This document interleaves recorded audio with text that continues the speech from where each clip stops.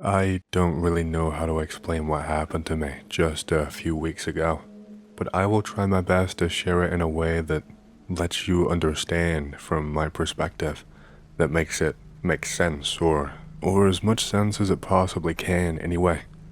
Please bear with me because my brain is still a little bit scrambled and I am trying to put the pieces of my life and my brain back together because this event still has me a little bit shaken up. I guess I should start where it all went wrong, which is when I boarded my flight from Toronto to Nevada. I think it was supposed to be around a 5-hour flight, give or take, and it was bright and early in the morning when I boarded. I can't remember the exact time, but I remember that after waiting in the airport for hours and going through security, the sun was just starting to rise in the sky once we were boarding. The flight was not for anything crazy.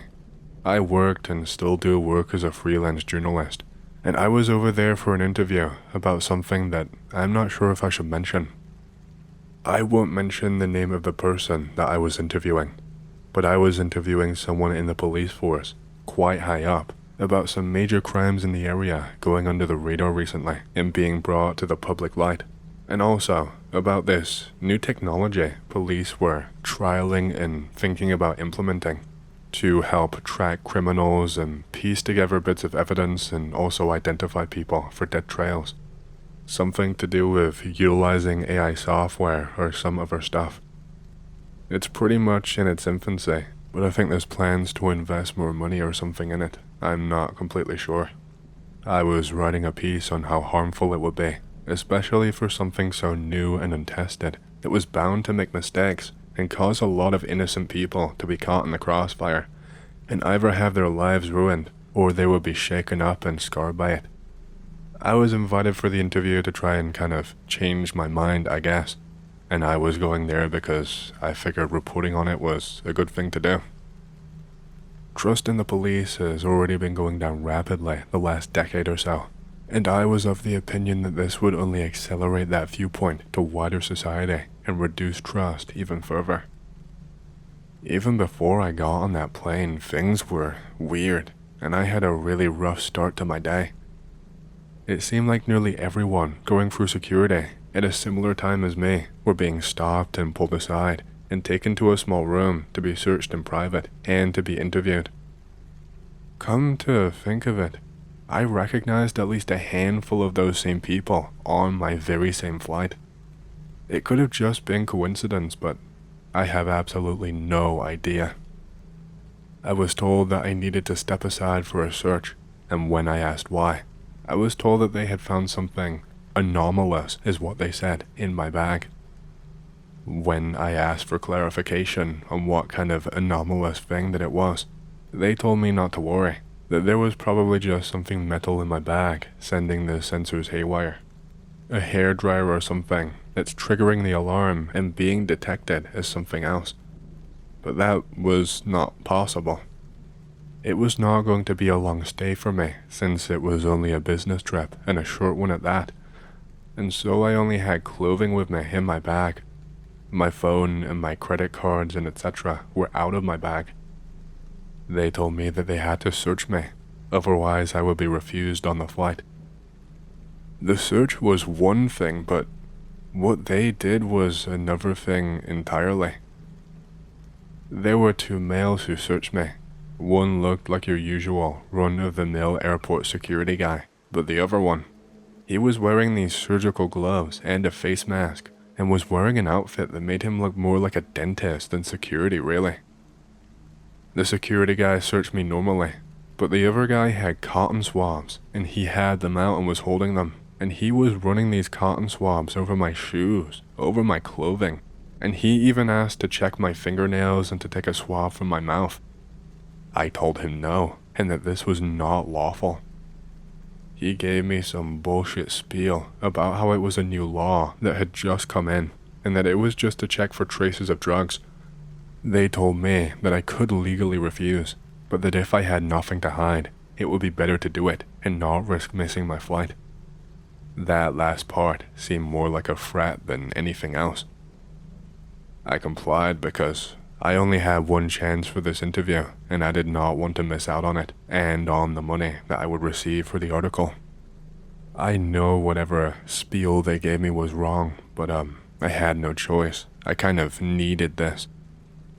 I don't know how long the searching took, but it was quite a while. Once I finally boarded the flight, I thought that everything would just be plain sailing from there. I figured that some weird asshole at the airport had just had a bad day and decided to power trip to make himself feel better. I wasn't rich enough to afford business class, but if I'm honest, economy class has never really bothered me since I'm on the shorter side. Not only that, but this was one of those really shitty cheap airlines that only have an economy class cabin and no business class at all. I can't remember the name of the airline though. I was strapped into the aisle seat, and I was closing my eyes, preparing to just have a nap. All of the pre-flight stuff went okay, and it was not long before we were shooting down the runway, and then we were up in the air. Everything went completely fine and as expected for quite a while, and I was just resting my eyes. But after a while, we suddenly hit some really horrible turbulence that jolted me awake. It was like nothing I had ever felt before. It felt like something heavy had suddenly just started weighing down the backside of the plane, shortly followed by the nose of the plane jolting forwards and downwards. The pilot or whoever came over the intercom and apologized for the turbulence. He started talking about potential storms in the area causing interference, and then he just kind of trailed off mid-sentence, and then all of a sudden, the intercom just started becoming all staticky and cutting out here and there. He kept on trying to talk, but it did not work. And all of a sudden, this horrible, high-pitched whining sound just started blaring all throughout the plane, and this annoying kid who was sitting behind me the entire time started crying and kicking the back of my seat while begging his mom and dad to get them to shut it off. The intercom speakers continued with this horrible whine for around 5 seconds or so, but in that time, I suddenly got this horrible feeling in the pit of my stomach. It made me feel like my stomach had just dropped down to the ground and become a bottomless well. It felt like dread was swirling and pooling in the bottom. It was such a weird and horrible feeling. After the 5 seconds of static, the intercom seemingly went back to normal, and I could hear someone speaking again. Only, the person speaking over the intercom now was not the pilot. It was not the same man as before.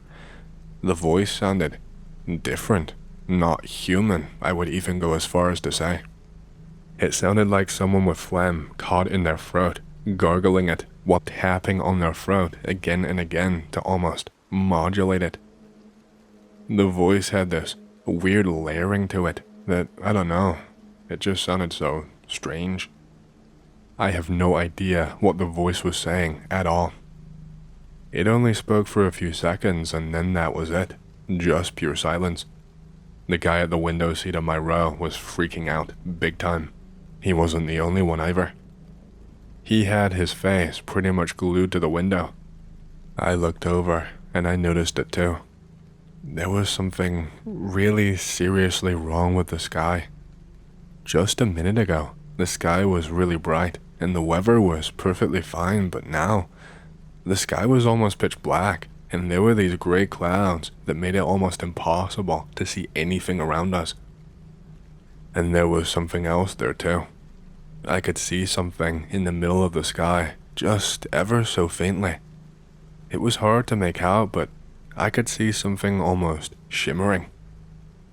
I couldn't see an actual physical object, but it was like there was something completely translucent just floating in the sky alongside us. I could not see it, and I could only see through it, but if I looked close enough and paid enough attention, I could almost see the outline of this shimmer, if that makes sense at all. I actually saw it flicker, but only for a second. It flashed solid for just a split second before reverting back to just being see-through. I could not make out much since it was so quick, but it looked like another plane or aircraft of some kind, but not like any I had ever seen before. It was like if you took a Boeing plane but removed the wings, compressed it slightly at both ends, and then And then I don't know. I do not remember what else I saw. All I remember is that when I saw it flicker solid, it was closer to the plane than when I first saw the outline. And then all of a sudden, I just felt this massive jolt, and the plane felt like it was going to fall out of the sky. I saw things in the plane go flying into the air, and I even saw a man fall out of his seat and onto the floor. When I looked outside the window again, I could see that the outline of this thing, the outline of this shimmer, was basically side by side with the plane by now.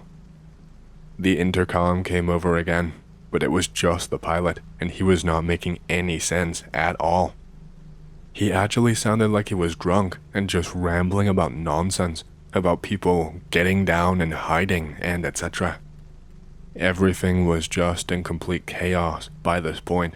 Everyone was scared and screaming and scrambling around, but there was nowhere for anyone to go. There was nothing anyone could really do. There were several more jolts where it felt like the plane was tipping over and all of the oxygen masks fell down from the ceiling.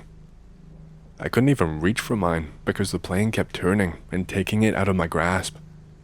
The plane rocked a few more times until I had absolutely no idea what was going on anymore, until I had no idea which way was up and which way was down. I remember seeing that there was something leaking out of the pilot's cabin right in front of me. It was some kind of gas or something. Whatever it was thick and white and was clouding up at the top of the cabin, like a fog of some kind that meant that I could only really see the lower half of the plane. The gas was, I'm not sure. It was having some kind of weird effect on my body.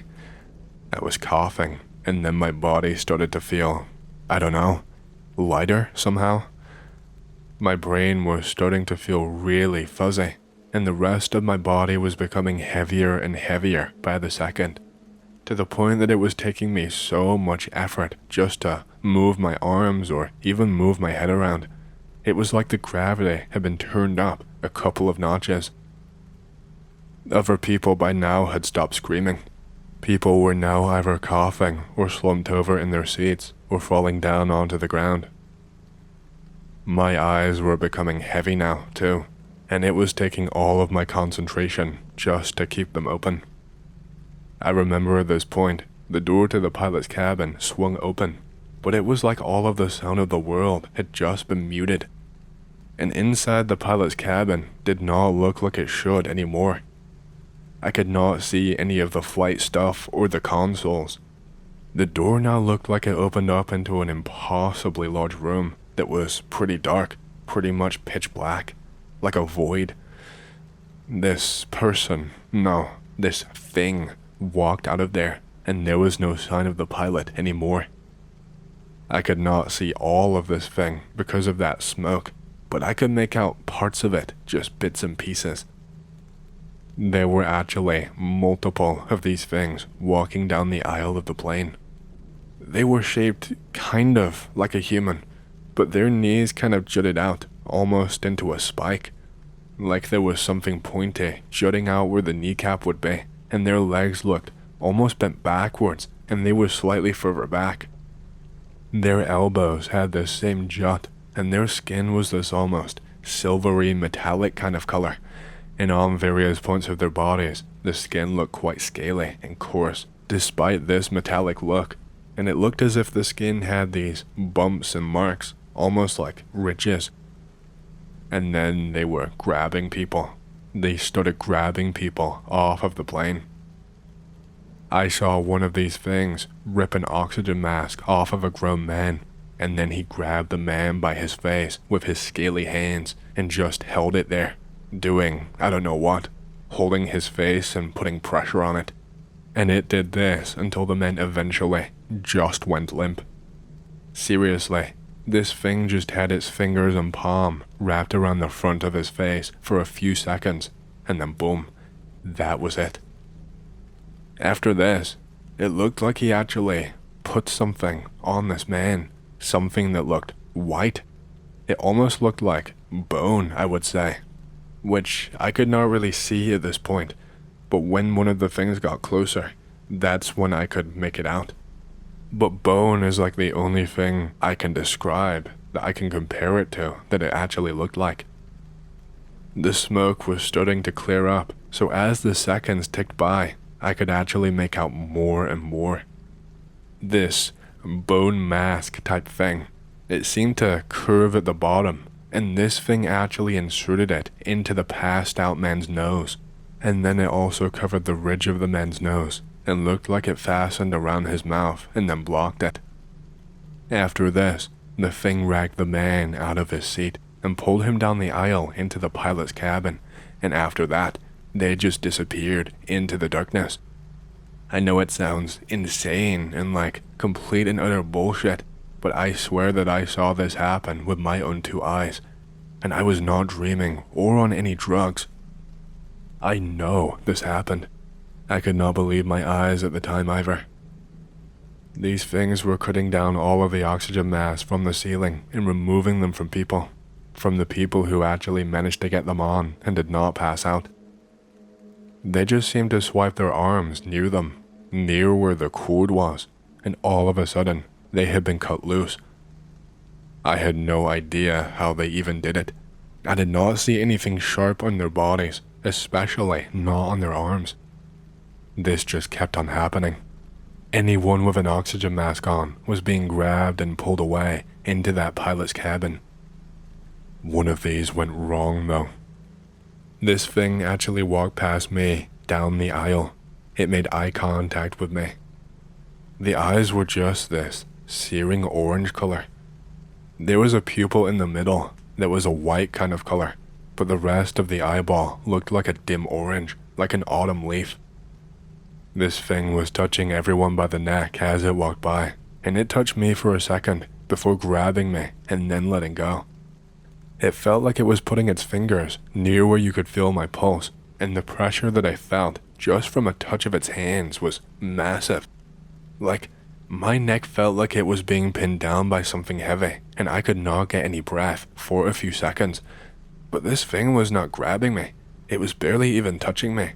It just had a couple of fingers running across me, pressing down.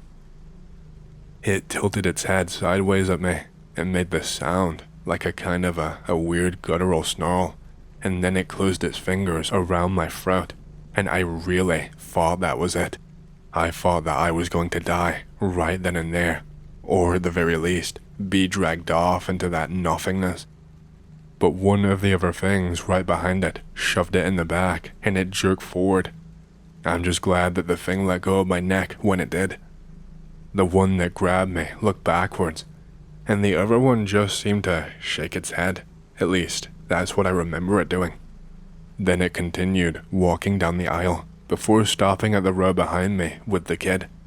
When the thing passed by me and behind me, I felt that kicking on the back of my chair starting back up once again, and then I heard more grunting coming from that thing. Maybe a couple of minutes went by, I don't know. I could not really tell how much or how little time was actually passing. Also, by the way, I thought I should mention, I could hear like voices, those things making noise, that kind of thing. Sound wasn't completely muted anymore, but it seemed different, compressed, like it wasn't full volume, or I don't know, like I was missing something when I heard it. But then after this, I saw the man being dragged along the floor by just one hand of this thing, by his head I think, or his throat, somewhere around there. And then the next thing that happened, it made me even more scared for my life. I didn't even think that was possible. I thought I was at the maximum at that point. The man was being dragged down the aisle, and all of a sudden, I see this kid jump up to his feet and run after his father. The kid tried to punch and kick at this thing, but it was like when the kid tried to grab it, the thing just became incorporeal. I remember the kid fell down onto his ass, and then he just got up and jumped onto his father's chest to try and stop him from being dragged off. There were two of these things there, one of them behind the kid and the other one dragging off the father. The one behind tried desperately to grab at this kid, but he could not get him in time, and the one doing the dragging put out one outstretched palm to try and stop him, but he could not reach over all the way. The kid landed on his father anyway, and then I heard this sickening crack. It all happened so quickly, I was not even sure of what I was really seeing. I remember seeing the kid being dragged off, and then I saw the man on the ground. I saw that he had some kind of hole inside his face. His face literally looked flattened or caved in. That should have been impossible. Something like that should have taken an insane amount of force, but this thing did it with one hand, entirely by accident. I think it was an accident anyway, because I saw the thing's face change. It looked like it was shocked now instead of angry or just neutral.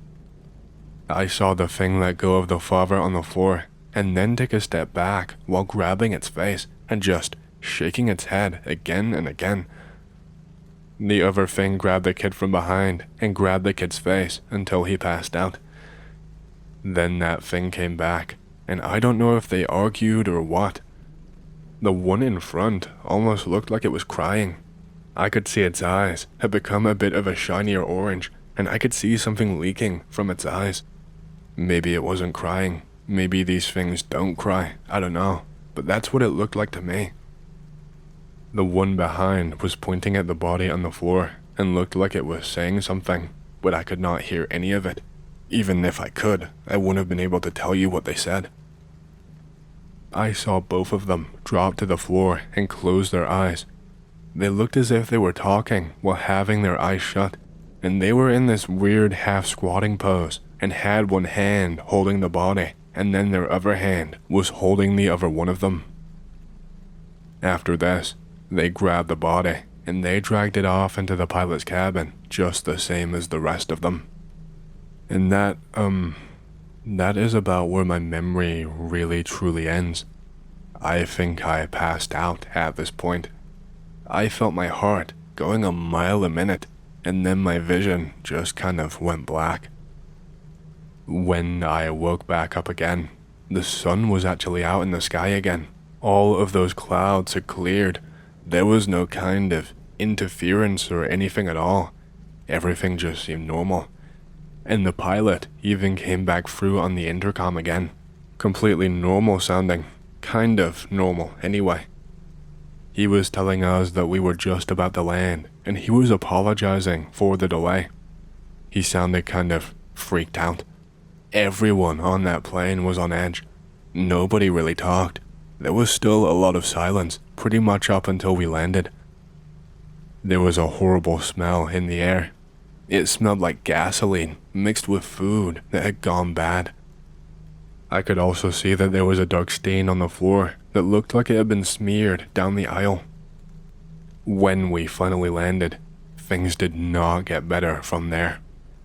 There were vehicles waiting for us on the tarmac, and some police officers or something came actually onto the plane and escorted people off of it.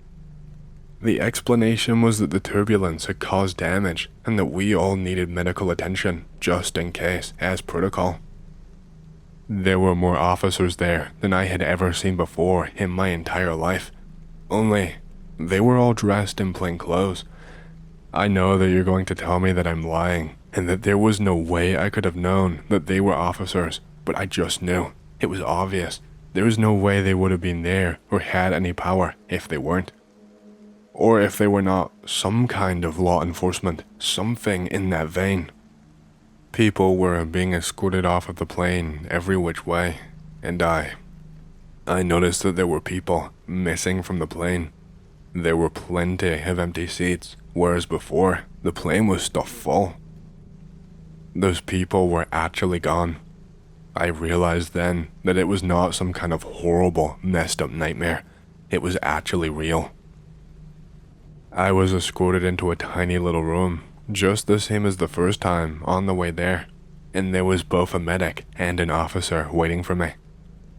I had my blood taken. They even checked my pulse too, and some other things, while the officer asked me about the flight, telling me he hoped it was not too bothersome and that the authorities were going to rectify the negligence that we had suffered. I don't remember exactly what he said, but I guess he was trying to play off everything as a mistake on the part of the people who checked the fuel and the integrity of the plane before takeoff and all of the pre-flight checks. I think he was trying to tell me that that was the reason for the horrible turbulence, but that didn't really make any sense at all. I don't know if he just thought that I had no idea how a plane worked and just rattled off anything. I was told that I would be entitled to compensation and a full refund of the flight. What's crazy, and I know you're going to point this out, is I did not even think to object to any of the medical stuff. I was still so out of it that I just went along with it. I mean, heck, why would they ever need to take blood for a little bit of turbulence on a plane if that was the actual true story? That didn't make any sense at all. But I just nodded along, and I did every single thing that was asked of me. My head was still in that really fuzzy state, and my body was all still tingly and weightless and all messed up. And so I just didn't have the fight to say no, I don't want to do that. Nothing really all that much came of everything after that. I never saw any of those people ever again. I did actually receive some money eventually in compensation, but it was not an amount that would have changed my life. That was not the only thing either though. I found out that my plane was almost 24 hours late. That was impossible. There would not have been enough fuel for us to stay in the sky for that long. And surely someone would have tried checking on us, or there would have been some kind of a news report.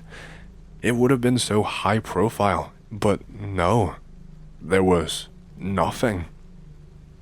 I was told multiple times that I must have been mistaken on my flight times and that we were only around an hour delayed.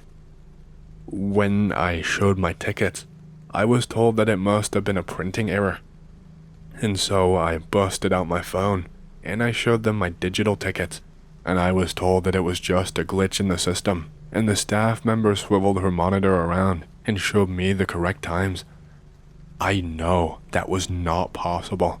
Those fuckers must have changed the system and updated the times. I have absolutely no idea what happened to me to this day. I don't think I ever will, but honestly, it still really messes me up. Every time I close my eyes, I am trapped in that plane once again. I've been having nightmares of seeing one of those things walking down the aisle towards me on a completely empty plane with no one around. It's just heading straight for me and only me. And the nightmare always ends with this thing grabbing me by the face and my vision going completely dark. I wish that I was making all of this up. I wish that this was not real. Obviously, that interview with the police never happened because I didn't show up at all. I tried to call up afterwards about it and they told me it was not possible to have another interview, that the person in question could not spare any more time and had important work to do. It took a lot of pestering and nagging, but I did manage to get the guy on the phone, actually on the phone with me. And when I was speaking to him, he didn't really seem angry or confused or anything. Actually, he didn't even ask me why I did not show up. He just stressed that he did not have the time, and that was it. The call was passed back over, and then it was ended rather quickly. This happened to me around 6 years ago or so now, just after all the lockdowns had started and everyone was cooped up in their homes and not being able to leave. Well, I was not in mine. I know that this is going to sound so far out there. Believe me, I know that it is. But I was actually working in Antarctica at the time, and I was part of a research team that made a discovery that to this day, I cannot really wrap my head around. I don't want to go too deep into any kind of technical stuff, because there is a lot that I cannot say, and I also do not want to bog the story down, but I need to share this experience. I was basically a part of a forward operation team. We would conduct field research and be out there doing a lot of manual labor.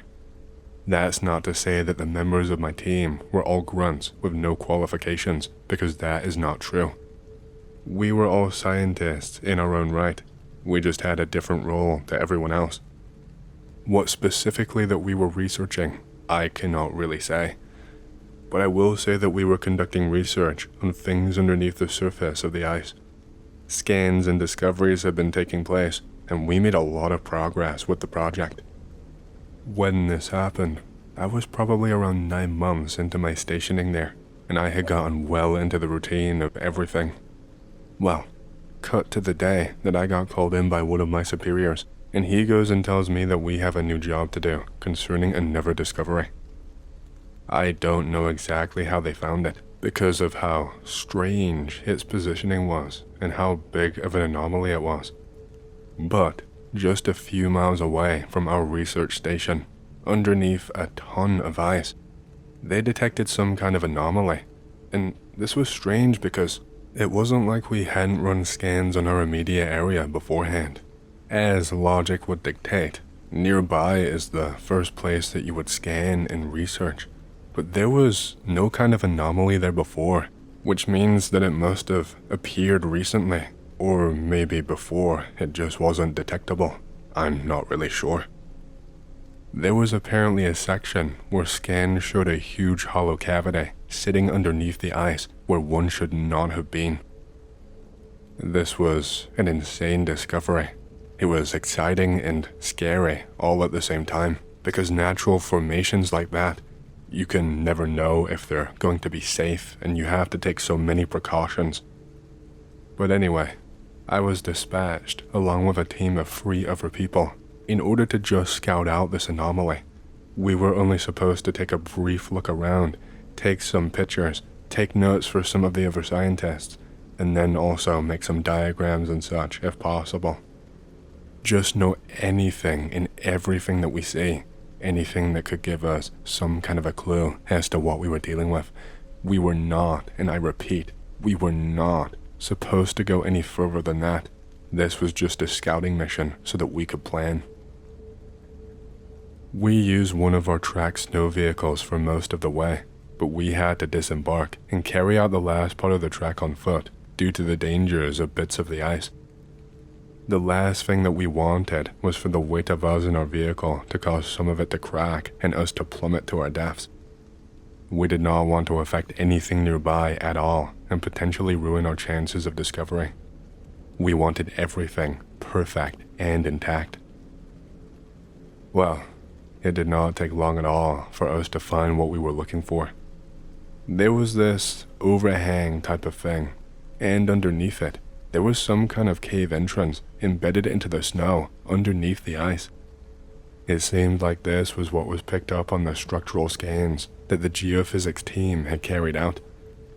We had a shortwave communications connection back to the base, but any type of wind or snowstorm made it so that communication was either delayed or just really difficult with all of the static and interference.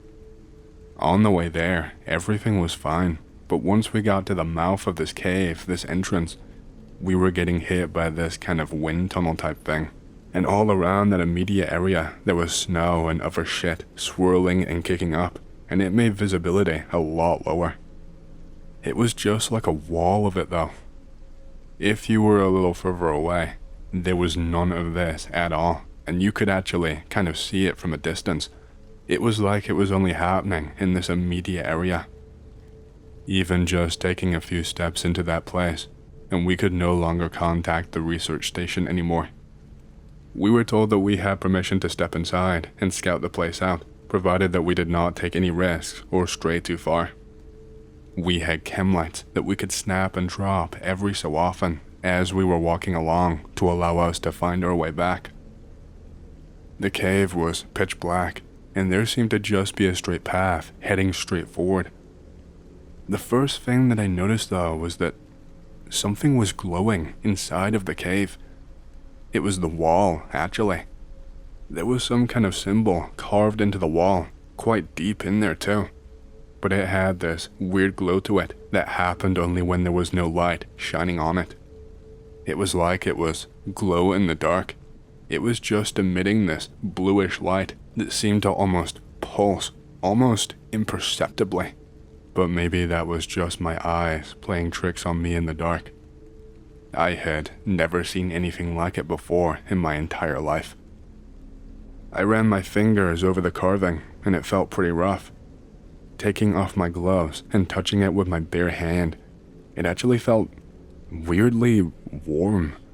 Not like boiling hot, but like a moderate temperature. Warm in comparison to my surroundings at the very least. It did not take long before this straight shot came to an abrupt end and an abrupt drop. We didn't even walk for that long. There was just a dip in the ground, and looking down, it looked like there was a fairly steep drop, one that would require carabiners and a harness to descend down safely. I mean, I don't think it was so far that it would kill you, but you definitely would not be able to walk properly again if you just dropped. I would have estimated around 15 to 20 feet or so. We had no guidance at this point, so everything was completely up to our discretion on what was considered a risk or not. No one at all wanted to head back at the sight of all of this, so we made the preparations and we headed down there one by one. In retrospect, it was very stupid and definitely pushing the envelope in terms of the definitions laid out for us. I was unfortunately unlucky enough to be the first person sent down there, so I was trembling and shaking and I was really nervous. I don't know why. I never got nervous on these types of explorations, but now I was shaking. I was sweating. Once I got down to the ground, I could see that we were in some kind of chamber, I guess, but it was pretty massive. This was obviously what they had detected. I don't know though. Something about it just really struck me as odd. It did not seem natural at all. I just got the feeling that it seemed almost like it was purposefully made or designed. With the way everything was laid out, and like the shape of the walls and how they formed, it was a little too perfect if I'm being honest. The howling sharp wind was gone down here, and I have to say, the air felt oddly thick. I actually felt like I was sweating, and that wasn't just from the anxiety anymore. And it felt like taking a breath into my lungs took a lot more effort than usual. I felt like I was trying to breathe in like a thick fog, something really heavy that was sticking to my lungs as I breathed in. The chamber was massive, and there were things scattered all over the place. The main thing down there though, was the structure that was in the very center of this chamber. It was this giant, hulking stone structure in a shape that I kind of struggled to describe. It had a stone foundation actually built into the ground, and on the top of this was the structure that was like, it was almost oval-like, but at the bottom, the two lines curved into the ground and almost looked sharp. And up above at the top of the structure, there was a bit of stone that curved over the top of it. It was so odd, but there was nothing in the middle. It was just this empty space in the middle of where these two things connected. It almost looked as if it were two gnashing teeth that only intersected at the bottom. The stone it was made out of was mostly this slate gray color, but at various points, I could see that some of the structure was made out of something that looked almost like a solid black color. The texture of it looked different. It looked almost shiny or glossy, and you could see the entire room reflected in these bits of stone. I don't think it was stone, but that's the only thing I can say it was. That was it, on the structure at least, because there were more of these things built into the stone foundation in the bottom in a pattern that didn't really seem to make sense to me. It just seemed like they were thrown around just randomly, but I don't know. On the path leading up to the structure, there were these tiny little pillar-type things pierced into the ground. They looked to almost be made of stone, and they were just these cylindrical pillars with what looked like something on the very top of them. There were these sphere-type things that looked to be connected to the top of them, but there was a gap in the middle of them where there was also some empty space. Everyone else had descended by now, and everyone was in amazement. One thing that we noticed while talking that was actually really strange was that although we were standing in this massive chamber, our voices did not echo when speaking at all. In fact, it was pretty much the opposite. They did not carry, and they seemed to cut off short. If you were not right next to the person that you were talking to, you would not hear them, and it was almost like we were all stuck in our own individual boxes, or kind of a void of sound where nothing could get out of your immediate area. We tested it out where one of us stood just a few feet away, and we didn't even hear the guy muffled or like just at the very edge of our hearing. We heard zero noise coming from him at all. It was so strange, and no one really had any kind of explanation for it. I was really hesitant to approach anything in front of us, and I actually suggested that we should just snap a few photographs and then head straight back to give a report. That way we could plan and prepare for a proper excavation with proper equipment and proper safety measures put into place. I was basically blown off by the other three, and my idea was completely shut down despite my aggressive protesting. I don't know what it was about this place that was making these seasoned veterans with decades of experience suddenly just lose all sense of logic. They looked like little kids with a gleam in their eye, like they just walked into a candy store. I was outvoted, and they agreed that we'd come too far to go right back right now, and that we should at least take a few notes down here and photographs of the structures, that they would not do anything too crazy, just some photographs, and then we would go straight back. It was like they were a crack addict, pleading with me and convincing themselves that it was just going to be one more hit and then they would quit. I begrudgingly agreed because, well, did I really even have a choice? I couldn't exactly just leave them there and then drive back alone. I would have had my ass handed to me by my superiors. One of the crew, I will call him Edward for the purposes of the story, he was up near the structure in the center and just messing with things. He was poking and prodding and running his hands over the stone, telling people how it felt weird, like it had this weird texture. So he had immediately gone back on his promise, only to take photographs and not mess with anything. He carried on about how the stone was not smooth, and how it almost seemed like there were these tiny little bumps on it, making it seem almost sharp to the touch. I was meandering down the path and messing with those pillars that I was describing earlier. If I am being honest, I wish I didn't. I wish I just stood and waited and done absolutely nothing, and then maybe nothing bad would have ever happened. I was kneeling down, and this specific one I was next to, I could almost feel something coming off of it, something heavy in the air at the very least. I could feel that the air was hotter in the direction of this pillar. They were quite small, by the way. Like I said, I had to kneel down to be able to reach the top, but there were so many of them leading up to the path, and even placed in a circle around the big structure. I put my hand close by to it, and I actually felt this jolt, like static electricity in the air. I tried to tell people, but of course, no one could hear me because they were not close enough, so I just carried on. Even against my own advice, now I was being stupid, and the worst part was, I wasn't even thinking about it. In my head, I wasn't sitting there questioning why I was doing this.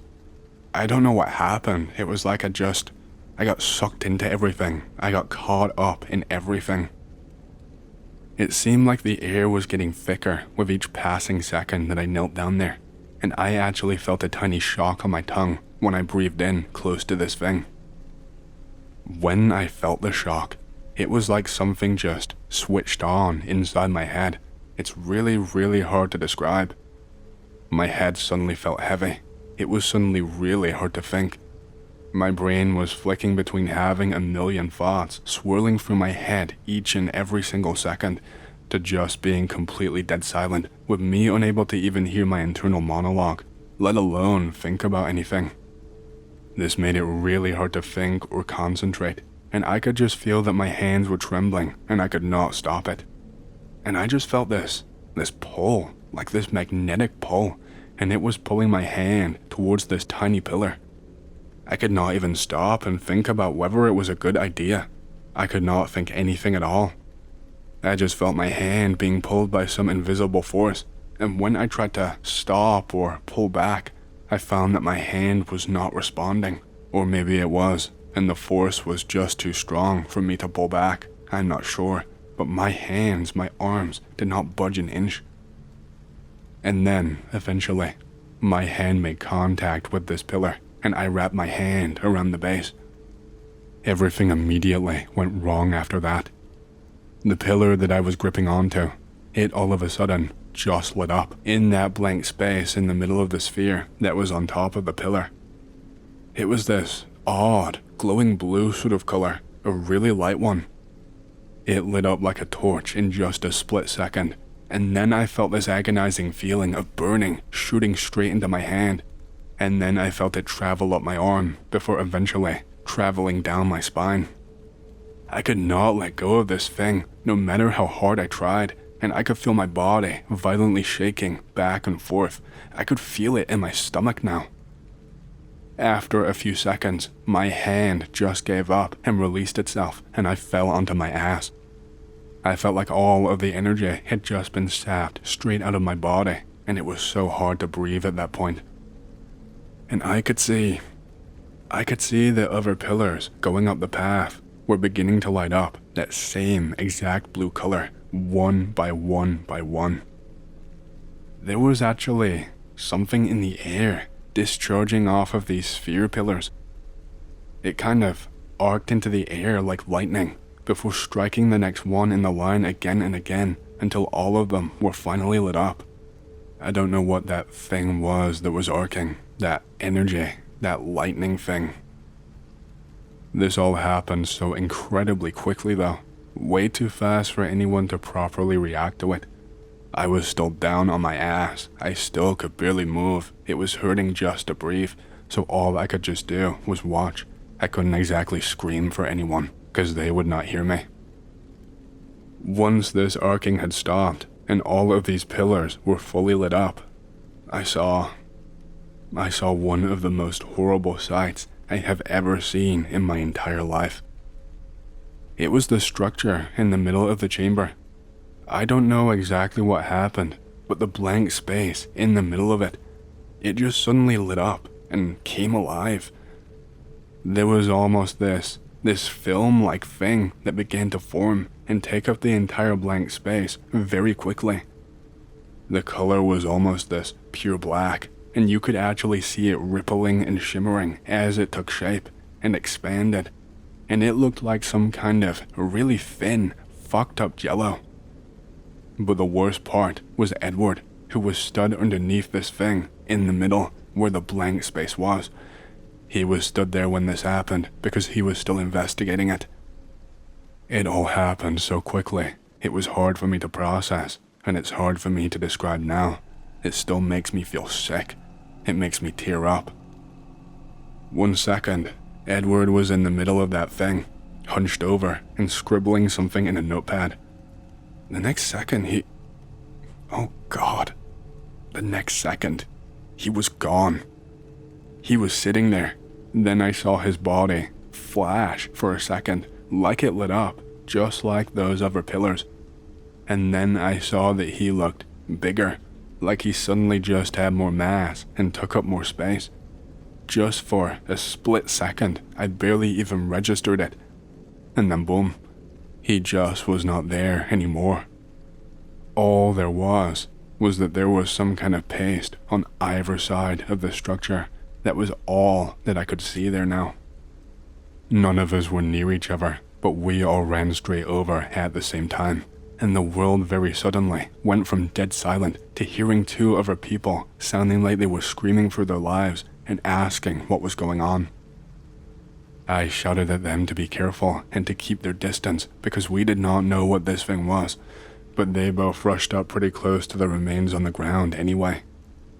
It was even more horrible to witness up close. All that was left of Edward was a smear of paste that looked like a mixture between brown and red, and just these vaguely human chunky bits that was spread all around. We did not have time to sit and process what happened because that structure, it almost started to stretch where the black shimmering part was, like stretch apart from each other and form a gap. And I know this is going to sound insane. I know you're thinking, how can it even get more insane? But I saw something step through it.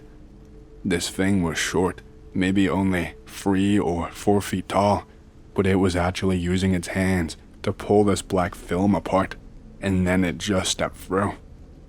There was nothing on the other side except for empty space. It should have been fucking impossible. It was only what I can probably describe now as a portal of some kind, as insane as that sounds. Everybody reacted immediately and began running away as quickly as we could. I only got glimpses of this thing, once when it stepped out before I started running, and then twice more. One of these times was when I looked over my shoulder and saw this thing sprinting down on all fours right behind us. It was so muscular in stature. Its arms were bulging and almost looked like they were going to break out of the skin. It ran with this weird gait that made it look like its back was raised much higher in the air than its front. I can't really describe the face. It looked like a cross between a wolf and a pig, but that does not do it justice at all. It didn't look like anything earthly. And all it did was make these horrible, deep and guttural noises that sounded like a cat coughing up a hairball. I remember that we were running, and I don't know how long we were running for exactly. Everything just seemed to take twice as long as they did on the way in. We were running, and I was hearing heavy steps and people breathing heavily. And then just the next second, I hear this scream, this horrifying, painful scream that only lasted for a second before cutting out completely. I turned back, and I saw that this thing had caught one of the other guys, Matthew. This thing had managed to grab at his leg with both hands, and Matthew looked like he was screaming, but I could not hear any of it at all. This thing just started dragging him away, back towards that structure, that portal, whatever you want to call it. He could not wriggle away. This thing was too strong, and I was too much of a pussy to try and go and help him. I am ashamed to say that I watched a man die that day.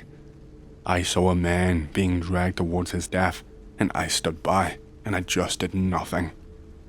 Someone that I worked with, someone that I knew quite well. I just stood there. I feel like everything that went wrong that day was all my fault. As this thing was dragging him away, I noticed that it kept on bending over and doing something to Matthew's back with its hand. It looked like it was pricking him with something pretty sharp, because I could see these little specks of blood in a line down his back that would appear whenever it pulled its hand away. But also, there were these large purple bruises that basically started to form immediately after these punctures. Matthew's eyes kept on drooping. He stopped eventually, reaching out towards me. It looked like he just ran out of energy, and his hand just kind of slowly slumped down to his side. Until eventually, it looked like he completely just passed out.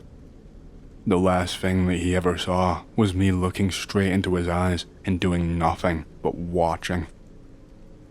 This thing dragged Matthew all the way to the structure before hoisting him up over its shoulder, and then it took a step straight into the portal. On the way there, I could actually see it touching and fiddling with those little pillar spheres, but I don't know what it did to them. It didn't stop and do anything. It was just on the way it would touch them. After that, there was another quick discharge into the air of some kind of electricity, and then that black film was gone, and the space in between that structure was completely empty again. both Matthew and the thing disappeared straight out of my sight. They walked through it and they never walked back out the other side. Once that happened, the ground just started shaking out of nowhere and it felt like a giant earthquake. I could not keep my balance or walk straight at all, and I had to crawl on my belly just to stay grounded and like I was not going to be flung somewhere. That structure, the very structure itself, looked like it was vibrating, and the stone foundation right underneath it was shaking just as much as the rest of the place. It looked like little bits of the stone was cracking and like flying up into the air. And after this, I don't know how to explain the mechanics behind exactly what happened, but this structure, it started to actually sink right into the ground. The stone foundation underneath was shaking so much that it was crumbling, and I saw the structure start to descend and droop to one side, and it just kept going further and further down straight into the ground. I don't know if there was more empty space underneath that chamber or what. By the time I and the last guy got to where we needed to ascend, the structure had vanished almost entirely out of view underneath more earth. More of the ground around down there was cracking and was becoming pretty unstable to walk on, and so we did not waste any time loitering around and we just hauled ass out of there.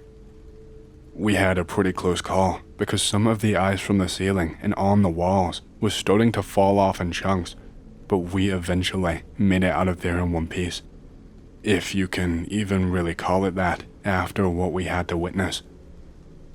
Once we got back up to the surface, and we managed to walk the however long it took to get out of that long narrow strait, we got back into the vehicle. That drive back was the longest, most awkward silence I had ever experienced in my life. I didn't even bother radioing in. I thought it would be best to explain everything properly in person once we had gotten back there. I mean, what could I even say on the radio that wouldn't just sound callous and unfeeling, and that wouldn't make me sound like a crazy person? Let's just say that none of it went over well at all. We were heavily reprimanded for taking such dangerous risks, and with people ending up dead. They were angry, telling us that we pretty much jeopardized the entire operation just because we were selfish and wanted to get a look before anyone else.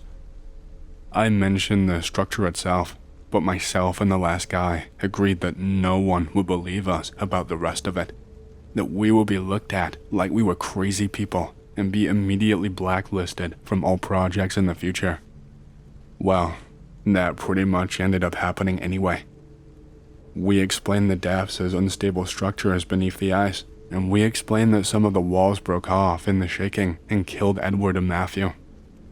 It was a story that I just kind of pulled out of my ass, but they seemed to buy it, I think. We were confined to our sleeping quarters for multiple days while they conducted an investigation, is what they told us, and we were not allowed to leave, and we had food actually brought straight to us a few times a day. We were eventually informed that effective immediately, we would be removed from the project and shipped back home. It was basically implied that it was going to be the end of our careers on any kind of projects such as this one. There was a lot more to it than that, a lot more discussion and arguing, and especially a lot more of me being shouted at and being called a moron. There was also a lot more investigation too. It took a long ass time. I handed over whatever data I had managed to recover, and also my own, and that was pretty much that. I handed over scribblings, photographs, writings, diagrams, any notes that I made. All of it was taken from me. It was in my contract that basically anything I did there, or anything that I had there, that it would become their property, and that I could not legally take it. I have no idea whether anyone else was sent, or if things were just called off after that. To this day, I do not know what I saw, or what I experienced. I don't know what the hell that thing was. I wish I had more answers. I just can't get that image of Edward out of my head. Him going from standing there and being so excited to just being paced on the ground. I can't get rid of Matthew's staring, haunting and judging eyes that I see every time I try to lay down and sleep. I don't think I will ever get over this.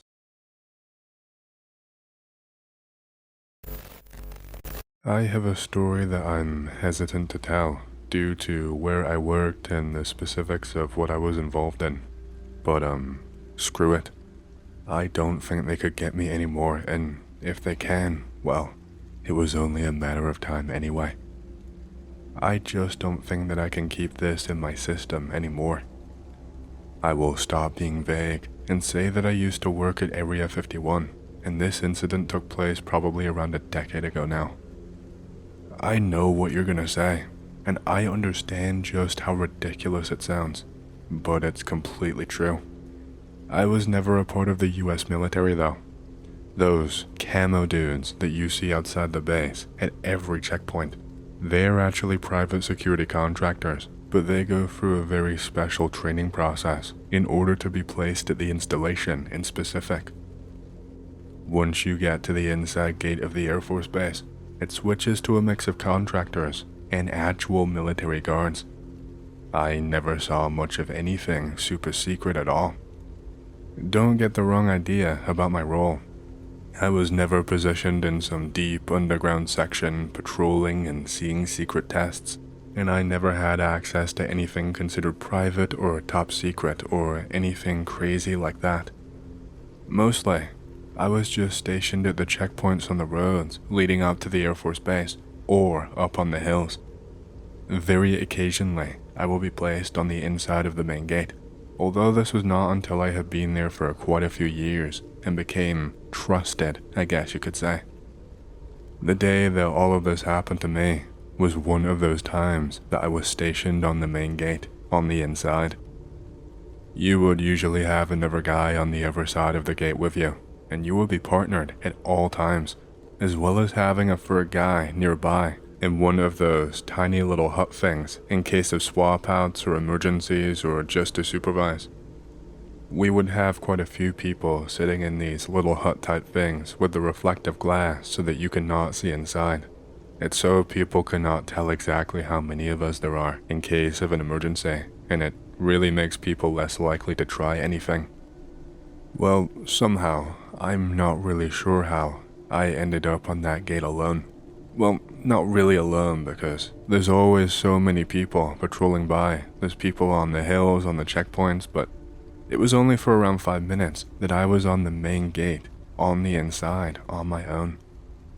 We did not have a third person with us, and my partner, who was active military, was actually called inside by a commanding officer for something urgent. What it was, I am not sure, but the way that he was being called over the radio meant that it must have been something crazy. In fact, I saw a swarm of a few soldiers moving quickly inside. I have no idea what it was all about. I was just standing guard at the gate and making sure to be extra alert. Nothing had ever really happened out there before while I was there, even further away from the base. But when you end up solo, you become hyper alert and start to imagine all of these horrible scenarios. I was not truly alone, I guess, because there are always reinforcements just a step away, but you understand what I mean. Anyway, I just see this guy out from my peripherals, walking from behind me towards the gate. He was dressed in military fatigues, but he also had this big-ass helmet that clearly was not his size and was way too big for his head, covering half of his face. At the same time, he was wearing these shades, like operator glasses, so I could not see his eyes either. I gave him a friendly nod, and I said something just without thinking. I was just like, "Keep up the hustle, soldier," or something, I'm not really sure, but it was something really dumb. It wasn't that exactly, but it was me trying to be stupid and kind of make a joke with the guy. The guys on this base were pretty friendly and would often laugh with me. This guy snapped his head in my direction so quickly it almost made me jump. I'm surprised it didn't give him whiplash. He looked almost concerned, and he had this open-mouthed stare too. He did not respond to me, and he just kept on walking towards the main gate, and this had me eye him up really weirdly. He practically walked into the gate, and then he grabbed it and started fumbling around with it, like he was looking for something that he had lost. After a few seconds of doing this, he started shaking the gate a little back and forth and gripping it, and so I decided it was best for me to walk up to him because I was just utterly confused. I asked him what the hell he was doing, and he stared at me for a second and just pointed at the gate. I turned to look where his finger was pointing, and I just asked him, "What are you doing, dude?" So then he finally spoke for the first time, and when he did, I could tell that he was in a real foul mood. He sounded angry that I even existed, let alone spoke to him. He stuttered when he spoke, but at the same time, he sounded so commanding. He was like, "My commanding officer told me I need to leave for something classified. Let me out now." His voice was so odd, it was hard to really put my finger on it. When he spoke, it sounded like his voice had an extra layer, like he was speaking the same thing a second time just underneath the first, which made his voice kind of warble and make it sound almost like it had this buzzing effect. It sounded kind of ethereal. That's the absolute best way I can describe it. It's really hard to describe if you have not heard it yourself. Needless to say, it was not like any voice I had ever heard before in my life. I told him that he knew the protocol better than anyone else. No personnel can leave through the front, especially not on foot. You see, I can't tell you where, but military personnel and contracted security alike have to leave through a more private entrance in order to keep a low profile on the base. Even vehicles are only dispatched through the main entrance when absolutely necessary. He seemed so confused and was like, "Huh? No, here. I need to leave through here right now." Once again, I told him that was impossible. I physically could not open this gate and let him walk out of here, even if I wanted to. I tried to direct him over to where he could leave, but he was not having any of it at all. I started taking a lot more notice of this guy now that he was kicking up a bit of a stink, and let's just say that I started to get a really horrible gut feeling. For a start, the fatigues that he was wearing could not have been his. The shoes that he had on were mismatched in size. His helmet would not be worn with fatigues like his, and also, he had some kind of stains on his clothes. It looked like he had gotten something onto his hands and wiped it onto his pants, around the knees. It was some kind of black substance. It looked like oil spilled straight out from a jerry can, and it looked as if he had smothered it even further by trying to wipe away and hide the stain. That was not all though, because his uniform, there were actually cuts in his uniform, on his shirt, around where the elbows were on the long sleeves. There were holes cut into them, but they did not look like accidental snags on like a door or something like that, or a nail. It looked like something sharp was thrust into them and created these little holes that obviously ended up being widened over time. At this point, the guy is getting angrier and angrier, and I'm actually getting a little bit worried, because I do not exactly have any authority at all to interfere with this guy, and running and radioing for one of his superiors just seemed like it would not be a good outcome for me. My partner ended up coming back during this entire exchange, and ended up sneaking up behind the man and scaring him. You know, just creeping up right behind him and grabbing his sides and shouting boo or something like that. People here goofed off just as much as anywhere else. I know people think of it as like a super serious place with top secret research, but it's really just a normal ass airbase with normal ass people. For the most part anyway. You should have seen the look on this guy's face. He reacted as if he was about to fight, and I saw his arms tense up and move slightly in my partner's direction. My partner started asking him what his problem was, and the guy said that he needed to leave urgently right now. My partner walked up to the guy and knocked on the top of his helmet and asked if he had a brain in there. Then he told him to fuck off and go to the normal exit. The guy got angry, but when his helmet lifted up just a little bit and exposed the top of his head due to my partner knocking on it and moving it, he actually really freaked out, grabbed onto his helmet, pulled it down, and then ran off into the direction that he was pointed in. My partner and I were just in complete shock at the utter weirdness of this guy. I asked my partner if he knew him and if he was some new guy, because I'd never seen him before, but to be fair, I hadn't seen a lot of people in that base before, because I only see the people working on the outside. But no, my partner said he'd never seen the guy before in his life either. Now, I may have imagined all of this, but I got a decent look at the top of his head. I could have sworn I saw this, but it looked like his head was really misshapen. I could only see part of his head, but it looked like he had this unnatural dent at the front of his head on the top, and his skin was almost this pale gray there, even though it was a completely normal color on the rest of his body. It looked as if the normal color was peeling off of him and revealing this gray right underneath. But like I said, it was just a quick look, so neither me nor my partner thought there was enough off about him to flag him down. To this day, I wish that we had, and that we had been switched on properly. It was and still is one of the most secure and heavily guarded Air Force bases in the country. You do not expect anything from someone you perceive as one of your own. I was trying to make more awkward small talk, and of course, my partner would not tell me what he was called away for. He just kept downplaying it as simple admin and a misunderstanding. I could tell that he was really nervous though, and I had never really seen him nervous like this. He was usually a really cool-headed and chill guy. He was just really jittery and fidgeting around non-stop, and he only ever got like that when he had not had a cigarette in many hours. There was a pretty long pause of silence, and then my partner turned around and just blurted out, Did you get a whiff of that guy?" He was just pacing back and forth and shaking his hands, and I was like, "No, why?"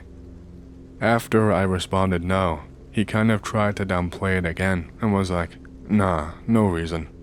But then he burst into conversation again not long after and started telling me how the guy stunk really badly of gasoline mixed with rotten eggs. I told him I never smelled anything at all. I was a bit noseblind though, so he could very well have been smelling what he thought, and I just couldn't smell it. Around 5, maybe 10 minutes rolled by, and we started to hear some kind of commotion just a short distance away. It sounded like a low grunting sound, and another soldier talking, but he sounded quite aggressive. My partner wandered off and told me to wait there. Before he even moved away, we heard what sounded like a man screaming for dear life, and what sounded like fabric ripping in two. That is the only way that I can describe the sound that I heard, like someone took a bedsheet and just ripped it in half with their hands, or got a knife and cut through it. That is the only way I can describe the sound that I heard. I could only half see where my partner ran to, and that was only if I stepped back and leaned as far as I could. I could not see his face, but I saw him immediately on the radio, obviously on a different channel to my own. After 10 seconds of him being on the radio, I suddenly heard a sound that I had only ever heard once before, and that was when I was being drained as part of a drill. I was hearing an alarm blaring, but it sounded very different to the one that I heard in training. It was more like a constant, high-pitched shriek, and it was like vibrating in a weird way. It made my ears feel heavy, and unless I covered them up with something, I could feel myself losing my balance as I tried to walk. More armed soldiers started swarming the area, and I was basically shooed away from the main gate, and they took my place. I was completely and utterly just lost on what to do and what was going on. Even with all of my training, my years of working there, I had no idea what to do now. I had never seen anything like this before, ever. My partner spotted me wandering around aimlessly in a state of shock, and he dragged me over to him. I almost wish that he didn't, because he was standing right by what I assume he called in. It was a body of one of the other contracted security personnel. He was fucking dead. Just stone dead, slumped up against something on the floor. He had 2 sharp, pointed puncture wounds in his neck where it looked like a sea of blood had trickled down out of him. I could see the blood crusted and stained in almost 2 straight lines down his neck that eventually merged together and pulled up by his shirt collar. Aside from that, the body looked fine, but some of his clothes had been removed. Part of the lower half of his shirt had been torn away, and his jacket and pants had both been removed in a hurry. I could still see the pieces of fabric on the floor. That was my first time ever seeing a dead person in my entire life, and I had to cover up my mouth because I just started instinctively gagging, and I felt like I was about to release all of my lunch onto the floor. My partner told me I had to stay right behind him and do everything that he said. He told me that it was protocol for military to pair up with security in situations like this. I asked him what was going on, if he had ever seen anything like this before. He told me not to worry and that everything would be over before I had to do anything at all. That was the only answer that he ever gave to me. I wish that was where everything ended, just like he said it would. I wish everything was resolved, and I could have just gone back to my boring-ass guard duty and been none the wiser to what was actually happening here. But that didn't happen. It was that man from earlier, that soldier. Alarms were still blaring, but he was running towards us now, pretty much at full speed. My partner actually moved in front of me and nudged me backwards, and he told the man to stop. My partner raised his gun, which shocked me. I had no idea what was going on. I had no idea why he was raising his gun to a fellow soldier. As the man got closer, I realized that he just looked completely different. His helmet was actually gone from his face. The glasses that he was wearing were cracked and barely hanging onto his face anymore. He was wearing different bands, and his face, it did not look human anymore. Before, his skin was just a little bit tanned and looked pretty normal, but now his skin was actually peeling away, and underneath, there was a ton of pale gray showing, just like what I saw on his head earlier. It looked like some really extreme case of vitiligo, except underneath, his skin was not just gray, his face looked completely different. I don't know how or why, but the normal looking skin on top was a lot fatter and looked healthy. But underneath the man's face, it looked more gaunt and like he'd been starved. That dent on his head was now fully visible, and the back of his head was dented and kind of curved too. It looked like some kind of fucked up cereal bowl. And the rest of his head underneath was just different in shape, deformed almost. He was wearing these brown leather gloves, the same as earlier, only now, there were rips at the top of them, where the fingers were now poking pretty far outwards, and there was something wrong with them. The fingers were entirely misshapen and looked like they were bent at right angles multiple times. The knuckles were jutting out almost twice as far as they should have been, and at the end of the fingers, there was something sharp there. It was not massive, but at the end of each and every single finger, there was like a kind of thin, curved blade, maybe only a few inches tall. The man talked only once, and his voice sounded just as strange sounding as it did before, except now, it sounded more strained and like he had a sore throat. He just screamed, "Let me go. Let me out." My partner fired at him. It took me completely by surprise, and I shot my hands up to my ears to cover them, but by that point, they were already ringing, and my hearing seemed quite muffled. He fired off 2, maybe 3 shots. I can't really fully remember. I saw them hit this thing, and there were holes being formed in the skin where the bullets connected, but I did not see anything coming out. I didn't see any blood.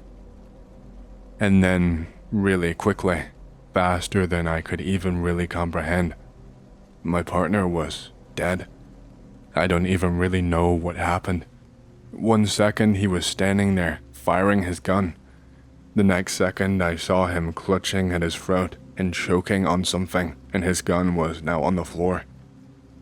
After around maybe another second, I felt a heavy weight colliding with me and slamming me down onto the floor.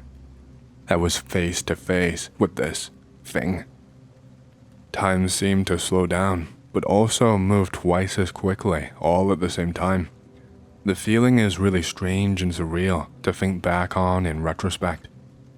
This man, this thing, had its face just inches away from mine and had its hand hovering over my face. His eyes were so bright, it looked like they were almost glowing this golden color, although I could have been hallucinating, I suppose, due to the intense fear and all of the adrenaline just surging through my body. I just started talking faster than I could even think. I don't even think I was doing it myself. I think it was just happening. It was literally just a word vomit. I could feel sweat pouring down my forehead, and there was spit and dribble hanging from my mouth. I was barely able to mutter out any words, but I managed to say, Please don't kill me. I'll help you. You can leave, please." This thing stopped for just a second, with its hand mid-motion and these sharp blade-like things just a couple of inches away from being plunged into my eyeballs. I saw its face change. It looked as if it was in deep thought for just a split second. It looked almost shocked, surprised, or at least I think it did. It was hard to tell and read its face anymore. But like I said, this only lasted for a second or two before the thing brought its hand down and caught me. I would have been dead if I didn't manage to move my head reflexively just a tiny little bit.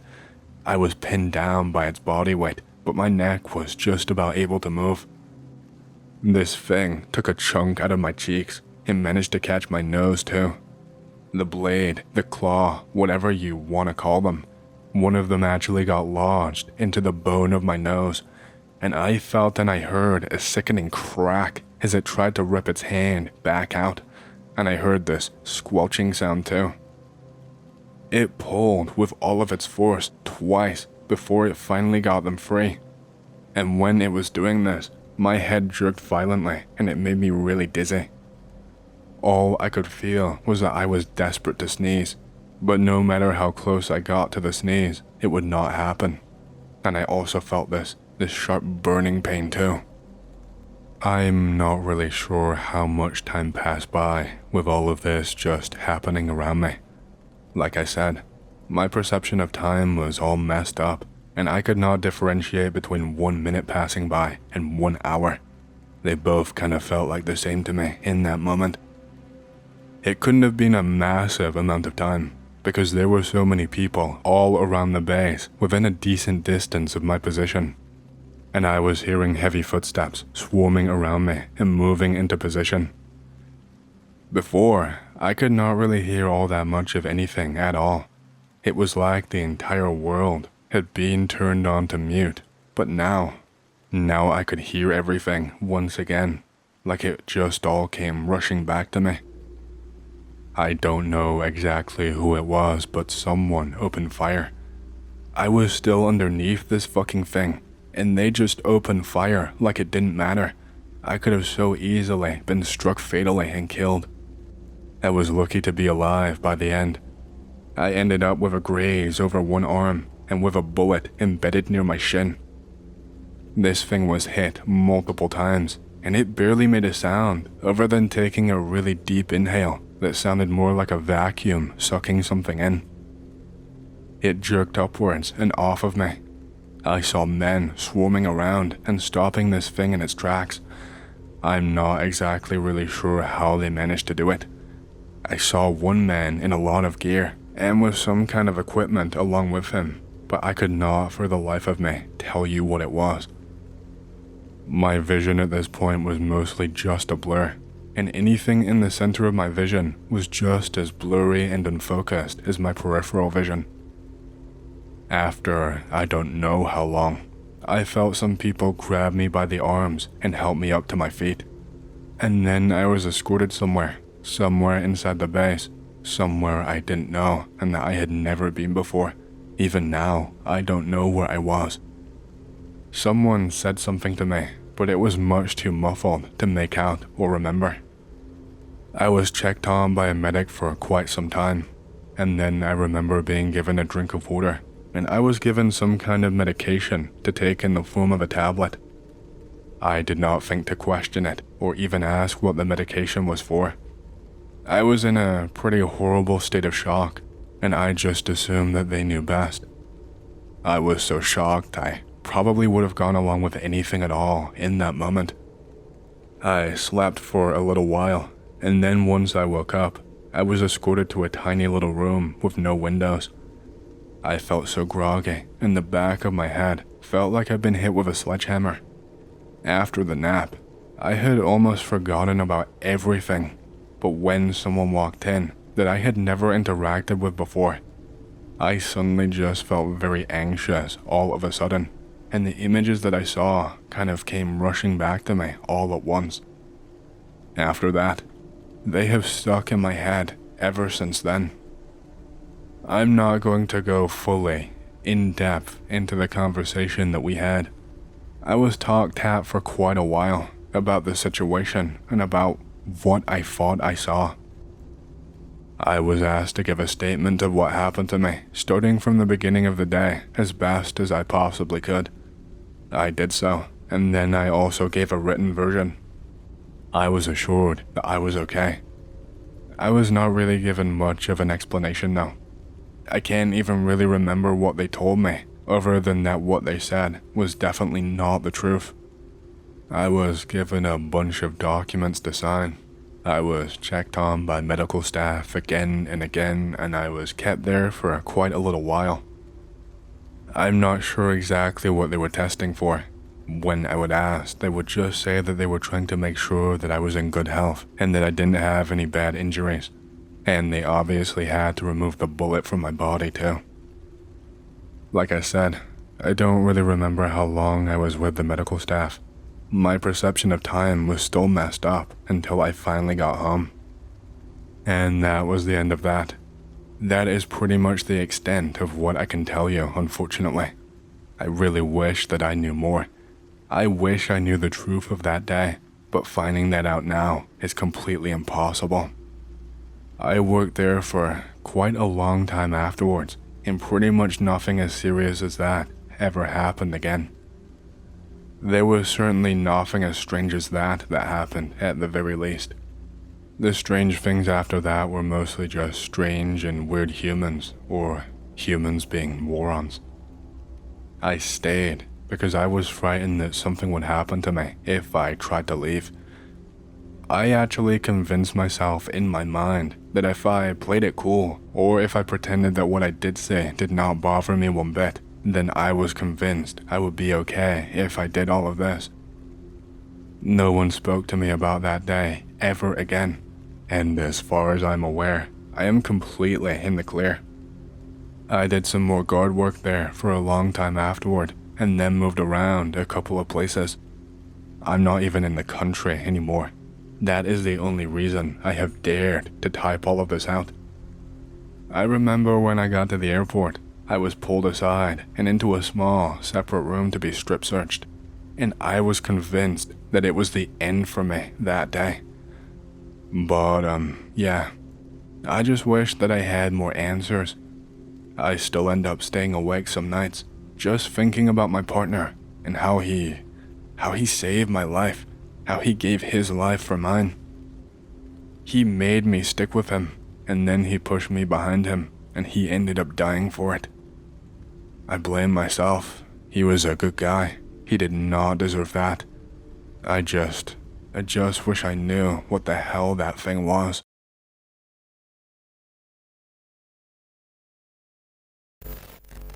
I have something that happened to me around 2 years ago, and I still cannot explain it. Please bear with me, because it's a pretty heavy subject for me, and with how crazy all of it was, my memory is not really the clearest anymore.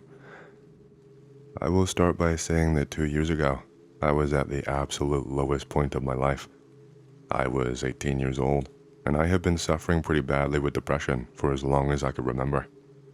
I had been slaving away at a shitty job for pennies for the last 2 years, and all I could think was, I cannot take another 60 years of this. This is an oversimplification, of course. I'm not here to give you a sob story. I had a lot more going on in my head and in my life, a lot more than I really care to mention, actually. I just wanted to make it clear why I went to the extremes that I did.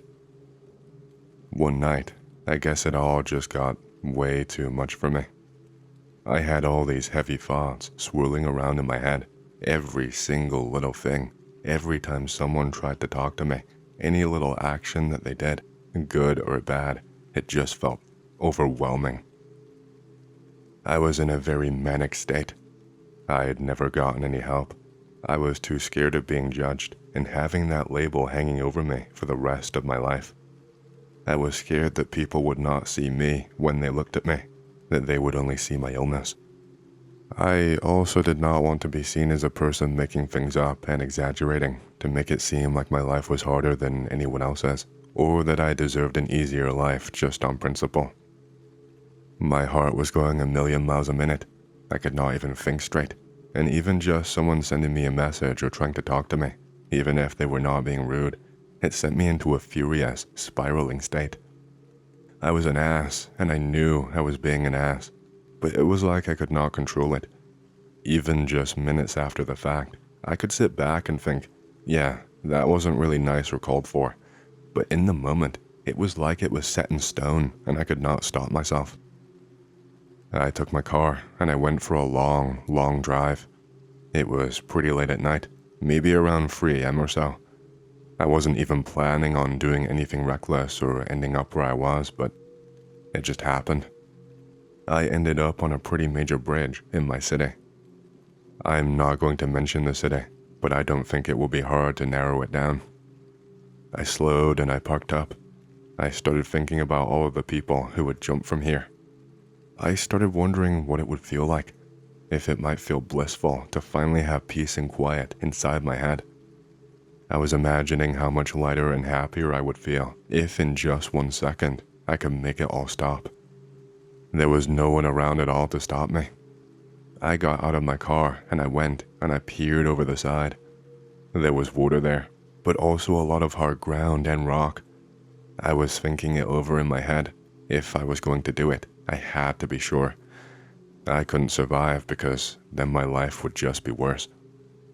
I climbed up onto the side of the bridge, and I ever so slowly got up to my feet. I was just staring down. I felt really nervous. I really just wanted the noise to stop, but I was scared it would not work. It was so far down, I was feeling nauseous just staring at the bottom, but at the same time, there was a small part of me telling me just to do it, telling me that it would all be okay. I kind of zoned out for a while, staring at the same spot down below until my vision became blurry. I tried to imagine I was a ghost, watching people after I had passed away. I was trying to imagine how people would react, if the world would be a better place. And, well, I closed my eyes, and then I held my breath. I clenched my fists really tightly, and then I just let myself fall. I wanted to keep my eyes closed to stop myself from panicking, but they shot open instinctively. I fell so quickly, the wind burned against my eyes, and they were watering immediately. I could see the ground coming up so quickly. I was scared that I made the wrong choice. I wanted to go back. I never wanted to die. I just wanted my problems to be gone. I just didn't think I could fix them. Time seemed to slow down in that moment. I hadn't aged to think on the way down, to think about everything that I would miss out on. The music I loved that I would never hear again, the girlfriend who I would never see. She would probably blame herself. I probably ruined her life. I was still falling and falling. That was until I got about halfway down. I don't really know how to explain it, but I could feel that I was not actually falling anymore. I could see that the ground was not getting any closer. Everything around me was just frozen. I could no longer see the water rippling and waves moving. That wind was no longer blowing. I tried to see if I could move, but I couldn't. The only thing that I could move was my eyes. I was completely fixed to the spot.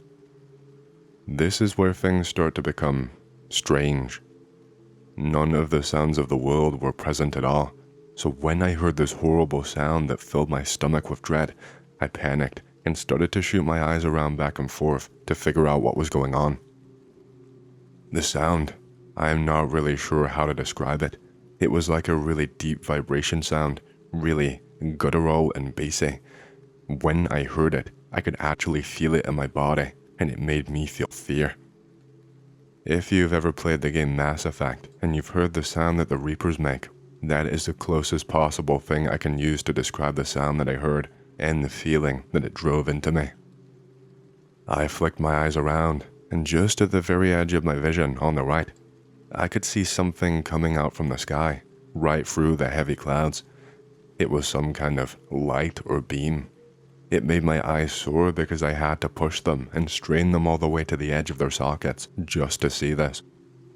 I saw a big beam in like a cone shape of some kind of light. It was almost like a spotlight, except it was tinted ever so slightly in a red hue. And then I saw something descend from this light.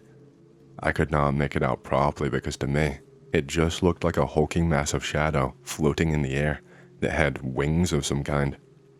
And when it started to shoot towards me, that is when I really, really panicked. It moved quicker than I could even comprehend. 1 second, it was all the way away from me. The next second, I could feel the impact as this thing collided with my body and sunk something sharp into my body. I could feel it immediately, that sharp stinging burn. I could not even cry out because nothing would come out of my mouth. My vocal cords would not work. I could still only move my eyes. I could see the sky moving in front of my face so quickly as we rose further and further upwards. We got closer and closer to that red beam of light until it was finally engulfing me and was almost blinding. My vision stayed red for quite a while, until that color of red was slowly bleeding away and gave way to what I can only describe as a sort of gray as far as the eye could see. I was standing on solid ground now, and that horrible thing was nowhere in sight. The ground was made out of some kind of stone, and it was that same slate gray as the surroundings, as the sky.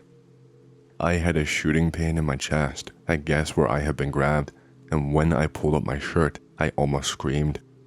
There was a hole in my chest, not like something had torn away my flesh, but there was just a big circular hole, and all that was sitting there was a black void.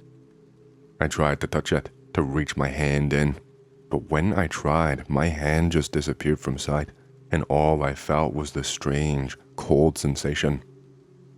The place that I was, it was unnaturally quiet. I could not hear the sound of anything all around. I finally had time to think and just hear my own thoughts. Only, my head was silent now too. Recalling it now is impossible, but at the time, whenever I looked and I saw something, I felt nothing. In retrospect, I can feel things and imagine what I would feel, but in that moment, I felt nothing. I thought nothing. I would usually have my inner monologue running at 1,000,000 miles a minute, either about the things right in front of me or things completely unrelated. My mind was constantly caught in multiple places, zipping from one thought to the next. Ever since I was a little kid, I had never had a moment of peace from my brain. The only escape was sleep, and even that didn't work because of the overactive dreams. But now, there was just nothing inside of there. I smiled. I felt happy, I think. I thought that it was finally over, and that I now had all the time in the world just to rest. And when I say thought, I don't mean literally, because, like I said, there was no inner monologue. I wasn't actually thinking. It was just, I don't know how to explain it. It's like, thinking about it now, I just knew, but at the time, I just felt nothing. I know it makes no sense whatsoever, but just bear with me. I wandered around for what felt like a few minutes, but everything just looked the same. I just walked and I walked, and I looked and I looked, and I just felt so empty and cold. There were other people there, actual people, humans just like me, if you could still call them that, I guess. I saw one man sitting with his back resting up against some kind of grey stone pillar. Another man I saw laid down flat on his back, with his arms almost hugging himself. The more I looked into the horizon, the more I could see all sorts of people in different positions, just not moving, not talking. I went up close to one of the men, the one sat upright. He was not even breathing. His skin was this sickly pale color, and I noticed that he was not wearing any clothes at all. But aside from his eyes, the rest of his skin was just empty. It was covered over completely smoothly and was now just skin, blank skin, without any imperfections or any features. There was no hair on his arms, none on his head. His eyes just looked completely devoid of life. He was shooting them around, back and forth, sometimes looking at me, sometimes looking off into the distance, but that was it. Each and every single person, every body that I found looked exactly like this. And again, I just felt nothing looking down at these people. I just got down onto my knees, and then I laid down onto the floor. I was half expecting it to feel really cold, but it just felt like nothing. I felt numb to everything. My body felt really light, almost like it was a cloud, and nothing felt like anything. I felt no passage of time. I could have been laid down on that floor for just a few minutes, or maybe it was weeks. I would not be able to tell you. But eventually, that thing came back. When I was falling, I felt fear. I wanted to get away from this thing as quickly as I possibly could. But now, I just stared at this thing blankly. I could see more of it, but at the same time, I felt like I could see less of it. I know that does not make sense, but I have trouble explaining the feeling after the fact. It was like my eyes could not actually zero in on the thing and truly see it for what it was. If I focused intently on one part of this thing, say the hands, it was like the rest of it was all blurry and out of focus. In some parts of it I could not decipher, no matter how long I stared. It was like I was perpetually looking at this thing through my peripheral vision, even though I was actually staring at this thing dead on. It had a very vague, human-like silhouette, though its legs were much too thin to be like a human's, and they did not look strong enough to support its weight. It walked with this really weird gait and was almost bow-legged. I could not make out most of its face aside from those really dark eyes that seemed to almost pulse a lighter color every so often that made it seem like they lit up just for a second. This thing strolled over to me without a single word, sunk its claw or whatever it had on its hands up into my pectorals, then proceeded to lift me without any effort. I did not feel a thing. With the angle I was held at, and the way this thing was carrying me above itself, outstretched, it was like I was a newborn baby being lifted up underneath the arms. It hovered ever so slightly off the ground, and we floated very slowly along the way. It only seemed like seconds of hovering, but it could have been hours, and then the thing just came to a halt. We were hovering over the edge of the stone ground, which I didn't think was possible. It seemed like it went on forever when I looked, but now, we were at the edge. This thing slowly sank back down onto the ground, but continued to hold me over the edge of the place. All I could see below me was a black void. And then the thing talked. Not out loud, but actually inside my head, as if it was my own internal monologue. My head had been empty for so long, It almost felt alien to hear something inside of there. It felt... I'm not sure. I had really conflicting feelings. And I remember them very clearly because it was like when this thing started talking inside my head that I could think again, that all my feelings were coming back stronger and I didn't feel entirely numb anymore. It was like the thing allowed me to feel just for this conversation.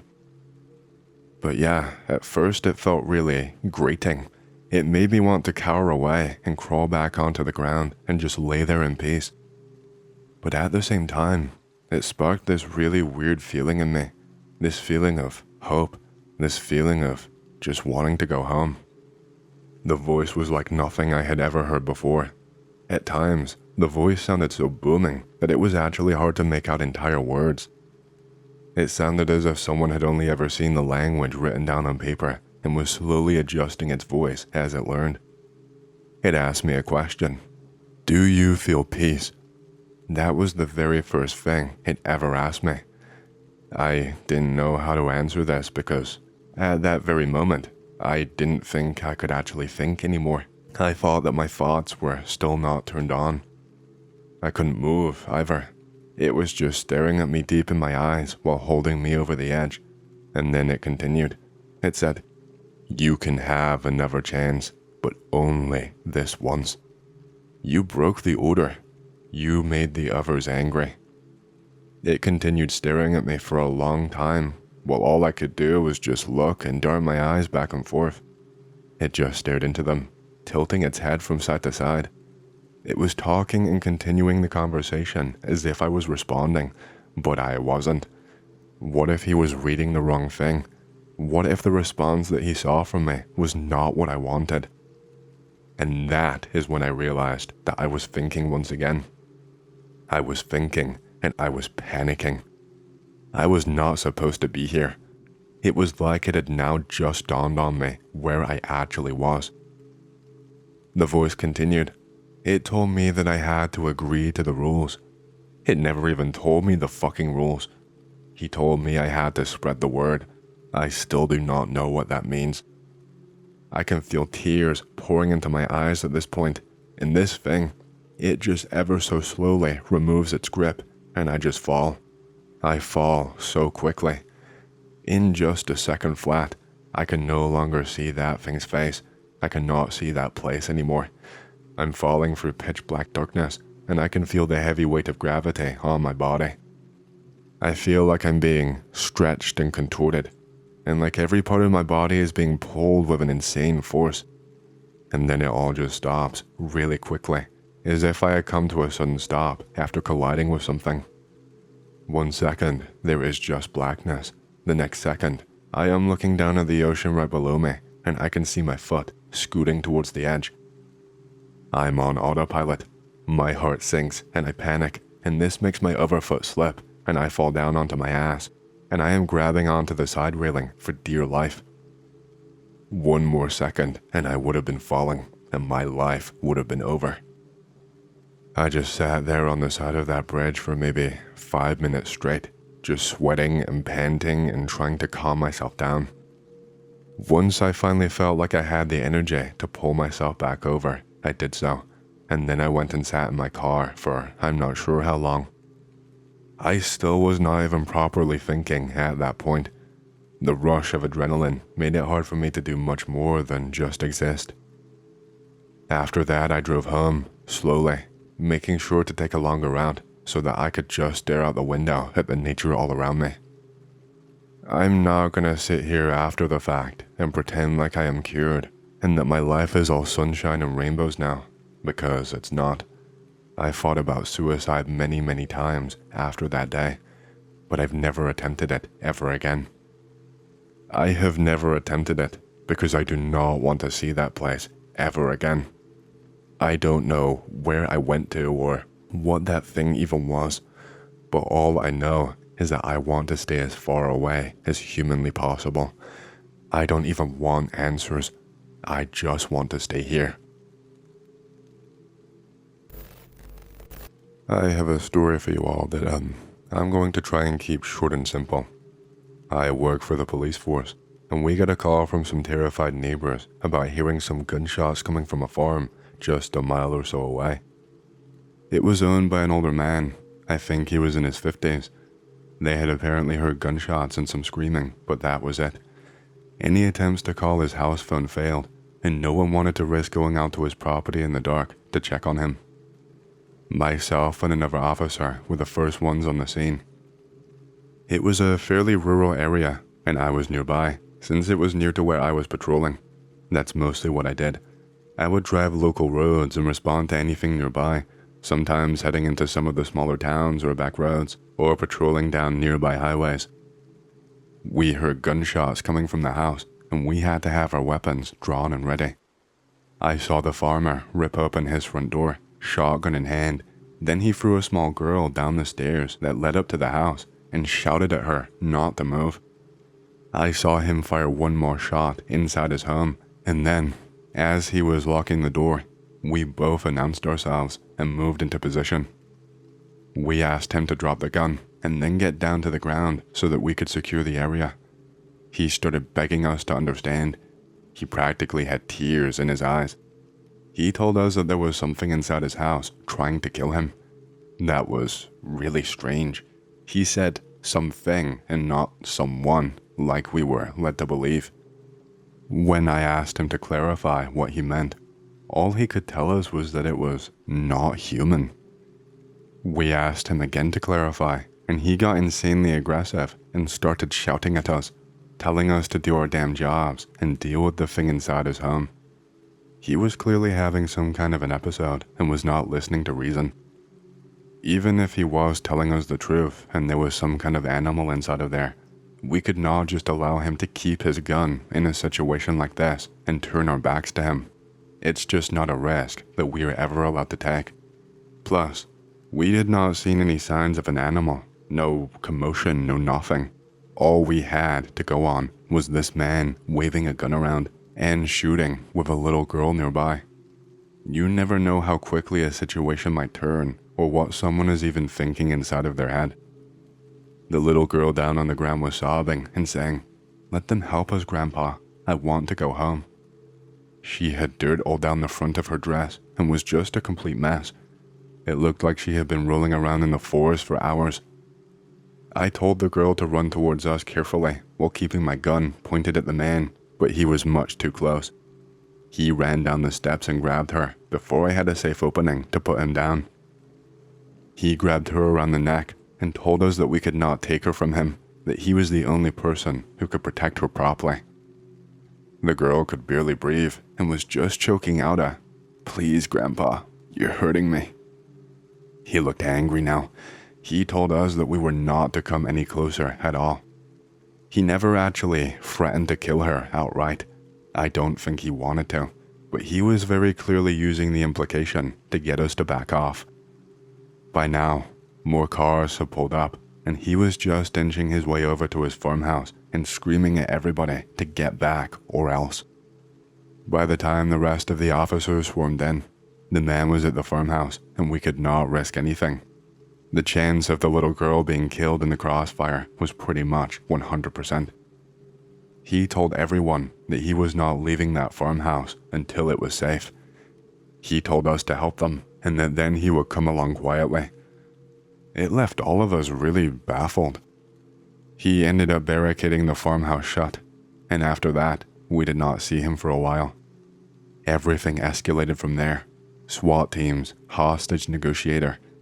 But he did not actually want anything. He just kept rambling on about protecting the little girl and making sure that thing did not get her. He just would not fucking clarify what he meant either. He just kept on using vague descriptors like not human and something about it tricking its way into the home. He kept saying to check the house. Well, we had no choice but to check the house after some of the sounds that we heard. At first, we just heard this really faint sniffing sound. Officers were already moving into place, while the rest of us held firm at the barricade line, just waiting for the order to move in, or for the man to finally come to his senses. The sniffing sound only got louder, coming from the direction to the house. Once the other officers got right up to the door, There was a crash and a thud, and then we heard some kind of animal noise really far off in the distance, actually coming from behind us in the opposite direction of this crash. The animal noise sounded like your standard coyote, and I don't think it was related at all. It seemed a lot more like coincidence than anything else. The noise near the house sounded like glass being smashed with a lot of force, and then it sounded like something quite heavy fell to the ground. The man obviously could hear that too from where he was, and he was now panicking harder, telling us how it was coming for him and his granddaughter, that we had to stop it, that it would not stop until it was satisfied. We gave our best efforts to calm the man down and reassure him that we had control of the scene and that nothing bad was going to happen to either of them, but still, he would not let up. The officers secured the entire home. I was not told the whole story, but I know that they did not find evidence of another man being in there. They said that there was a ton of dirt and a small amount of some blood-like substance were the specific words that I heard. Said that there were some obvious boot prints embedded into the carpet, along with what looked like some really long toes. The outline of them had apparently been pressed into the rug in the living room with some force, and they had clearly been covered in mud. The window to the upstairs bedroom was smashed, and it led to the backside of the property. There were no tracks down onto the floor, or any evidence of a man. No one could explain it. This is when things took a major turn for the worst. The man starts panicking and going into a spiel, saying things like, "Can't you hear it? It's so close. It's almost here. Please, you have to help me. It's about to get in." We could not see or hear anything in the area. I can hear the little girl sobbing, and she was begging for us to help too, asking us to make the horrible man go away. Then this next part all just happened so quickly. I heard what sounded like wood creaking, like something heavy putting all of its weight on a plank of wood. Then I just hear a sudden snap, like the wood just gave way. Still, we could not see anything, but we could hear the man screaming. He screamed out, "It's here," and we could see the front door of the farmhouse just rattling. I think he was fumbling to move whatever he was using to barricade himself inside, because I could hear him grunting and struggling to breathe over the sounds of the little girl screaming. There was not anything that we could do in time. It was still a completely unknown situation. The man had a gun. There was a great risk that if we rushed in, then either one of us would die, one of them would die, or both. There were no signs of an intruder that we could see. We had no reason to believe it was anything other than the man's delusions once again. We just hear creak, creak, a really heavy step, then 2 gunshot blasts coming from the man's shotgun in quick succession. Both the man and the little girl screamed at the same time these blasts came, but they seemed to be cut off right in the middle. And then there was just silence. We got no answer coming from the man for quite a long time, and we really feared the worst.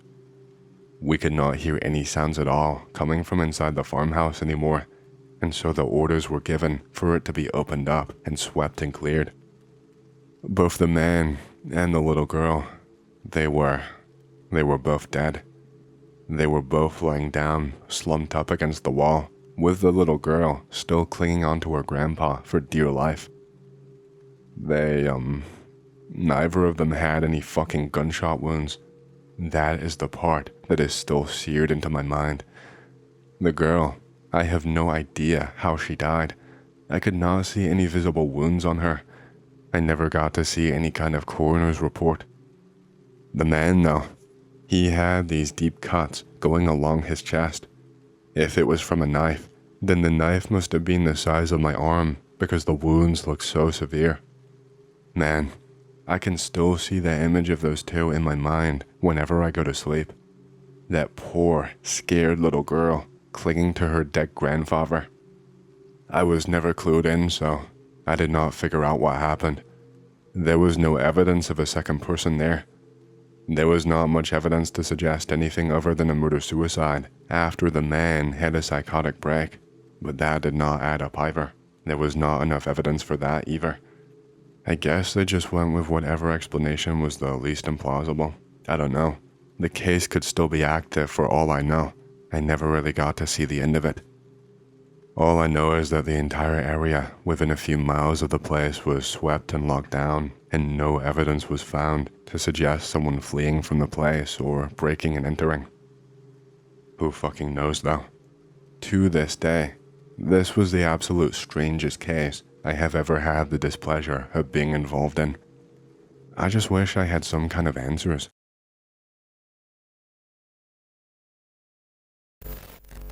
I actually used to work for the NOAA on quite a few projects that mainly involve mapping certain parts of the ocean and studying the geology and ecosystems on the seafloor. I was technically a contractor and wasn't employed directly by them, but that's more of a semantic issue, I guess. There is one thing that happened to me while on a dive in a submersible, and I want to share it here. It was actually the last thing I was ever involved in, although I didn't know that at the time. And this is because I couldn't handle it. I was stressed and left quite traumatized, and I felt like, I felt like I came very close to losing my life that day, and I could not handle the thought of that at all. So, this actually happened back in the 1990s. I was a part of one of the DSV crews that were being sent around 13,000 feet underneath the Arctic Ocean. Now, the Arctic Ocean is often considered the least explored ocean on Earth, and this is for very good reasons. The ice and the low temperatures makes operating equipment down there very difficult and a lot more expensive, and so submersibles have to be custom built to be able to withstand colder temperatures and for all of the gear to operate down there. So not only do you have to worry about the pressure, you have to worry about these other variables too. I was not the pilot of this vessel. I was actually just a mission observer. This is just a fancy way of saying that I worked as a scientist, and my job was essentially to note down any of our findings and operate the data logging equipment, and also to take photographs of the surroundings using the cameras equipped to the vessel where possible. I'd done this job in the past, and so it was not anywhere near as daunting as it could have been, but still, it's always a risk going down into the ocean like that. You always have the thought in the back of your mind that absolutely anything could happen. It was a major privilege to be a part of a project like this. It was not something that happened every single week. This was basically a once-in-a-lifetime thing for me, due to the restrictive costs involved in the project, and all of the time and the money that was invested. Again, we had 2 DSVs going down there that would be probably around a couple 100 feet apart at all times. The idea was that one vehicle could survey while the other documented and supported the operation, but it could also give us an advantage with the amount of area that we could cover at once. We were able to use lights and cameras to monitor each other, but because of the silt being constantly kicked up, and the limited reach of our lights in that pitch black darkness, we would not always be able to make out more than a vague shape. We were in constant communication, but because we had to use a hydrophone, there could sometimes be a slight delay due to the distance apart. This could be anywhere from around a second or less than a second and not be noticeable at all, or end up being a few seconds delay if there ends up being some kind of interference or the distance grows too far apart. I guess I'll start with what we found down there, because that is basically when everything went wrong. Up until that point, the mission was going exactly as described, and we had absolutely no hiccups whatsoever. I was not clued in before the mission got underway, but apparently, there had been some kind of structural anomaly detected on the sonar before we spotted this thing. It was hard to make this thing out at first, even with our lights shining on the thing. It was half sticking out of some bits of rock and was basically nestled on this little outcropping of rock. It had silt covering a lot of it, and it looked to be caked in seaweed and moss over most parts of it. What looked like seaweed and moss anyway, because at this depth, those plants would not get enough light to grow and survive, so it looked like it, but I didn't actually know what it was. It's just the closest description that I can give you. But once we got a little bit closer, it almost looked like it was some kind of a disc shape. Not exactly, but it's the easiest way to give you an idea as to the shape of this thing. It was some kind of silver color that looked quite dull to my eyes, and it had a ton of what looked like rust all along the bottom half that was sticking out.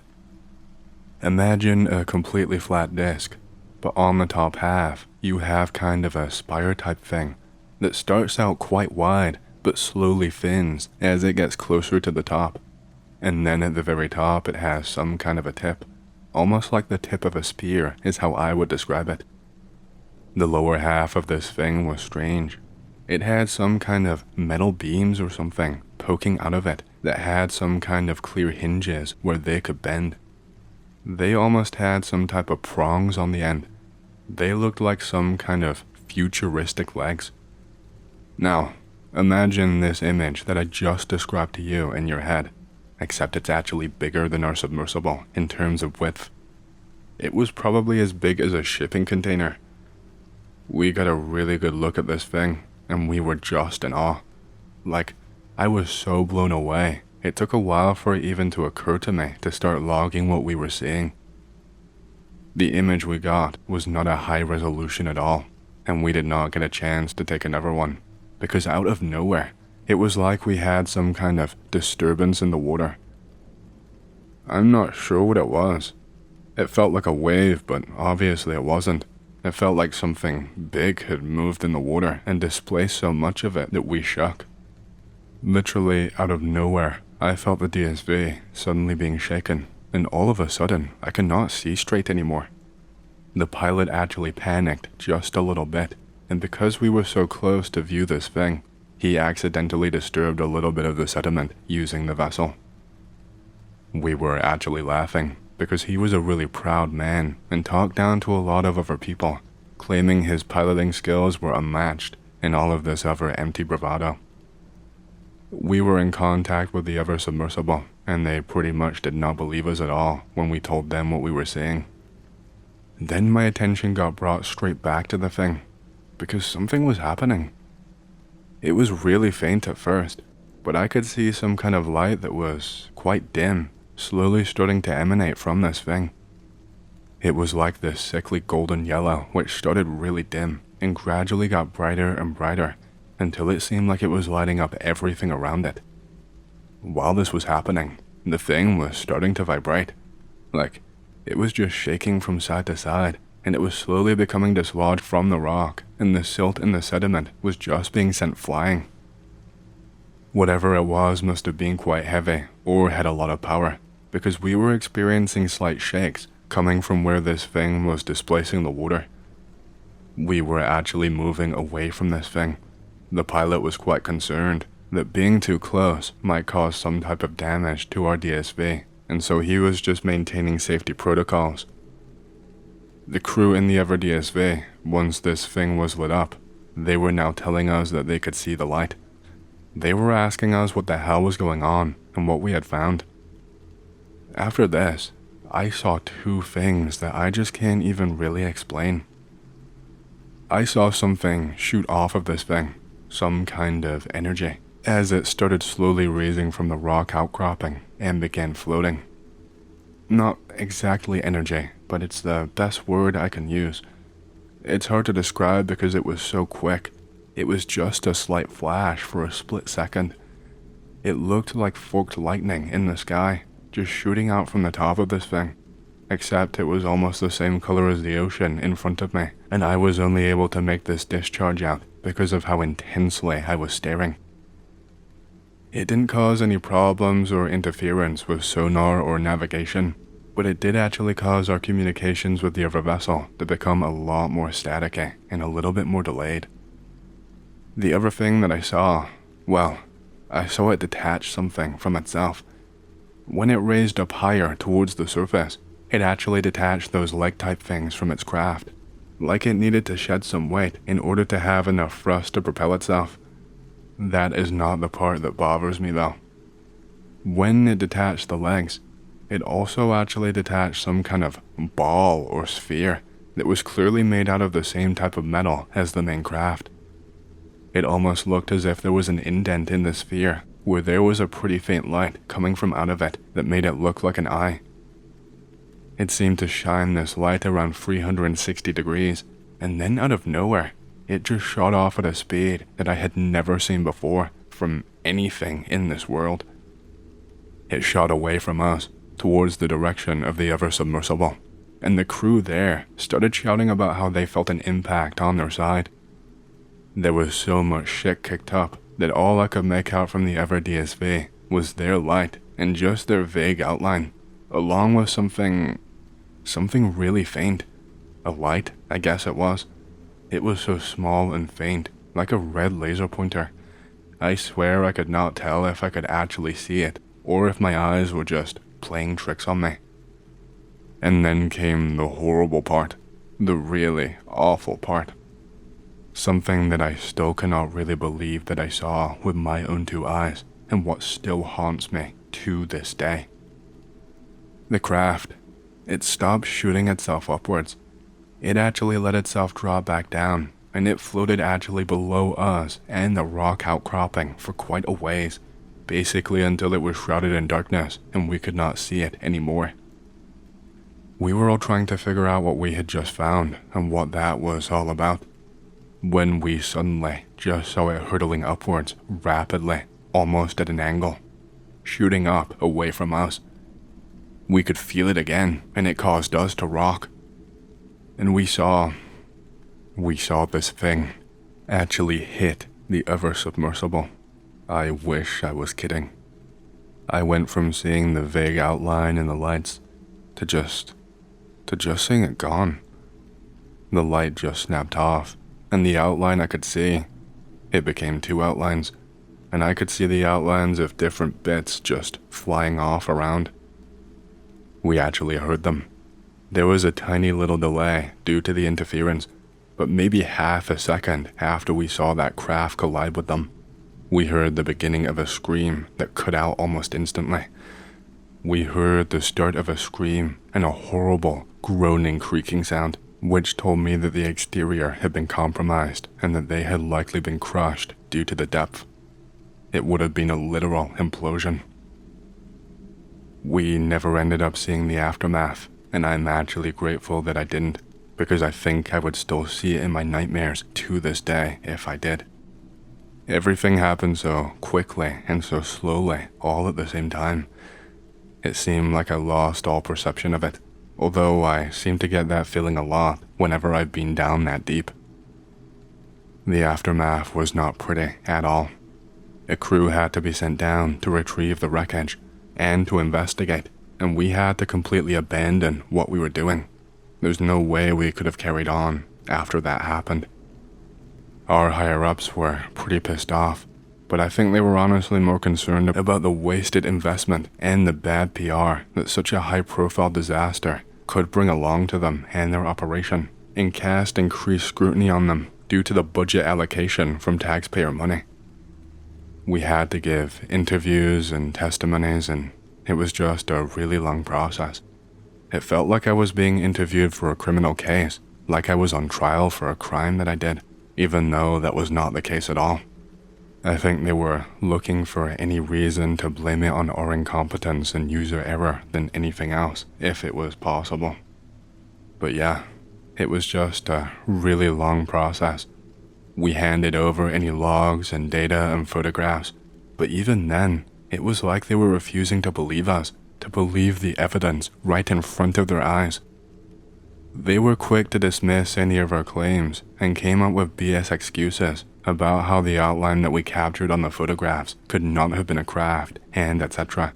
How the readings that we got weren't consistent with any other type of vehicle, and blah blah blah. I did not have the energy to waste fighting with them in this verbal war. Like I said, it just seemed way too quick. I don't know.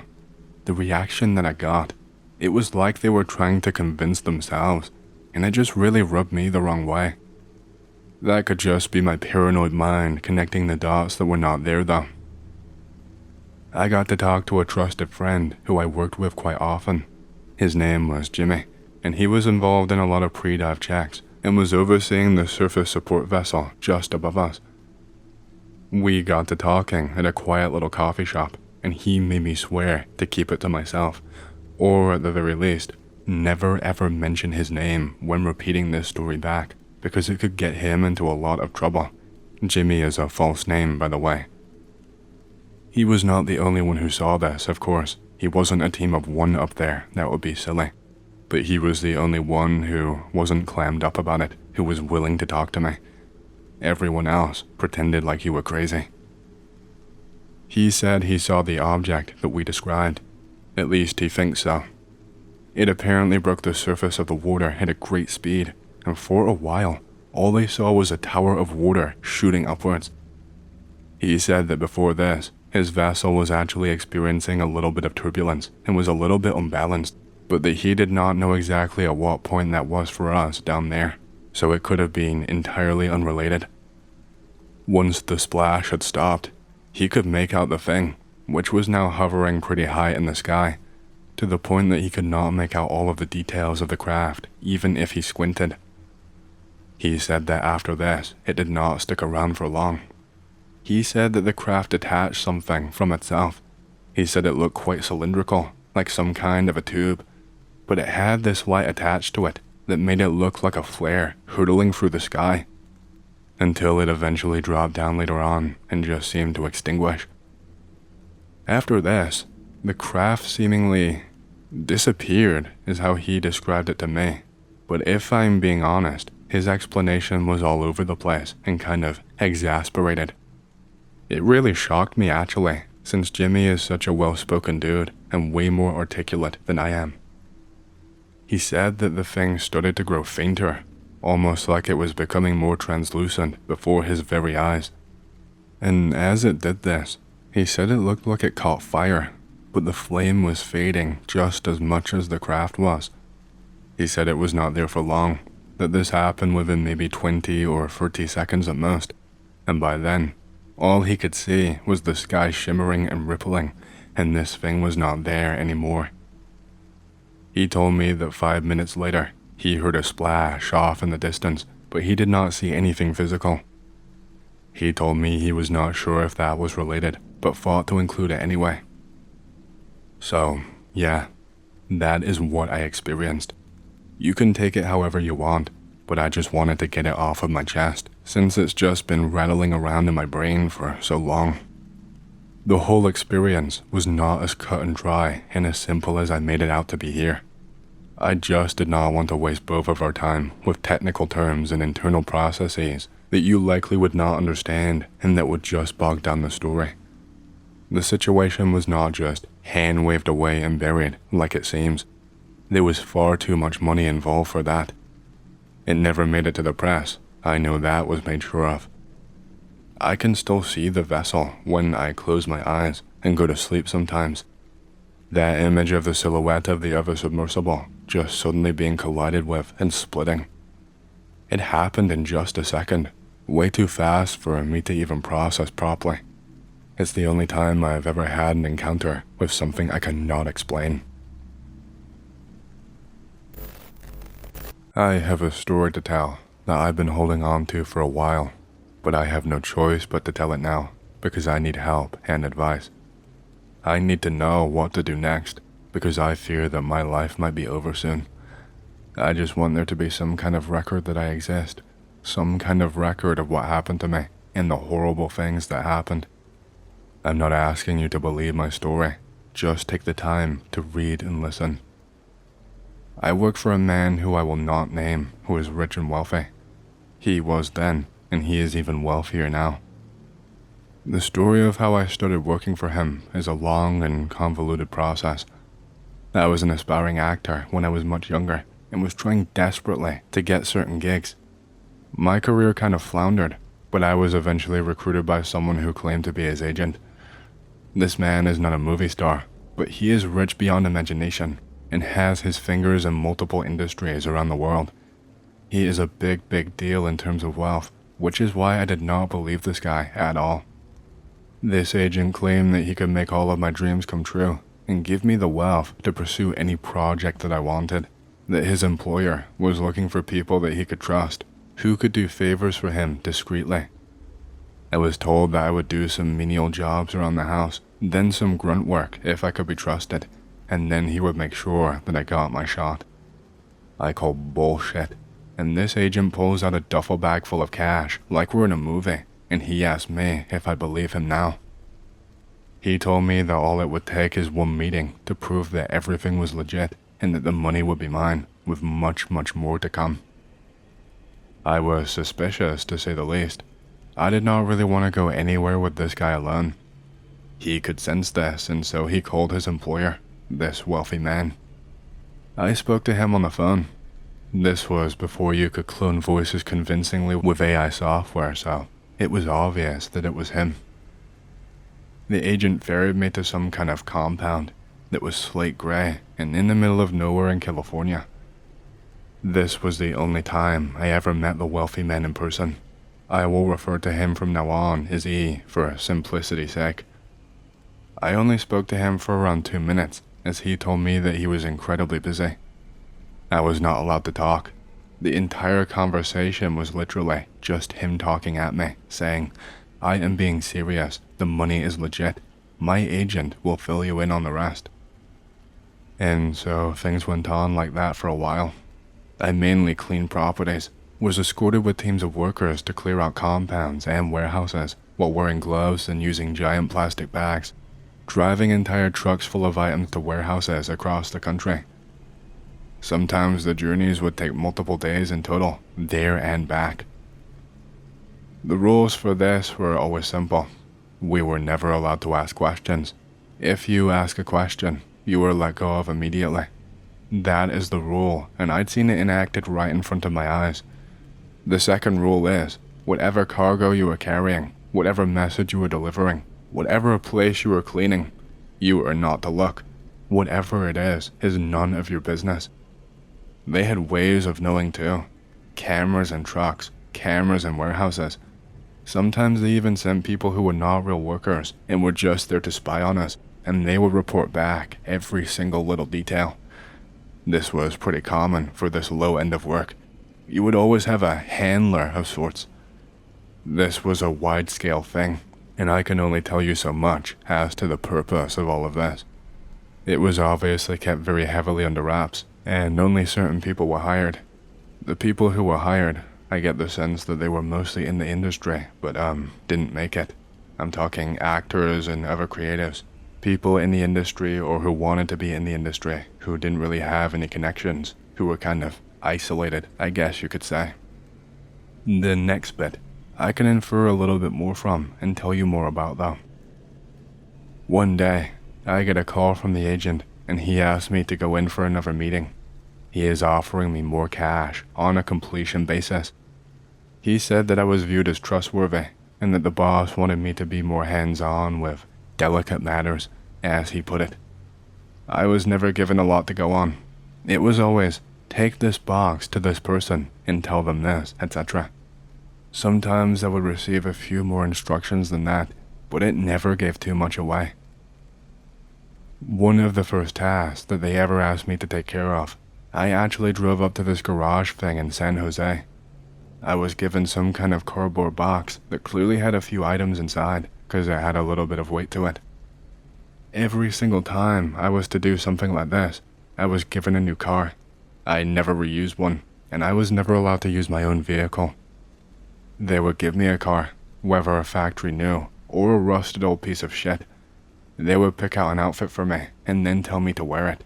I'm not even kidding, but sometimes I had to report to another place or compound, and they would spend hours altering my hair, applying makeup to my face, just to make me look different every time or cover up some identifying marks.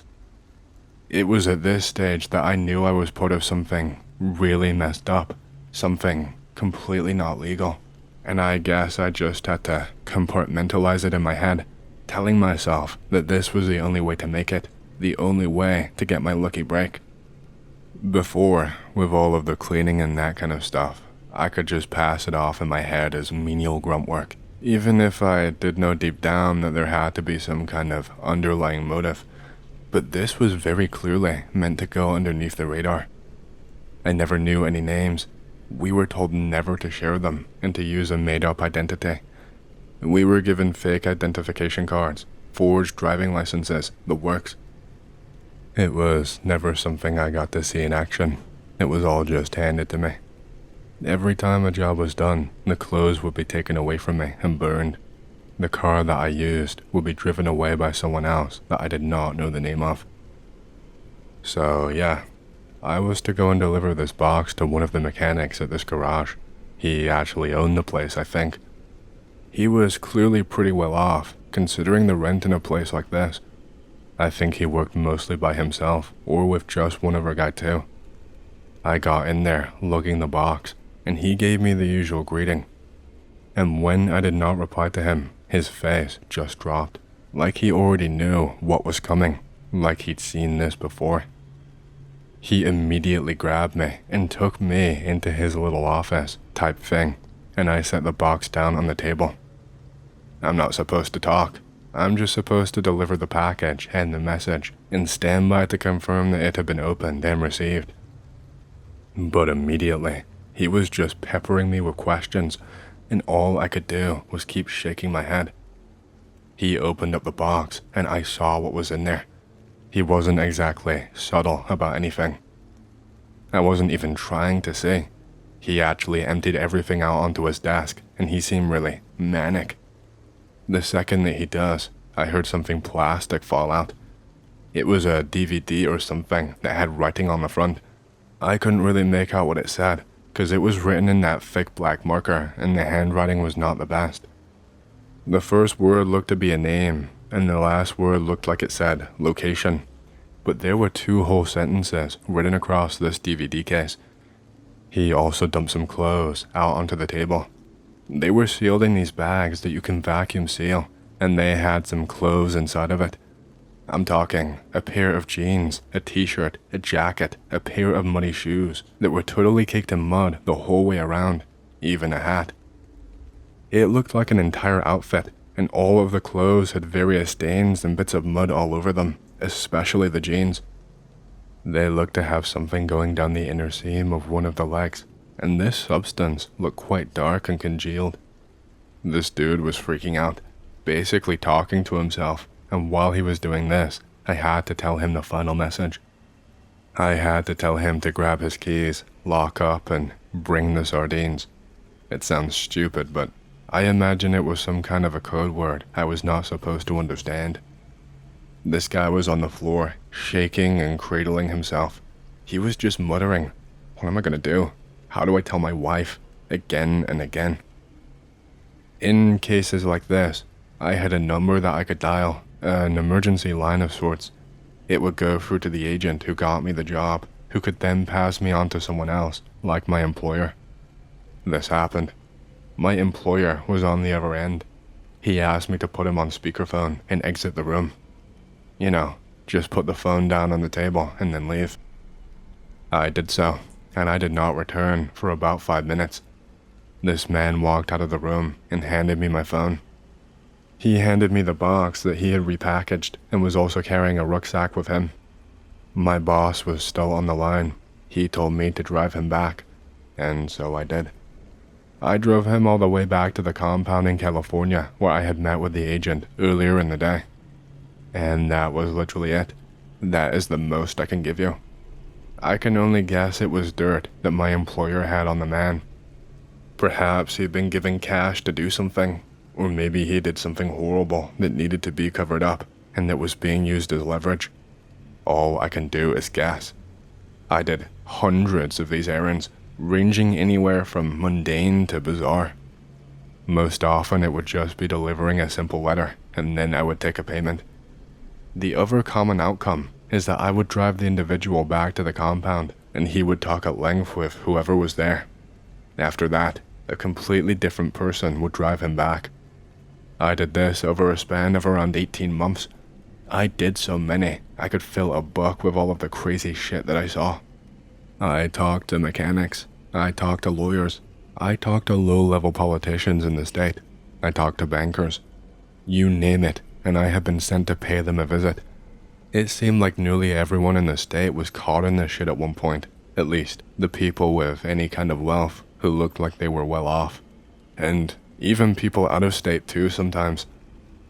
I want to tell you about the final job I ever did, at the end of those 18 months, because it's one that stands out to me, and the only thing I was ever able to glean any more information from. The man that I was sent to visit, he was actually a police officer. Not just any police officer, but I will not say more, just in case I reveal his identity and screw myself even harder. His family were out of town, visiting his wife's side of the family. He'd stayed behind. For what reason, I have no idea. I was given a pretty run-down old car and something really odd. It was like a cooler. You know, like something you put ice in and then put your beers in to cool down. It was sealed shut, obviously, and I had no intentions of tampering with it. I was told to carry this out as quick as humanly possible, a stipulation I had never been given before this time. I was given a key and directions to a side road where I could hide my vehicle and gain access to the back of the property. I was told to unlock the door and then to announce myself. I was given some kind of a code phrase to say that I don't really remember. The second that I made it inside, I put the cooler on the kitchen counter and shouted out, and this man just came running. He was visibly sweating and he was panting too. His pupils looked massive.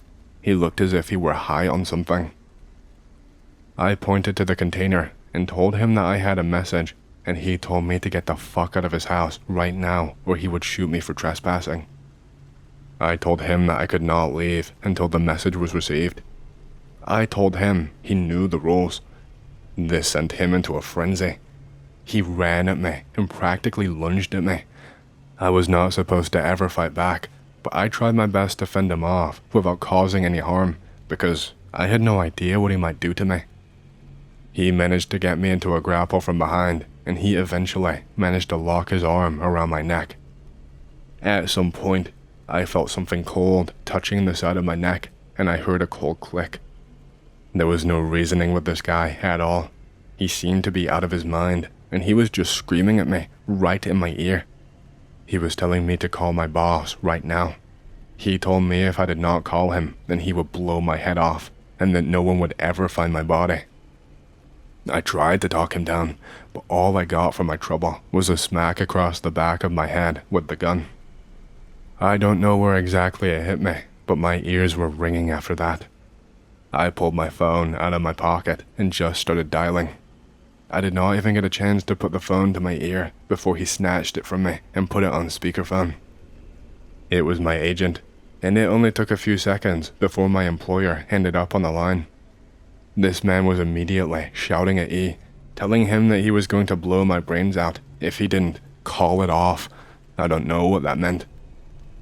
They had a bit of a back and forth for a little while.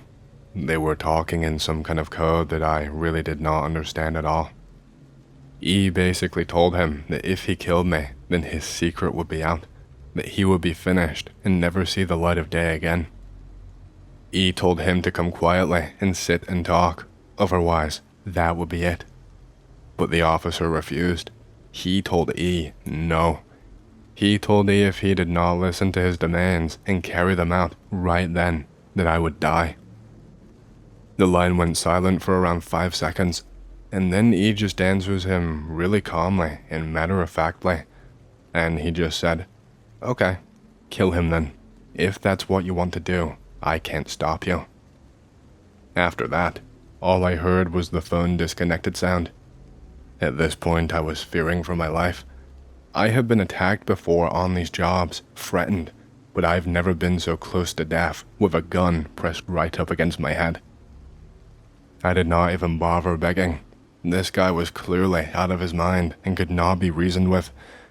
I just clenched my eyes shut, and I prayed and I waited for the end. But after a few seconds, he pushed me down to the ground into a corner, and he told me not to move, otherwise he would kill me. He brought the cooler down to the ground, and he grabbed me by the neck and brought me closer.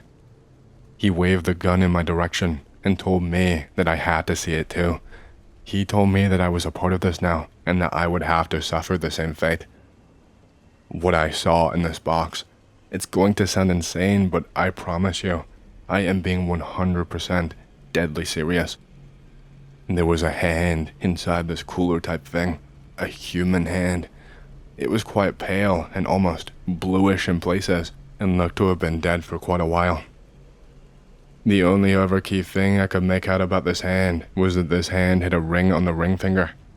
It looked like some kind of ornate wedding ring, and it clearly had an inscription that I could not make out. At the sight of this, the officer just started sobbing. He actually tossed the gun away and just started full on sobbing. He grabbed me and begged me to help him. He told me that he would do anything, and all I could do was tell him that I could not help, and that I had a message for him. It was a set of coordinates. I remember that I looked them up after the fact, and it was the location of a building, but I don't think it was a home. The entire message was just those coordinates and a date and a time. After that, I resealed the cooler and took it back in my car. The officer was supposed to stay there. I remember seeing him on the news just a few weeks later. I think it said he got caught in the crossfire of a gang shootout and he died trying to put a stop to it. I'm not sure I really believe that, given everything that I knew and saw. I had to go back that day. I had to speak to E one last time. Again, I never got the chance to speak or explain myself. He told me that I was done, and that was my last job. He told me that I had failed, and that I could not be trusted anymore. He told me that he knew that I knew the contents of the package. I couldn't even explain that he forced me, that I didn't do it willingly. He gave me a wad of cash and made me sign some documents that I was not allowed to read. After that, he took my phone, my clothes, anything else they had given me, and he handed me a brand new phone, a burner phone. He told me to keep the phone charged at all times and turned on too, that I would be in big trouble if I didn't. He told me that I was now in his debt. And that was it for the past however many years. That was all I was told, that I was now indebted to him and that I would have to pay it off eventually. The only reason I'm even typing this story right here and now is because I got a message on that phone just the other day, giving me coordinates and telling me what to bring, and I am terrified. I was told it was time to finally settle my debt. I'm working in the industry now. I managed to make some inroads. Not in anything big. I don't think most people would recognize me. But my life was just starting to get on track. I was finally getting somewhere. And now, this out of nowhere. I don't know what to do. I don't think that hiding is even an option. I don't know what they are going to do with me, or to me. I don't know what they're going to make me do. I wish I had never gotten involved. I really, really need help.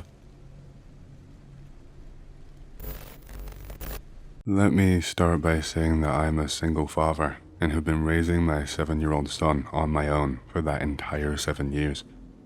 His mother tragically passed away. It wasn't actually during the birth itself, but it was in the few days after that she passed away.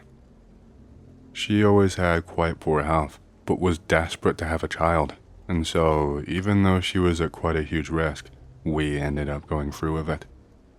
The kid was not planned at all, but once we knew, she could not bring herself to get rid of it, even if it meant putting her own life at risk. Some days I hate her for it and wish that she was still around. Other days I guess I just completely understand. This doesn't mean I would trade my son away or that I hate him or anything. I just miss her. Anyway, what I'm about to tell you happened just in the last few months actually, and is something that I still cannot quite get my head around. I figured that writing my story down and sharing it with people might help me find some kind of answers, or heck, might at the very least have me stop feeling so worried and anxious at all times. My son was a pretty quiet and reserved kid. He liked to stick to his hobbies, and once he got into the zone, there was no getting him out of it. He was pretty shy and not really good with new people, but once you got to know him, that's when he really came into his element. It's when he had some real confidence. I started noticing some changes in him over the last few months though. On their own, they weren't really a cause for concern, but it ended up escalating quite quickly. I remember that one night, it was around midnight, and I could hear my son sobbing, so I immediately opened up his door and asked him what was wrong. He had tears running down his face, and he was just shaking his head and telling me, "I can't tell you, he will hear." I was a little bit worried at this point, and so I sat down and asked him what he was talking about. I did my best to try and calm him down and let him know that he was not in any trouble and that no matter what happens, I would be here and nobody could ever hurt him while I was. He wiped his tears away, and I guess he felt comfortable enough to not have the covers wrapped tightly around himself and his face anymore, so he sat upright in the bed. He asked me to come closer because he wanted to whisper it to me. He started telling me about this kid that he met. He said that when he was playing with his action figures out in the mud in the woods not far from our house, this kid came up to him to talk to him. He paused for a second and asked me if he had a brother. I told him no and asked why he would even ask something like that. He told me that the kid looked really similar to him. He said it looked like they could be twins. I asked him what the hell he was talking about. I asked him how they looked similar, and he seemed to stumble over his words just a little bit and could not really articulate what he meant. He just settled for telling me that they had the same straw-like blonde hair and a similar round face. I just thought, oh, okay, so not identical then. I asked him to continue. He told me that the kid was pretty pushy and kept suggesting that they should be friends. He said that the kid came over and grabbed one of his action figures without even asking and started slamming it into the mud and just laughing. My son got really annoyed at this and snatched it back, and he said the other kid really scared him. Apparently, the other kid started shouting something about, "Didn't they teach you that you have to share?" And my son said that he had a very scary look on his face, a really, really angry face. My son then told the other kid that he did not want to play and that they should not be friends, and then he ran back home. I told my son that I was sorry that he was having a bad experience with another kid. I suggested that maybe the kid was just a little bit awkward like him and was desperate for a friend and just didn't really know how to act properly and was still learning. But my son just shook his head really rapidly back and forth. I asked him if that was all or if something else was wrong. He just very meekly nodded his head at me and pulled the covers back up to his face. He gestured for me to move my ear in close again, and he told me, word for word, the kid followed me home. I asked him what he meant, and he again just whispered to me. I saw him in my room. He crawled underneath my bed. I don't know why, but I felt this sudden pit of dread in my stomach open up, and I shot down to the floor and turned on my phone's flashlight in order to look under there. Obviously, there was no kid there. I felt really stupid for a second. I have no idea why my body reacted that way. I told my son that there was no one underneath the bed. I asked him if he made this kid up, and if it was some kind of imaginary friend deal, but he insisted that he was telling the truth. I was a little bit disappointed in him actually. I drilled it into him when he was younger that making promises about telling the truth was a big deal. I told him that he should think on what he said, and that if it's okay to tell lies. He started sobbing again after that, and I felt like a bit of a villain, but I felt like it was important for my son to have an understanding of honesty and trust. I gave him a chance to make it right and tell me that he was lying, and he doubled down. Things changed over the next few weeks and months. My son got weirder, for lack of a better term. He stopped being as shy as he was, or at least it seemed so. His personality seemed to flip-flop depending on the situation. There are definitely a few weird moments that kind of stand out in my memory upon reflection. Things that make me kick myself and wonder how the hell I didn't see it sooner. Did I really not know my son as well as I thought I did? I remember that on multiple occasions, I caught him having full-blown conversations with himself in his own room, talking about going into the woods by the pool, which is weird because there obviously is not a pool anywhere near the woods, nor is there a pond or a lake or anything anywhere near as dangerous as that. Otherwise, I would not let him go and play out there, I noticed that his voice would get really raspy, and he would change how he was talking each time, going from high-pitched and excitable to sounding like he smoked a pack a day and like his voice needed a rest. Whenever I knocked on his door and went in to ask him to be quiet, it was always like I caught him in the act. He would all of a sudden just start acting embarrassed, and he would suddenly cover himself up in his sheets or hide himself away on the floor. I tried to talk to him honestly, and I reassured him that having an imaginary friend was a totally normal and healthy thing for a kid to do, that he did not need to be ashamed, and that I understood, just as long as he did not take it too far like the other night. This really annoyed him. I'd seen him annoyed before, but usually only if he messed with whatever he was doing or did not let him focus. This was a real pain point in school and something bullies targeted him for. He was quite obviously an outwardly different kind of kid, and they could easily rile him up by making fun of his hobbies or things that he liked. They did it to get a rise out of him. He got really annoyed and started shouting at me that Mark was real. He told me that Mark would hear what I was saying and that I would hurt Mark's feelings, that he would get angry and that he would get in trouble. I was like, Mark and Max, huh? He threw a pen at me. This was really quite unlike him when he was at home. I asked him why he would get in trouble, and he threw another pen at me and told me that he was not talking to me anymore, that I was going to get him in trouble. He then told me that he needed to go to the woods to see him. I told him no, that he clearly could not behave and that he needed to reflect on being disrespectful to adults and how throwing things was not the proper way to react and express our feelings. I grounded him for the very next day. It was the weekend the next day, and usually he would be sleeping in until pretty late in the day, so I knocked on his door to wake him up. He was not in his bed at all. He wasn't even in his room either. I went downstairs, figuring he was maybe eating something and watching TV, but he was not in the house at all. I actually found him in the backyard, right at the very bottom, near where the fence was. I didn't say anything at first because I was just watching him, because it sounded like he was talking to someone. The only problem was, I could not see anyone there when I got closer.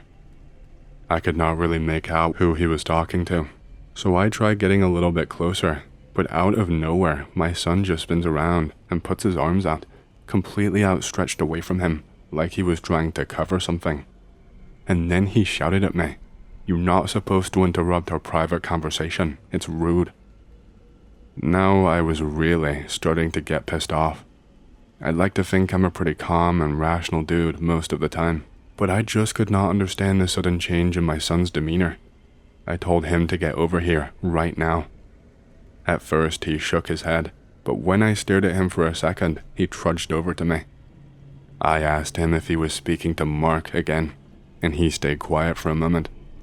I had to repeat myself before he said yes very quietly underneath his breath. I told him that Mark was not real and that this needed to stop right now, that he was starting to act differently and misbehave. I told him that it really wasn't like him and that it was not okay. I told him that he needed to stop, that he is not allowed to talk to him anymore. This made him furious. He told me how he needed to go into the woods to play with Mark today or he would not forgive him. I told him that it wasn't happening, and he spent all day throwing a hissy fit, refusing to eat his food, and just generally trying his best to ignore me. I knew kids would be like this, but I didn't think it would happen so soon. I did not think he would change so suddenly like this until puberty at the earliest. He was tucked up in bed, without me even telling him to bathe that night, which was also odd. He always tried to squeeze out as much time being awake as possible as he possibly could. He liked to maximize his time doing other things. But when I checked on him, he was wrapped up in his covers, and at the very least, he had his eyes closed. I woke up with a fright, and when I checked my phone, it was around 5 a.m. and the sun had not fully come up yet. It sounded like a window slamming shut, so I went to investigate.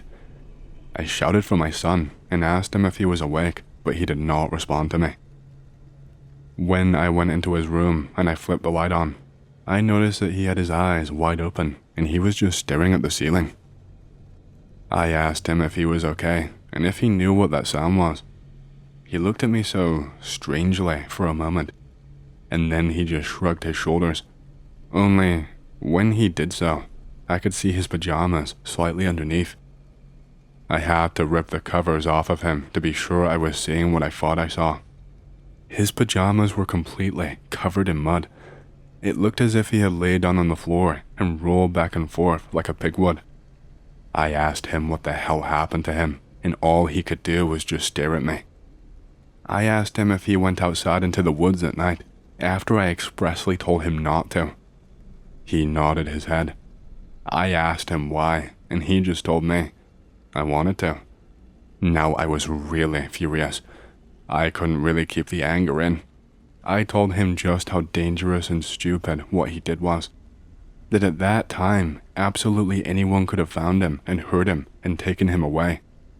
That I had no idea where he was, and if something did happen, then I would not have known to get help for him. That he could have ended up anywhere with anyone, and maybe could have never seen me ever again. I wouldn't usually raise my voice like I did, but it was clear that he wanted to push boundaries and did not understand how what he was doing was not safe. He just continued to stare at me. He kept on nodding every so often while I was going on this shouting spiel, like he was letting me know he was still listening. It was so calm and odd coming from a child. Normally, he would just cry. Raising my voice had always been a surefire way to make something stick into his head, and it would usually make him cry. And the sudden change in how I was speaking would make him really pay attention and make it stick in his brain. But he didn't cry. He didn't really seem to care at all. I told him that was it, that until further notice, he would not be allowed to do anything other than go to school and then come straight back home. That if he wanted to go outside, then we would do activities together under my supervision. Otherwise, I could not trust him to be responsible anymore. This grounding went on for a couple of weeks. He seemed really different again. He wasn't really all that interested in his hobbies anymore. He really did not want to hang out with me either. Usually, he would love to sit down and tell me about whatever he was into right now. He would sit there for ages and just tell me like all of the hidden details and all of the intricacies. And sometimes he would do little doodles and stuff on a whiteboard and stuff to help me understand his hobby before explaining what he was working on. This was one of his favorite things to do. He loved having a captive audience to just sit and listen, but he stopped doing this entirely, and I felt really guilty. After a few weeks, I thought it might be best for him to have some company his own age, so I arranged for his 2 cousins on his mother's side to come and stay for a night or 2. The first boy was the same age as him, I will call him Cousin 1, and the younger cousin was around 2 years younger, I will call him Cousin 2. My son did not see these cousins that often. They were very different and did not always get along while playing, but I figured that it would be better than nothing. It did not go how I planned at all. It only seemed to make my son act out more, and I was seriously grappling with the fact that I might have to take him to see a specialist. At first, it was just words and being a bit of a brat, but he started actually hurting people. Let me explain. I was just upstairs for a few minutes. I had messed up dinner because I was trying a new recipe and I ended up spilling some on my clothes and it kinda tasted like crap. I figured that they would be okay downstairs for just a few minutes. I was never ever a good cook. That was always my wife's superpower, and sometimes I like to try to learn every now and again, because even though it sounds weird, it was my way of still feeling close to her after all of that time. Out of nowhere, I suddenly heard Cousin 1 shouting my name, so I rushed downstairs quickly. I found Cousin number 2 sitting down on the floor, holding his stomach and retching. There was a bottle of dish soap right in front of him, and I was panicking, asking him what happened. In between bouts of burping and gagging, he was telling me that it was my son's fault. I was frantically getting Cousin 2 a glass of water and forcing him to down it, and after that, I was calling my mother because, well, I had no fucking clue what to do.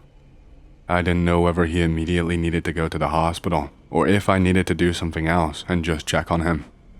I didn't want to cause myself unnecessary financial trouble if it wasn't needed. She told me to give him some water to dilute the soap and just check on his breathing and keep checking to see if he's okay. If he couldn't breathe well, I needed to rush him to emergency ASAP. I begged her not to tell his dad just yet and that I wanted to talk to him personally after sorting things out. Cousin 2 told me that he only had a tiny amount, toothpaste sized. I was asking him his side, and my son was freaking out while I was doing this, asking me how I could believe some random kid is what he said to me over his own son, how he didn't do it, and he continued on like this, having a tantrum. I hadn't even said anything bad to my son yet, or even told him that I did not believe him, so it just reeked of a guilty conscience. So I asked him to shut up so that I could figure things out. Cousin 2 said that my son tricked him. Apparently, he told Cousin 2 that it was applesauce, and when Cousin 2 told him that he was lying, my son apparently got mad and forced him to eat it. I could not believe what I was hearing. I asked Cousin Number 1 if this was true, and if he saw what happened, and he was just now sitting on the couch, looking rather shell-shocked, telling me that he did not see anything. Cousin Number 2, thankfully, ended up being okay. My son spun me a tale about Cousin Number 2 taking it from the cupboard and doing it himself, and that he actually came over to stop him and save him. I just didn't buy it. Why would Cousin 2 lie about something like that? I did not want to waste my breath screaming while his cousins were here and set a bad example, so I gave him a stern warning about being kind and told him that we would be having a proper chat later on. Fast forward to that night. All 3 kids are sharing the same room. I had blow-up beds for them to sleep on so that they could share a room and have fun. Cousin Number 1 actually asked if he could sleep in my room, and I told him that he couldn't. He looked really sad when I said this. Anyway, I heard my son talking to Cousin Number 1 pretty late at night, way past their bedtime. It really annoyed me because I had not had much sleep those last few days. So I got up, but instead of pulling open the door right away, I stood and I listened for just a little while. My son was going on about those damn woods again. He was basically harassing Cousin Number 1 about them, telling them that he wanted to take him there and show him the pool. Cousin Number 1 kept saying how he didn't want to and how the woods actually scare him. My son was getting progressively more pushy and annoyed, telling Cousin Number 1 that he had to, that all kids like playing in the woods. He started calling him a pussy and asked Cousin Number 1 if he was actually a man or just a little girl. Cousin Number 1 told him to shut up and told him that he was not going and that was final. My son told him that he would make him. I shut that down very quickly. I forced my son to get up and to bring one of the mattresses and to come and sleep in my room. I let Cousin Number 1 sleep on my son's bed instead. I told him to be quiet and not to argue with me. I told him that we would be having a talk about this in the morning. Fast forward to that morning. His cousins went home early and I had a talk with their father and apologized. He was pretty sympathetic about the whole deal and told me that he knew how hard it could be. He told me that he could not imagine how much harder it must be without my wife around. He told me not to beat myself up too much, and that kids can act out like this sometimes, especially when a loved one is not part of their life. Over the next few days, I felt like my son was mellowing out a little. He was back to being quite quiet, but he still was not doing much of anything. I remember hearing a meow coming from the living room window, and he actually rushed all the way down the stairs to the window. I have no idea how he even heard it from all the way up there. This cat was a stray and had been around here quite a few times before. It was this skinny little orange thing that would roll around and beg for attention, and my son loved it. It seemed like maybe he was getting better after all. I encouraged my son to go outside and pet the thing. I thought it would do him some good. He seemed really shocked at the words coming out of my mouth. He stared at me for a moment, and I said, "Go on, before I change my mind." And so there he went. The cat was pretty trusting, and seemed happy to see him. I went on about my day, and I got on with some laundry. The next part, I can still hardly believe it myself. I know that it might be a bit too much for some of you, and I understand, but I saw this happen. As much as I wanted to make up reasons in my head and deny what I saw, I could not deny this. I could not believe what I was fucking seeing. I actually had to run outside and rip my son away and try to drag him back into the house. I had to do this because he had killed that poor cat. He had his hands around the thing's throat and was squeezing. Not only that, I saw him putting one of its ears into his mouth, and he was full on biting. He bit so hard that I could see that there was a little bit of blood on his bottom lip. This is where everything went wrong. I was screaming at him, asking him how he could do that, and he was fighting against me and trying to break free of my grasp, and he just told me, "You said I could play with it." I was lost for words. This was not my son anymore. My son had turned into some kind of psychopath with no emotions. He managed to break free of my arms, and he started running away from me, towards the part of the fence that would lead to the woods. I screamed at him not to run away, but he was not stopping.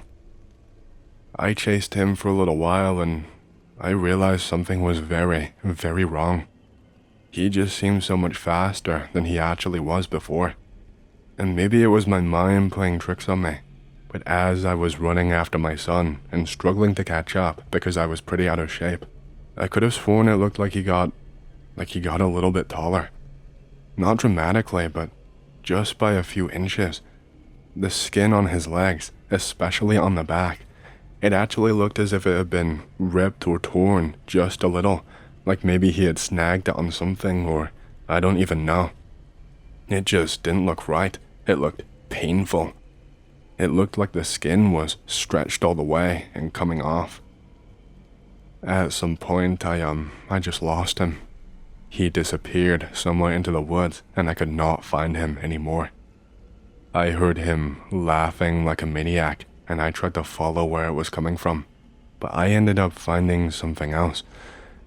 I don't know how to explain what I found without sounding absolutely crazy. I found my son, except he was wrapped up in something that I could not really explain. He was covered pretty well in leaves and foliage, and he was actually wrapped in something. It was something that was pretty soft and stringy, but when I tried to remove it with my Swiss Army knife, it felt as tough as rope. It was like wrapped around him multiple times, almost like cocooning him. It was covering his mouth, and I don't know how he could even breathe through that thing. It was like he was wound up tight. He was on the floor behind a tree in some thick cover. I only noticed him because I saw movement. I saw him wriggling around, and he started making these really muffled sounds, and he was coughing pretty violently too, but his eyes were still closed. He looked like he was soaking wet underneath the thing that was wrapped around him, and he had some kind of viscous fluid all over his body. It was all over his pajamas and was staining them, and it smelled really, really bad. It smelled like if you put a few eggs in a blender and poured it over someone's head. He eventually opened up his eyes, but his mouth seemed like it was stuck together, and he had to physically use his fingers to pry open his lips once I managed to get him free. I asked him what the hell was wrong with him and what happened. I asked if this was some kind of sick prank that he had come up with. Maybe he was with the wrong crowd at school and they made him do this. He was crying at this point, just sobbing uncontrollably, and he seemed really overwhelmed and was just begging me to take him home.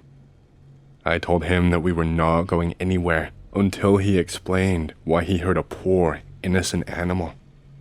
He kept crying at this point while telling me that it was not him who did that, and he begged me to take him home right now. I told him that I saw him do it, and he, all of a sudden, in between a fit of tears and really deep breaths, he managed to shout at me, "No, you saw Mark." It was just like the first night that he told me about him.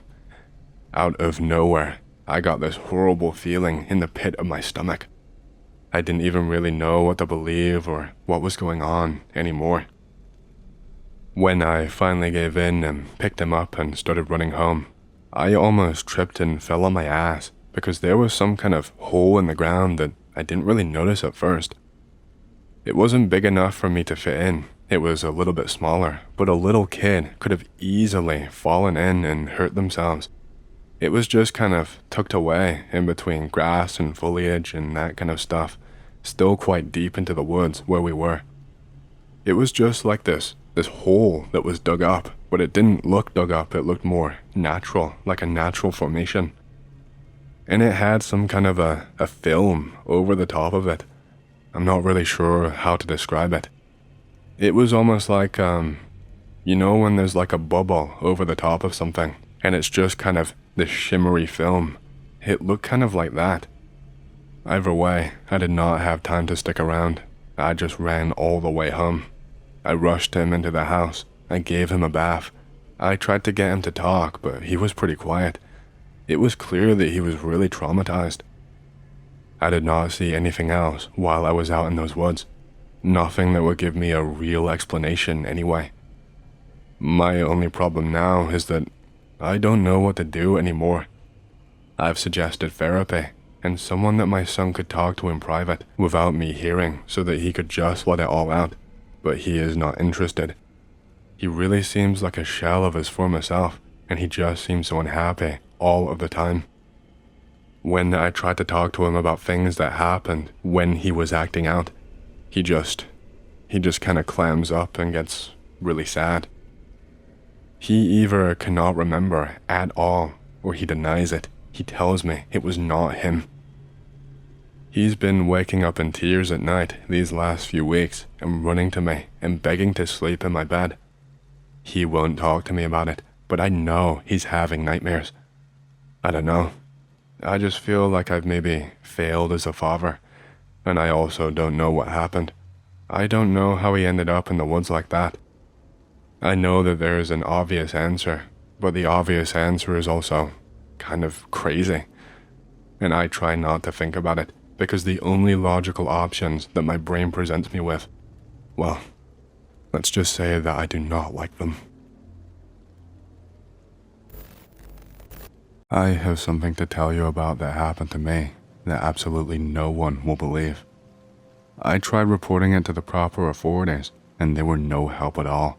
Despite the seriousness of what happened, they almost seemed to be sandbagging, and I know full well they knew a heck of a lot more than they were letting on.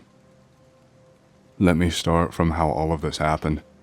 I live out in the Midwest, and my land.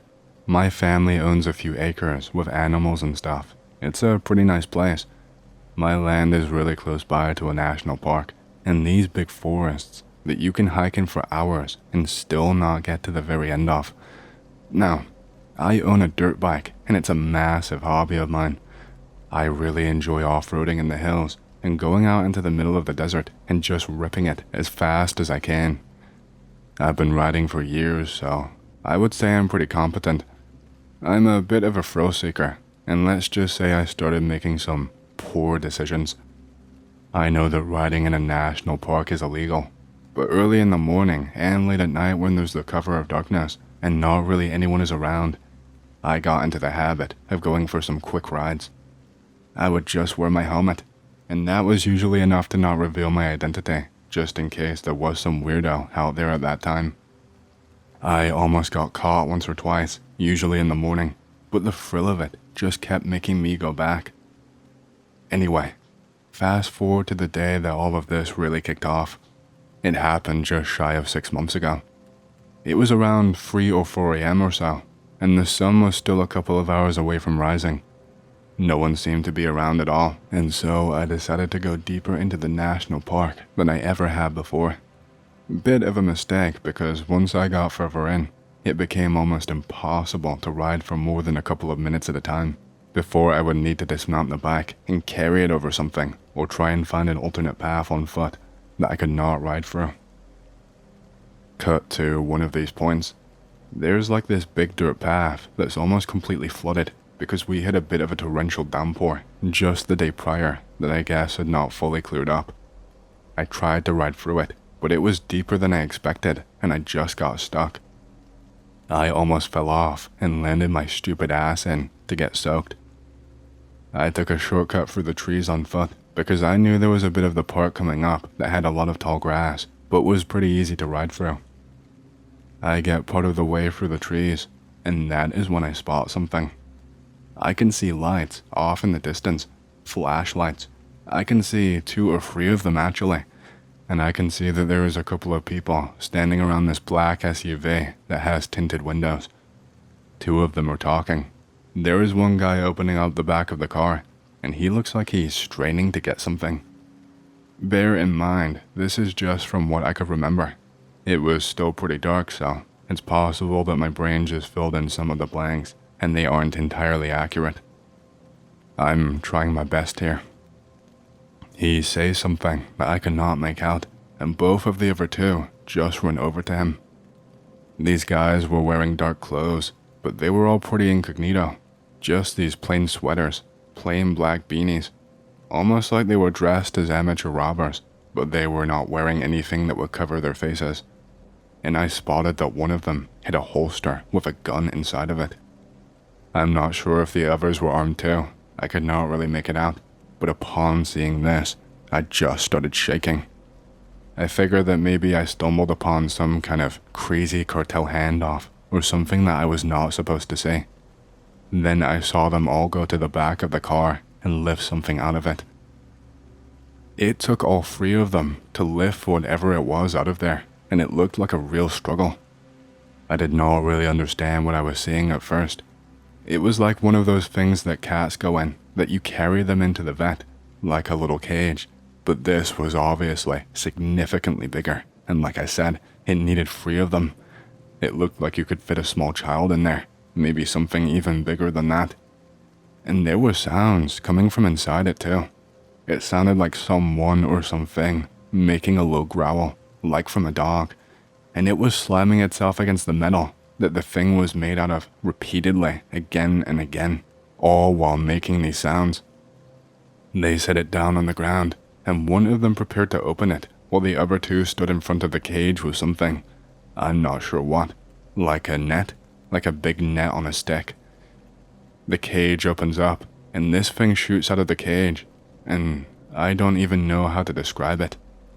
It was built like a human, but was probably only around 4 feet in height. It was standing like it was bent over, like a gorilla would, and this thing was exceptionally hairy. It had these teeth that you could just see peeking out of its mouth, and it had a snout that was quite pointed. It was some kind of an animal, but was standing up on 2 legs and was built almost like a human. It just had claws instead of fingers. The differences were so minor. I don't know what exactly they were doing. They trapped it with the net, and then one of them grabbed the thing and seemed to poke it with something. Not with a needle, but something similar. And then after that, they let it loose. They shooed the thing away, and it did not even attack them. I was completely baffled. They did this multiple times. I saw them bring out 3 different cages, all with similar looking things, and it was on the 3rd one that they released that I messed up. This one did not listen to them properly. It seemed to take a swipe at one of the men and put a hole in his jeans, and then it ran off in my direction. I could not help myself. Seeing this thing moving towards me at the pace that it was, I fucking squealed like a little girl and started up my bike. I did not stick around for long to see whatever happened, but I know for a fact that they all immediately looked in my direction. This thing flew past me as I was trying desperately to get my bike to a section where I could ride it. It didn't stop or take any interest in me at all. It just kept on going. I heard shouting. I heard the car start up, and I heard foliage and other things in the woods being knocked down. I never saw it follow me home. I made sure not to go home straight away. I just focused on getting far away from the place, as far away as possible, and I only went back home when I was sure that it was safe. I don't know how they even found me. Fast forward a couple of weeks. I had not forgotten about the incident, but it was definitely firmly in the back of my mind by now. I was well into the process of just trying to forget what I saw, trying to pretend that it never happened. So, when two men knocked at my door claiming to be FBI, my first thought was not, oh shit, it was the guys in the SUV. My first thought was actually, oh no, I'm going to jail for riding my dirt bike illegally, and I am going to get slapped with a $5,000 fine. I know in hindsight that does not make sense at all. Why would they come here for something like that? They only deal with bigger cases, right? The only people inside my house at that time was my girlfriend and my best friend. I did not have time to call my mom and ask what I should do, etc. I wasn't an idiot. I asked to see their badges and they looked legit. They told me that they needed to come inside to speak with me about something urgent. I asked if they could tell me what it was first, and one of them practically shoved me out of the way and just walked inside my house.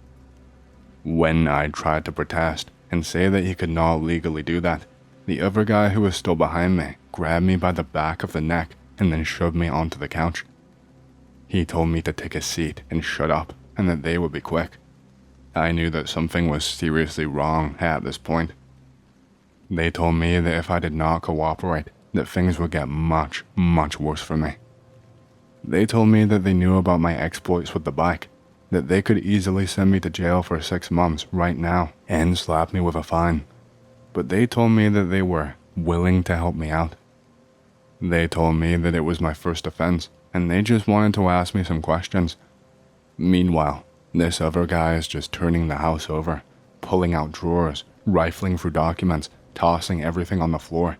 They actually took my fucking phone from my pocket and just ripped it out without even asking me. And when I tried to protest, I was told to shut up. My friend, who has significantly more balls than me, confronted the guy and told him that what he was doing was completely illegal, that they did not have the authority to do any of this. The guy told my friend to shut up, or that he would be copping a sentence for aiding and abetting. I told him to just sit down and shut up, and he just started arguing with me now too, saying that this was bullshit. He straight up said to me, I bet those badges are fake. I bet you're not even real FBI. And the guy behind him, he just went crazy. He pulls something out of his pocket and just wallops my friend on the back of the head. He falls instantly to the ground, and he beats him a few more times, and I do not see my friend get up. I don't even hear him make any noise. At this point, I am almost sobbing, and my girlfriend is clinging onto me and covering up her face. The guy standing in front of me throws a picture at me. It's one that they snapped of me and my bike as I was trying to flee. He asked me what I saw. I tried to give him a bullshit answer about how it was too dark, but he just snapped. The other guy who hit my friend, he ragged my girlfriend by the hair and put her on the floor in front of me. He told me if I lied again, then I would be in big trouble. So I told him the truth. They let go of my girlfriend. They actually stepped outside and spoke to each other at length. I was told not to move a muscle. I just had to hold my girlfriend as she sobbed her heart out. I heard some sounds outside, something metal clanging against something else metal. I heard slamming and heavy footsteps, and then I heard the sounds of a car driving off at a rapid pace. I waited 10, maybe even 15 minutes before even daring to look outside to see what the hell was going on. I was scared that something bad might happen if I did. But they were gone. I immediately called the police and an ambulance for my friend. I know that sounds stupid, but I mean, what else could I do? Surely there would be some accountability for this kind of shit, right? I know that's pretty naive of me, but if I couldn't get help this way, then I was screwed anyway. My friend thankfully ended up being okay. I think he had a nasty headache, and I think he even cracked a rib where he fell down on them pretty violently when he was hit from behind, but aside from that, nothing too serious. My girlfriend broke up with me shortly after. She told me that in that moment she felt powerless and that she could not deal with that type of thing ever again. That seeing me just sit there and do nothing like that made her lose faith in me. I understood that completely. I did freeze, but I mean, these men were armed, and they seemed as if they were FBI. I had never seen an FBI agent in real life. How was I supposed to know? I was freshly 18 when this happened. I had no real-world experiences. For all I knew, if I got involved or did anything or tried to tell them to go away, I would end up in jail, and my life would be over. Like I said, the police investigation seemed to be useless. They had taken my dirt bike. For what purpose, I have no idea. I was informed that an internal investigation had been conducted and that no FBI agents had ever been sent to my house, ever. There were no open cases involving myself or anything to do with the national park nearby. None of my property had been taken in as evidence, so they basically told me that my dirt bike being gone was nothing to do with them. I gave these guys every single shred of information that I could, even admitting to what I did, and they found no trace of these men. Every time I called to ask about progress, the person on the line sounded like they were sick of me, and I was always left on hold for long periods of time. Any officers that I spoke with in real life treated me with disdain. I just don't know where to go from here. I'm terrified that at any point, these guys could just show up again. And what were they doing in those woods? If they were actually the same people, I just don't know anymore. I need help. Okay, so here is my story. It's a little bit hard to explain, but I will try. So I actually live on a farm, and I have done for almost my entire life. It was owned by my parents before they sadly passed away, and I grew up helping with everything. Once they passed, I thought it was only right to continue on with the work, and if I'm honest, I really enjoyed it. I would bunk off school to help with cleaning out pens and feeding animals, because it was such a break from real life. Being in nature just like that felt so nice. What I'm about to tell you actually started probably maybe a month or so ago. One of the cows on my farm went missing. I'm talking almost no trace whatsoever, and that should not be possible. I never left a gate unlocked. There's no way for the cows to leap any of the fences that they're contained by, and there are no gaps in them, none of them are broken. I checked and I checked. My property is located miles and miles away from the closest neighbor, so I don't think it would be possible for some random people to stumble upon my farm and just kidnap one of my cows, especially not without making some kind of noise or leaving enough evidence behind for me to find. I didn't just lose one cow though. Over the course of the last month, 2 entire cows have gone missing, vanished off the face of the earth. And then I also had 1 pig that had gone astray. The first cow that went missing, I just had absolutely no clue about. I just went out there where they were located one morning, and I noticed that one of them was just entirely gone. I did find a couple of weird things on the land where they grazed though. The first thing that tipped me off that something was wrong was that all of the cows were in something of a fright. They were all huddled in the corner at the fence closest to where I can enter, and they were going crazy and making all kinds of sounds. If I tried to get close to them, they would just freak out and try and move away, but they always kept this kind of circle formation as they moved around, with some of the younger cows directly in the middle. When I tried to disperse them, they just refused. Any of my usual tactics to herd them did not work at all. I have a dog that is specifically trained to herd the animals on my farm. He's getting on in age now, but he's still a good dog. Usually at the mere sight of my dog, the cows will start moving, but they just refused and stayed completely still right in their formation. Even my dog was being apprehensive and started growling as he got close to them. One of the cows on the outer edge of the circle got really aggressive. It charged at my dog and ended up kicking him and seriously injured him. I had no idea what had gotten into them. They would absolutely refuse to go to the north of the field. I went to investigate the north of the field once I could, and I found something up there. There were holes in the ground. I'm not talking small ones either.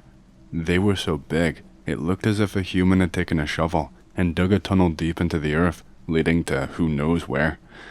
There were 2 of them. They were pitch black when I tried to look into them, and my flashlight did not even illuminate the bottom of them. That is how sheer of a drop it was. And then I think it curved too. I think I could see it slightly curve. I was confused to say the least, and there was a horrid stench coming up from the location of these tunnels too. It smelled rancid and like feces that had been trampled. I had to cover my nose and move away, just to stop myself from gagging. I called up my friend Bob and asked him to come out to the farm and help me. He was the only person I knew with any experience on a farm, and so I just wanted to get his opinion on everything. He did not have a clue. He said the holes were much too large to be any animal that he knew of. He said that they were too uniform and circular, whereas they would have been a lot more rough and less symmetrical if it was something like a groundhog or a gopher, and especially if someone took to it with a shovel. The hole was big enough to fit about 100 gophers in terms of width. Maybe that's an exaggeration, but you know. I asked him to stay over at my place for a while just to help me out, especially since I had to get help for my dog.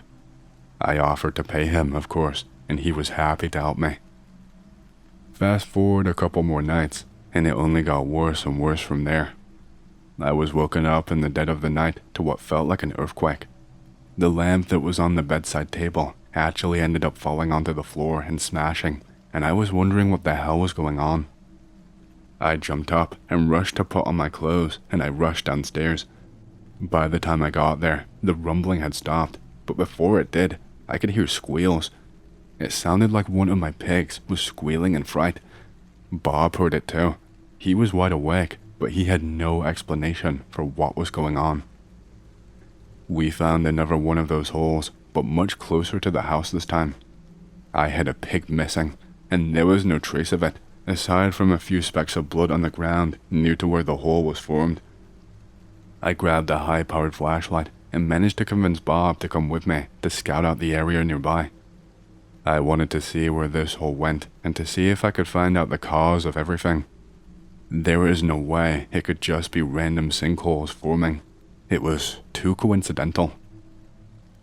Bob and I ended up around a mile away from the property. Bits of the land, you could see where it had been risen up, like something had partially moved against it and shoved the dirt upwards. It made it look as if the ground was breathing as we walked along the path. We found another hole around a mile away, and we found the pig there. I don't really know how to describe that horrifying sight. It wasn't even the whole entire pig. It looked as if something had taken a few bites out of the thing and then just spat it back out. Its head was strewn about on the floor with other chunks scattered around randomly. Just these big thick chunks that were just nondescript. You couldn't even tell where on the pig they had come from. The entire thing wasn't chewed. It was just cut in half, with chunks taken and spread about after that.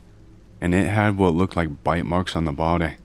Not like a full set of teeth, but as if it were just 2 big ones, one on the top and one on the bottom, that had some insane force that just ripped the poor thing open.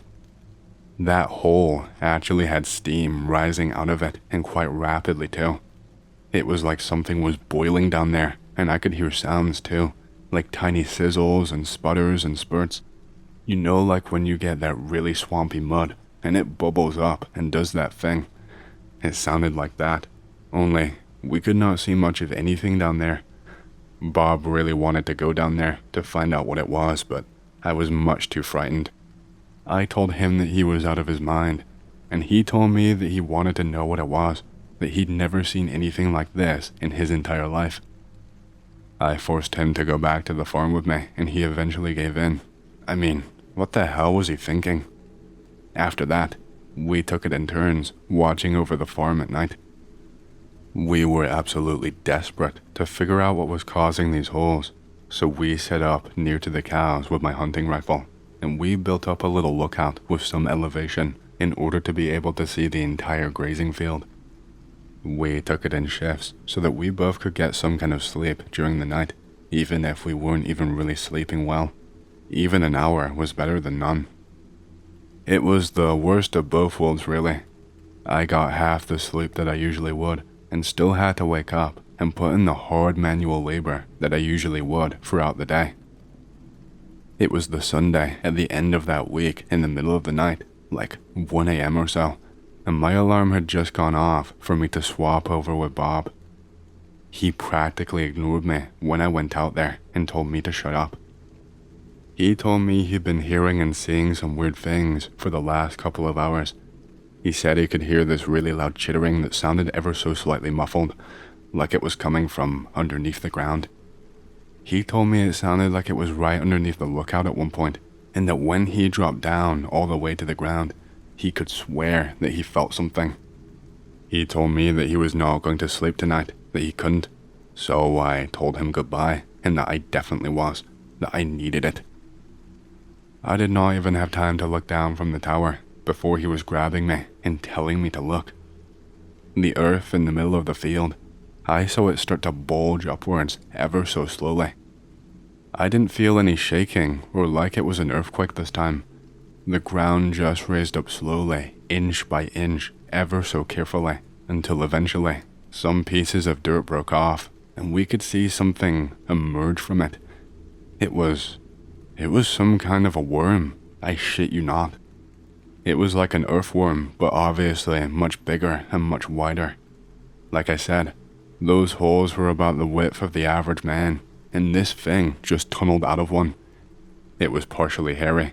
It did not have any eyes from what I could see, but it had these pincer-like things right at the top of it, what I assume was the top of the thing anyway. They were placed vertically, and it was 2 large pincers with lots of smaller ones spaced evenly in between them.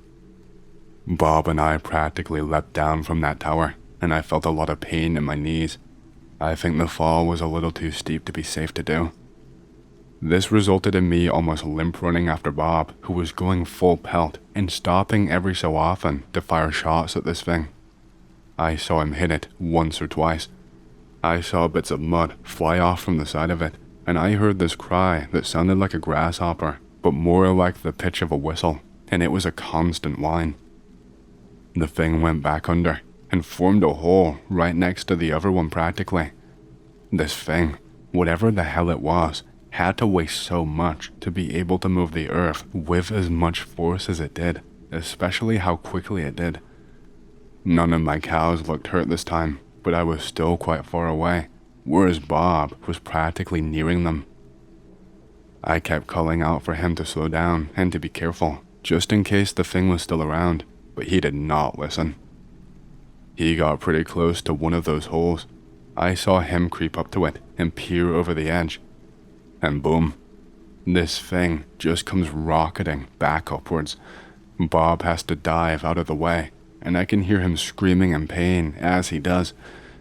Just like that, the thing was gone again. That was the last time that I saw it. Bob was just crawling along. My eyesight was not the best, so with how far away I was from Bob was just a crawling blur at this point. And as I got closer and closer to him, I could see bits of red and... oh god. I can see that Bob is crawling because half of his fucking foot had been ripped off. I ran to him and he is just screaming for help, telling me to get an ambulance, screaming for me to get him the hell out of there. His shoe had been ripped in half, but part of it was still there, almost glued to what was left of his foot, which was basically just a bloody stump now. I could see that the bottom half had just been ripped, and I could see all of the exposed flesh and bone, and it was just dripping. From bottom to top, the bottom half looked as if everything had just been peeled off. I knew that the ambulance would be miles away. I knew that his only chance was for me to apply as much first aid as I possibly could, otherwise he would bleed out on the spot or die from the trauma.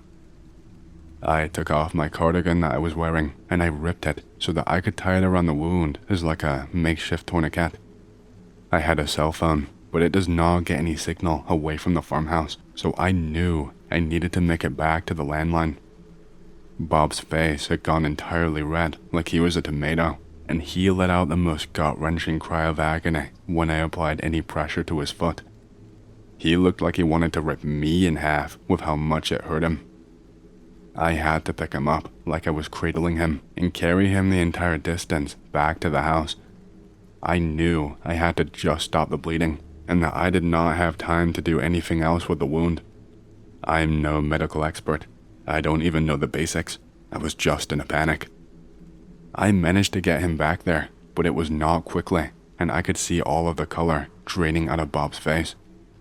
I managed to put him down onto the couch, but I had to keep snapping my fingers over and over again and shaking his entire body just to keep him conscious.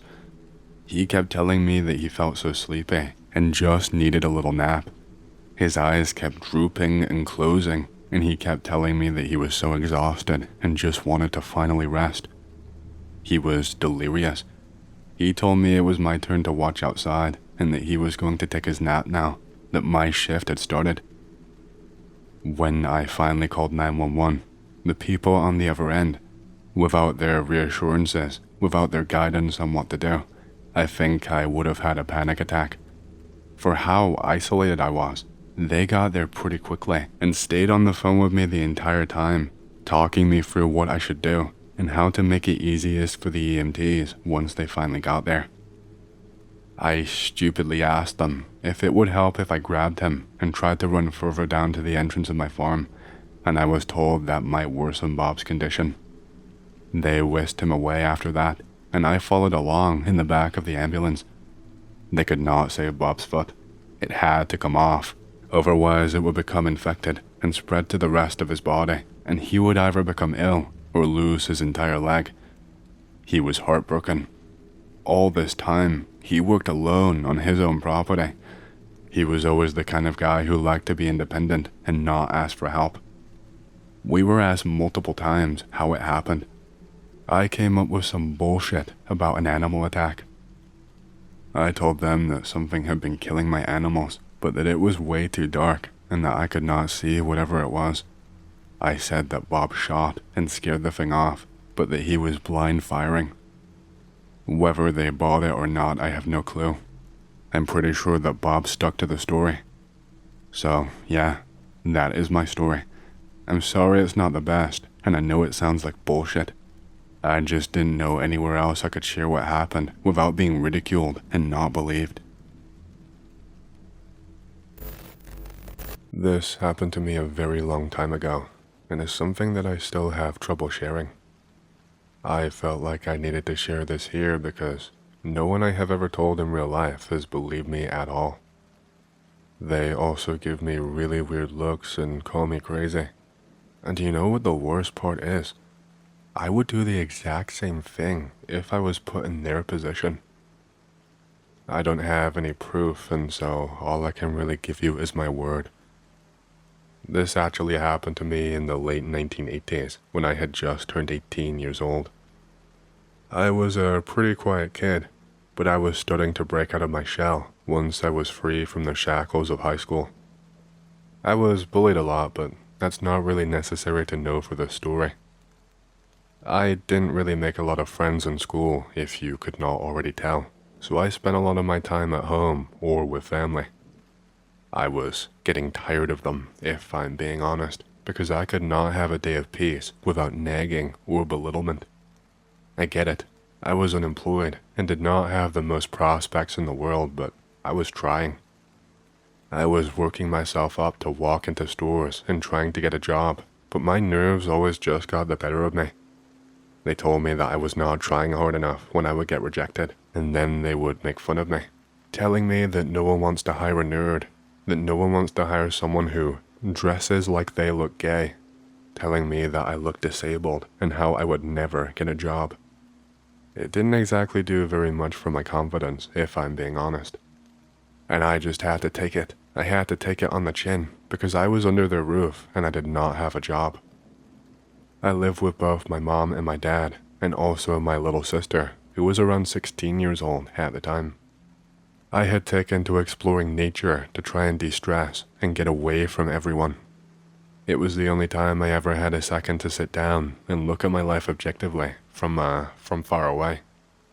I would walk and make plans or conjure up ideas for how I was going to act at my next job interview or what kind of skills I would work on next. I would legit walk deep into the dense woods with no one around for miles and just sketch and practice my artwork or just write whatever creative fiction idea I had on my mind. It brought me peace.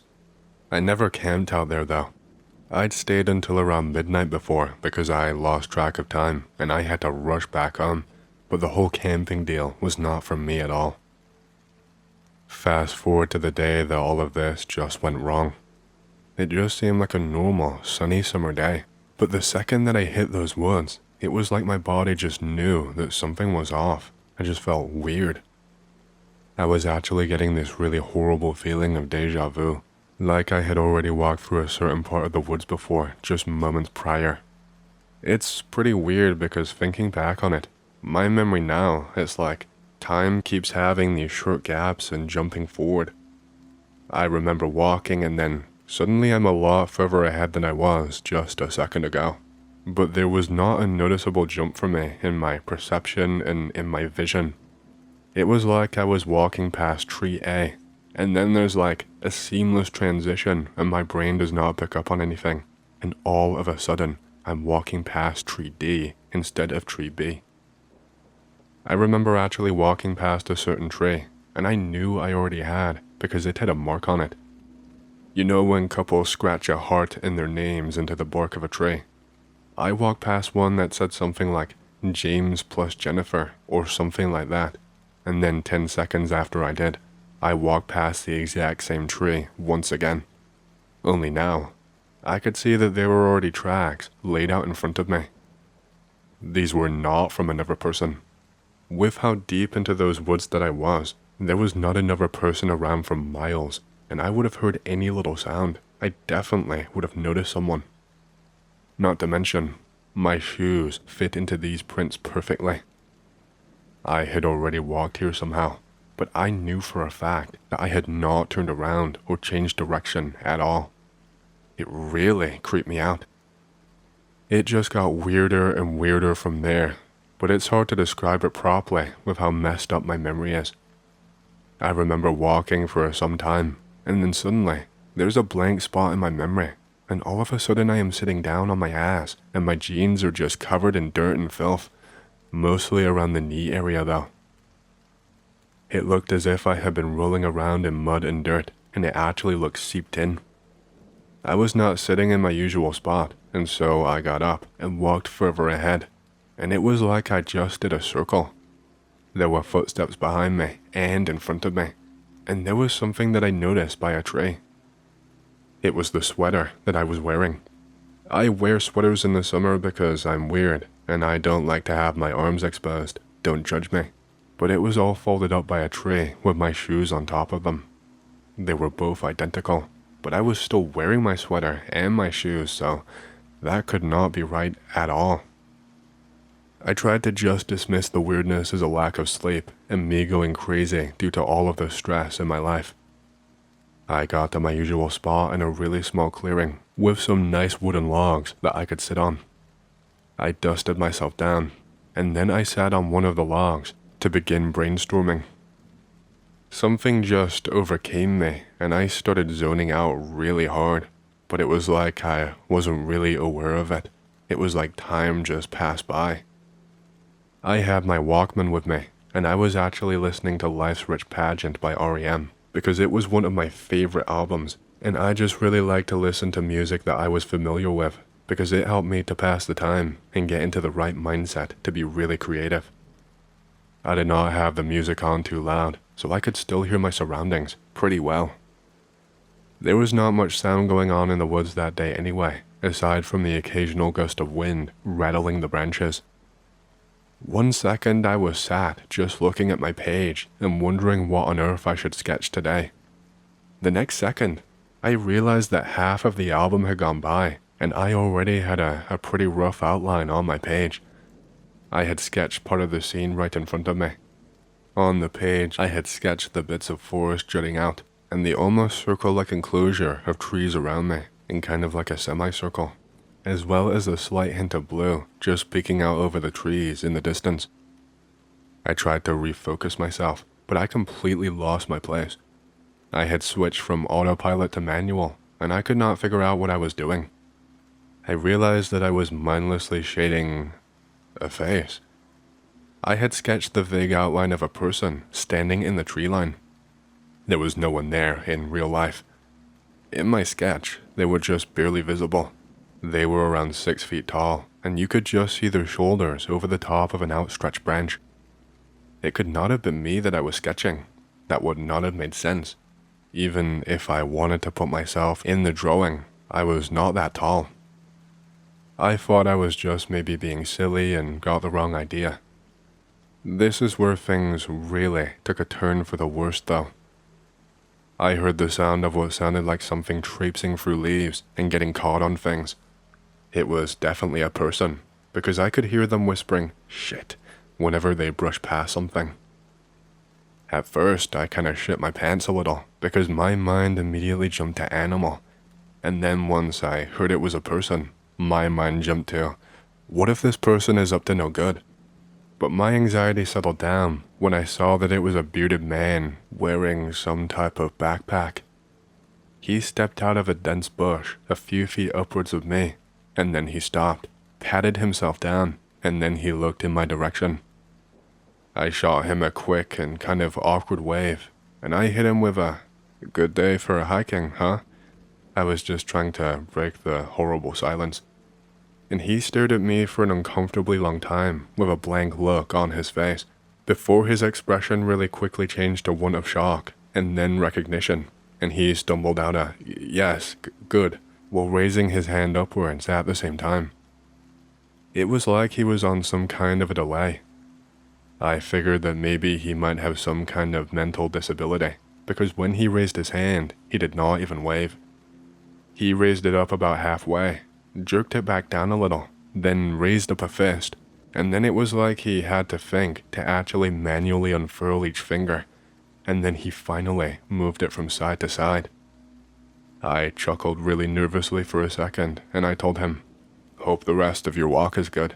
See ya." You know, to kinda politely move him on and let him know that I was not down for company or a chat. But he took this as an invitation to take a few steps towards me, which worried me. He was leaning down and out to the side, like he was trying to get a good look at me and what I was doing. He stuttered again, like he was struggling to form the words that he was saying, and he said, "You help me? A bit lost. I'm a bit lost. I need help." His speech seemed to get better the more that he talked. He seemed to become more coherent as time went on. He kept going on, asking me if I had a map or if I knew the area. He told me he was lost. I told him that I knew the area well, and I asked him where he was trying to go. He stared at me blankly, like he was trying to think of somewhere on the spot, and then he just said, "I'm going home." I gave him vague directions for the way out, back the way he came, and he started asking me if I would come with him and show him where to go. I told him no because I had things to do, and it was not a short walk. It was at this moment that I really took notice and started paying attention. Because, come to think of it, this man was not dressed to hike at all. For a start, he was wearing a set of sandals that looked like they had been pried out of a trash can. They looked like they would give you an infection. They were that old and moldy. The bag he was wearing on his back like a backpack. It had now fallen down and was slung down onto his shoulders. And it was not a hiking bag. It was more like a messenger bag, a brown one. Only, that looked kinda dirty too, and it had things hanging out of it. There was literally part of a roll of toilet paper that was unraveled down the side of the bag, just flapping in the wind. I asked him if he was a hiker, because that's what I initially assumed, and he paused before saying yes. I made a quick joke about how he wasn't really dressed for hiking, and he seemed to get really defensive, and he started telling me how he had hiked all over the country. His English was becoming more broken again. He told me I had to show him, and I again told him no. He stepped closer to me, and I told him to keep away from me and that I was leaving. I started picking up as many things as I could comfortably carry, and I got up to my feet, and I decided to walk a different way, a shortcut where I knew this guy would get lost for sure and not be able to follow me the whole way. He walked after me for a little while down it, shouting after me and calling out, "Hey, come back, I need help." And then at one point, his voice just sounds really different. It went from really soft and almost innocent sounding, as innocent as a grown man can sound anyway, to a lot more gruff and like really masculine. And he just called after me, "Don't make this any harder than it needs to be." I owned a firearm, but I did not like to use it. I only learned how to shoot and carried it with me because my father forced it on me. It was a Ruger GP100 and I had it concealed. I pulled it out and I warned him to stay away, otherwise I would be forced to hurt him. My state does not have a stand your ground law, so even though I had adrenaline flowing, I was worried about getting something wrong and being in big trouble. Like I said, I was barely an adult and I did not have much real-world experience at the time. I did not want to ruin my life before it even started because of some weirdo. He was not in sight at this moment. He had stopped following me, so I was continuing to walk backwards, but I had my gun out ready and prepared. I heard rapid, heavy footsteps coming from in front of me, and I was already aiming and ready for this guy.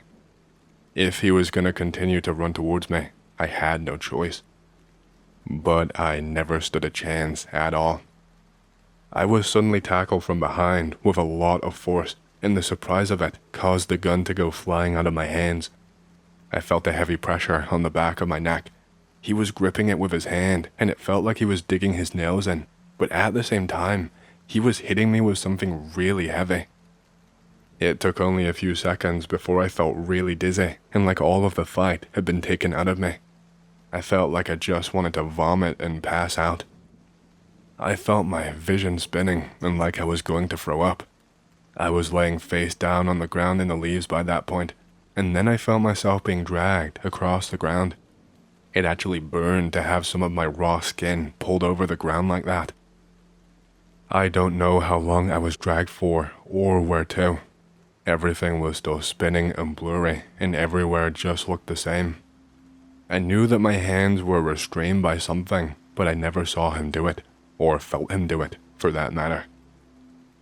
He eventually lifted me up slightly, and turned me around and sat me up by a large tree. He did not even flinch or strain one single bit. It seemed effortless for him to move me around. This next part is the absolute weirdest of all because he started touching me and then he started changing. I still cannot explain it all of these years later. He'd stopped acting so awkwardly by this point. I tried to slur out some sentences like, "Please stop," and "Let me go home," but it sounded like I was drunk when I said them. I noticed that I had big cuts all down my exposed arms, which I figured was from being dragged across the ground. But he was leaning over me and like, just looking me up and down, sometimes bending down and lifting up my shirt, or touching my leg. He spent a long time doing this, before eventually he just, I don't know. It was imperceptible at first, but my mind knew that something was really wrong. It was like his height had changed. He looked shorter, but it was so hard to see. I only really noticed when I saw parts of the skin on his exposed legs becoming a little bit more flappy and like it was hanging off, like the skin was too loose and there was too much of it now. And then I saw him physically grab these bits of skin that were too big and like, I'm not sure. He pulled them taut, and they almost seemed to change. His skin seemed to get tighter when he did this, and I could no longer notice the loose bits of skin. I remember that while he was doing all this, that he bent down, and he took his finger, and he physically placed it onto my eyeball. I tried to close my eye, but He ripped it open and pried it open with his hands, and he touched my pupil, and it was the worst burning feeling I had ever felt in my entire life. And while he was doing this, with my eye that was not on fire and being fondled, I could see his eye start to change.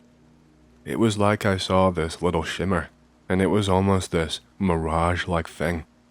And then I very slowly saw the hue of his eye change, from green to brown, just like mine. I saw the eyeball actually physically constrict itself to look smaller. I saw the veins pop and stress and I don't know, it was like vibrating. When it did this, it looked as if it was shaking or spasming, and it looked immensely painful. When these things would happen, the man would scream really horribly, like it hurt him. Just these raw, guttural screams that still sounded vaguely human. I noticed that there was sweat pouring off of his forehead and dripping down onto me. All the veins in his body looked like they were really stressed and at maximum capacity. He continued to do this again and again. He removed my shirt entirely, and even my pants eventually too. He would place his hand, and then I would watch his skin twitch and stretch or sometimes even constrict, and then he would let out these screams and he would look like he was in immense pain. It looked at times as if parts of the skin had been pulled too thin, and it looked like the skin was about to split. It sounds like I'm talking out of my ass, but after all of this was done, the man standing in front of me did not look like that hiker anymore. He looked like me. I don't know how much time passed by while all of this happened, but it felt like hours, and the sun was a lot further down in the sky by this point. He didn't look exactly like me. There were tiny little things that were just off. I couldn't describe them, but looking at him, they jumped out at you, even if you couldn't consciously say them out loud. He spent a little more time looking me up and down and touching me. It was like he was trying to make sure he got it exactly right. After that, I don't really remember all that much. I remember being dragged away again. I remember hearing the rustling leaves, and then I remember the muffled voice of someone that sounded like they were talking to themselves. When I finally woke up again, I was gasping for breath, and when I inhaled really sharply, I got a mouthful of leaves that I almost started choking on. Literally, I felt one enter my mouth and almost go down my throat. I still remember how rotten they tasted, and I just started coughing and sputtering, and I had to spit them out and bat all of the other leaves that were near my face all the way away. I was underneath a pile of them, both my head and my body. That wasn't even all though. The bottom half of my body had been buried in the shallowest pit of dirt I had ever seen.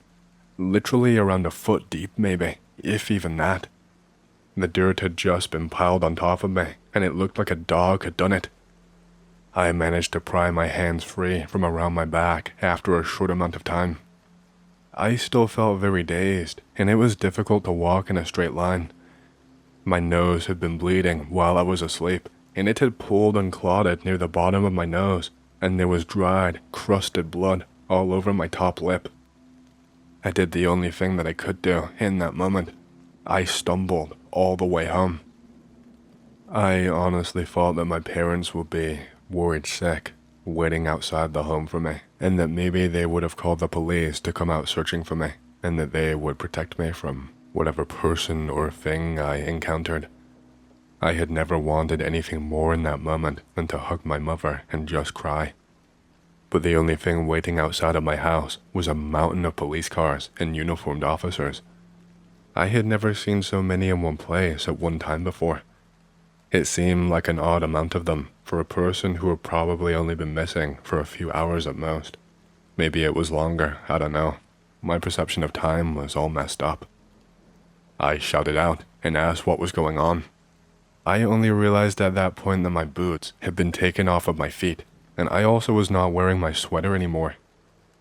In fact, seeing the police right there in front of me like that, I panicked and worried about having my gun on me. only to be reminded that I left it behind. So now I was double panicking.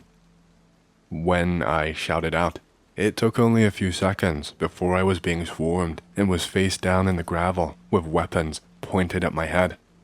I was screaming and sobbing, just asking what was happening, but they were not giving me any answer at all. I asked them if I could see my mom and dad because this was not right, and one of the officers spat onto the grass near my head and then just said, "You sick fuck." Before long, I heard footsteps coming down the gravel, and then I heard my little sister's voice.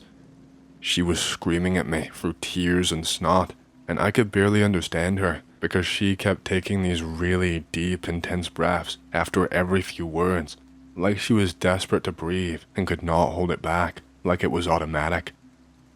She was calling me evil, telling me she hoped I would rot and die in prison. I could barely see out of the corner of my eye that another officer had to restrain her and pull her back towards the ambulance that was there because she was trying to get close to me. I did not learn much of anything until the first interview down at the police station and after speaking with my lawyer. I don't want to complicate things, so I will keep all of these parts brief, but just know that in real life, it was not as simple as I make it out to be here. I was being arrested under suspicion of murder of both of my parents. I felt like I was hit by a mountain of bricks when I heard those words said out loud to me. I broke down. I didn't know how to respond or to even keep going. I tried to protest my innocence, but let's just say that my lawyer was not really inclined to believe me. I wanted to represent myself, but I was advised against it very heavily. I told him my story word for word, and he told me that I needed to take things seriously. He told me that if I mentioned that again to a jury, then I would be put away immediately. He was advising me to plead guilty in order to get any small amount of leniency that I could, but I refused. Why would I plead guilty when I know I did not do anything? That case just completely ground to a halt at points, or at least, that's what it felt like. I have no idea why. Looking back with the evidence that they had, or that they thought they had, because like I said, it was not me. It felt like that case should have been over in a flash. I obviously was not given bail for such a serious crime. I want to skip over most of the court case. I had to sit in a court behind glass with a guard right next to me while listening to my sister recount something that I knew I did not do. She said that I came into the house smelling really bad and acting strangely. She said that both my mom and my dad were shouting at me about something, and so she came down the stairs partially, only just enough so that she could see what was going on, but she was still in the darkness of the stairs. Apparently, I stood there not really responding all that much, and then things got physical. My father said he was going to beat me and punish me for not taking things seriously, for being a bum and a leech. I apparently held my hands out away from me to keep my father back, and I kept yelling out, No, don't do this." And once my father continued and slapped me, I said, No, not supposed to happen. Leave me." My father apparently grabbed me by the neck, and my sister said that these next events happened so quickly that she barely even had time to process them. 1 second, my dad was standing with his hands around me. The next, my sister just hears this really loud bang that made her ears go fuzzy and made her hear a high-pitched ring. I had shot my father in the stomach with my Ruger. The Ruger that I took with me into the woods. It was registered in my name and traced back to me. They would obviously have had all the history of the purchase and could track it back for records. It would have had my fucking fingerprints on it. But I wasn't there. It wasn't me. I was still in those woods, and I know that I was. She said that my father had this horrible shocked look on his face, and she could see the color draining from it as he stumbled backwards. My mother started screaming and running to my father as he laid down on the floor, and when she did, I took another shot. It caught her in the neck as she was bending down, and she bled out very quickly. My sister had to grab her own mouth in order to stop herself from screaming, and she tried to hide herself further up the stairs in the darkness as quietly as she could. She said that she could hear me muttering underneath my breath. She said it sounded like I was saying, "Why? Why? He was family." And then a few minutes later, she heard a door slam shut. Only then was she able to run downstairs and use the landline phone to call the cops. I got emotional, and I had a bit of an outburst in court that did not help with my popularity. I started screaming how that wasn't me and how it wasn't possible, and I had to actually be physically dragged out of there. When it was my turn up on the stand, I completely ignored my lawyer's advice. I tried to tell the truth about how I was attacked in the woods and could not possibly have been there. Whenever I tried to bring up that person, that thing who pretended to be me, my lawyer would interrupt me and try to shut it down. He told me that he was doing me a favor. I got life in prison. My lawyer told me that I was lucky that there was no death penalty, or that I was not put away in the nut house for the rest of my life. I guess they figured I was just a kid trying to make up a stupid story in order to get away with things, or because I could not really comprehend or come to terms with what I did, rather than me being a mentally deranged person. I spent 30 years in that prison. I would write letters to my sister, begging for her to come and visit me, so that I could properly explain what happened, and so that I could let her know that it was not me. I went over the memory in my head again and again and again, so that I could write down my side as accurately as possible. She was all that I really had left. I didn't really have any other family, at least none that were close to me. I did not want her to hate me and abandon me. After the first two, the mail had begun being refused, and I was informed that I could not write to her anymore. I kept writing, but I kept the letters underneath my bed, thinking that maybe once I got out, or that when she came to visit me, I could give them to her in person. The only thing keeping me going at all was me imagining her reactions to my letters, imagining her believing me and forgiving me. I had a lot of horrible, traumatizing experiences in that place that I had to compartmentalize, but that is not what this story is about, so I do not want to bring them up. I could not get parole for a long time. They kept on denying me until around 2019 when I finally got out. I was quiet and as cooperative as possible in prison. I did not make a peep. I did not do so much as raise my voice. I figured it was the only way. I'm not exactly doing well. I can't get a job. I can't do much of anything. It took me forever to even figure out this posting online kind of thing. Technology is so different now. The world is so different now. I missed out on so much. It's like I stepped into an alternate reality when I finally stepped outside. I found out that my sister passed away from an acute heart failure back in 2010. It really broke my heart to find that out. It took a lot of digging to figure this out, because I basically had no family left, and those that were left wanted nothing to do with me. I just don't know what happened to me that day. I wish I never went into those stupid woods. I don't know what that thing was or what it even really wanted, but I can still remember the damn thing and the way it changed right in front of my eyes. I have thought about that experience every single day of my life, morning and night, while I was behind bars. Even now, I want nothing more than to just give my mom a hug and cry. I'm pretty used to not being believed by other people, so I do not blame you if you think I'm full of shit. I just hope that maybe even just one of you might understand.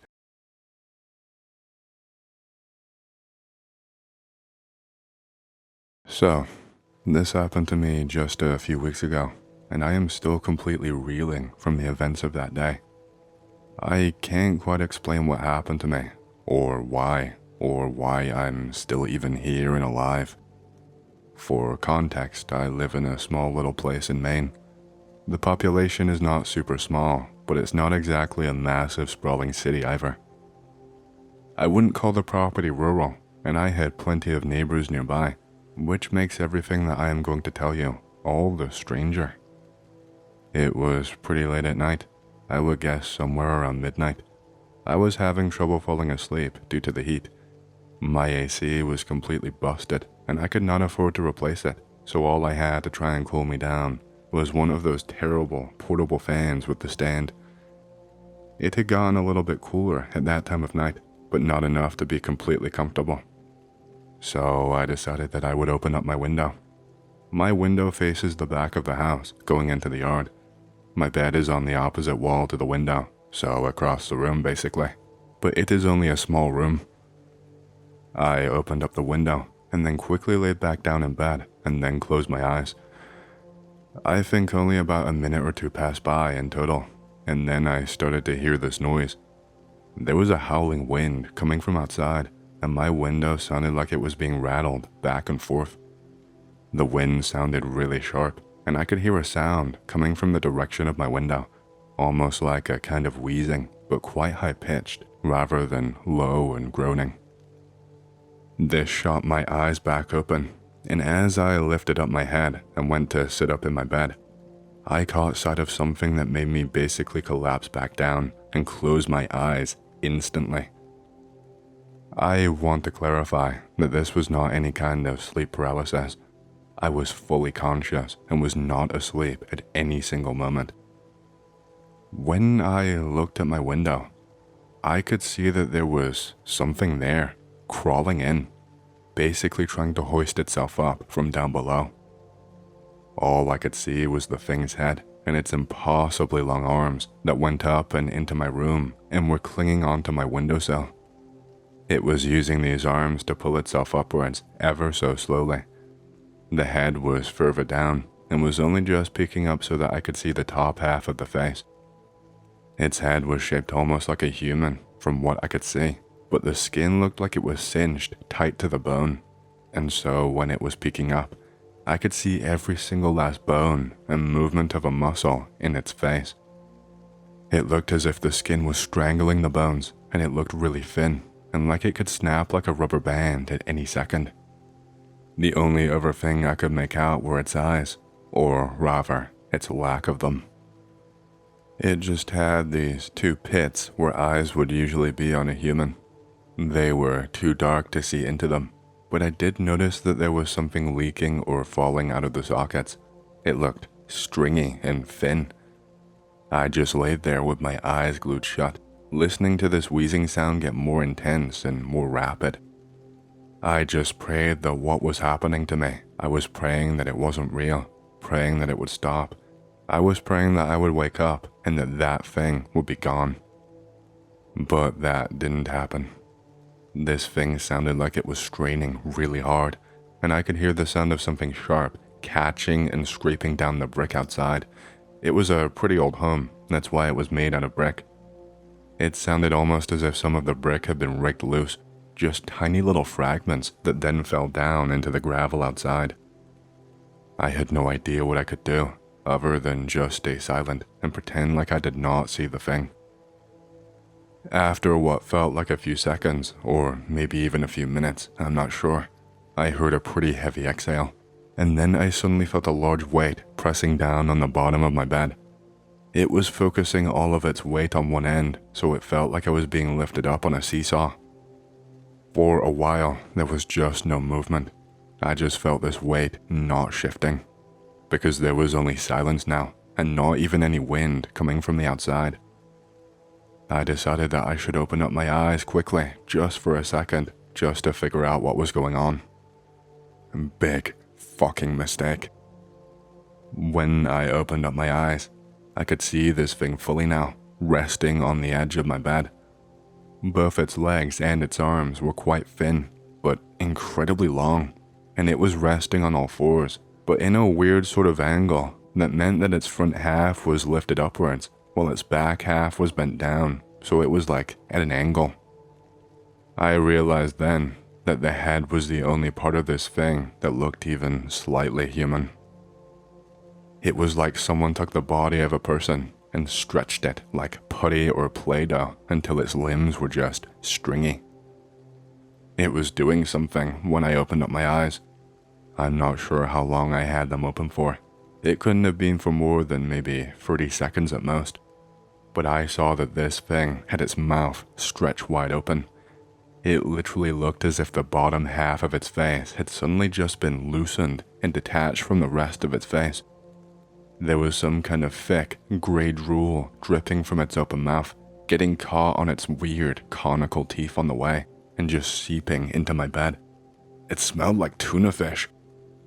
And there was something coming out of its mouth. This thing seemed to be gagging or choking on something. I could see something ever so slowly creeping out of the darkness of its mouth. It looked as if it was some kind of human hand.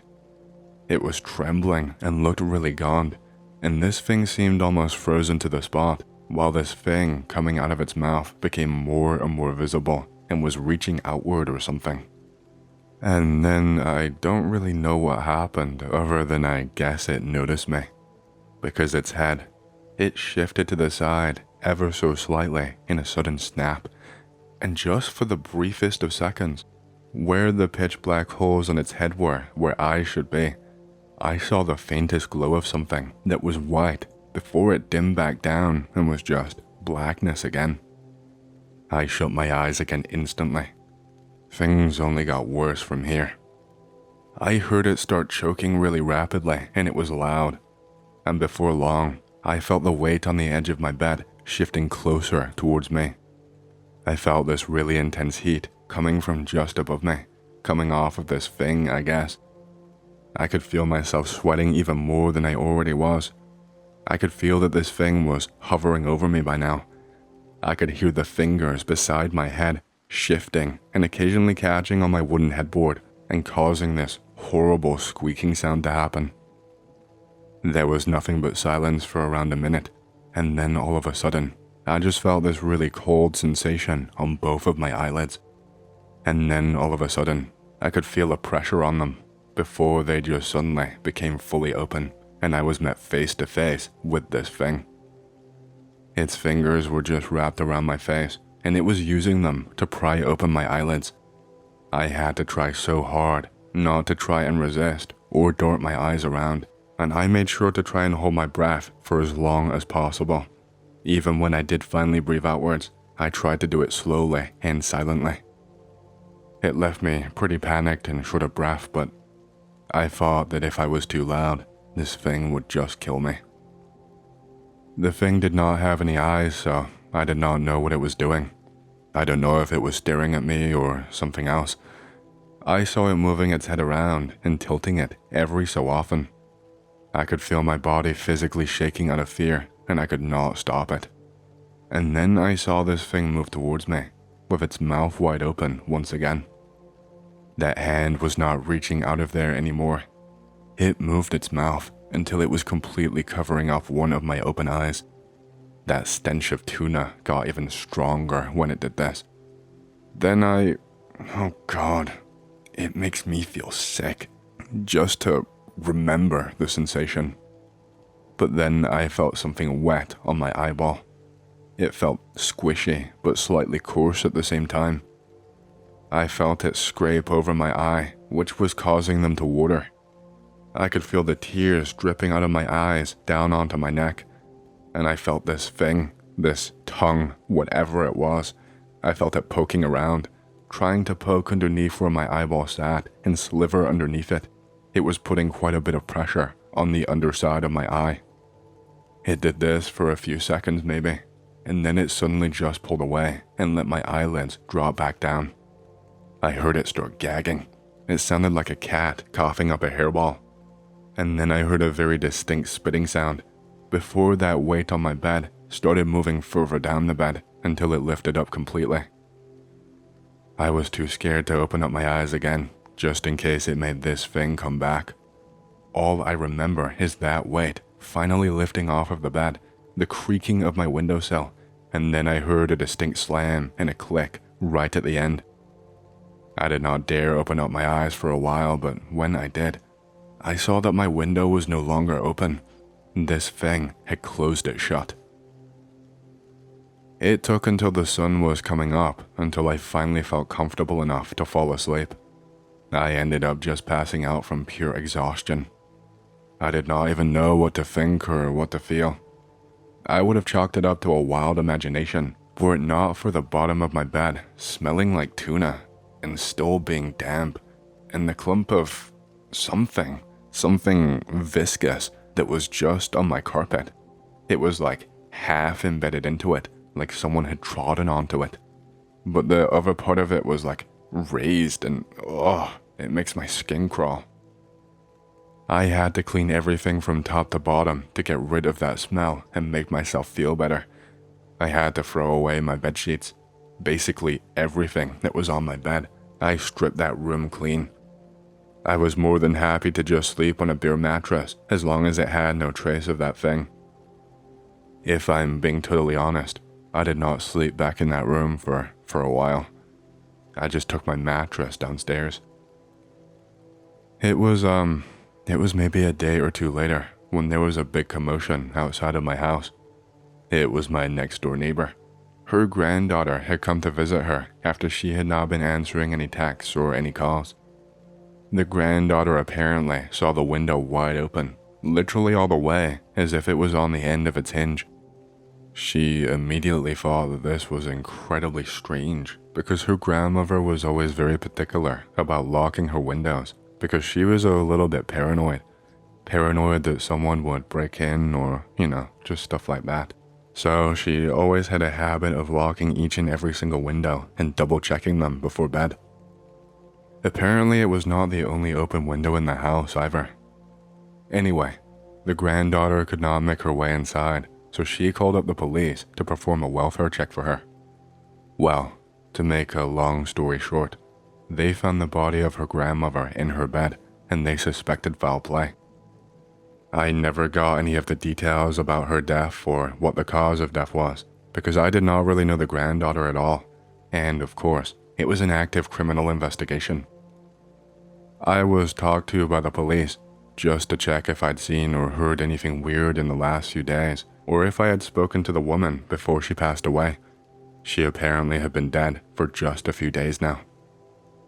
It just seemed a little bit too coincidental, not to mention. And coupled with the detail about the old lady's open window, it really freaked me out. I mean, maybe it has nothing to do with what happened to me. I don't know. I just thought I would include that detail and let you decide. I have no idea why that thing just left. I have no idea why I'm still alive and why it didn't do what it wanted with me. Or, I don't know, maybe it did. Maybe my scared brain just made all of this up, or maybe I'm just a little bit crazy. Who even knows anymore? I just wanted to get this out there. Okay, geez, I think my story is a little bit of a heavy one. I work for the United States Coast Guard, and I have done so for a pretty large portion of my life, and this is the only time I've ever had something happen to me that left me both baffled and also feeling guilty at the same time. We've come across some horrible wrecks before, and even been way too late to save people from drowning. I've spotted bodies bobbing up and down that have been taken out to sea, and the person clearly had tried to swim back but had gotten too tired. That kind of thing. Being swept out to sea, it's unfortunately a regular occurrence. None of them, and I mean none of them, can compare to the horror that I felt during this situation. You see, we were just out on a regular patrol. I actually had a new guy on board. He had been trained up pretty recently, and had only been with us properly for around a week or so, and I was showing him the ropes. Making sure he was comfortable with how to respond on the radio, and which areas to patrol, and etc. Just key things that you should know about the job. The kind of things where if you don't know them early, they could make you really traumatized and make you turn away. It's important that they know the key facts up front, so that they don't waste their time in a profession that they know they will not be able to handle. Because that's what the job is all about. You have to get comfortable with it and be confident enough to know what to do and what protocols to follow. Otherwise, you are just no use to anyone, and people will end up very seriously injured because of your negligence.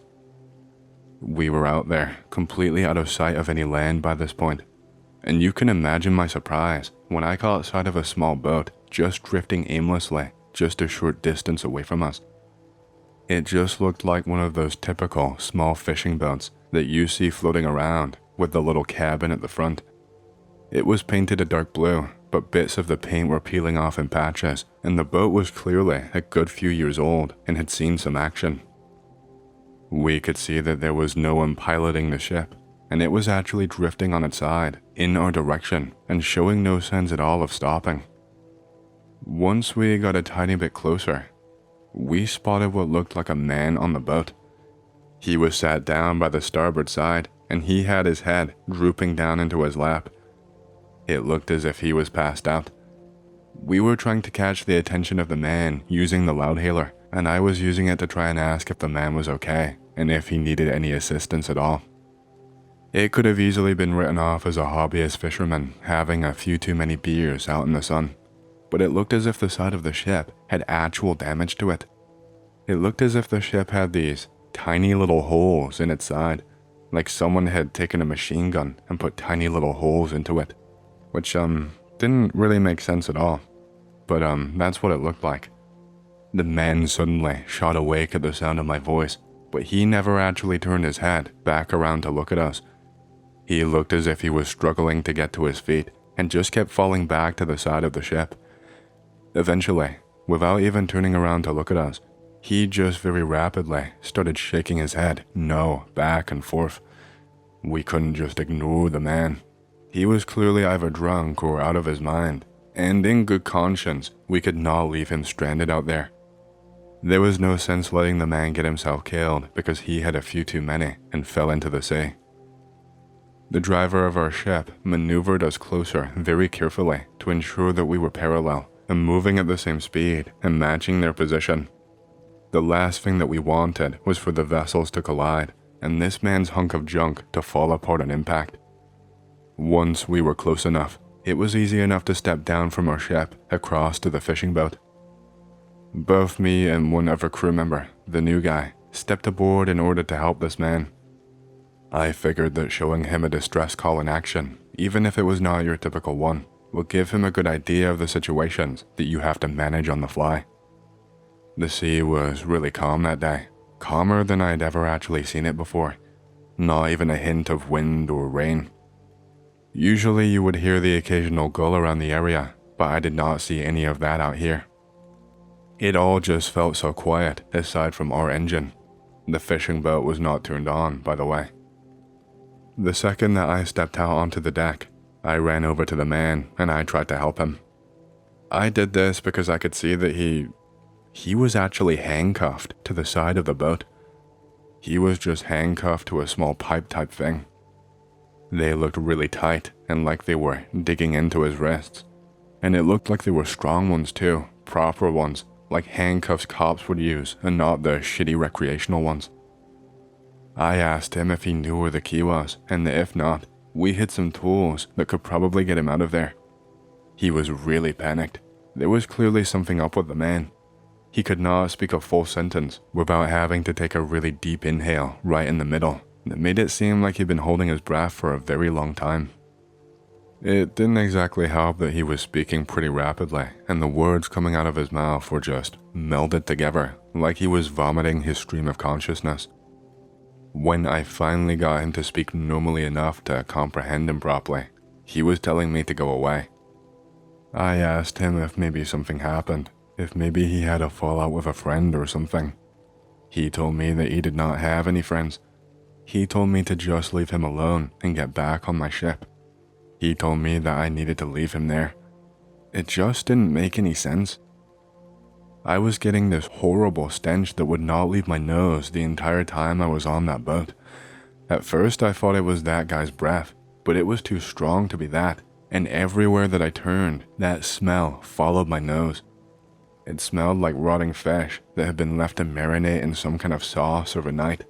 It had this sickly sweet undertone to it that I can't really describe. It was making me feel a little bit lightheaded. The new guy was just looking around, I guess, and he came over and tapped me on the back and handed something to me. Then he gestured for me to look around the boat. There definitely had been other people on this boat. There were clothes all over the boat, and they were definitely not all for this one man, because both the clothes and the boots were completely different sizes. It looked as if someone had stripped off naked and folded their clothes into a neat pile, and then placed their boots right on top. I'm talking underwear too. It did not make a lot of sense, and I asked the new guy to take a little look around the boat, but of course, there was no one else there. How the fuck could you hide on a little boat like that? It was stupid for me to even consider the possibility. But I don't know, I guess the weirdness was really starting to get to me, and I guess I was just looking for a straight answer right then and there. The new guy did find something else, but it's not important right now, so I will mention that a little bit later. I was asking the man who the clothes were for and what happened to them. By this point, he was making this really weird motion with his head, like he was tilting it to the side and then moving his head in that direction while it was still tilted, and it was so jarring. It seemed like he was actually drunk or something. But he never slurred his words, at least not in the way that a drunk person would, more like the way a panicked person would, and he did not have that horrible stench of alcohol on his breath or on his clothes. I grabbed him by the shoulders and stopped him from moving, and I asked him again where his friends went to. At this point, the man looked directly up at me with tears in his eyes that were starting to stream down his face, and when he did this, he just said to me, "They all left me." After that, his body started shaking, and he was grabbing himself across both shoulders and shaking back and forth, and he was begging me, literally begging me, not to take off his handcuffs. He would not give me an answer when I asked why. It was clear that the man had lost it, maybe a bad case of heat stroke, or maybe just a mental break. He did look a little bit red and a little bit burnt by the sun, but that still did not explain the folded up clothes. The new guy was absolutely desperate to tell me about something, but since I was a bit concerned, I got pretty serious with him and I shouted, "Do you think it can wait?" And then I asked him to go and grab something for me. I'll admit, I did feel pretty bad about it afterwards. It was just really stressful. When he eventually came back, I asked him to hold the man while I broke him out of the cuffs. I was doing my best to keep talking to the man and trying to reassure him the entire time, but he did not seem to take all that much notice. When I finally got the cuffs off, I got back up to my feet and took a couple of steps back. The man just kept sitting for a while, just staring off into space while he sobbed. He tried to get up, but at first he lost his balance, and even when he finally got up to his feet, he looked really unsteady. I'm telling you, it was like something out of a movie.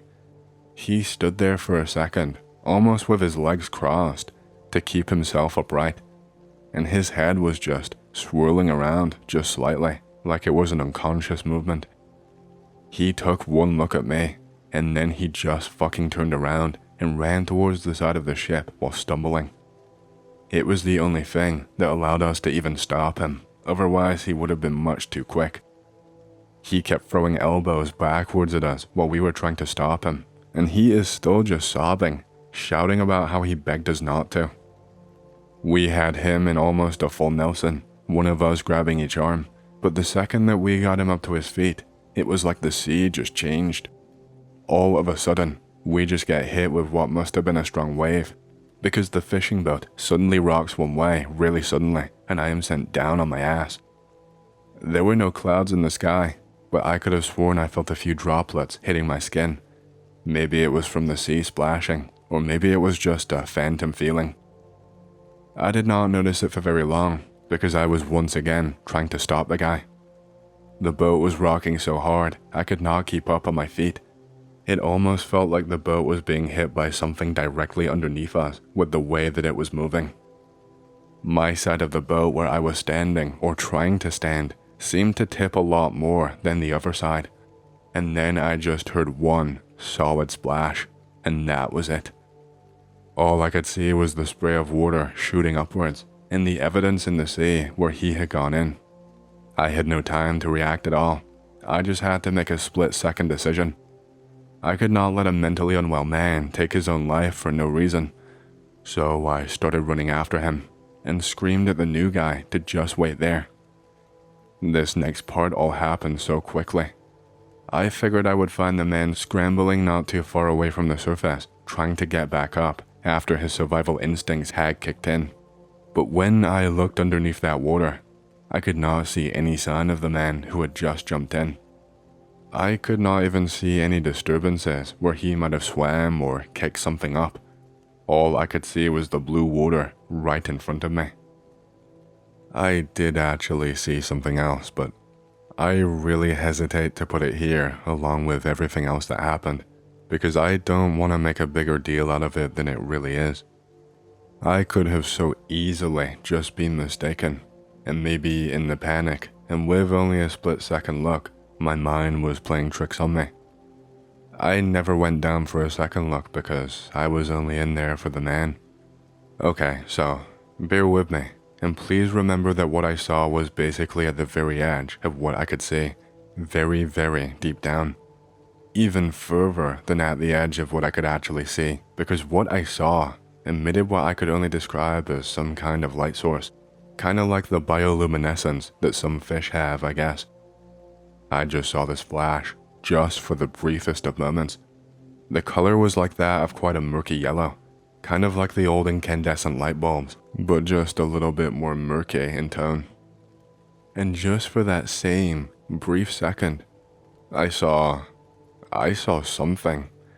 It looked like something long, just wriggling on the spot. I can't really give you any more than that. It could have just been a really long, weird fish that I had never seen before, or it could have just been a part of something else. I didn't see like eyes or a face or anything like that. It only really springs to my mind after the fact because of that weird flash of light that looked as if it was actually coming out of whatever that thing was. It looked as if the thing itself was actually emitting that light. I very quickly got myself back up over the side of the ship after this, and I told the new guy to hurry up. We of course had to report all of this in, get diving crews out there to help recover the body, and etc. But to my knowledge, they never actually recovered the body of anyone down there. They could not find even a trace of the guy, aside from the cap that he was wearing that he must have dragged down with him, that was just left to float and bob around. It was only after all of this that the new guy got to tell me what he wanted to tell me much earlier. He told me that he found something weird in one of those bait boxes that fishermen bring. He said it was a pretty large one, and more like a crate or a cooler. He told me that he found some type of weird fish meat inside of there. He said it was like this weird tentacle type thing that looked really dark. He said it looked as if someone had burned it, but he said that the smell of the thing made it seem like it was fresh. He said that he could not make out any more details, but that it did not look like an octopus or a squid. He said that he had to close the box before he just threw up everywhere. And yeah, that is unfortunately my entire story, and the extent of everything that I can tell you. I really wish that I could explain more, but I genuinely have no idea.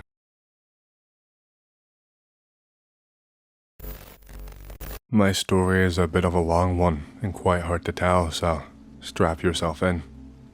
My grandmother passed away a few years ago, and when she did, I inherited her house. I agreed with my family that I would go over and live in it for a little while, and that I would do the odd repairs to the place and clear out some junk before selling it on and using the money for purchasing my own home. It was a really odd house that was out in the suburbs of Mississippi, so it wasn't exactly rural. But folk around there were quite private people, and if you were not from the area, they were not exactly the welcoming sort. Most people would just avoid you, and if you went over to say hi or introduce yourself, they would just point blank ignore you. They would be rude to most people, but for the people there, it's just the standard experience. I used to stay in this house a heck of a lot as a child when I would have sleepovers with Grammy. My grandfather passed away while I was a baby, so it was only ever her there. I was a kid with a ton of energy, so I would help her out with the garden. She would teach me to cook, and I would toil over the pots and pans while she gave me directions, because her hands were becoming more and more useless by the day. I visited every so often, now and then, even well into adulthood, and I would stay for a week at a time. She would give me a checklist of things that needed to be done, and I would just get to it. I enjoyed it. It made me feel like a man and like I was needed. I was not doing it for anything but my own sense of good and to make sure that she was well taken care of. When she passed away from a nasty fall down the stairs, it broke my heart. She was left lying there for days before anyone even found her.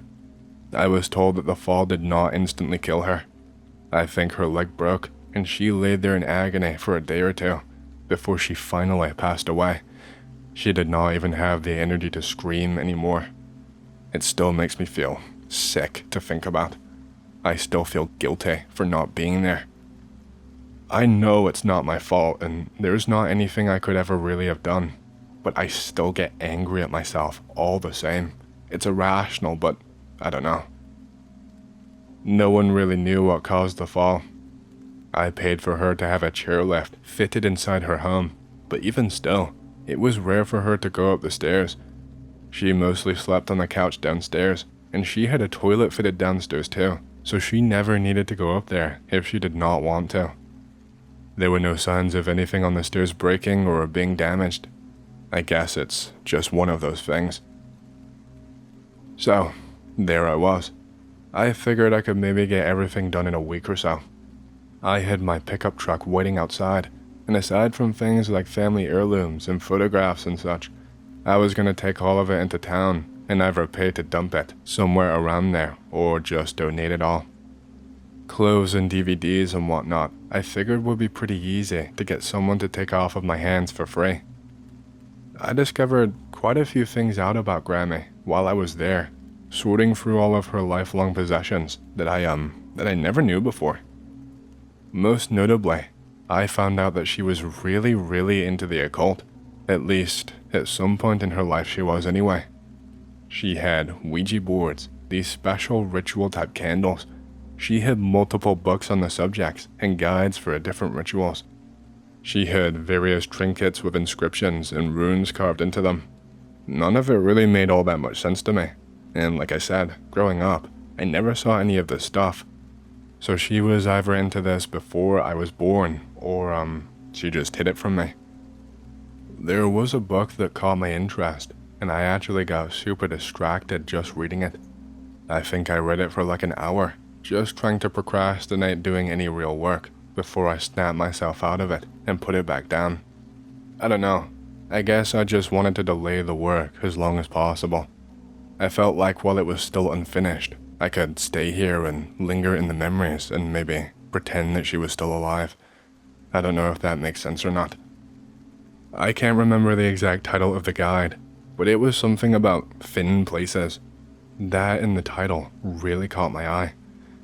There was a ton of stuff in there that I did not understand, but it talked about how the Earth has lots of doorways. The explanation was to think of the Earth as a house, and that down the street there were other houses. It said that in every house there are multiple exits. You have the front door, the back door, then you have exits only for emergencies, like big windows you can fit through, and depending on where you live, a fire escape. It went on to talk about Earth just being one plane of reality, and that there are places on Earth that are thin, where the gap between this reality and another one are incredibly small, and that with the right know-how, you could easily breach it and pass through unharmed. It said that only in these places on Earth can realities be passed through. Then it had a guide on how to do it, but it really just looked like a load of old mumbo-jumbo. It gave like a list of places, and then a guide on how to detect if where you live has a thin barrier, which sounded like absolute BS. And then it went on to give a ritual and what trinkets to use and yada yada yada. I put the book down, and by this point, I went to go and do something useful with my time. At first I was interested, and by now I was dismissing the entire thing. A few days passed by. I forgot all about the book and I was just looking at photographs my grandma had stored. I saw a lot of ones that she never ever showed me. I thought I had seen every single photo ever taken of my grandfather by now, but apparently not. Apparently there was still more she had never showed me. She had Polaroid photos that were a little scuffed up, and that made it hard to make out the background, but there were a lot of her and my grandfather. I remember one of them had candles in the background, which I think made the camera out of focus a little on their faces, and they were both wearing these necklaces with a red gemstone. There were a couple of these, but then another one with the lights on, all of the candles blown out, and then it was just my grandmother. This red stone that was on her neck, it had a crack inside of it. There was a brown smear in the center of the candles, and what looked like a little door on the wall. You know, one of those tiny crawl space ones that are at the bottom of a wall? One of those, but I could see that it was upstairs, inside the bedroom, which was, weird. I had never seen that little door before in all of the times I had stayed there. I was sleeping in that room right now, and I knew that the door was not there. I guess they must have removed it and filled in the space at some point, or just boarded over it, I guess. Fast forward another few days, and I am almost done with everything. I am absolutely exhausted at this point, and I go to take a nap up in my grandmother's room. The wallpaper in that room was peeling off, and so I had to peel the rest off myself, and then paint the walls so that the place did not look a mess. I found some weird symbols that had been drawn in black marker right underneath it. It wasn't anything I understood, and it looked really old too. It was all really weathered and barely visible at this point. I dozed off almost instantly, and I had a really intense dream. Once I woke up again, it was already dark outside, and I was like, shit, I wasted the rest of my day. I decided that there was not much else I could do, so I went to go and get a glass of water from downstairs and then just relax. But I noticed something before I even got out of the room. Underneath the wall where I had ripped up the wallpaper from, there was something there now. Not just the symbol, but right near the floor. It was a square shape, barely big enough to fit a human maybe. There was this little door nestled into the wall. I was freaking the hell out because I knew this was not there before. I had forgotten all about it by this point, but looking back, it was almost the exact same as in the Polaroid that my grandmother took. The door was made out of wood and was falling to bits. Pieces of paint were just flaking off. But I had this feeling inside my gut, this feeling that I had to open up this door and see what was inside. It was like the door was calling to me. I don't know how to describe it, but I was actually hearing a faint sound. You know, like how when wind becomes violent and whistles against glass windows? It was like that, only a lot softer, and it seemed to be accompanied by the sound of unintelligible whispers. It was in both of my ears and would not stop. It was like right in my ears, right next to me. I was basically fighting against my own mind. I kept getting thoughts inside my own head that were not even mine, trying to barter with me and convince me to go and check out the door. Saying things like, we have to check it out. It wouldn't hurt. It's okay. We could close it right after. We don't have to go any further. Just open it up and see what's inside. Once we see what's inside, that's it. It's all over. And I would be there, trying to get rid of these thoughts, to try and shake them out of my head, but it's like I could not fight them and bat them away. Before I even knew it, my body was just moving on autopilot, and I was basically a passenger inside my own body. And then once the door was opened, and I could feel this cold flow of air coming from it and making my entire body shiver, the thoughts inside my head started talking once again. They were saying, we can stop here.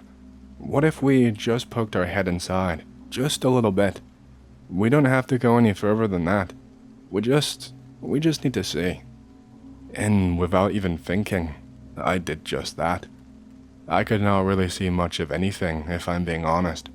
My eyes were watering from the cold breeze, and my entire body just felt cold. But not just from the temperature either.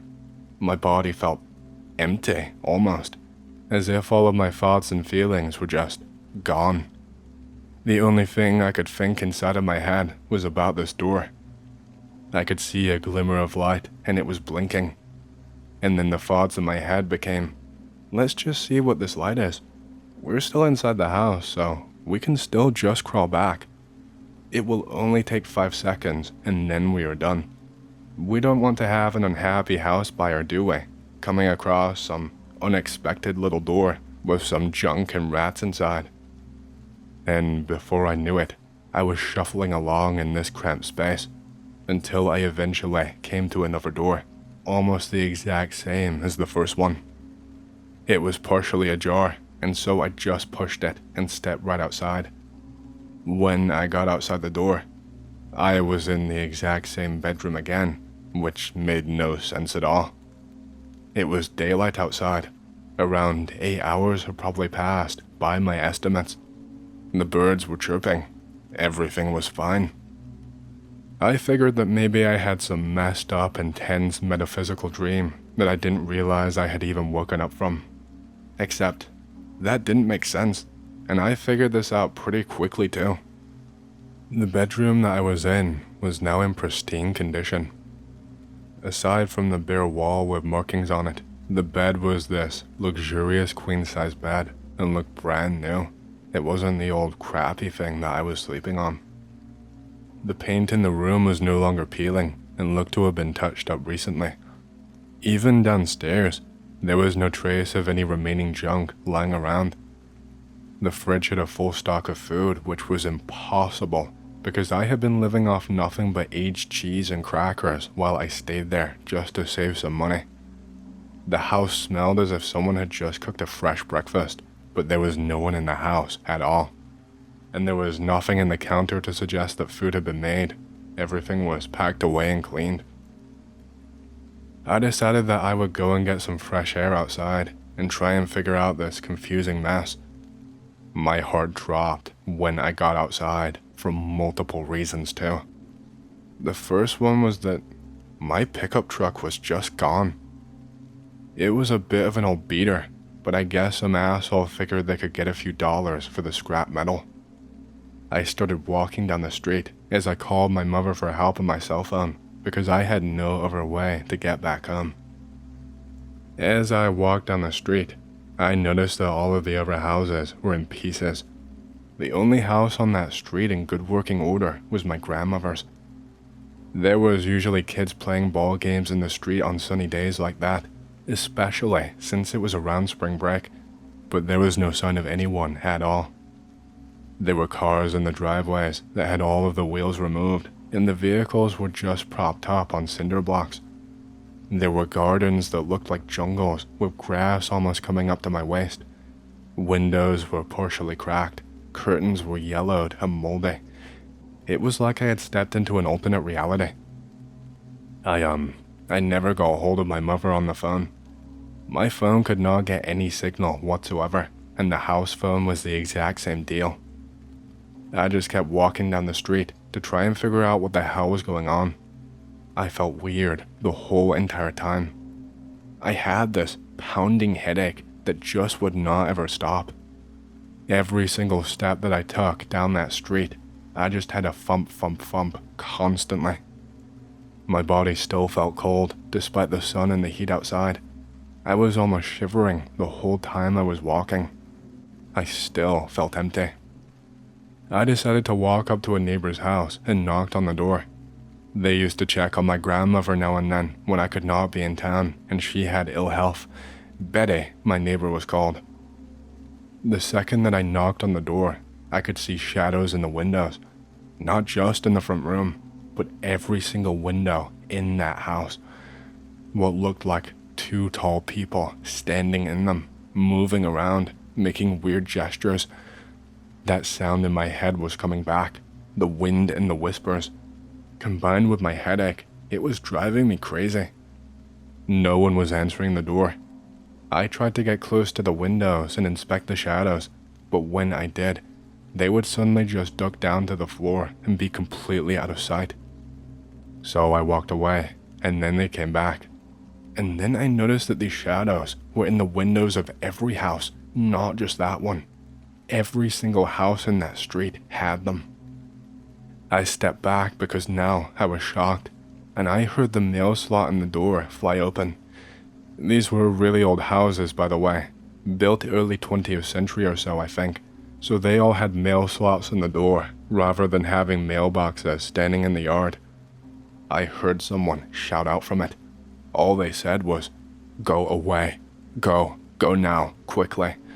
So I just started running.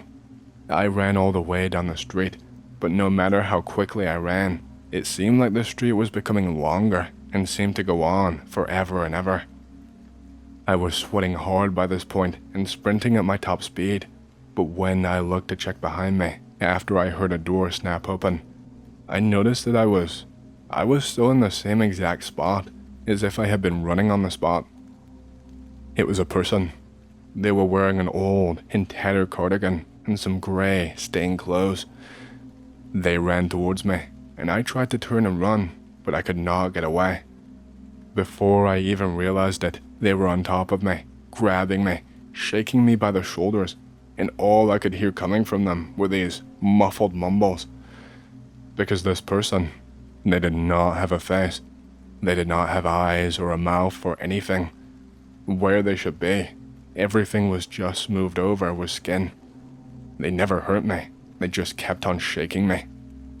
By this point, I wasn't really paying attention to anything except the person on top of me, so I don't know how it happened or even how quickly, but I noticed that the sky had started to become much darker.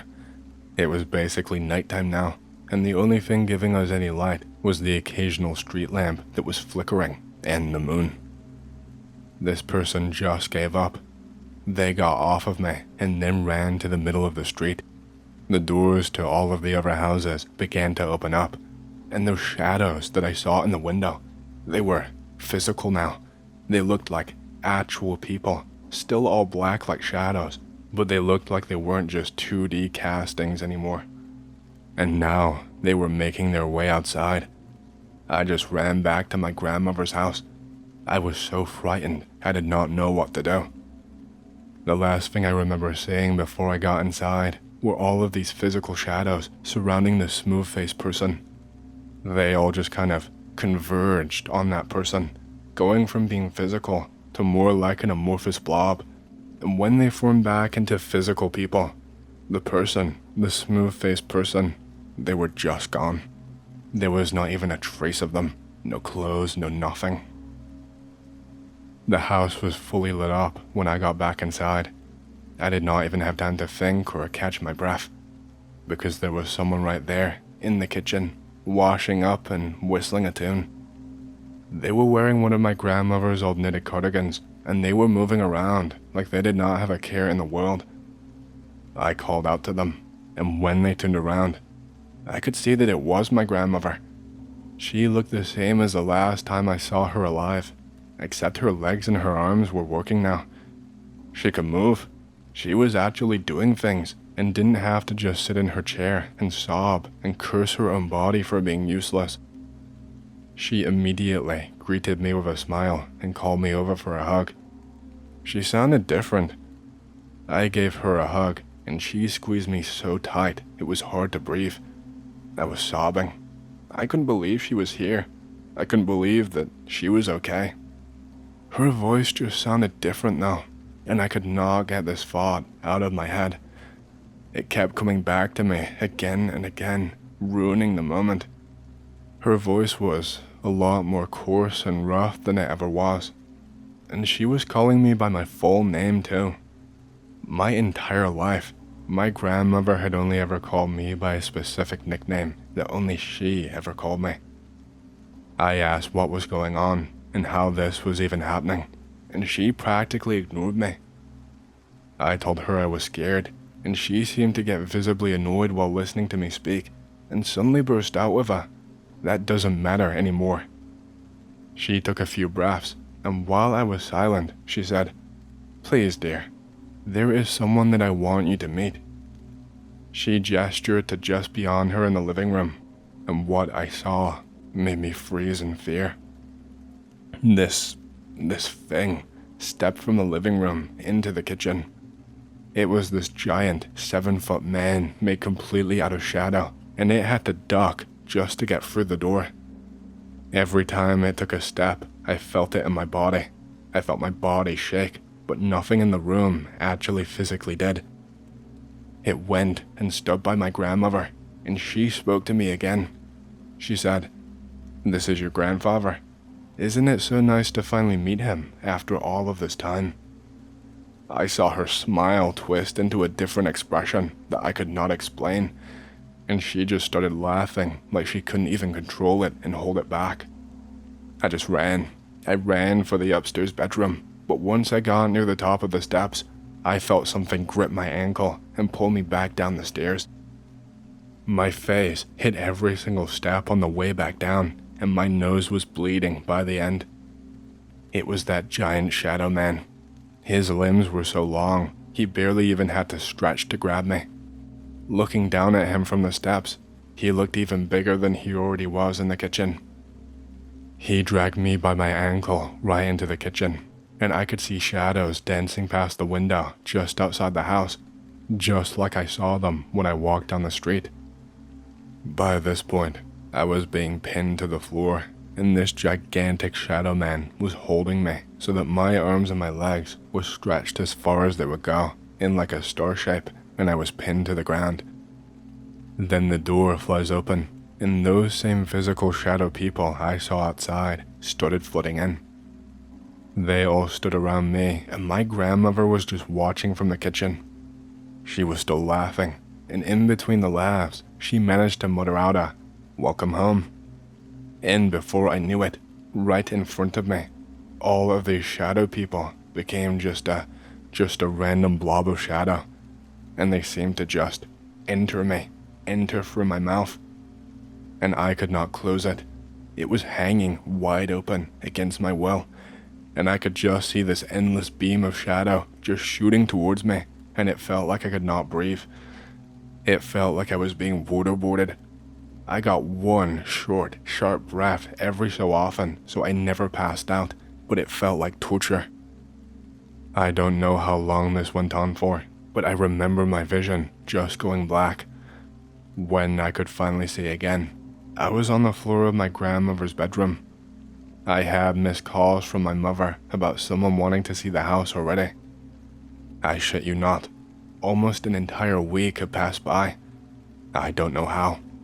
I had no recollection of any of those days. For me, it only seemed like hours at most. That door in the wall, it was not even there the next time I checked.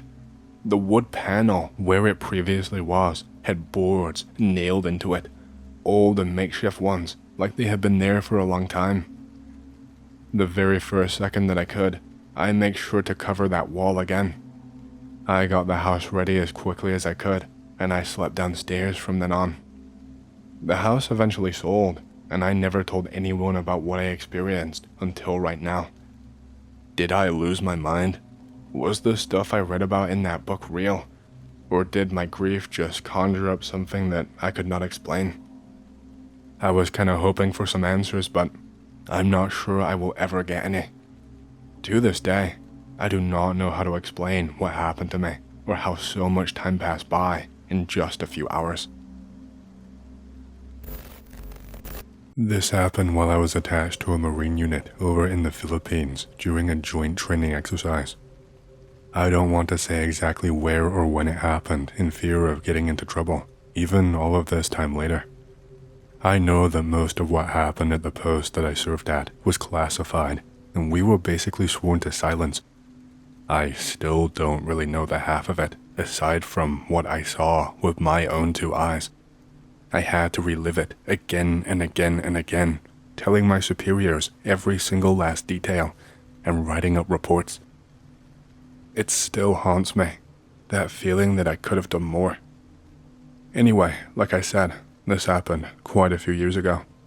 Based in the Philippines, we were obviously not in an active combat zone. We were just out there helping to man a temporary observation post up in the hills. We had another group carrying out field training exercises and other bits of training just a few clicks away. If I'm being honest, it was one of the easiest positions I've ever held in the military, right up until it just wasn't anymore. I would be sat up on my post, sometimes well into the night. There were valleys I would have to watch through binoculars and thermals that were pretty far away. Then in front of us you had the thick forest cover and that kind of stuff. My job was just to report anything unusual, which for the most part was nothing at all. You'd occasionally get the stray wanderer, but that was pretty rare. Most people kind of knew the deal and knew to stay away from around here. Sometimes crazy hikers would end up lost and out this far, and we would have to intervene and steer them on the right course. We'd never had actual trouble. There were only around 8 of us stationed there, minus RCO, so 9 in total. 2 of us were on loan from the Philippines since they knew the area better than anyone else. We were miles out from anything. The nearest village was probably an hour away on foot. We'd been told some stories from people living in the nearby villages. They would usually be told to our Filipino buddies and then translated along to us. Just the usual folklore stuff of ghouls and goblins that come knocking in the night. It didn't really scare me. I remember an old man who dropped off some supplies for us told us a story about people going missing around where we were after dark. He said that anyone caught up here when the sun went down would be drawn away and would never, ever return. He said that he'd seen lights late at night on the far horizon. He said that they had found old clothes weeks later before. Again, it was just an old tale. The first few days were completely uneventful. So, most nights I would end up on night watch with usually 2 other guys, depending on duties and rotations. I would usually spend most of the night on lookout before being switched over and getting a little bit of sleep before my duties in the morning. Fast forward to the night that all of this started. I was just chatting to 2 guys who were on watch with me. I will call them Jake and Bradley, but they are not their real names, by the way. The night was mostly pretty quiet, and we had gotten into a bit of a habit of sneaking closer together and chatting the night away after the first couple of hours when the CO had retired to his quarters and there was no one to breathe down our necks anymore. We would share a cigarette and talk about the day. Sometimes we would even share tales that the locals had told us. Well, Bradley was just talking some shit about a farm a few miles away being raided by something at night. You know, just some tall tale about this tall bat-like creature that can fly. I think it's actually a proper urban legend there too. And then things started getting weird a little while after that, and it was not just my imagination either. With the layout of the outpost, there were thick trees and forest basically on all sides, with our post being able to see over the top of them just a little, but not being able to see actually directly into them, aside from the front of the tree line just a little. I actually noticed this glow coming from the direction of the woods, almost in the very center of them. It was luminous when it looked as if someone had plucked the morning sun straight out of the sky, scrunched it down into a smaller little ball, and then just placed it directly into that forest where we were seeing it right now. It was not lighting the whole place up constantly. I caught a little glimpse of light and turned around, and then there was nothing. But then, just a second later, I saw it again. It was almost pulsing from a really dim color into a full block color that was almost blinding to stare directly at.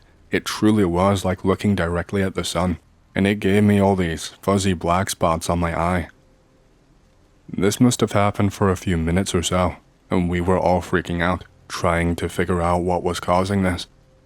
Our first thoughts were some kind of high-powered flashlight, but I did not know of any that could do that or had that specific color of light. See, the others didn't notice this, but when that glowing orb had gotten to full strength, it was blinding. But as it was dimming down, there was a short window where my eyes would adjust ever so slightly, and I could use that light to see just a little further into the trees than usual. And when I was looking, I could have sworn I saw some kind of shape moving around the inner tree line not too far away from our position. I couldn't make it out fully. The first time that I noticed the thing, it was just standing there. It looked pretty tall, but oddly, it looked pretty wide too. Like its arms or whatever had a pretty long wingspan, and it was holding them outwards as far as they could go. It was just insanely odd. Then I would see the shadow of this thing start to crouch down low, and then the light would be too dim for me to see. Then on the next pulse of that glow, the thing would be in a completely different location. It almost looked as if it was trying to circle the entire perimeter to work out the position properly. I kept seeing it moving each and every time until eventually that glowing stopped, and that orb or whatever it was, we never saw it again. It almost seemed like a distraction. In retrospect, that's the only thing I can think of, because I cannot think of another purpose of that orb. It would have been way too much of a coincidence for it to be completely unrelated. Neither of the other two saw the figure when I did, and when I tried to bring this up, they just told me that the light was making my eyes go funny. They would not believe me at all. They asked me why an unarmed man with long arms would try sneaking up on an outpost like this in the dark. They told me it would be a complete death sentence, and that only an idiot would try and get himself killed at night like that. I mean, they weren't wrong, but at the same time, I was on really high alert now, and unfortunately, the weirdness did not stop there. Every so often, I would hear these strange calls coming from all across the tree line that would seem to jump around. One second it would be all the way to the eastern side of the tree line, and then just a minute later, it would be coming from the far western side. It would be impossible for one man to travel a distance like that in such a short amount of time, especially without him making any kind of noise or shaking any trees or bushes or whatever that would draw our attention and make us take notice. But yeah, just every so often, it would be this really sharp whistle that would draw our attention, and then I would feel the air get colder. It felt like a strong wind just suddenly started shifting in our direction, and I would feel the coldness of it slap me in the face, and it hitting my neck really hard and making me shiver. It felt like a wall of cold. I would look around and try and find the source of the whistling, but all I would see was the top of the trees shimmering and shaking. It did not take long for those whistles to turn into calls, and we were all starting to get really pissed off. The calls were so odd. If you've ever heard an owl call, then it sounded kind of like that if you pitched the hoot up just a few octaves and then slowed it down. We would hear this hooting, and then what sounded like someone tapping something heavy on the bark of a tree, almost as if they were knocking. It was obvious that some weird-ass animal was messing with us, and by this point, Jake was done. He started dropping down from the post and told us that he needed to piss, and so he was headed into the woods. We told him that was against protocol, and to just piss close by. He told us he was gonna put a bullet in this thing and then piss on its corpse. This dude was drunk, by the way, really drunk. Jake had a bit of a reputation for it. It was an open secret that he'd struggled with alcoholism ever since he got back from Iraq. But between him having multiple medals and commendations, and also having a high-ranking father in the military, RCO and other officers mostly just left him alone. They tried to help him subtly by raiding his stashes when he was not paying attention, making sure he got banned from any local bars. But he would always find a way, and half the time we didn't even know how. He never caused trouble, and he always worked hard. He was the type of person to blindly have your back, no matter the situation, and half the time, it seemed like he was looking for a reason to get killed on your behalf. It still makes me feel sad to think about, actually. He was a good man. We could not stop him because he was kicking up a fuss. If we got too loud, then RCO would get involved and he would be forced to do something, and the last thing I wanted was to have ratted on Jake and gotten him tossed out. We could not leave our posts just in case something happened. I tried to convince Bradley to tag along with him, and he eventually gave in. I figured that if I stayed behind, then we would be okay. Bradley promised me that if he got into trouble for deserting his post, that I was going down with him, which made me chuckle. Bradley was assuring Jake he was not following him all the way and was just staying within earshot. Jake was making a stupid joke about Bradley being a peeping Tom. I was still a little bit worried about what I had seen, but I figured that everything would be fine. Everything was absolutely not fine. Literal hours went by, and I was starting to really worry, but I could not exactly just leave my post unmanned. It would not be long before we were supposed to be relieved, and then shit would really hit the fan. Neither of them were responding on the radio. Then I see Bradley just wandering out of the tree line, looking like he was drunk now. He stumbled up to me, and I asked him where the hell he went and why he was not responding. And then I did a double take, and I was like, what the fuck? Where is Jake? You only had one job. Bradley told me he thought Jake had wandered off back here, that he looked everywhere in the woods for him, but that he had disappeared. He said that he found the tree that he pissed on, and he saw the mark, but he could not find Jake. I told him I had not seen him. Then I asked what took him so long. Bradley told me he thought he was walking back in a straight line, but must have gotten turned around, because he ended up in a clearing that was dead silent. He said as he was walking, he kept on seeing a person in the trees and called out to them, thinking it was Jake trying to play a really terrible joke. But whenever he called out, they would just sprint away.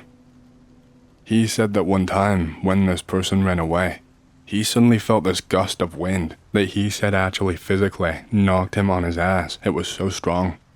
He said it came out of nowhere and kicked up everything in the area and then just never happened again. Bradley told me he never once heard the radio go off. He apparently tried to call both of us, but only got this high-pitched whine on the receiver, and he just gave up. He said he kept on getting turned around, and then just eventually ended up back here. We were both panicking now. We knew that we were fucked, and that Jake was definitely getting reprimanded. We decided that we would clue our replacements in when they came along, and go and search for Jake together. We were half hoping that he would just turn up and stumble back to the outpost. Worst case scenario, we hoped he was just taking a booze-induced nap on some soft grass. I think we waited there for around an hour, just pacing back and forth nervously when we were finally relieved. The other guys could not believe what we had told them. They agreed to keep quiet until we found Jake. We searched in those woods for a long time, and all we found was footprints in the dirt, if you could even really call them footprints. The footprint, it just looked like 4 sharp, evenly spaced prongs that had been pierced straight into the ground with barely any impression in the middle. These prints seemed to continue on all around the place, but they would randomly just stop and then reappear a distance away, which should have been impossible. It was as if whatever had made them was just picked up off of the ground and then placed somewhere else and then just carried on walking. Either that or it was moving through the trees, but I could not think of any animal predator around the area that would do that. I mean, heck, I couldn't think of any animal with these fucking prints either. None of it added up. None of it made sense. We did find Jake eventually, and I really wish that we hadn't. He was a mess. He was not all there, and I mean that literally. Jake was slumped up against a tree and was completely naked, except for where there were still a few bits of torn fabric that looked like they were superglued to parts of his body. It did not look like he removed them himself. It looked as if they were torn off of him. His radio was on the ground just a few feet away, and it looked as if it had been crushed in a way that split it into 2 thick pieces just in one fell swoop. And Jake, he was partially torn apart. It was horrible. One of his arms looked as if it had been dislocated, while the other had these deep slashes all across it. And the upper arm, it was basically barely hanging on by some stringy tendons. All the bone was completely visible, and it made me want to be sick. There were slashes all over the rest of the body, and it looked as if the bottom of the stomach had been pierced, and all of its contents had just been emptied out onto the floor. There was just nothing that we could do now. We were fucked. I didn't know any animal that could have done something like this.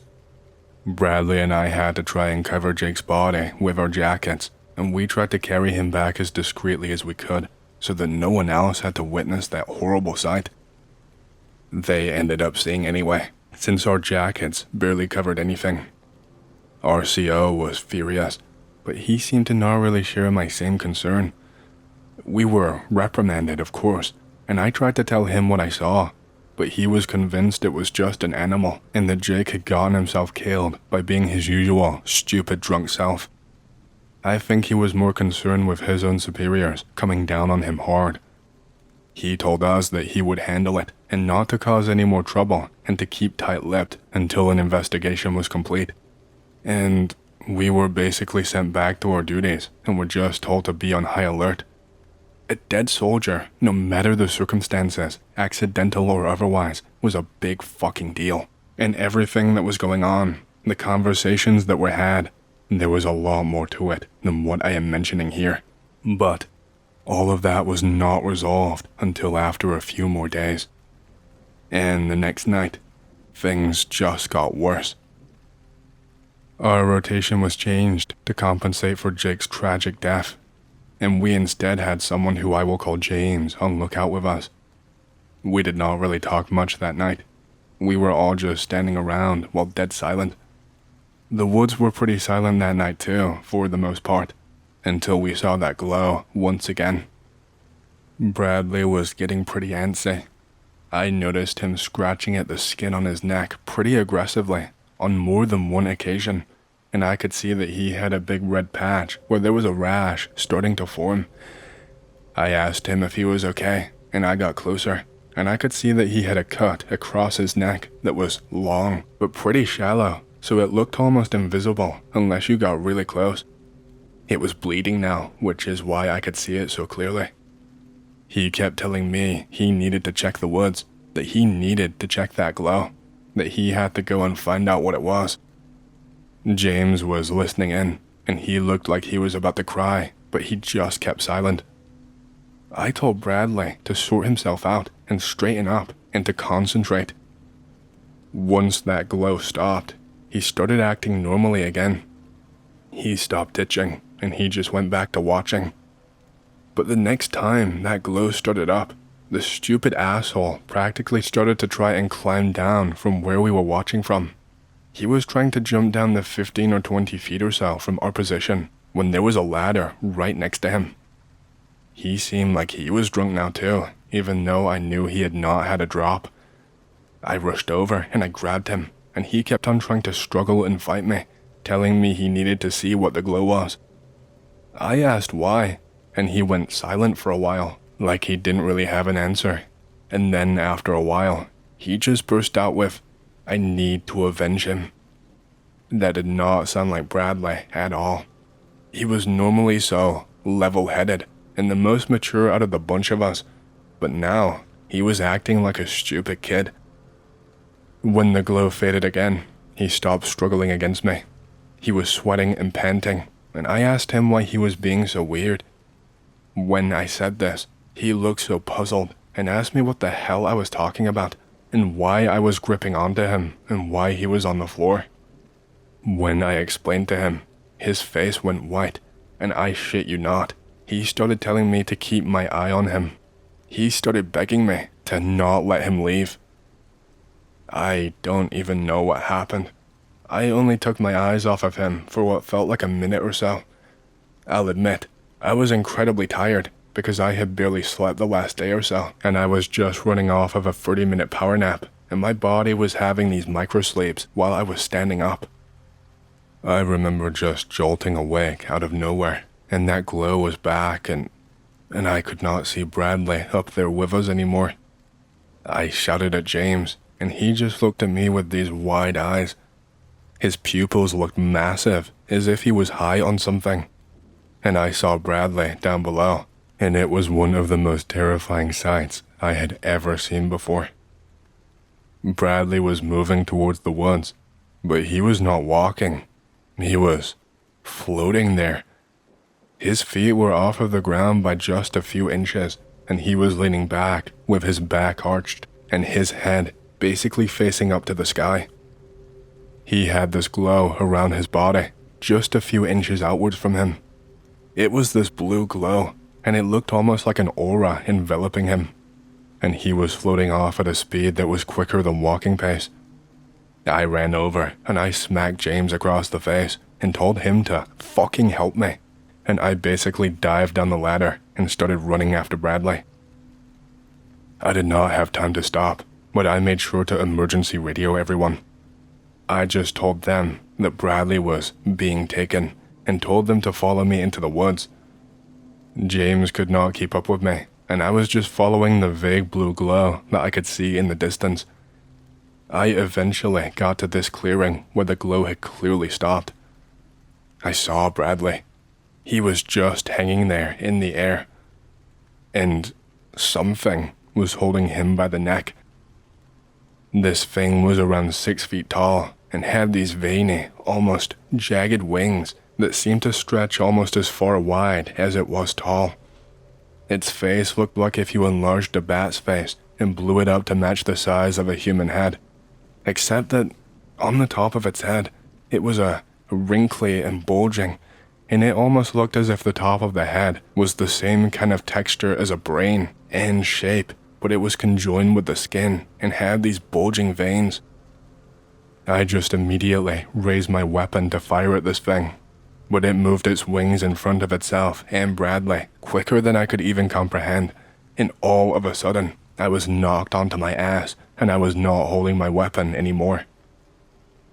My vision felt fuzzy, and it felt like I could not think properly. I think maybe I hit my head on something. I could not see my weapon because of the fuzziness, and I just heard Bradley right in front of me, choking, and he was wriggling and struggling while being lifted off of the ground. I just ran at this thing like a fucking moron, and I charged it. I couldn't think straight. It was all that I could think to do. It moved one of its wings again and basically smacked me with it. It felt a lot heavier than it looked in person. I could feel that my nose was bleeding and I was on my belly, and I could see Bradley starting to foam at the mouth, and he was trying to choke out words, but he couldn't manage them.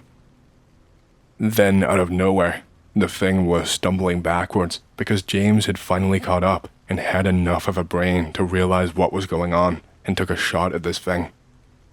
It stumbled backwards and released its grip on Bradley, and I just crawled over and I grabbed him, and I tried my best to pull him away, even if I was off balance and could not keep myself upright properly. I was just dragging him along by his feet because it was all I could do. I could not manage the energy to actually lift him up. And this thing, whatever it was, it just suddenly stood tall on its claw-like feet, and then it rose into the air a few feet. And then, as quick as a flash, it suddenly lunged towards me in my direction. It had sunk its claws right into Bradley's shoulders, and he was just screaming in agony. It had pierced them deep below the flesh, and it was pulling back and was refusing to let him go, and I was just clinging onto his legs for dear life in this kind of bear hug so that I got the best grip possible. This thing was letting out this horrible, high-pitched shriek right in my direction, and it was close enough that I could feel a heat wave of its hot breath hitting my face. It smelled like rotting meat. I was just hanging on to Bradley for dear life, and this thing just kept pulling at him from his shoulders. It was still in the air. It kept trying to take off and take Bradley with him, and it was twisting its feet claws in deeper and causing Bradley to scream louder and just beg for it to stop. And then, I'm not sure what happened or what it even did. One second I'm caught in this tug of war, and the next second I just went flying backwards. For a second I thought maybe this thing had given up and decided to let Bradley go, but it didn't. I was just laid there for a very long time, trying to process what I was seeing. I was still holding on to Bradley's legs, but that was all that I was holding on to. This thing had literally separated Bradley's upper half from his lower half and was now ascending into the air and carrying him off. There was blood and bits just dripping down from the sky from Bradley onto me and onto the grass. I can still see Bradley's open-mouthed look of surprise when I close my eyes. Just that look of terror mixed with shock that was permanently frozen on his face when he died. I can only hope that he died before he felt any of it, before he felt any of the pain. I hope it was quick. The thing seemed to hover high into the air before turning and pointing its head down towards me. It almost looked as if it was about to swoop down towards me, but it lingered for a second, and then I heard the heavy pounding of footsteps coming from behind me. And then this thing soared off, much further than I could even see, way off into the distance. It was most of the rest of the outpost. It only took a few seconds for the screaming to start when they saw me holding on to just a pair of legs, just barely attached to a waist. The backlash after all of this was something I had not quite seen ever before. I don't really want to go into a lot of it because I don't understand most of it myself. I had endless days of being grilled and not being believed, and then being guilted into sharing the real truth, before the person in front of me very quickly realized I was telling the truth, or at the very least, that I believed what I was telling them. That's what they decided, that I was delusional, that I thought my version of the truth was real.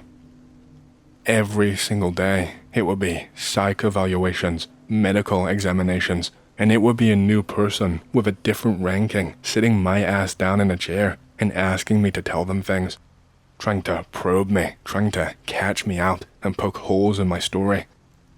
I'd never seen so many people at the outpost at one time before. I think basically the entire camp that was in the nearby area ended up shipped over. We were basically ousted from it, and the entire place was completely overtaken. I don't think that anyone really knew what to do with me. James was a blubbering mess who could not finish a sentence, and so I guess his word was not really taken as credible. And without Bradley, I had no one else who could corroborate my version of events. Jake's death was still officially being treated as an accidental death to an animal due to him being drunk, I think. But this other one, this was not something they could ignore with Bradley. I'd served in the military my entire life. The military had been my entire life goal and my entire life plan. And just like that, in the blink of an eye, my career was gone, and I was shipped home due to being unfit for duty. I don't know the rest of what happened in that place. I don't know if they managed to find that thing that took Jake and Bradley, but I don't think I will ever know. I was actually advised not to share the story with anyone back then, from my own safety, they told me. And I still do not know what the fuck they meant by that. I think it was a subtle threat, and they basically swore me into silence. But yeah, that's all I can really tell you. I wish I could get in contact with some of the people who stayed behind or who cleaned up afterwards, if anyone did stay behind. For all I know, they could have all been packed up and shipped off the very next day. I just wish that I could get Bradley's face out of my head, that haunting face, asking me why I did not save him. I still feel guilty. I still feel like I should have done more, like I could have done more. I have not had a peaceful sleep in many, many years. I have a story to tell, and it's something I've been hesitant to speak about for a long time, because it makes me feel great shame, and I know that it is all my fault. I know that my own selfish actions caused the death and suffering of multiple people, and I will never, ever be able to take that back. This happened a few years ago, and I guess I'll start from where everything went wrong. My wife was in a horrendous car crash that left her fighting for her life, and she eventually ended up in a coma. She was just on her way back from seeing some friends and was rushing back because we had plans that night, and I was desperate for us to not miss them. I will admit that I was kind of an ass that day. I was stressed about our plans, and I'm the type of person who really hates being late. Being late makes me feel physically sick, and so I sent her 2 or 3 texts asking where she was, asking how long she would take, etc. And then I got a little pissy at her replies, and sent some texts that were not necessarily mean, but they were definitely passive-aggressive, and you could tell I was annoyed and was trying to make her feel bad. Fast forward, and she is an hour late getting back home, and we have no chance of making the reservation anymore. Money down the drain, friends probably pissed off at us, and so I called her phone. I was only ever thinking about myself and how I felt and how things affected me. I didn't stop once to consider that maybe it was not on purpose, and that maybe she felt just as bad as I did about being late, if not worse. It's funny what shock and trauma can do to your brain. The biggest, most insurmountable problem in the world suddenly becomes a drop in the ocean that you don't know why it ever even bothered you before in the first place. The person who picked up the phone was not my wife, but an EMT. I knew before they even said anything to me what had happened, and I could already feel myself crying. I rushed over there, and by the time I made it out there, she was already in the hospital. I could not see her for over 12 hours because they had to keep resuscitating her. I don't know exactly the medical terms for what injury she had, but I know that she was legally dead twice that night and was resuscitated twice. They had her on air and stuff, and after that, she ended up in a coma and I could finally see her. She was a wreck. From what they could gather, my wife was going about 20 miles per hour over the speed limit. I guess because she wanted to please me and did not want me to be annoyed anymore. Something happened in front of her. I think there was a problem with a truck and she just smashed into it. She tried to swerve but was not able to fully, and her car took a lot of damage. The thing may as well have been a cube with how messed up it was. She was not the only car to be involved in the wreck from what I was told, but she was absolutely the person in the worst condition. She was not really on good terms with any of her family, so I was the only one to really pay her a visit. Most of her friends were states away, and said that they could not take the time off work or out of their lives to drive over and come and see her. They just sent their thoughts and prayers over messages.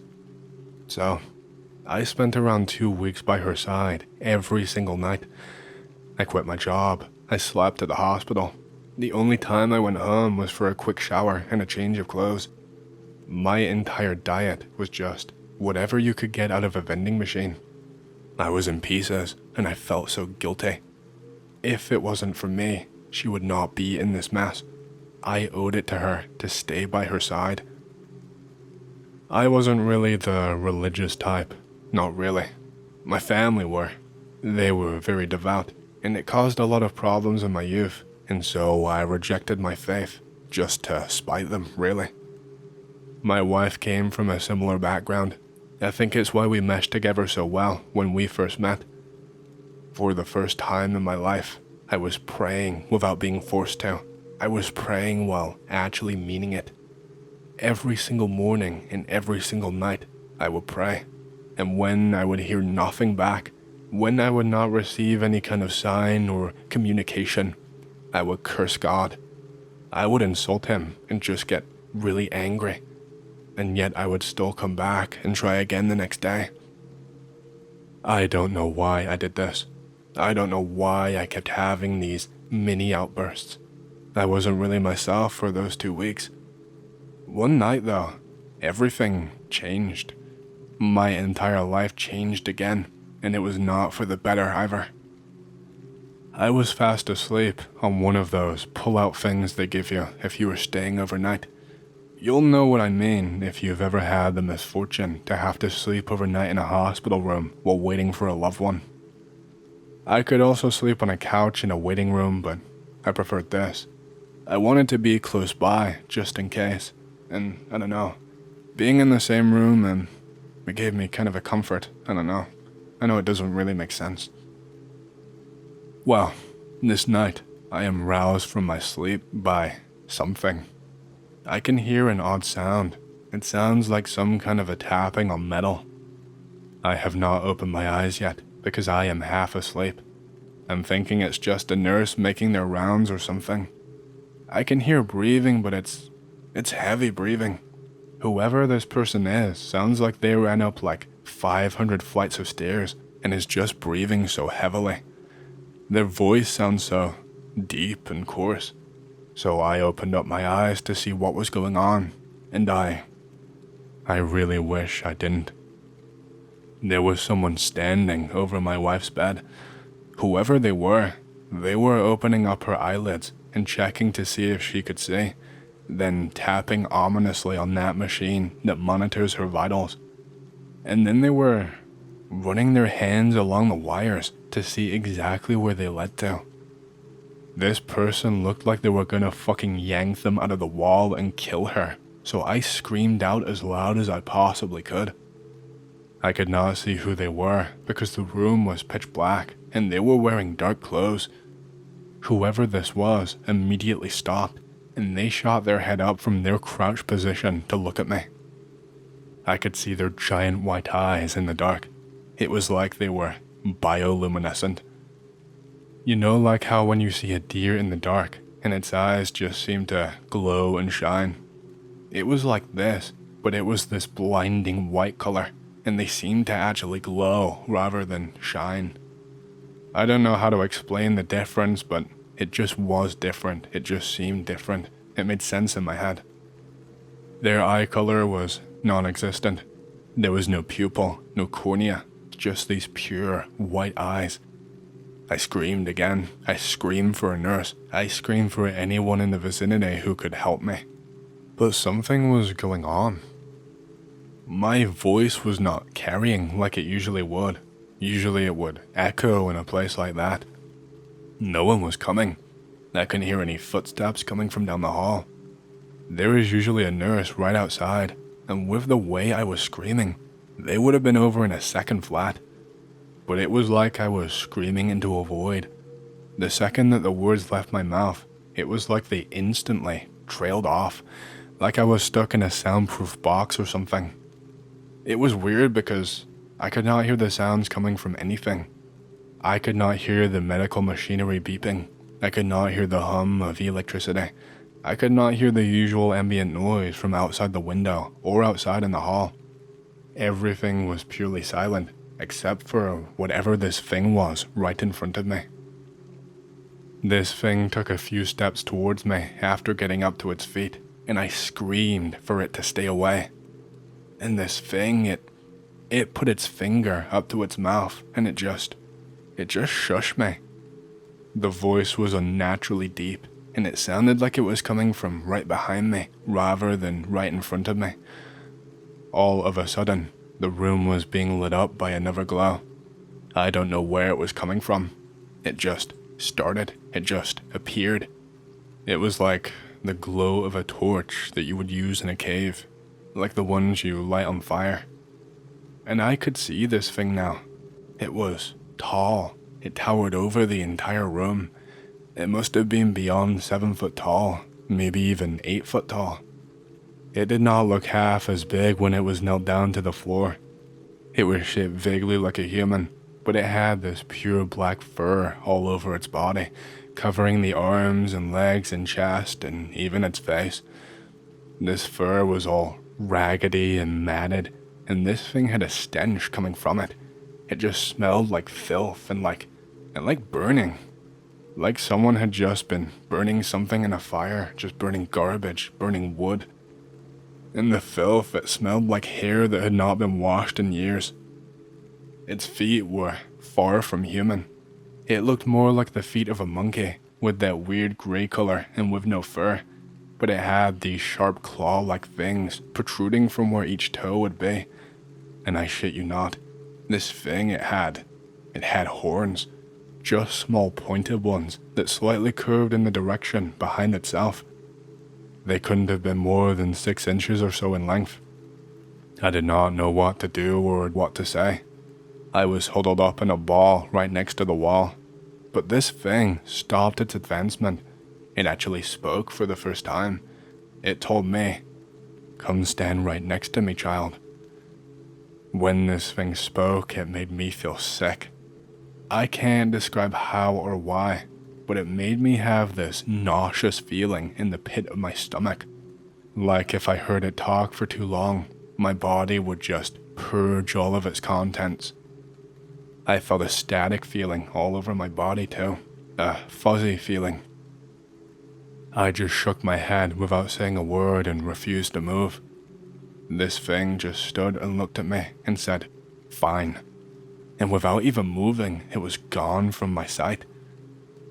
And when I realized, this thing was sat next to me now, and when I tried to jump away, it grabbed me by my shoulder and forced me down to the spot with a strength that just didn't seem right coming from this thing.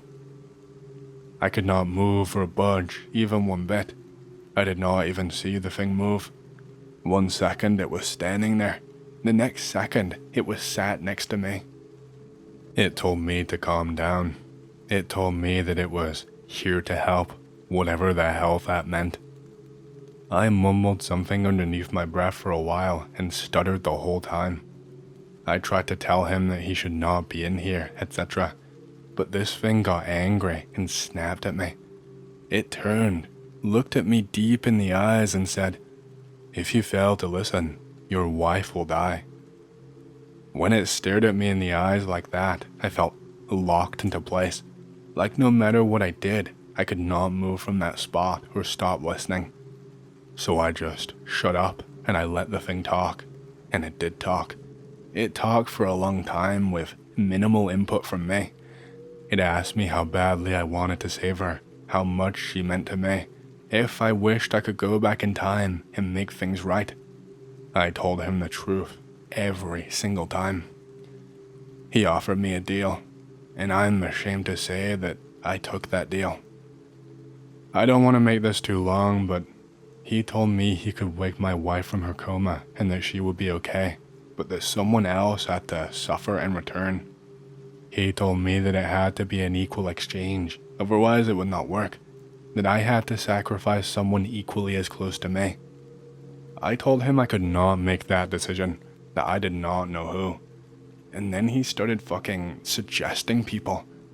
He told me, "What about someone from your family? It's not like they care about you. Maybe they even deserve it for how they treated you over the years. You even prayed just like they said. And did anyone come to your rescue? No. Give me one of them." I was literally just in shock and had my mouth agape, but he did not stop talking. Better yet, what about your wife's family? It's their fault she's in this mess. Shouldn't someone who made her suffer so much suffer too? Don't they deserve this more than her? Give me one of them. I did not know what to do. The more he talked, the more sick I felt. The harsher that pounding headache in my head became, the more I felt that buzzing and staticky feeling in my body, just underneath my skin, that made me feel like I was floating and like I was going to pass out, like my body was filled up with helium. I could not take it anymore. In that moment, my only thoughts were that I just wanted it all to stop. I could not look away from this thing's eyes, and so I just screamed out, "Okay, do it, take one of them, any of them, I don't care. I want her back." I managed to close my eyes when I said this. When I opened them back up, the thing was gone, and there was a nurse at the door, completely out of breath, asking me what was wrong. I managed to convince her that I had a horrible nightmare, and I apologized for the disturbance. I never managed to get back to sleep that night. I spent another week by her side in the hospital, just the same. Every day the doctors came in and said that she was doing better and better. They were shocked. Before, things seemed bleak, like they were convinced that she might never ever wake up. This culminated in her finally opening up her eyes after around 2 weeks maybe. I think she was having a panic attack or something because the machines were going crazy and beeping, and I could see her shaking on the bed. I was so scared. I got kicked out of the room and did not see her again for another few hours. She was conscious, but still could not speak. The recovery took a very long time. It took weeks and even months just for her to be allowed to finally go home. There was something wrong with her speech.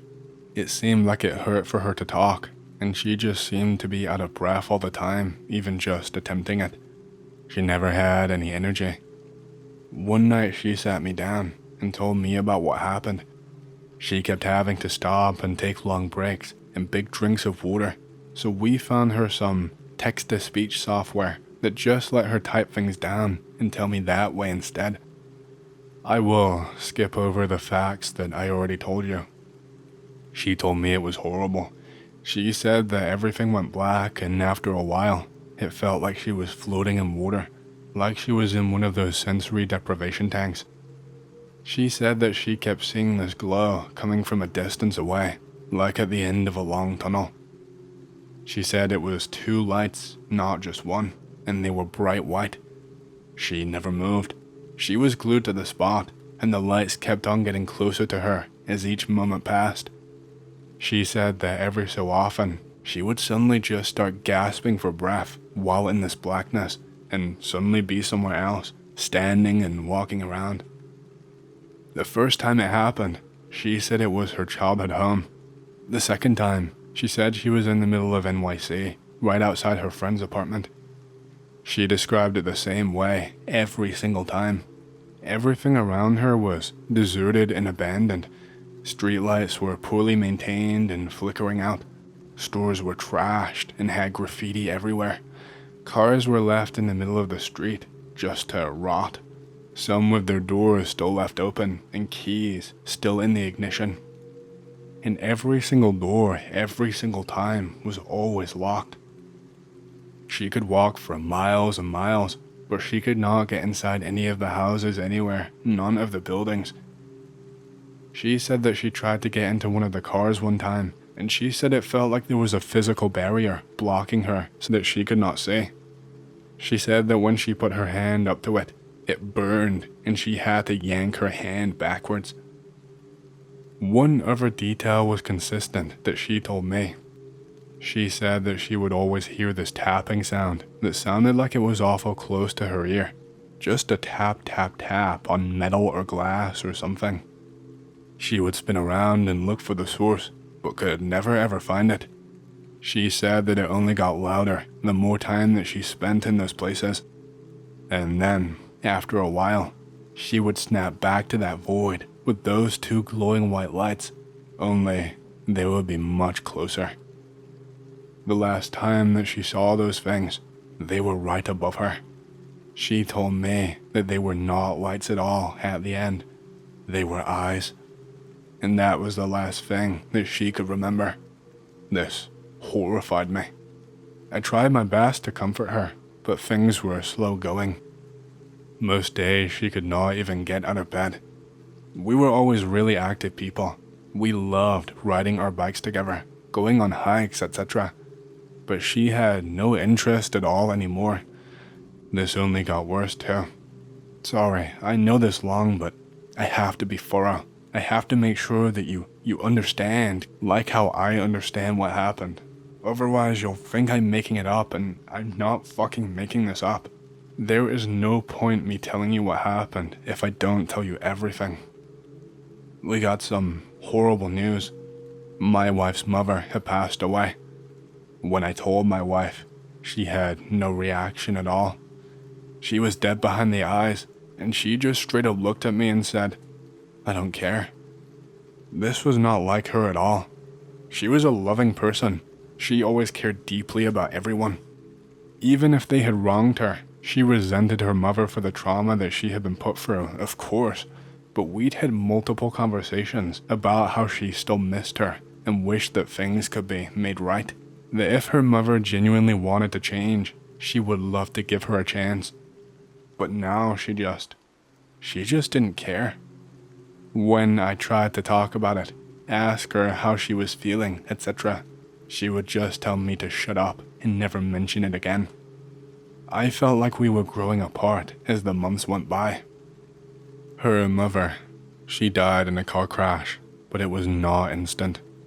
I don't know the specifics, but she was lugging something in the backseat of her car, and it ended up impaling her after a vehicle crashed into her. Paramedics tried for hours to try and lift her safely, but with where she was impaled, it was impossible without killing her very quickly. All they could do was just stay by her side and reassure her, give her a pain relief to try and make her comfortable. They had to watch her slowly pass away in that car over a few hours. My wife's father called me up, shouting and screaming. He blamed my wife, heaven knows why. In that heated exchange, he ended up telling me something the paramedic had told him, that my wife's mother spent her last dying hours begging to see her daughter, that she missed her and that she was sorry, that she did not want to go to hell. I of course never told my wife this. She was in a horrible state already, and she did not need all of that extra stress from knowing that. I didn't want her to feel guilty for something that she had no involvement with. Like I said, things got worse and worse as the months went on, especially after her mother passed away. That was like a switch was flipped and everything just sped up. She never went back to her job. She never wanted to even message her friends. She spent most of the day in her bed, just laying there, watching mindless crap on TV. I would bring her food and water throughout the day. If I didn't bring her something to eat because I was at work, she would just lay there and starve. And when I confronted her on it, she would just shrug her shoulders and say that she was not hungry. And she got sick, really, really sick. She could not even keep her food down anymore. Her body was rejecting anything, including water. I wanted to take her to a hospital, but she straight up refused. She got quite aggressive with me during this time. Not physically, of course. She did not have the energy for that. But she would shout and scream at me and threaten me. She told me that if I called an ambulance, she would kill herself right in front of me. How could I even respond to that? I had no idea what to do. I didn't want to make it worse, but I didn't want to sit there and watch her rot away. Contacting her friends was no help. They all made it clear that they wanted nothing to do with her. I don't know what went down between them, but I imagine that she must have said something horrible to them. In such a short amount of time, she seemed to lose a lot of weight. She looked gaunt and sickly pale. I was begging for her to let me call an ambulance, but she still refused. That night, something changed. She was kind to me for once, for one of the first times since after her mother died. She begged me to sleep next to her and hold her. She told me that she was sorry and that she didn't know what came over her. She told me that she missed me. And so I laid there and I hugged her and tried to comfort her as best as I could. I felt so sad. I felt helpless. I woke up in the middle of that night. I was woken up by a tapping sound. It sounded like someone was tapping something made out of metal or plastic, but it was loud. At first, because I was half asleep, I assumed it was a nurse in the hospital room. I had become so used to nights in that room that I did not even remember that I was at home until my body shot me awake and I was panicking. Whoever it was just stood there, tapping the TV. It was ripping out wires from it and unplugging it from the wall. I made a sound. I don't know what sound. A sound I'd never made before, and whoever it was looked up at me. Those same two white eyes again. I knew exactly what this thing was. The lights came on in that room without anyone even moving. It was the same damn thing that I saw in the hospital. I was angry and sad at the same time, but before I could even get up, this thing shushed me with its finger up to its lip, and it pointed to something right next to me. My wife. She was barely even breathing. She was wheezing, and she almost looked like a skeleton. There was blood around her, near her head, and on her pillow. I started screaming and shouting and went for my phone. It was like I was in that void again with how my voice sounded. The phone rang and rang and rang, and eventually, the robot voice on the other end told me that nothing was in service. It told me that 911 was a number that was not in service. When I looked back over at this thing was now standing over the bed, and it told me, "Everyone is asleep. You won't get through." I asked him what was going on. I asked him why he lied to me. My wife was dying, and he lied. He took a few steps backwards, and he told me, "I never lie." I lost my patience. I screamed at this thing to tell me what the hell was going on. All it said was, "She already died that night." There was only so much that I could do. I didn't know what kind of riddle this thing was speaking in, but it was bullshit. It told me to shush again. I tried talking, and once again, it got really loud and told me, "If you do not listen, then your wife will die." So I just shut up right then and there. It told me that the exchange was not equal, that a dead person needs more. And then that thing looked at me, smiled, and then laughed. It just fucking laughed. This horrible laugh that sent a jolt of electricity around my body. I just screamed at him, asking what the hell he was talking about. He just stood there, finished laughing, and then said, "Your choice." I will admit that I reverted back to my old self here. I just had a burst of anger that I could not control. I don't know why, but I got to my feet and charged at this thing.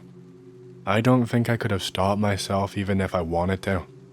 I full-on ran at this thing, and the second that I got close, poof, it was like he was never there. And when I turned back around, he was stood right next to my wife. The thing was smiling and waving at me. It was crouched down, right beside her head. I screamed for this thing to get away from her and to leave us alone. All of a sudden, I was not running anymore. My arms were out by my sides, my legs were in mid-motion, but I just was not moving. I could not move at all.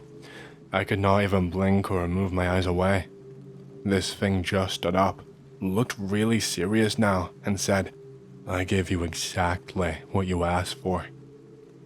All of a sudden, I was now standing over the bed, staring at my wife. I could not move at all. I could not stop staring at her. I could hear a tapping sound behind me, and then some loud footsteps. They stopped right beside me, and then I heard a whisper right in my ear. "I'll be taking my deal back now." And all of a sudden, things were back to normal.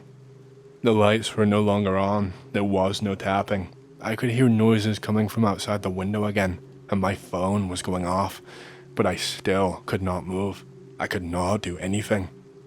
At one point, my wife woke up, and she started talking while she was half asleep. She begged me to help her. She told me that she did not want to die, and I could not even respond. All I could do was stare. The last thing that she ever said to me was, "I'm sorry. Please, at least come and hold me." That was a living hell for me. It wasn't until daylight started to strike the horizon that I could finally move again. I was sweating and my entire body was aching. I rushed over to my wife, but she was not breathing anymore. She was dead.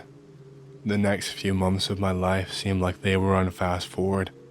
Talking to the police, the people at the hospital, the funeral, having to tell everyone that she knew. It was horrid. I did not feel like myself for a long time. I felt like an imposter in my body. I didn't feel like I was a real person anymore. Even now, my life does not feel real. I stopped going places. I isolated myself. I'm a bum who goes to work half drunk. and then I spend my time off sleeping or drinking in my own room. Sometimes I'll be so drunk that I nod off in the bathroom at work. I'm not sure I will ever get my life back together. I still have nightmares where I see that thing in my room. I still have sleep paralysis, and when I do, I swear he is always there, that I can see those white eyes. I know it's not real, and it's just my brain, but it doesn't make it any less scary.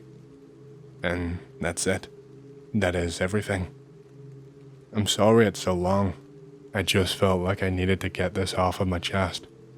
I've seen other people share their experiences with things that people cannot explain, and I just thought that someone here might understand. I know this is all my fault. I know that I killed 2 people. I'm not sure that I will ever be able to live with myself.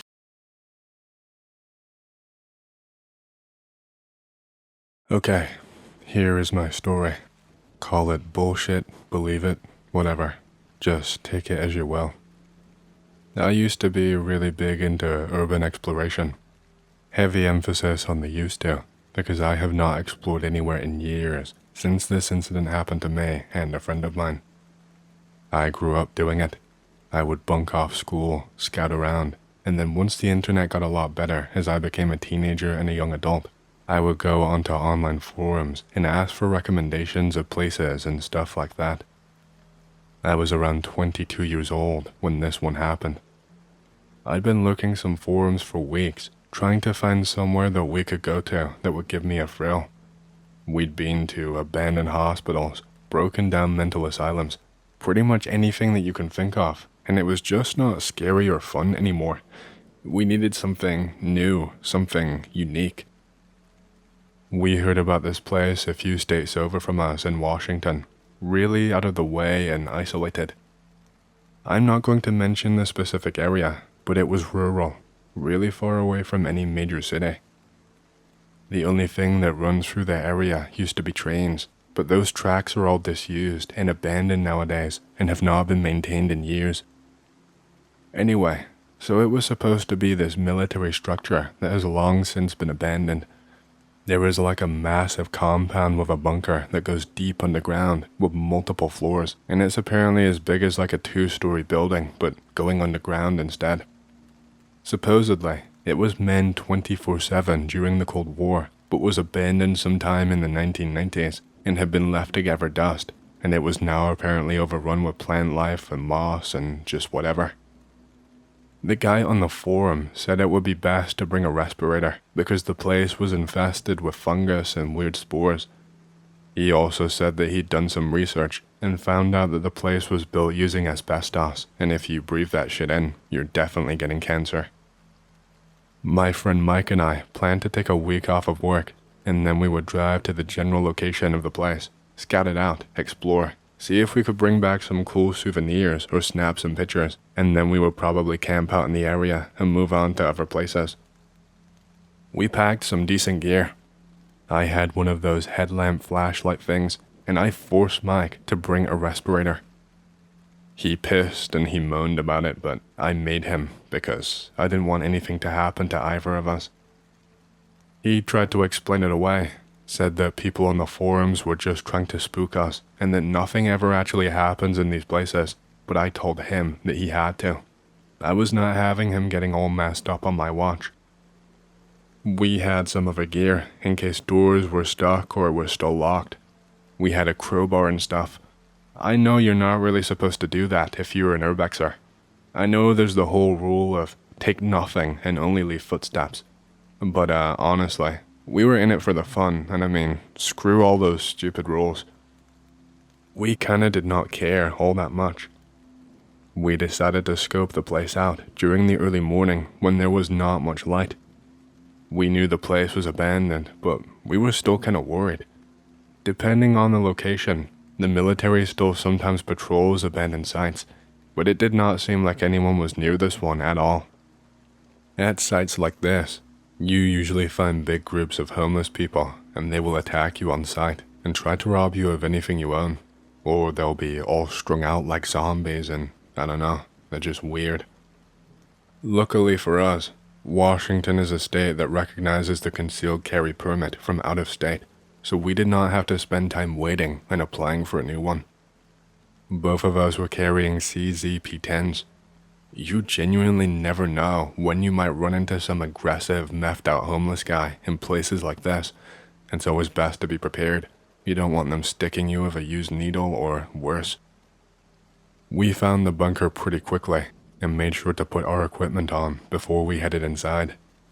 There was a door previously on the bunker, but it looked like it had either fallen off from age or been removed, and now it was just placed to the side, leaning against the wall. All the other military buildings in the area were in rough shape and did not look like they were even worth exploring. They looked like they had been burned to the ground and fully razed. Before I put on my respirator and got inside there, I could smell a horrible stench coming from inside this bunker. It smelled like a mixture of burnt leaves and human sweat. I was glad I would not have to smell it for the rest of the time that I was in there. The second that we got down there and began exploring, I began to feel weird. The corridors of this place were quite long and winding, and eventually ended up leading to some bigger square rooms throughout the place. Then there was also a ladder that took you down to the lower level. But yeah, when I entered, I felt weird. I felt tipsy, if that makes sense. Like when you have a small amount of alcohol and you get a little bit giddy and just a little bit looser. And I don't know, your skin starts to flush red and stuff.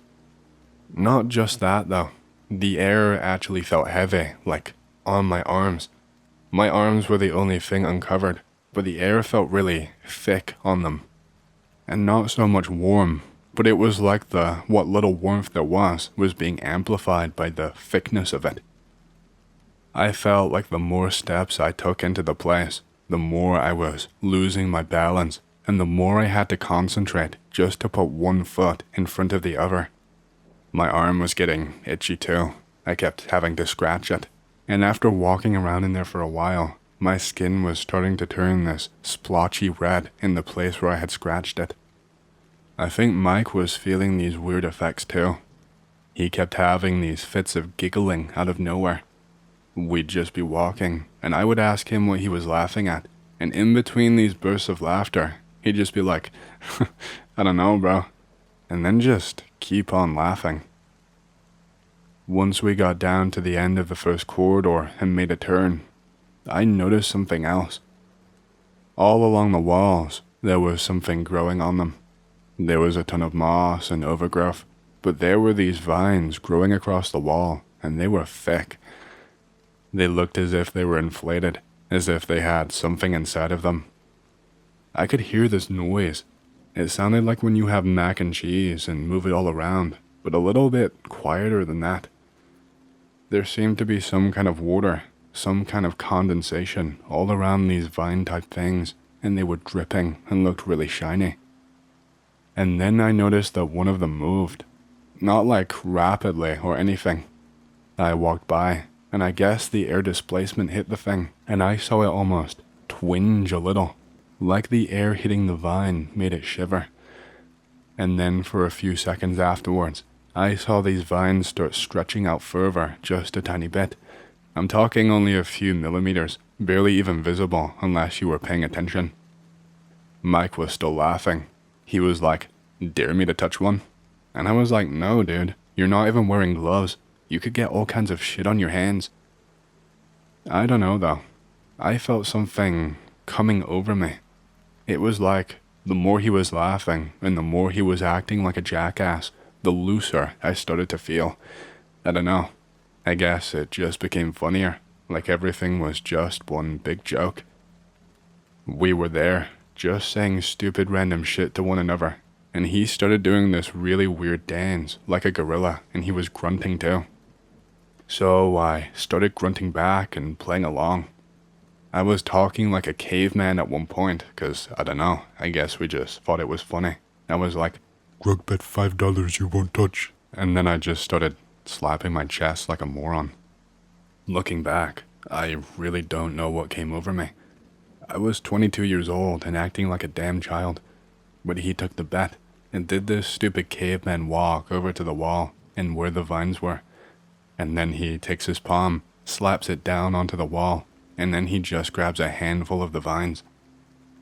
The second that he grabs them, he starts shouting at me to help him. He's telling me that it burns and to get them off of him. I can see that after he grabbed them, there was something oozing out of them, and it's all over his hands at that point. It looks thick and goopy, almost like some kind of congealed substance, but it looks as if it's the same color as muddy water. I'm telling him to let go, shouting at him to wipe it off of himself onto the floor, but he's shouting back that he can't and that he is stuck. I can see that his palms are completely open and that he completely let go of the vines, but they are twitching and wrapping around his palm tighter and tighter. I rushed over to help him, but if I'm being honest, I was panicking hard. I had one of those foldable knife/shear things for when you explore overgrown areas so that you can cut down thick and tall grass and stuff. It took me forever to even remember that I had them. That is how hard I was panicking. I managed to cut the vines finally, but it took me multiple attempts. These things were tough, and it felt like I was trying to cut into thick rope that was made out of like polyethylene or something. I ended up slipping once I got all the way through, and I ended up catching Mike's hand with the knife, and I made him bleed. After this, he instantly dropped to the floor, and he just started manically wiping his hands on whatever he could find, even partially onto his own pants. I could see that there was some kind of smoke coming out of where this little substance came from, a little bit from the vines, but it was dissipating. Where I had cut Mike, some of this shit had gotten into, and so we spent a while with the water that we had, trying to clean the wound and washing it out. Those vines had nothing on them that I could see, but when I was trying to cut them, it felt like I was being pricked by 1,000 tiny needles or something. I suggested that we should just go home and leave it for another day. There was no point staying here and Mike getting infected from whatever the hell that was, and that we should go and get it checked out by a doctor. He refused though. He told me that he did not want to spend hours in a waiting room, especially when we had come all of this way and taken the time off. We got into a bit of a back and forth, and we came to an agreement. We would check out the bottom floor of the place, and then we would head straight to a hospital. That ladder was sealed tight. It was blocked by a manhole cover that seemed like it had been glued into place or something.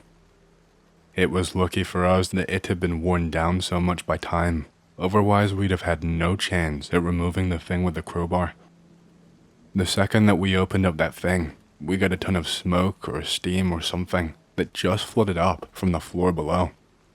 Again, it did not feel hot on my skin or anything. The ladders were barely stable in place anymore. I had to practically jump off at the final few steps and then hold it in place so that Mike did not fall down and break something. We went through a few corridors until we got to somewhere very unusual. The first thing that we saw was this big glass panel that seemed to span the whole width of the room. There were all kinds of things right by it. I'm talking monitors, computers, medical equipment, tons of paper with writing on them that were rotted to shit and were not legible anymore. The window was completely fogged up, so we could not see whatever was beyond it, but just around the corner, seemingly leading into whatever this room was, there was a door. But it was like one of those doors on a submarine that you had to turn the wheel to open and close, and it wasn't entirely closed either. It was open, but only by a couple of inches. There were some of those same vine-type things that were wedged into those few inches of the door and seemed to be growing outwards from multiple places. Every time Mike and I spoke to each other and it echoed around the room, I could see those things twitching and moving ever so slightly. Mike wanted to open up the door and see what was inside. I told him to remember our deal and that we needed to leave right now. He told me that the deal was that we would explore the entire floor, and then he just went over and approached the door. He was laughing again. The second that we got down to this floor, that feeling was getting stronger. The feeling of being tipsy. The only thing that was counteracting it was my fear, my worry for him. Mike could not even open the thing up. The door was rusted and would not budge an inch. And these vines in the door, the sound they were making was louder, and it sounded like they were squealing now. You know, like how when steam is escaping, it makes that high-pitched whine? That sound was coming from them as they were squirming in the gap of the door. I went over to help Mike, and it took us a long time, but eventually, we managed to move the door over enough for us to step inside. That is when I saw the sight of something I will never, ever forget. If we'd have left at any point before this one, this day would not haunt me even half as much. There was something in the middle of this room, this chamber. There were things all over the sides of the rooms. They almost looked like shower heads. And there were also vents in the walls and the floor and other kinds of things. There was some equipment set up on a tray further into the room, and there was some kind of a panel on the wall. I did not get close enough to find out anything more about them. This thing in the middle of the room, I can only describe it as some kind of a massive green overgrowth. Those same vines were coming off of it at various different points, and some of these vines reached up to the very height of the room. Some of them were at the vents on the walls and actually slithering into them. There were some small vines too that did not seem to grow at all. They were very close to the main bulk of this thing, and they looked to be quite sharp and barbed. It was genuinely just like a massive big ball of overgrowth and moss and vines, but in the center, there was something there, something that was a reddish color. It was shiny, and it was moving up and down. The entire thing was moving up and down, like it was beating like a heart, or breathing even. Every so often, this beam of steam would just shoot out briefly from some section of this mass, and then just dissipate into the air. Mike was, he was an idiot. He entered the room, even though I told him not to. He started moving into a jog, and at some point he just tripped and hit the ground. He was not even looking where he was going, and he got caught up in one of those vines on the floor and just hit the deck. He managed to get back up to his feet, and he ran back over to me when I called to him, but that was it. The thing in the center, this mass, it went from beating to shaking. It seemed to be shaking quite rapidly and violently, and all of those vines that were high up on the walls and crawling into vents, it was retracting them at a speed that I don't think I'd ever seen before that point. All the vines near the doors, on the walls, they were all vibrating and starting to thrash and be thrown around the room.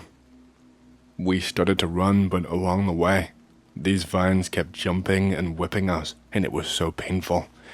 Whenever they hit me, it felt like my skin was burning. I kept hearing Mike screaming in front of me, and at some point, I was not sure what happened, but I felt something hit my face really hard.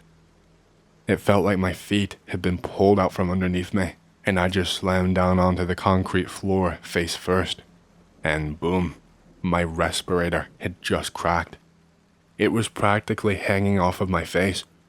I was breathing in rapid breaths, and I could taste something really sour in the air. The air was so thick, it was hard to keep breathing it in.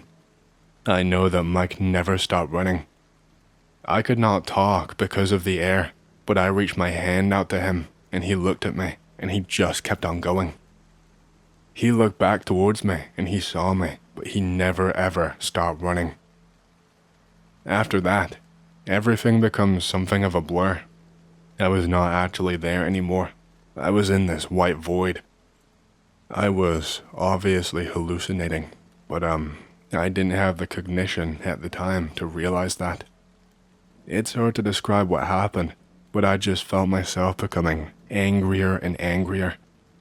There was a door at the end of this white void, but it was sealed shut. There was a tiny window that I could peek through, and Mike was standing right there. He was taunting me. He was telling me how I was going to die in there, that he was going to make sure of it. He just kept laughing at me, that same stupid laugh that he was doing earlier. And then he started making those caveman noises again and ridiculing me. and I just felt this level of anger I had never felt before in my entire life. My vision actually narrowed. I'm not kidding. It was like the outer edges of my vision just became black, so I could not see out of my peripheral vision anymore, and I could only focus on what was right in front of me. I could not control myself. I could not even move my own body. It moved on its own. The door was made out of metal, that same stupid type of door in that place, and I just started punching it really hard.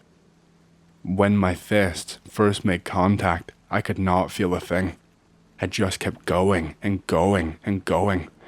Mike was on the other side, and I could hear him talking. He kept encouraging me, telling me to hit the door harder, asking if that was the best that I could do, telling me that I would die for being so weak. I just kept going and going and going for I don't know how long. And then at one point, reality just snaps back to normal. I am outside. The sun is bright in the sky and beating down on me, and I am sweating really hard. It's like a pool is pouring off of me. I am mid-motion, about to throw another punch, and then I hear Mike scream, begging me to stop. I realized that I was on top of him while he was laying on the floor. I had blood all over my knuckles, and his face was just a mess. He was barely even recognizable anymore. I had no idea what I had done. He just mumbled out a really weak, "I'm sorry I left you." And then he just passed out. He was still breathing. I was panicking.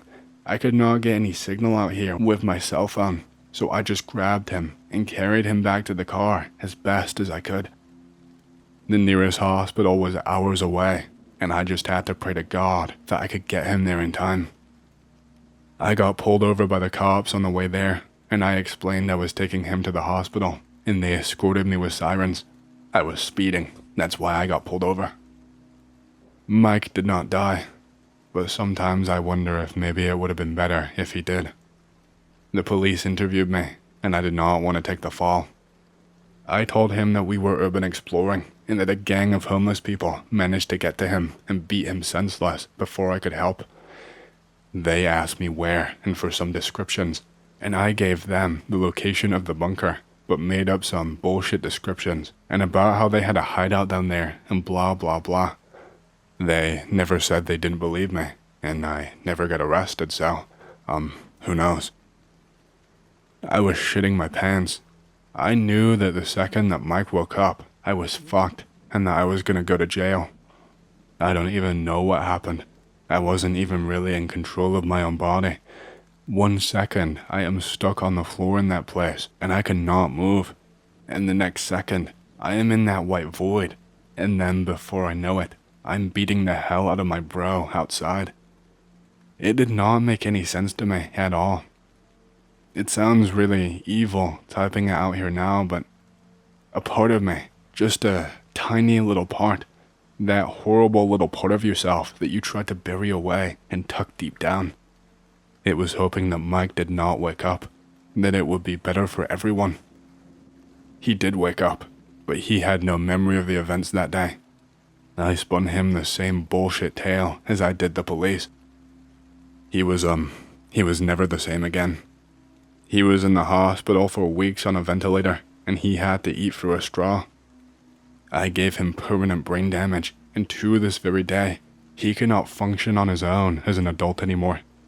His own mother has to bathe him, because his brain just does not function enough to let him anymore. I was ashamed of myself, so I moved away.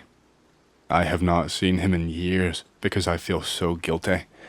I know how evil that makes me. I wish I could sit here and say that we're even because he was going to leave me to die in that place with my mask cracked, but he didn't deserve any of that. I just wish that I had some answers for what happened. If you're ever thinking of getting into urban exploration, if you're ever thinking of exploring abandoned military bunkers, don't.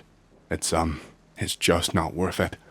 I wish every single day that I could go back in time and stop myself. A long time ago, I used to be enlisted in my country's military, and I was involved in the invasion of Iraq and stuck around for the subsequent war. I was not a part of the United States military though. It was a horrible time in my life. I saw so much casual bloodshed and what would be considered war crimes on a daily basis that was just swept under the rug in order to protect our own, and so that we could just keep marching forward, so that none of this would get in the way of the mission or what needed to be gotten done. I could write a 10,000-page book on all of the horrible shit that I saw, but I do not have time for that, and I want to tell you about something that affected me the most during my time serving. I don't want to spend my time giving you details on specific military procedures or who I serve with or my role, etc.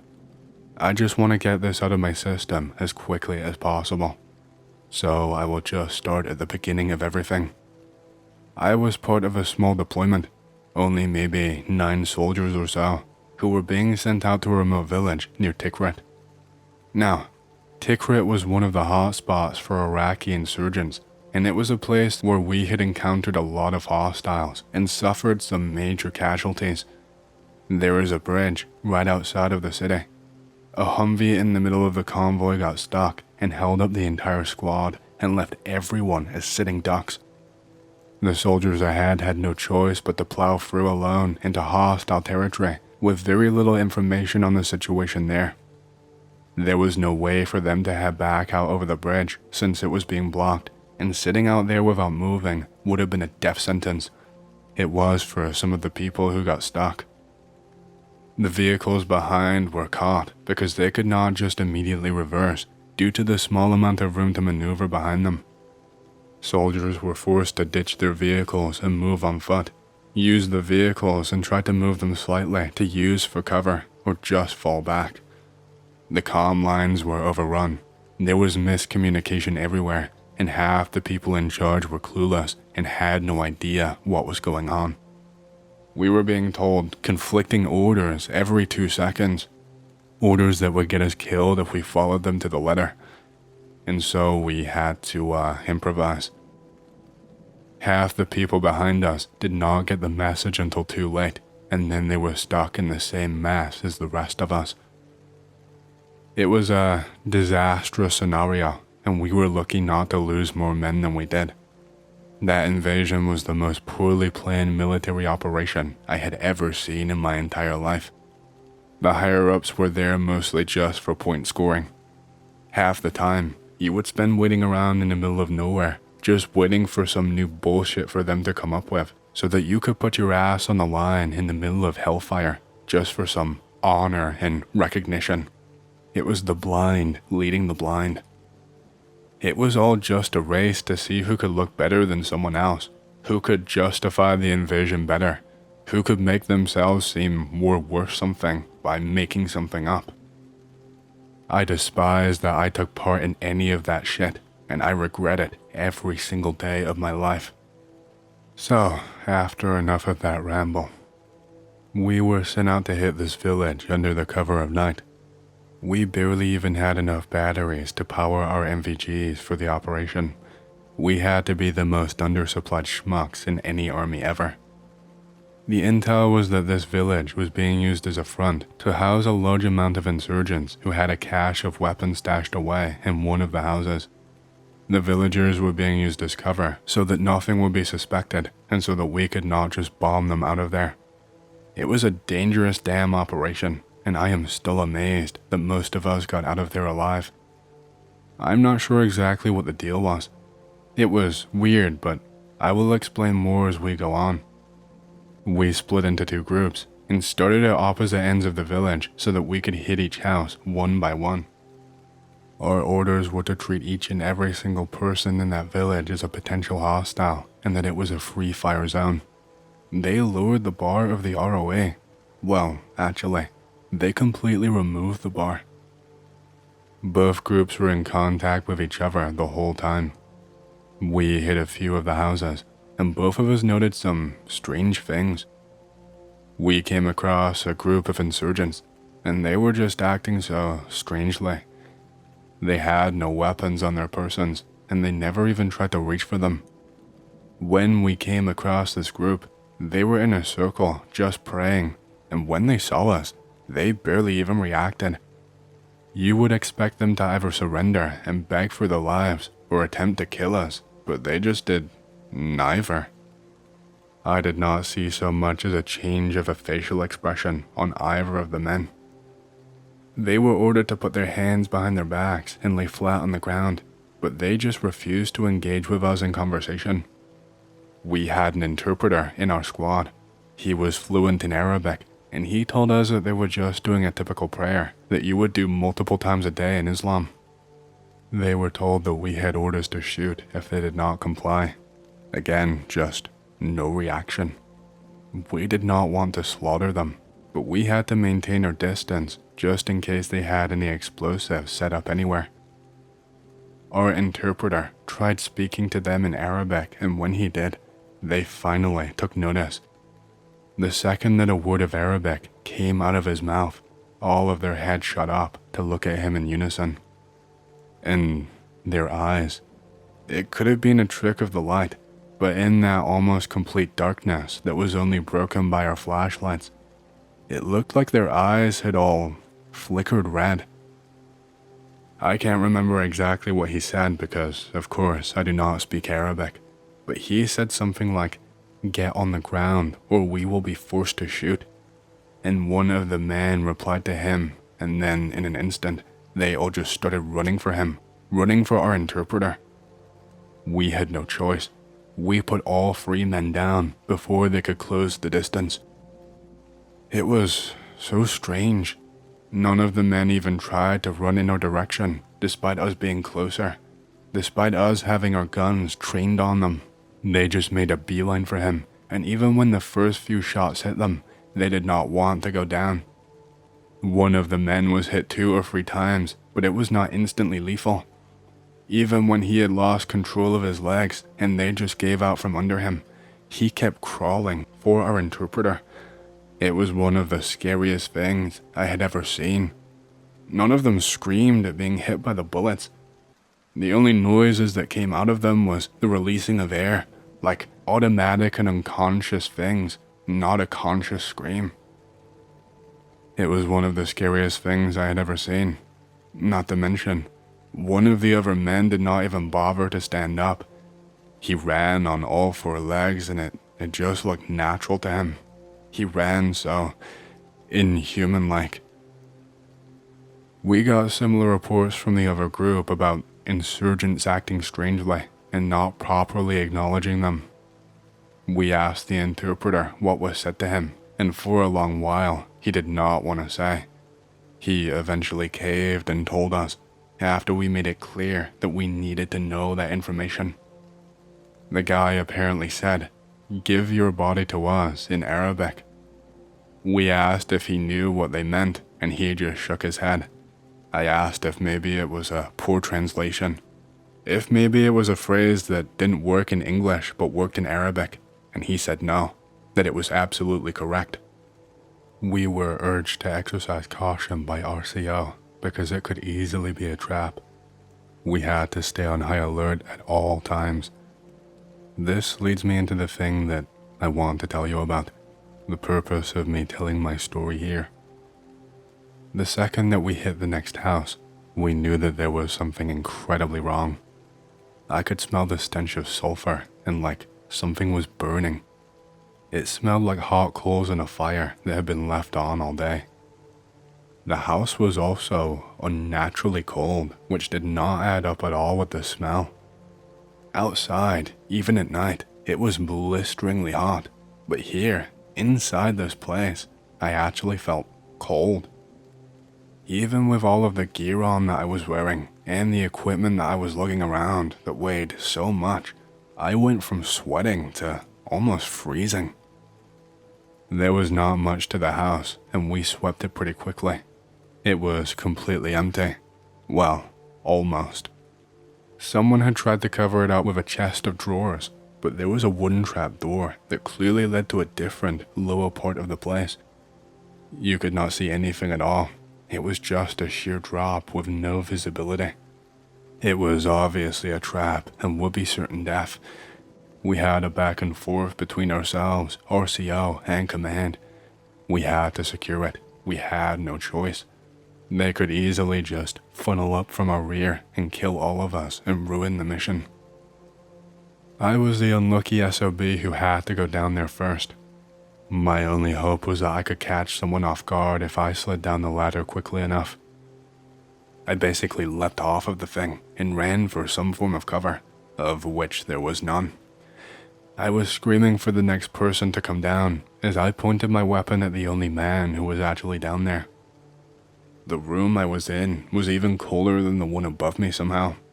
It was all made out of a slate stone and was some kind of weird basement and was not all that big.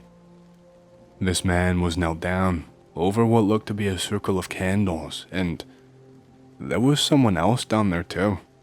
A young boy, it looked like. He could not have been older than maybe 10 years old. He was laying down, flat on his back, his arms and legs chained to the wall using metal chains, which had him elevated slightly off of the ground. He was unconscious as far as I could tell. This man was different from the others. He had an AK-47 just across the room from him, at the other side of the boy, and even though he had his hands raised in the air, he kept eyeing it up while glancing at me. He kept shouting something at me, but I did not understand.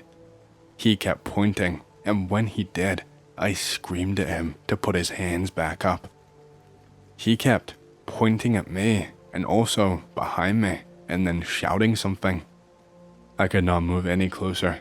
I could not be fully sure that the room was clear and that the place had not been rigged to blow if he was found. He pointed one more time, shouted something, and then just laughed. And while doing this, he all of a sudden just rushed and scrambled to his feet and ran for the weapon. But I managed to put 2 shots into him before he could get there. By that point, 3 of us were down there. That's all that could really fit. Shoulder to shoulder, we were basically squished into this place the entire width. Both of the soldiers beside me had their shoulders pressed into the stone wall. The rest of the soldiers were waiting up top, as there was not much space as it is, and we did not want to become stuck. The interpreter was down there with us. I was asking him what the man said, and by this point, I could tell that he looked really rattled. He looked like he was holding back tears and was just shaking his head. He was praying underneath his breath in Arabic. The interpreter did not tell us what the man said until everything was said and done and we were out of there. I will leave that for later. We managed to secure that basement inch by inch. There was nothing rigged anywhere. It was just this man who was now dead and this child strapped down. We had no idea why or what for. My other squad mate came to help me try and free the chains. Luckily, we had a pair of heavy bolt cutters that were passed down to us that were used as part of breaching protocol. It was the only way that we were able to get them off of the boy. The chains being rusted up definitely helped us. The chains looked like they could have been around 100 years old maybe. The interpreter was acting really weird. He did not want us to unchain him, but he couldn't even give us a reason why. He just kept saying that we shouldn't, that it was too risky, that it wasn't right. We had to shout some sense into him and tell him to nut up, basically. That if he lost his head right now, then we would all end up dead. The boy had nothing on his person. We obviously searched him and checked him before we undid the chains. He was just suspended above the circle of candles by his legs and arms, and he had some marks on his face. It looked like someone had taken a small knife and had cut lines into both his cheeks and his forehead. It just looked like random scattered cuts. There was a book open nearby to where the insurgent man was initially sitting, but it was in Arabic, and I never had the chance to ask what it was all about. I ran back over to the ladder while my squad mate, who had medical training, attempted to check on the boy and see if he was okay. I was asking my CO what the fuck we should do, if we could get medical help for the boy and send a few people to send him back. I was pretty much instantly denied though. I was told that our operation was much more important and would save more lives in the grand scheme of things than just one boy. We were straight up just told to leave him there in that basement, tied up to fend for himself. I can't say I was happy about it, but orders are orders at the end of the day. There was no sense getting myself killed or in the shit in a situation like that. My squad mate was a little bit less receptive though. He was incredulous to say the least. He insisted on wanting to just check his vitals and make sure that he would not die if we left him there. I told him no, that time was up. Someone had to be the bad guy. The boy was barely breathing, and we did not even have the supplies or the equipment to keep him stable.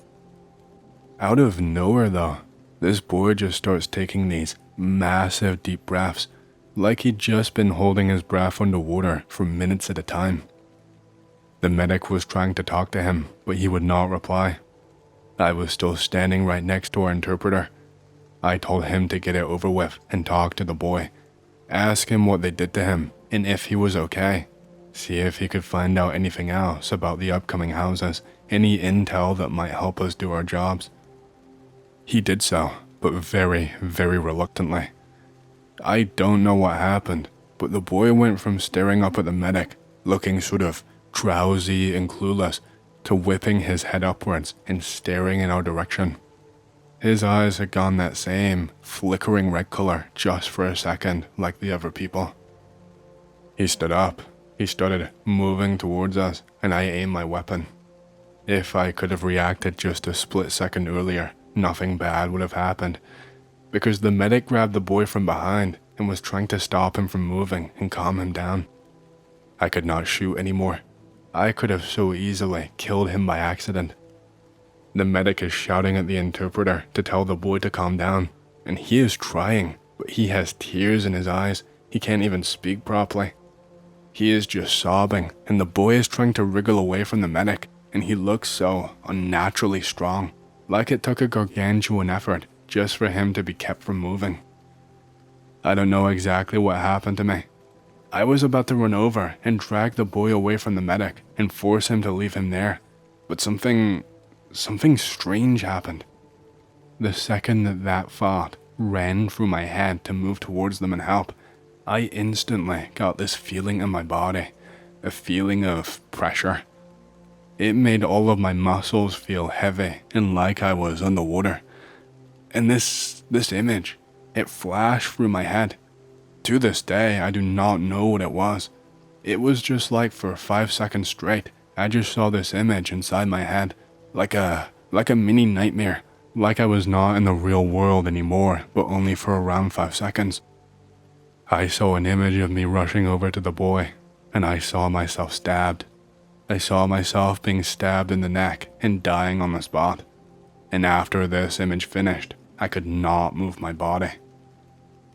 I felt like my muscles were all stiff and like I was glued to the spot. And all in a split second, it just happened. The boy pulled out a tiny knife he had inside his pocket.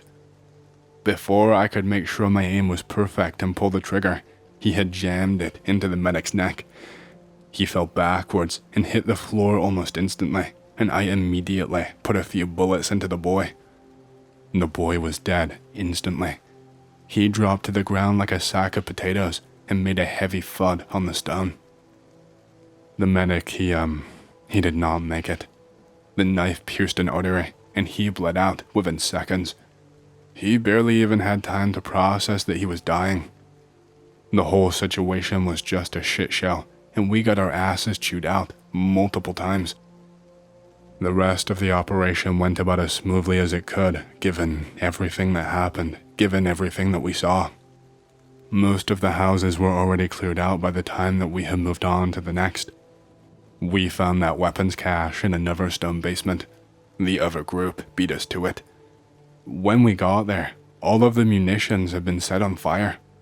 The other group said that it was not them, that everything had already been set alight when they found it. A few days later, once everything was all over, I managed to flag that interpreter down, and I forced him to sit down and tell me exactly what was going on. He was still pretty evasive, but he told me what that man in the basement said when I was there. The insurgent apparently said, "He's coming. Look, he's coming. He's coming for you. Look behind you. He's coming to get you." And then after that, he laughed and ran for his weapon, like I said. Again, he had no explanation as to why he said that, and I don't really have one for you either. Like I said, worst night of my life. I know a lot of you military boys have some really messed up stories, but I've never seen anyone talk about anything as extreme as what I went through. But yeah, I just had to get it all out there. Okay, so I have something to share with you that I can still scarcely believe myself, so I will not be offended if what I say is not taken at face value, or if you have a lot of questions. It concerns a project that I was assigned to in the last couple of years. Now, don't get ahead of yourself. It wasn't some top secret CIA MKUltra experiment or anything crazy like that. I was actually assigned to collect data on some tunnel systems in the New York City subway system that have been abandoned for a long time, and which also link to another tunnel system, separated completely from the NYC subway system. I'm a scientist primarily, not a top researcher in my field, but good enough for the job, I suppose. Anyway, so the US government, or I should say, a company contracted by the US government, subcontracted me in order to conduct this project for them over the course of the last 20 days' time in total.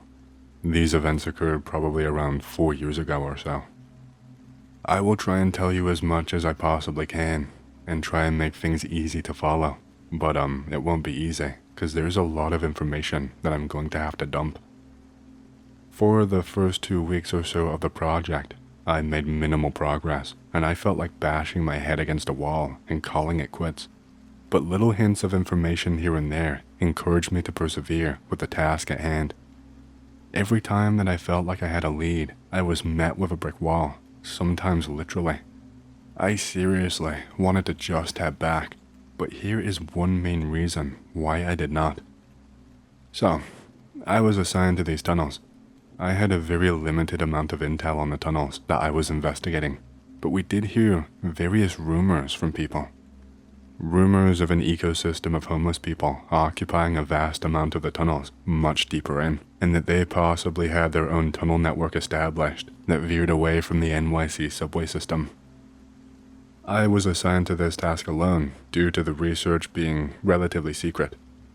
Not secret as in NDAs and you will be killed if you tell anyone, but secret as in just doing it under the public eye, that kind of thing. I think a lot of people would freak out if they found out just how many people were living underneath them, homeless people, clogging the systems. While investigating some of the tracks deeper in, near the abandoned stations, I noticed something incredibly strange very quickly.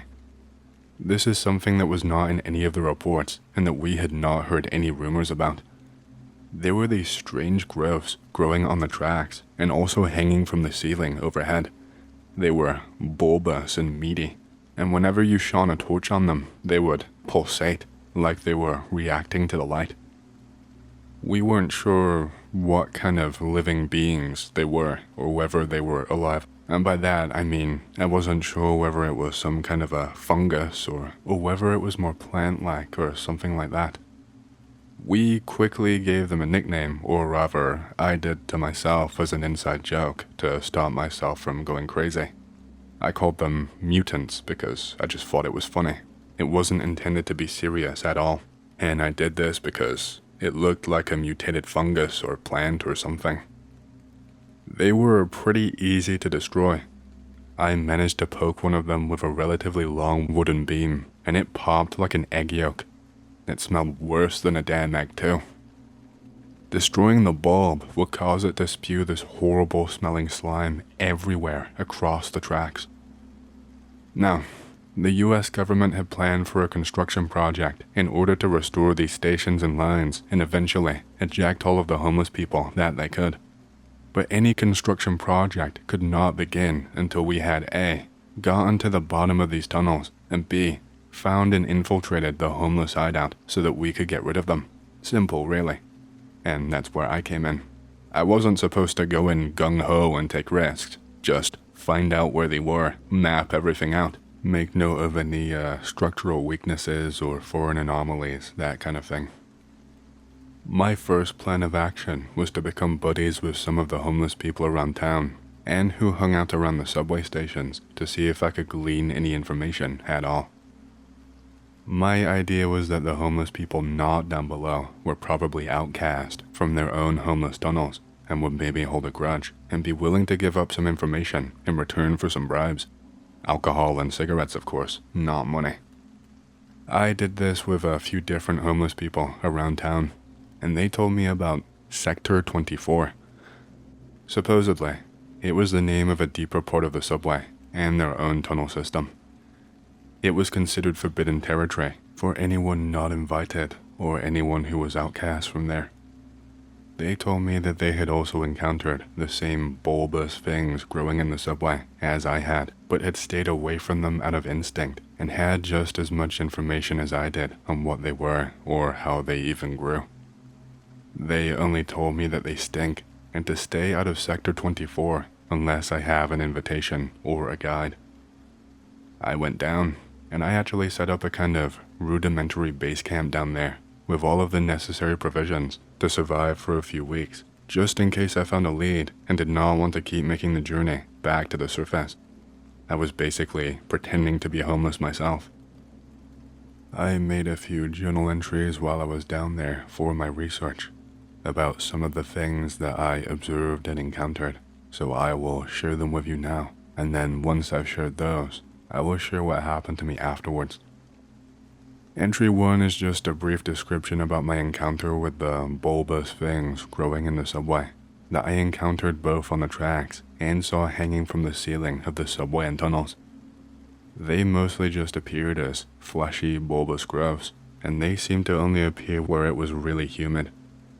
Their sizes could vary dramatically depending on the area that I encountered them in. So I was conducting an inspection as normal, and I came upon an absolutely massive section of them all close by together. A massive group of them had just completely overrun a small room-like section of one of the passageways. The entire room was just pulsating with them. It looked as if they were all breathing in and out, in tune with each other. Each one of them also had very tiny hairs on them that were hard to see unless they had light shining on them. It's possible that they were some kind of tiny feelers that they used, or possibly even something else, I'm not sure.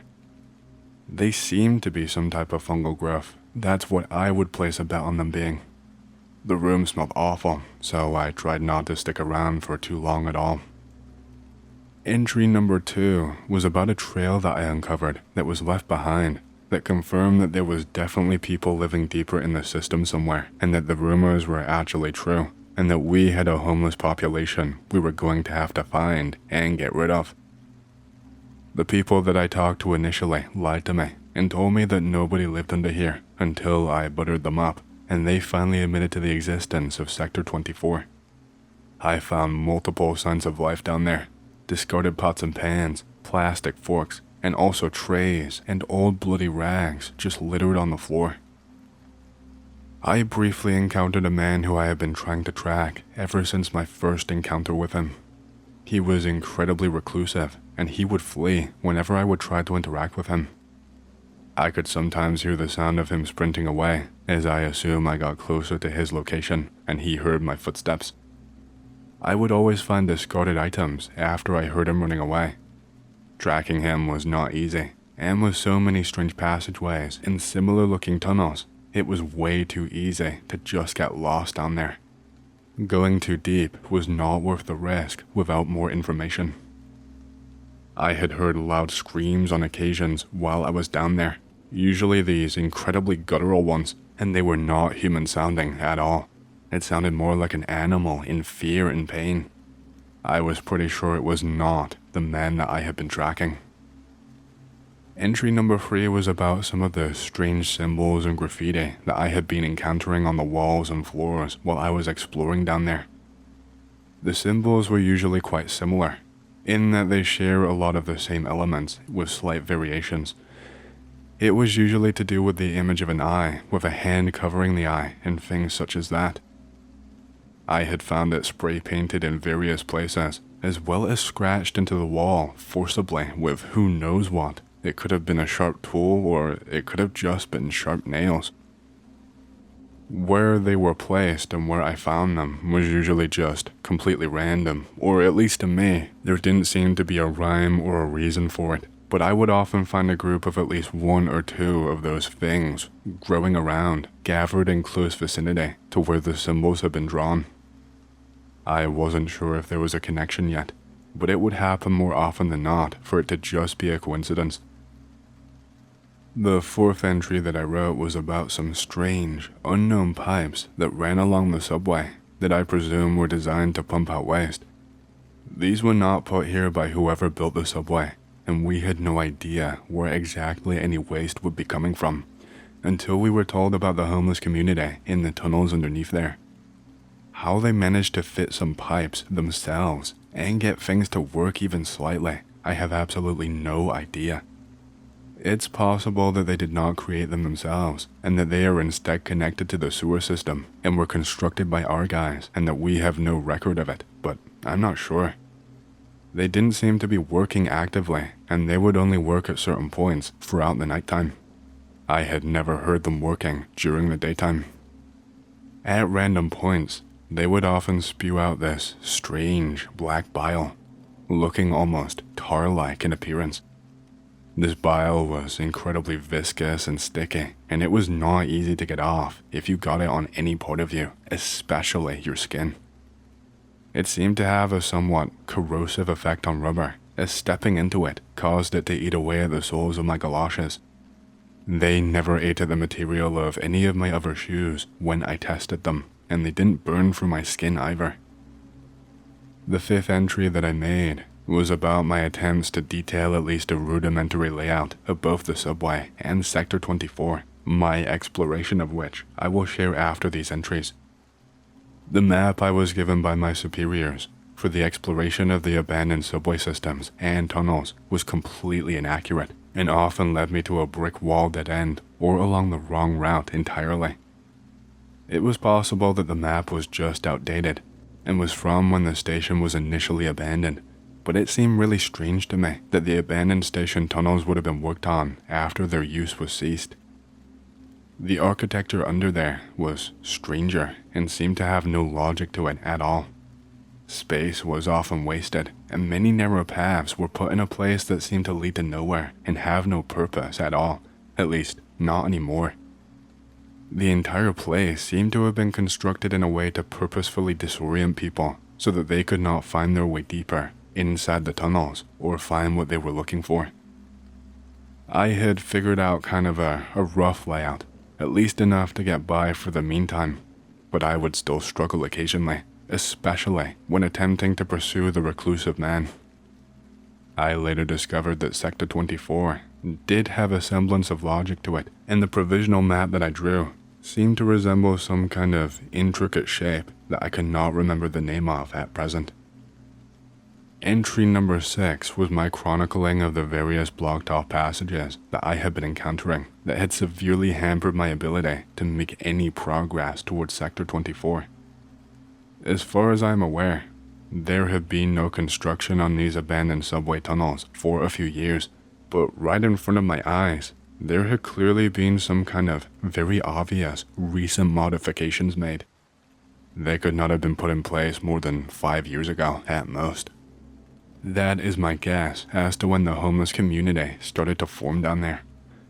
There were steel bars and things blocking off entire paths and entrances. Sector 24 must have been beyond these initial obstacles and barriers.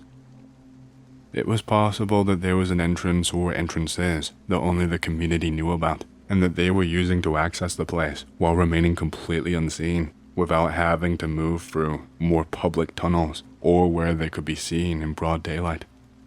I figured that the only way to actually access the place would be to find someone who can show me the path. My final journal entry of interest was something that I noted just a few days into my research. I came upon a disturbing discovery, which I have no rational explanation for really. There is a strange recording that plays in those tunnels every single day without fail. Near the blocked off entrances into Sector 24, or what I assume were the entrances into there, someone had installed an audio system with built-in speakers to play the same recording every day for approximately 1 hour in total before stopping. The audio system appeared to be quite old, older than the steel bars that had been put into place at least. The recording that played was really hard to describe. It sounded like the booming voice of a man yelling something with all of his power in his lungs, to the point that the microphone was being peaked and there was all this distortion and static. He wasn't saying this in English though. I could not tell you what kind of language he was speaking in. I couldn't pinpoint the accent of the man either, or what country he is from. But sometimes in the recording, I could hear muffled cries and growls in the very background of the recording.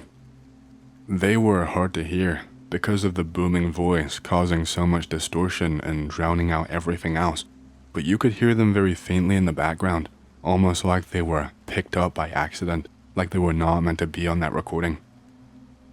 The booming voice from the speakers and the vibrations seemed to have some kind of an effect on those bulbous growths that I had mentioned previously, and kind of caused them to pulsate just a slight little bit, and one of them even fell from the ceiling and exploded from the impact. Luckily, I was a safe distance away from when this happened, so I did not get all of that foul-smelling stuff on my clothes. What I will tell you about now was my final day conducting this investigation, and the day that I ventured into the deepest part, into Sector 24 itself. My resources were starting to run out. The leads that I had were starting to really run thin, and the patience of my superiors was waning really quickly. They did not want to pay me any more money than they had to, and they wanted to speed this project along quite quickly.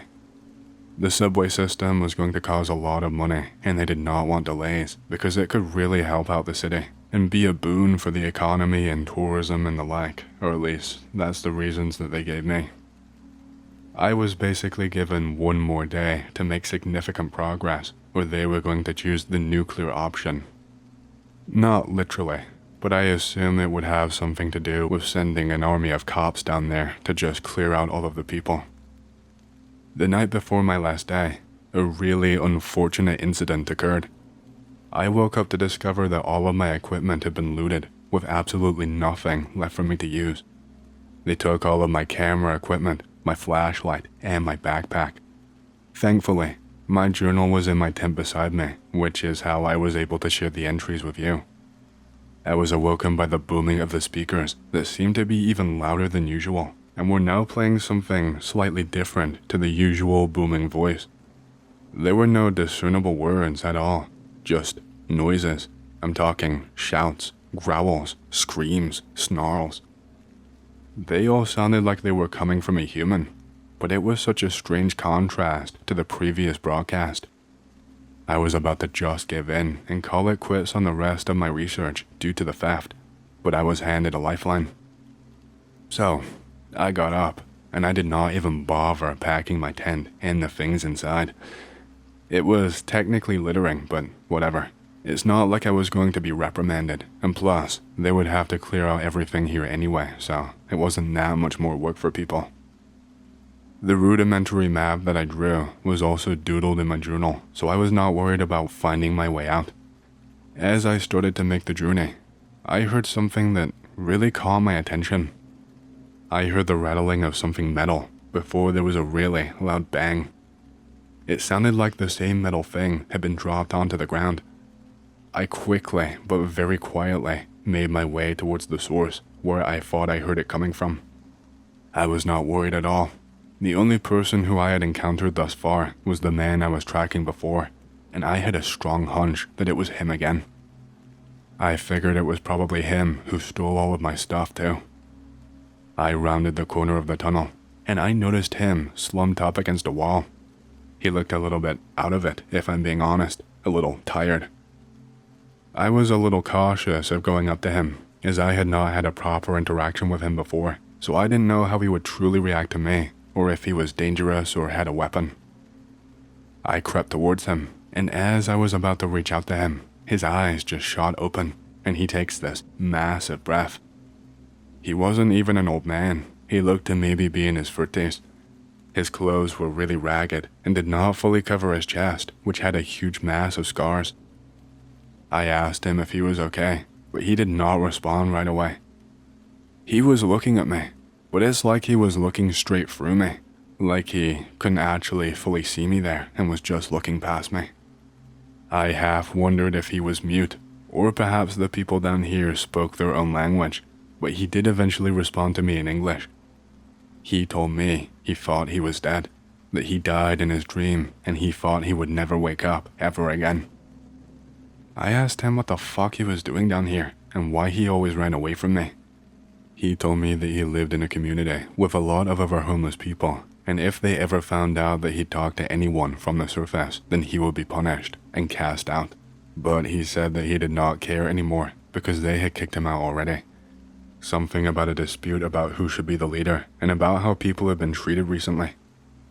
He told me that a lot of friends of his have been going missing over the course of the last few months, and that the people that he thinks are responsible will not tell him what they did with them. He told me he thinks they murdered them and dumped their bodies somewhere in the Sector 24 tunnels to stop him from gaining more support to become a leader in the community. I was shocked at all of this. I don't know if maybe the terms he was using made the community seem more advanced and organized than it really was, but I was shocked that they had any kind of functioning system down here, like an actual functioning society. But I sensed an opportunity. I told him about why I was down here and what I was researching. I told him about what the government was looking to do, and that driving them out could lead to them being punished, and then the fates of his friends would be investigated and eventually found out. He was pretty hesitant at first. He still had other people who lived there that he was okay with, and he did not want to ruin the place for all of the homeless people who had nowhere else to go. On the other hand, he told me he was concerned that more people would be abused and killed eventually if it was allowed to go on. He said that they were starting to let people who did not follow every rule that they put into place to starve, and eventually they would kick them out back to the surface. After spending quite a lot of time talking to him, probably a few hours by my count, and gaining his trust, he agreed to escort me into Sector 24 through one of the lesser used entrances that he knew about. The whole time that we talked, I just sat making notes and marking things down and doing little diagrams. It kind of fascinated me in a really weird way. He talked as if they had their own city and their own election process and etc. He told me that he would guide me in and show me the way to their camp, but would not go any further than that or assist in anything that the government was going to do. He was determined to have no violence. That was fine with me anyway. I couldn't exactly go in there on my own, guns blazing. It was more just marking down the location and seeing what was happening. I asked him if it was today that they kicked him out of the community, but he told me no. It had been about 10 days since he last set foot in there, but he was still avoiding people just in case he could resolve everything peacefully. I pulled out my journal and I showed him the map that I drew, and he told me that I got most of it right, aside from a few of the dead ends that I had marked down.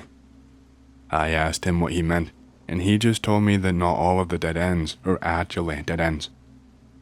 He brings me to the end of one of the tunnels, in one of the abandoned ones, really deep in, where there is just a dead end. I'm talking just a pure brick wall right in front of me. He brings me along to the end of it, and to the left, and he starts taking some fucking bricks out of the wall. I am just completely shocked, as he takes out enough bricks near to the ground that opens up to a really small tunnel that you can crawl through. I was reluctant to make the journey because it looked like I could easily get stuck in there, even with my small frame. He told me he would lead the way, and I decided screw it. I'm in way too deep to quit now.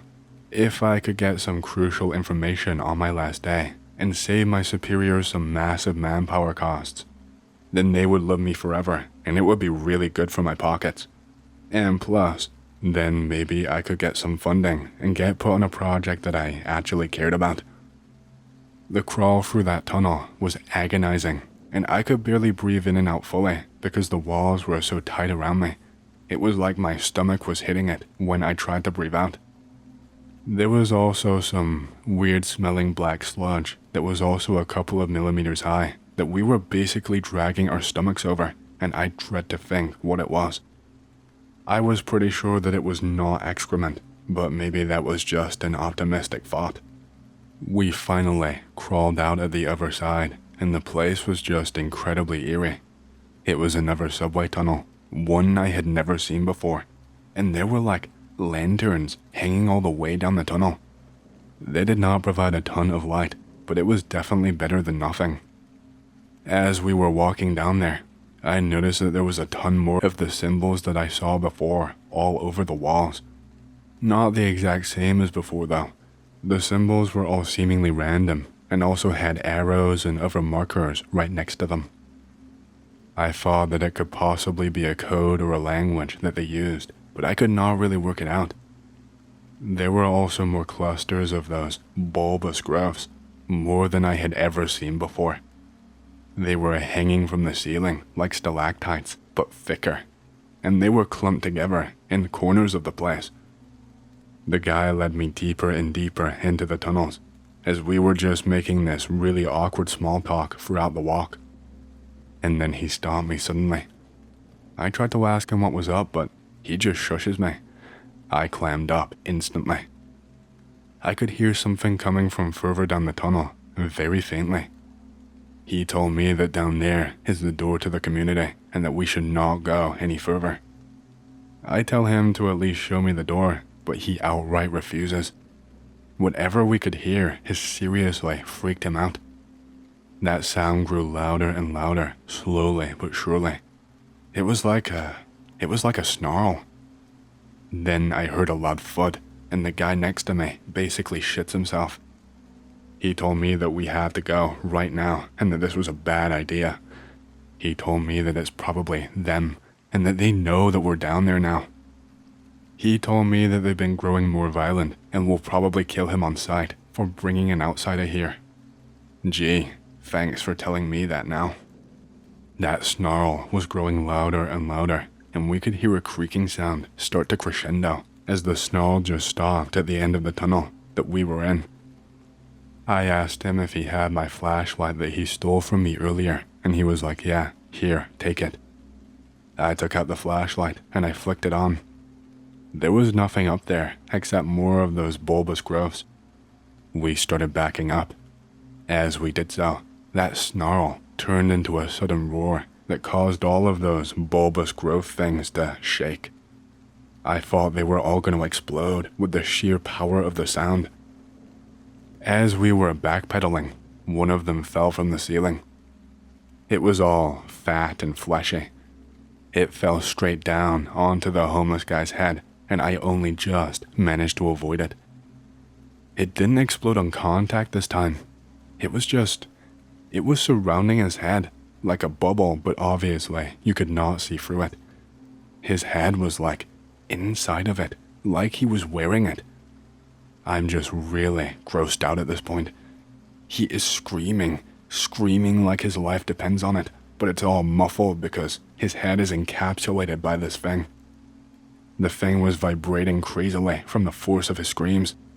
He was trying desperately to claw it off of his head, but his hands could only go through it, and he could not shake it off. In what seemed like forever, but was probably only just a few moments, his hands drooped down to his sides, and then he dropped down to his knees. I was really confused and scared. I had no idea what the hell was happening. The thing was just vibrating on his head, and his whole body started to convulse. I started to step backwards towards the way that we came. I just wanted to get out of there at that point. His body stopped convulsing, and he was still for a moment. Then he started to rise to his feet. Oh no. He started walking towards me. Not like a normal person would. It was like he had to fight his own body and his legs just to get them to move. He was like bow-legged and was almost dragging his feet along the floor. I just started to run as fast as I possibly could back down the tunnel. I was not sticking around for whatever the hell that was. It took me a while, but I reached the hole where we crawled through in record time, and then I started to hear it. Thumping. It sounded like thunder. I could hear someone sprinting towards me. I forced myself into that crawl space, stuffing myself in as quickly as I could. I was trying as hard as I could not to think about the tight space. I dragged myself through it as quickly as I could. Right as I was shuffling through the end, I could hear snarling at the other end of the crawl space where I came in. It was that same damn snarling. I jumped up to my feet, and I frantically started putting back the bricks as best as I could where they originally were. As I was putting them back, I caught a glimpse, a brief glimpse. It was the homeless guy's face. The growth, the thing, it was gone from his head now, and I could see his full face, and his eyes were a luminous yellow. His face looked pale gray, and his facial expression looked really strained. I made my way back to the surface as quickly as I possibly could, and I booked myself into a nearby motel. I did not report back properly for a few days, and by that point, I was being bombarded with calls, and someone was actually sent to where I was to try and find me. I did not even have the strength to talk. I told them about everything, about the location of Sector 24. I told them how I found the place.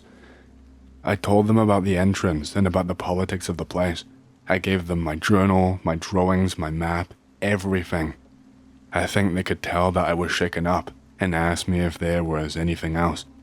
I told them that they would not believe me, but I explained about the weird situation with the homeless man and those bulbous growths. My superior just nodded at me, got up, and then walked out of the room. I was paid very generously, as I thought I would be for my discovery, and my investigation was promptly shut down. Last I heard, they were sending people down there to clear it out, but I never heard a peep after that, so that's all the information that I have. It's possible that they just left it be, or maybe they really have made some progress. I don't know. That's about all I can really tell you.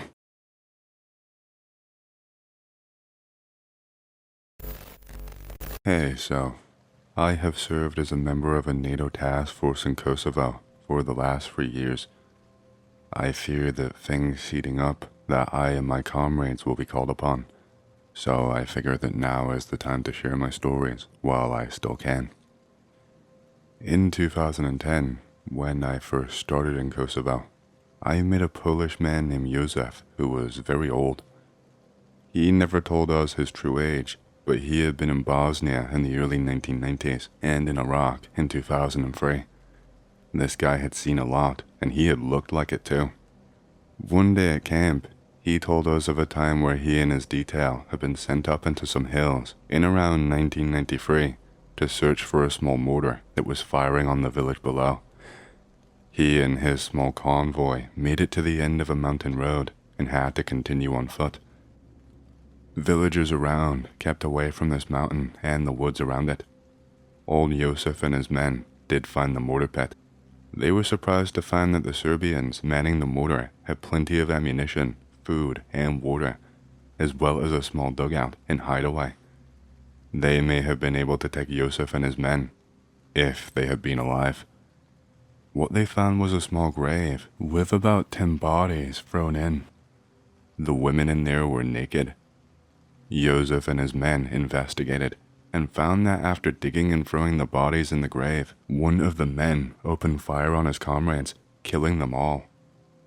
He then appeared to have shot himself in his head and fell into the grave, and Josef swears to the fact that this man, who turned on his men and shot himself, was lying locked in embrace with one of the dead women. In the winter of 2011, I was manning a guard post at a tiny airfield close to the Montenegro border. There were woods all around, and it was me, my radio, my firearm, and a window to these dark woods. Floodlights were lighting up the edge of this place. Still, the glare from these windows was hindering. The absolute worst thing was probably this terrible downpour of snow. This airfield was tiny and held a single tiny prop airplane. Opposite the airfield was an identical box where another poor soul named Teravitz enjoyed the same grueling job as I was. We chatted on the radio about all stupid things that we would enjoy, and even some politics like the situation with Bosnia and etc.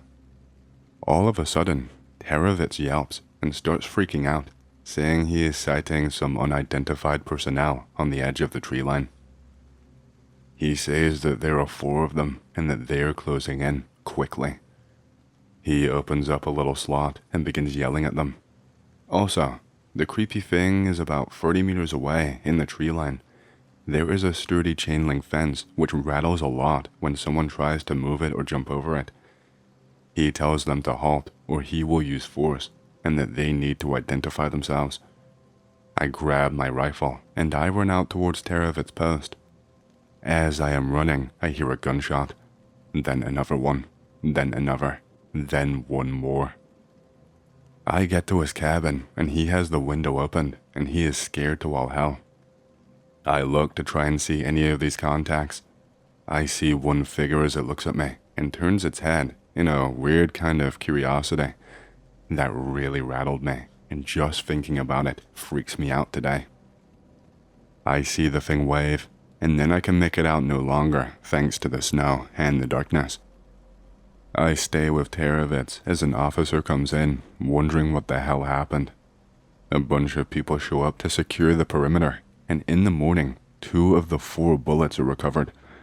No tracks are found, and no breaches are found in the fence. After an eternity of paperwork, Teravitz is taken off of the guard roster, lucky bastard, because the next night, things get worse.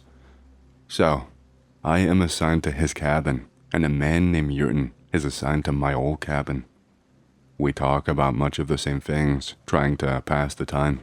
Only this time, we are both really on edge. Errand was young, and especially superstitious and jumpy. I think we both kind of wanted something creepy and sinister to be happening, just out of pure boredom. As we are talking about some actress, I see a shape out of the corner of my eye go past the window to my left, the door being at my back. This is not good. I tell Errand what just happened, and he tells me to stay calm and that he will go and take a look. We assigned a call and response, lion, starfish. So, I sat tight, not really making out all that much, except for the terrified look of my own face in the reflection of the glass. I don't know how much time passed, but I put it to about an hour of radio silence with Errand. I got pissed, and I tried to convert that anger into courage. I was going to go and jump outside and secure my surroundings. I didn't want to be toyed with in this tiny box. And so I waited. My mouth was really dry at this point. I released the lock, and then I jumped outside with my rifle up and ready. There was no Errand around to be seen, but what I did see was a bunch of figures retreating into the woods quite quickly. I went to see Errand, and he was on the floor of his post, his gun facing upwards. The bastard nearly shot me when I entered, but I said lion and he said starfish, so luckily I was not riddled with bullets. We stayed in there, just waiting until the sun rose, and on inspection, we found footprints circling around both of our cabins, sometimes 4 times around. That really gets me, because we still do not know what they were. Okay, so this next story happened in 2011, and this one really freaks me out. It is the shortest one and the least involved, but I hope that you can understand the horror of what I saw and heard. So, the local police in a small village were having huge issues with looters from the hills, so a tiny group of us NATO types stepped in and stayed in a large, fortified, comfortable mayor's house. He was a very nice man who fed us good food and let us sleep in his beds as he slept in the attic. At about 3 a.m., I was awoken to go on patrol with the 3 others. We walked around this tiny town, and we came to this open air market. A few merchants were setting up rugs and vegetables to sell. We saw a man in all black run to one of the stands, push down the merchant, and grab a bag of his food. He saw us and just about shat himself. We were lightly armed and armored, and so, against better judgment, and NATO regulation by the way, we chased after this man. He ran and we followed. Eventually, we left the village, and we saw him disappear into the side of a small hill. We scouted along this hill until we found a small cave. Up until this point, we were having a good time with a good chase, and I, along with a couple of others, were just smiling. This ended almost immediately. The man was pushing food into the maw of a decomposing corpse. We arrested him, and we were ordered to investigate his house for arms. We found that he had the corpses of some 10 people inside of there. Most of them were his family members. Most of them were dismembered in what looked to have been explosions. We found some of these corpses to have been from the early 1990s. Even worse, the guy had been living there, and by the looks of it, with some of the dead, feeding them and bathing them. Even worse, we find a minister's uniform. This guy had been a church minister. Okay, so one day in 2011, a woman came to us with a really deep cut on her forehead. She told us how she had gone into church at midnight and the dead had tried to make her join them. We were ordered to investigate the church as kind of a formality to gain some trust from the locals. The place had a huge crater in the top where a shell had previously fallen. It was creepy, as you might expect a dead church to be. The one thing that we did find was a knife on the altar with a bit of fresh blood. We laughed it off uneasily and continued on. I am in my mid-20s and from a country in the north of Europe. I have 3 confirmed kills and 2 unconfirmed. In my 3 years in Kosovo and those kinds of disputed territories in NATO Kosovo K4, I have learned that in such rural places where superstition is king, things do happen outside of what I can really explain. It is humbling and it makes me think a lot. A friend of mine called Jorge recently transferred from Afghanistan peacekeeping operations to Kosovo, and we exchanged some stories.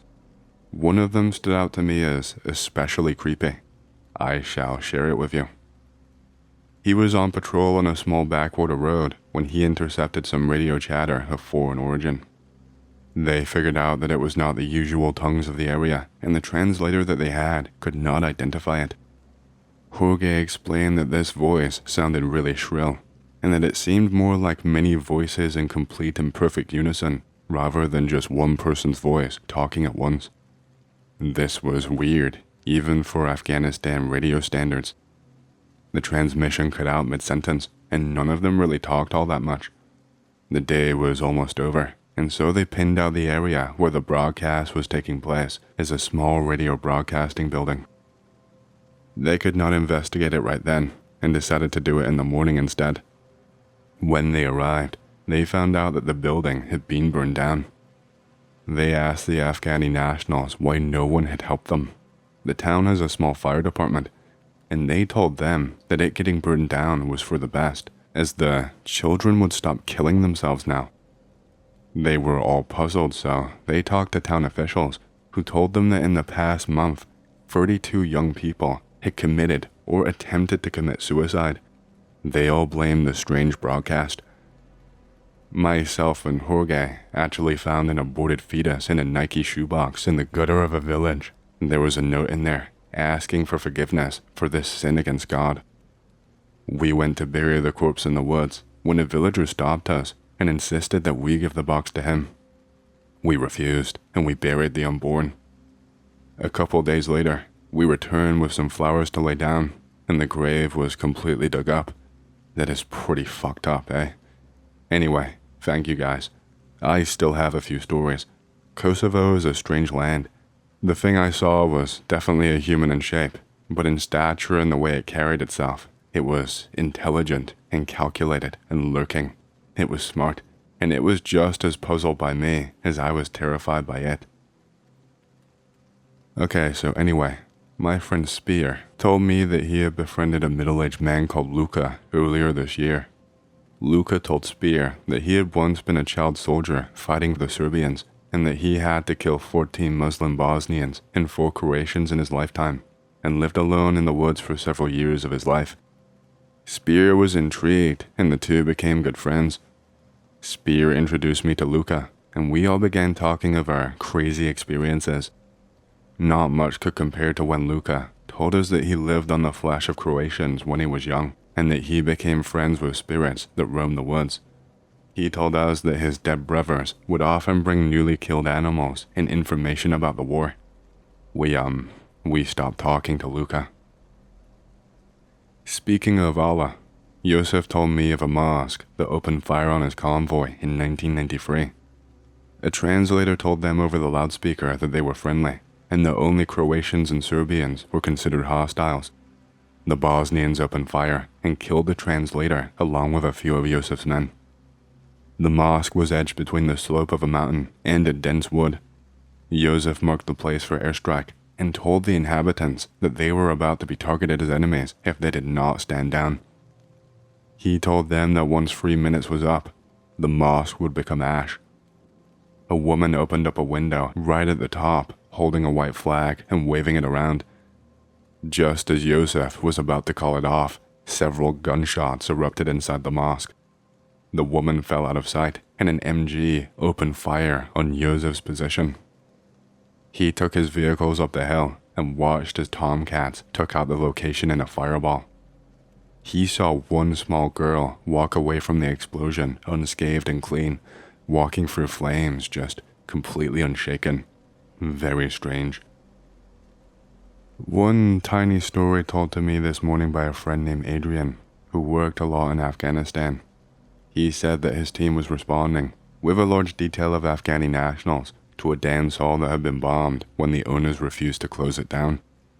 Numbers were not accurate, and the constables reported thousands dead, even with the village population only being something like 340 people. The constable was clearly not in his right mind, as he started screaming about the dead being taken by demons. Adrian told the man to be calm and settle down, and asked if he was on any intoxicants. The man continued screaming in horror for about an hour, talking about the places they were taking the corpses and the things that they were doing to them. Adrian showed up and showed the Afghans the proper etiquette when dealing with the situation. They went in to search for survivors, and they found none. They did find about 15 bodies that looked to have been holding hands in a circle around the table. After the constable had freaked out was tested for drug use and it came back negative, the man retired as constable and supposedly took his own life just a few days later. Okay, so I'm finally back. The past few months have been somewhat insane, and I actually have some new stories to share. I would be honored if you would lend your eyes and ears to the experiences. The first thing I must tell you is that I am no longer in that strange land of Kosovo. When I left, the air was different, and you could sense that the place and the people were lightening up and calming down. I now write to you from the Horn of Africa, where I am participating in anti-piracy operations. I spent much of my time in the Gulf here, and a little ways into the Indian Ocean. So, I have gone from the cold woods to the hot ocean. I begin my first story with the sighting of a rusted ship in territorial waters. This is not uncommon, as the pirates that we deal with are rarely sailing anything in firsthand or not welded from scrap hulls. So we go closer and get our gear and weapons. There are about a dozen of us on the patrol boat, and about 5 of us are boarding lads. We do the usual dance, issue the warnings, tell them our intentions to search them, and then advise them to prepare to be boarded. We have all of our ammo stocked and we tie on. Still, they have not made themselves visible, leading us to believe that either this is a derelict hull coasting along currents completely abandoned, or they are hiding and waiting to attack.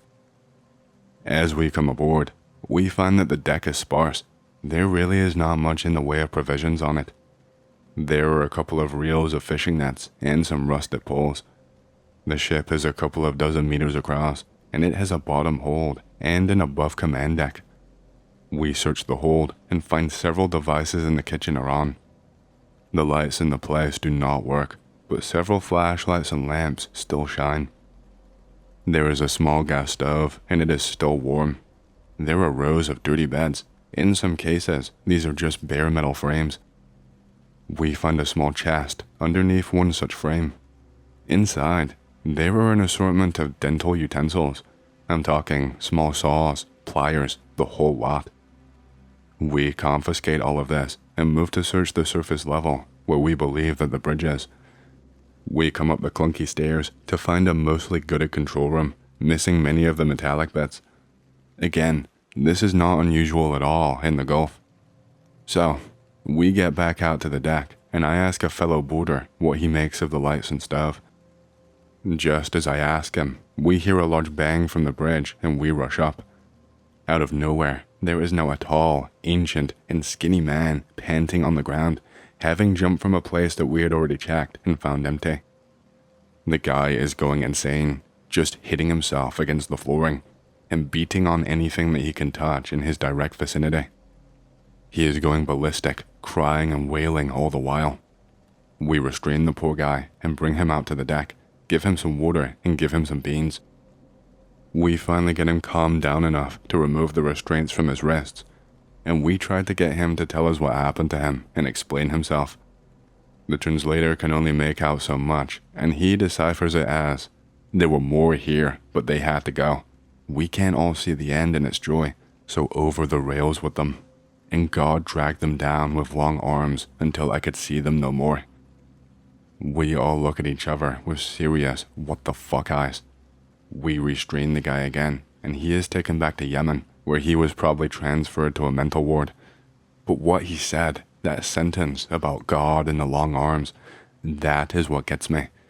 We found no evidence that could prove that there were any others on the boat, but that sentence, holy shit, that rattled me. Okay, so the story is when I and my guys are stationed on an oil platform that spans several levels and directions. This thing is massive, basically a large city in the middle of the ocean. There were these huge towers guarding the sides, but with all of the smoke coming from the big refineries. I was in one such tower with a friend called Powell. We were armed with basic sniper rifles, which really were nothing but a formality. Our main job was to keep watch with the trusty Mark I eyeball. The night was very late, and all you have to light the far reaches is the sky, which does not do a whole lot. So really, there is just an abrupt end to where the oil platform's lights can reach. A lot of us call this the drop-off because it looks like the world just drops off. A lot of shadows play at the end of your vision at the drop-off. We jokingly call these the sirens or the mermaids. One day, about the middle of our shift, a large light emits from just over the drop. This is really weird, because the light should reflect on the waves and water around it, but this light just hangs in a large oval. It is this really pale light, maybe with a blue tinge to it, but it is really like this sickly white yellow. This light ball kind of floats over the drop and into the view of a lot of people. We make some calls, and before we finish them, there were a lot of towers with their lights trained on this thing. It just kind of floats around a bit. We think it may have been a school of jellyfish of some sort. Later, we found out that there were not significant populations of any species that can do that around these parts. This thing starts to circle the main platform. I don't see all of it, but all the towers report this thing just circling us. At once, it splits itself into two smaller light balls. And to describe it better, these lights are clearly below the surface of the ocean. No water is distorting around their movement. They are just bright enough to make them hard to look at. So the two circle around, one going further than the other, so that no matter where they are in their rotation, the towers can see them. Out of nowhere, the thing lifts up a bit, and all the towers report something different. The people of the tower to our right report that the thing screamed, almost like a mixture of a bird and a whale. We report the same thing. The tower behind us report that the thing leapt up and began splashing around wildly, taking on some different forms as it did. I heard the scream, and it was not pleasant. Another story comes from a friend of mine. His name is Harker. Harker had been acting as an advisor to the Ugandan army, drilling them and testing them on the basics. He took the troop on a large run, some 24 miles around the territory. Harker had arranged the route that they would take, and the run would take them along a heavily forested area deep in the countryside. As he and the company came along this wood, a lot of the soldiers began getting jumpy, reporting eyes in the tree line. Harker dismissed this as superstitious banter and continued on. One man began chastising Harker, his acting officer, for taking them along this path. Harker became furious and took the soldier aside to speak to him about the chain of command. Now, before I continue, I have seen this kind of creature posted about before, and I was particularly intrigued by this report when I heard it. Harker told him that they were a literal chain of various lengths, some bigger and stronger than others, and some weaker and smaller, but a chain all the same, and if a link fails, then it cuts off many others.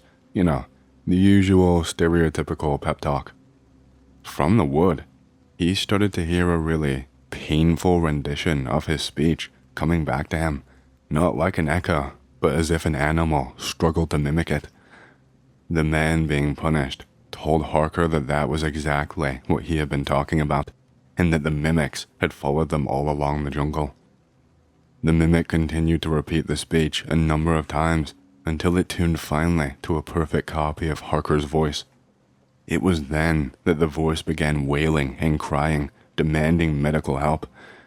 The thing is, many voices began echoing, all in Harker's voice, saying, "Come in here and help me." At least 2 other of my company were present at the time.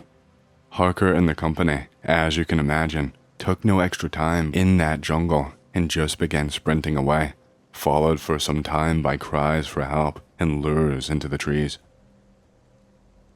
Another very strange story came from an ex-United States Marine who served in the 2003 invasion of Iraq. This guy was kind of a nut. He believed in chemtrails, Illuminati, all that shit, but he was crazy. The Marine was moving along in a convoy and came across a row of 3 deserted T-80s. This was pretty regular, as the Iraqis had been deserting their tanks in droves. So the convoy stopped, and they got out to clear the things. They got the usual fuel and water from the first 2 tanks. Technicians got any surplus ammo to be gathered and detonated. The first 2 tanks were stripped down without incident. The third one was different. The hatch was sealed, and it took those same technicians quite a while to pry it open. When they did finally get it open, one of them vomited. We checked the inside, and there were what looked like 4 boys of adolescent age, and 1 man wearing a tank officer's uniform. The boys were naked, all killed of a straight cut to the jugular. The tank officer had apparently died of a pistol shot to the temple. Those poor bastards. I actually have a buddy named Axel who served for a couple of tours in Afghanistan. I asked him if he saw anything out of the ordinary. When I said this, his eyes lit up, and he told me about a couple of cool happenings that he swears to the Lord that they are true. The first thing is that when on patrol, his Humvees were riding along a nice shitty road in the desert wastes. The light was fading, and the road was notorious for its high amount of IEDs. Stopping out there for the night would have been suicide, so their only choice was to press through. High above, Axel saw a large flock of buzzards/vultures circle above him and follow his Humvee. He pointed this out to his driver, at which the driver panicked and stopped the vehicle.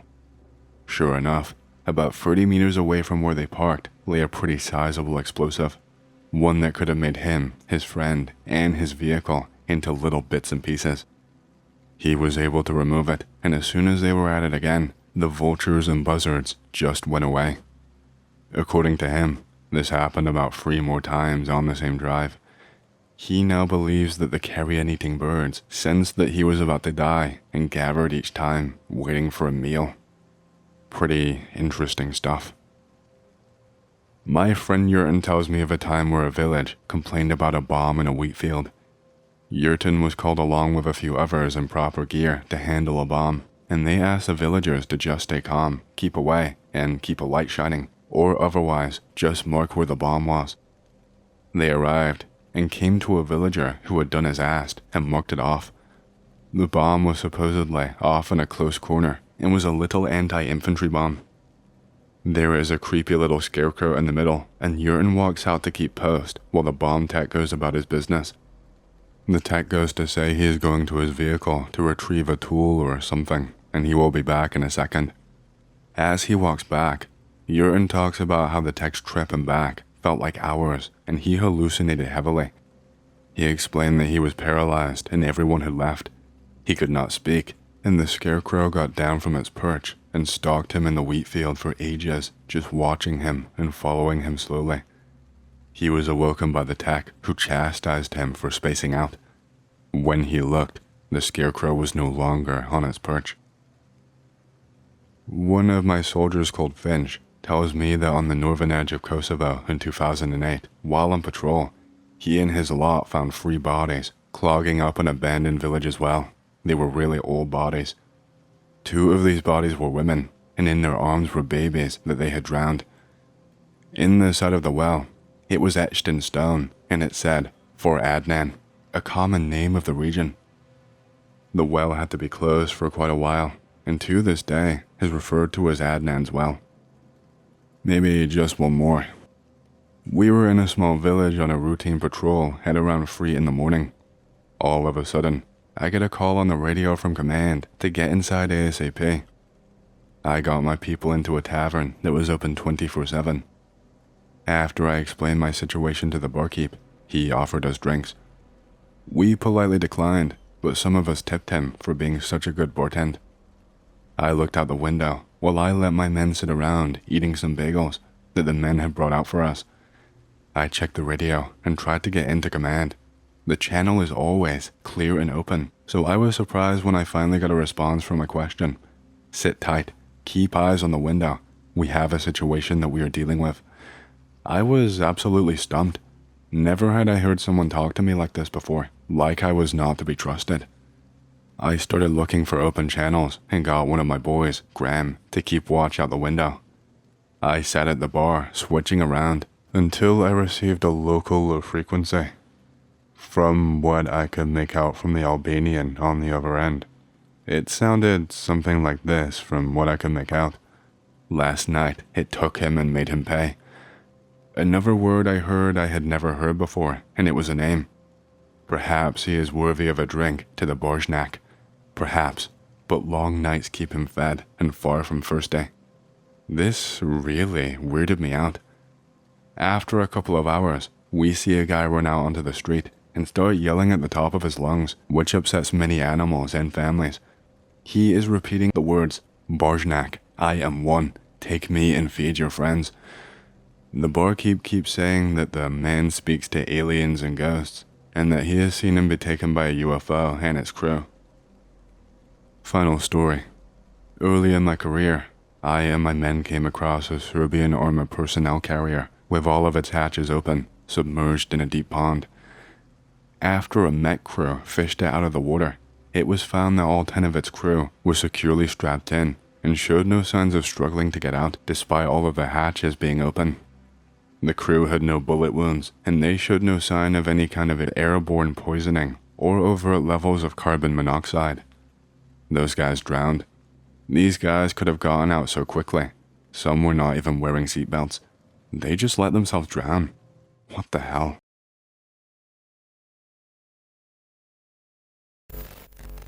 Okay, so when this happened to me, I had just gotten a nice job as a backhoe operator out of high school. I was working mostly in the city, excavating infrastructure that generally needs to be replaced around every 50 years or so. I worked there for around 10 years with no incidents at all. The city has been seeing its first boom in decades recently. Now we needed to start expanding and laying down pipes into what used to be wilderness and farmland. One day, I am going through a freshly raised forest. I dig up something that kind of looks like the door to a washing machine. The steel frame has been rusted down to absolutely nothing, so it has been there for a very, very long time. Who the hell was dumping out here, and why would they bury it underneath a stump? I tell the foreman. He seems to get a little bit upset with me and tells me to dump it in the scrap pile along with anything else that I dig up. That makes sense to me. I don't really care about it anyway. The next day, I dig up something made out of glass. It looks kind of like an intricate light bulb, but everything has long corroded away except for the glass. On the side is an imprint with writing using an alphabet that I do not recognize. I'm thinking, hey, this could be a Native American artifact. If it is an artifact like that, then by law, we have to stop the dig and consult with the local university. I show a nearby coworker. He's a good old boy who was already pushing 60 years old when I first joined. He tells me, oh, it's one of those. Just throw it in the dump pile before the boss sees you with one of them.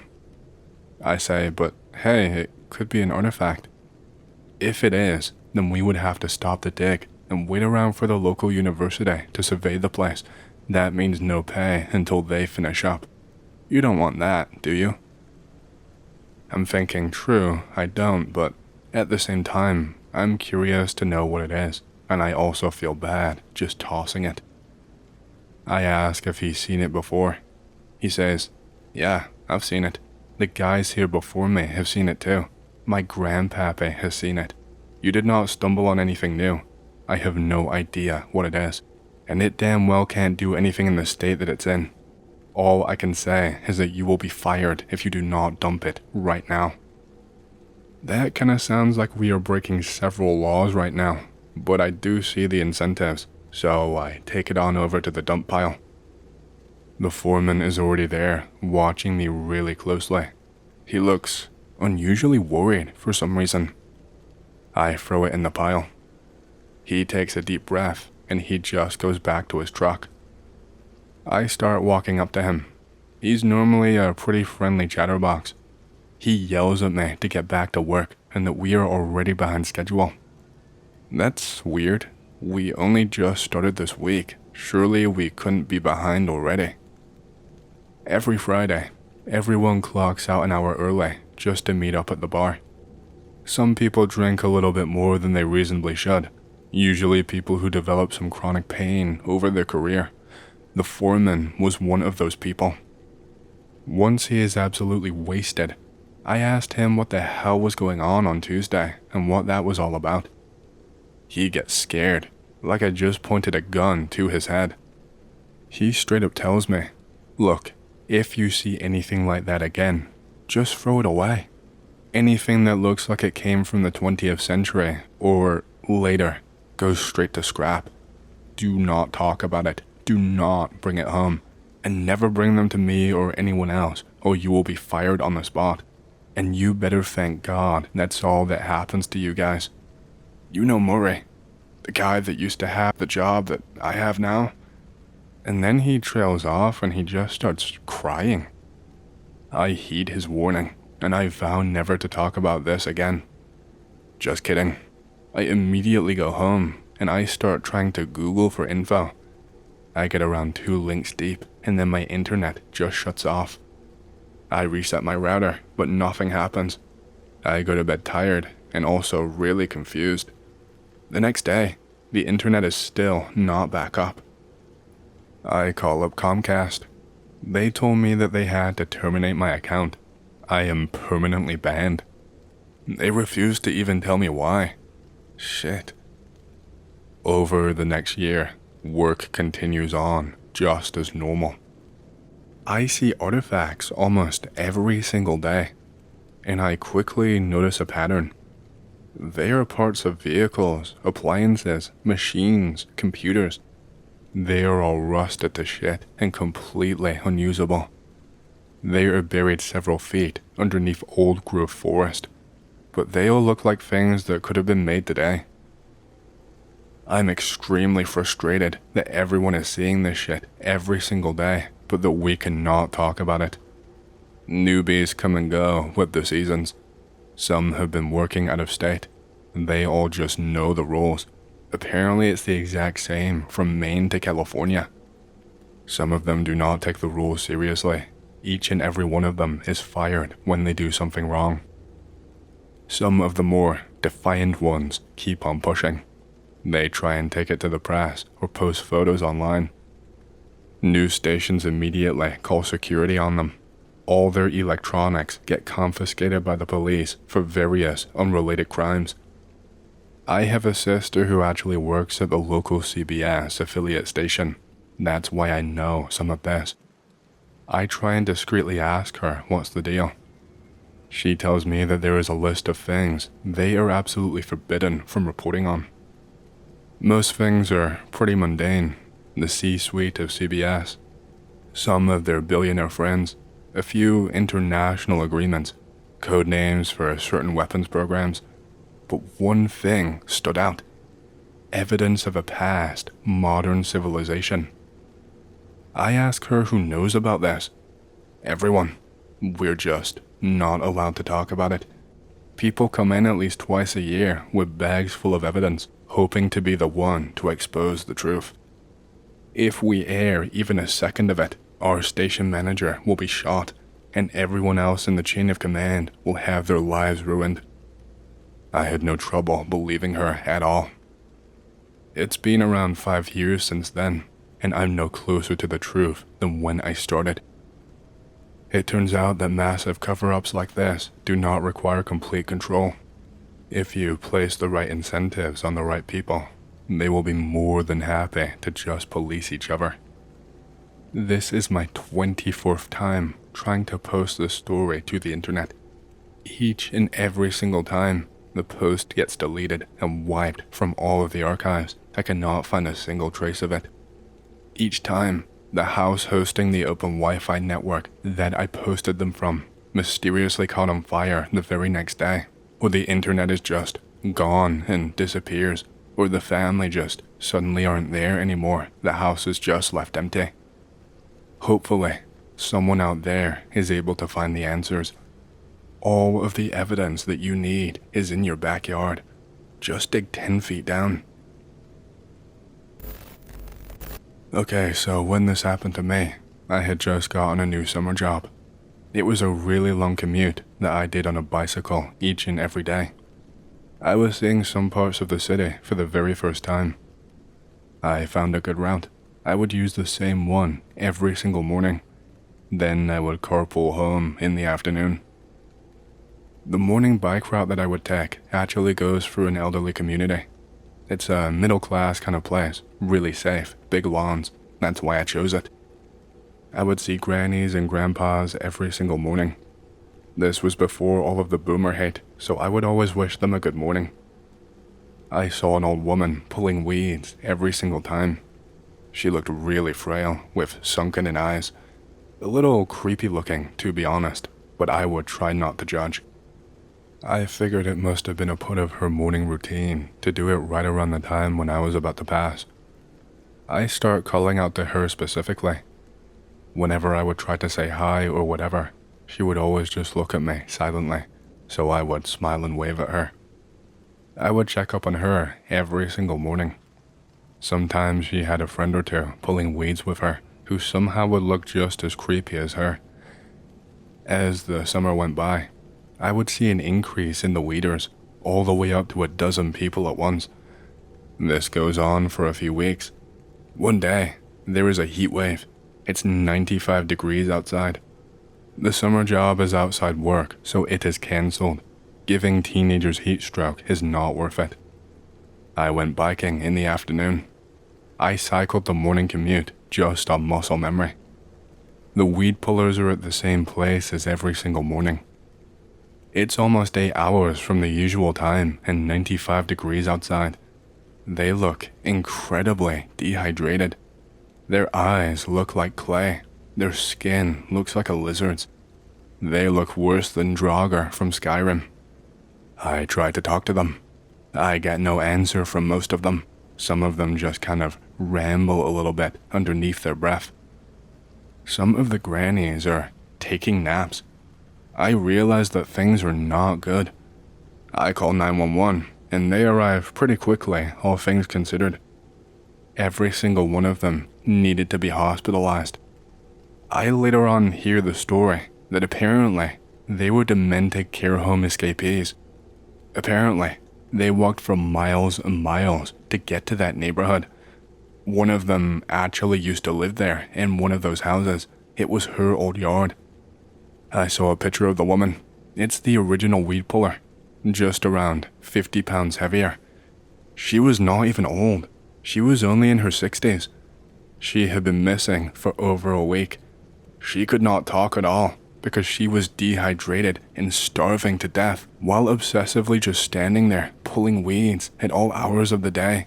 And I just smiled and waved at her every single time while she was stuck in this hell and torment. They didn't even know how she was still alive. Okay, so this happened to me when I was 17 years old. My friend turned 18 before me, and he actually already had his driver's license. I would go on adventures with him, using his mom's car. In the summer, we would scour almost every single point of interest in the region. My friend was really into it. I was kind of just along for the ride though. Most of the time, I had no idea where we were even going. I was just there to drink beer and talk. I didn't have to drive, so hey, I thought I would take advantage. Back in the day when this happened, everything was not online, so my friend would get his trip ideas from old relatives who knew the area pretty well, or just in passing conversation with people that we would meet. Often, the destination existed only in rumors and was not even there. During one adventure, my friend suddenly got an idea.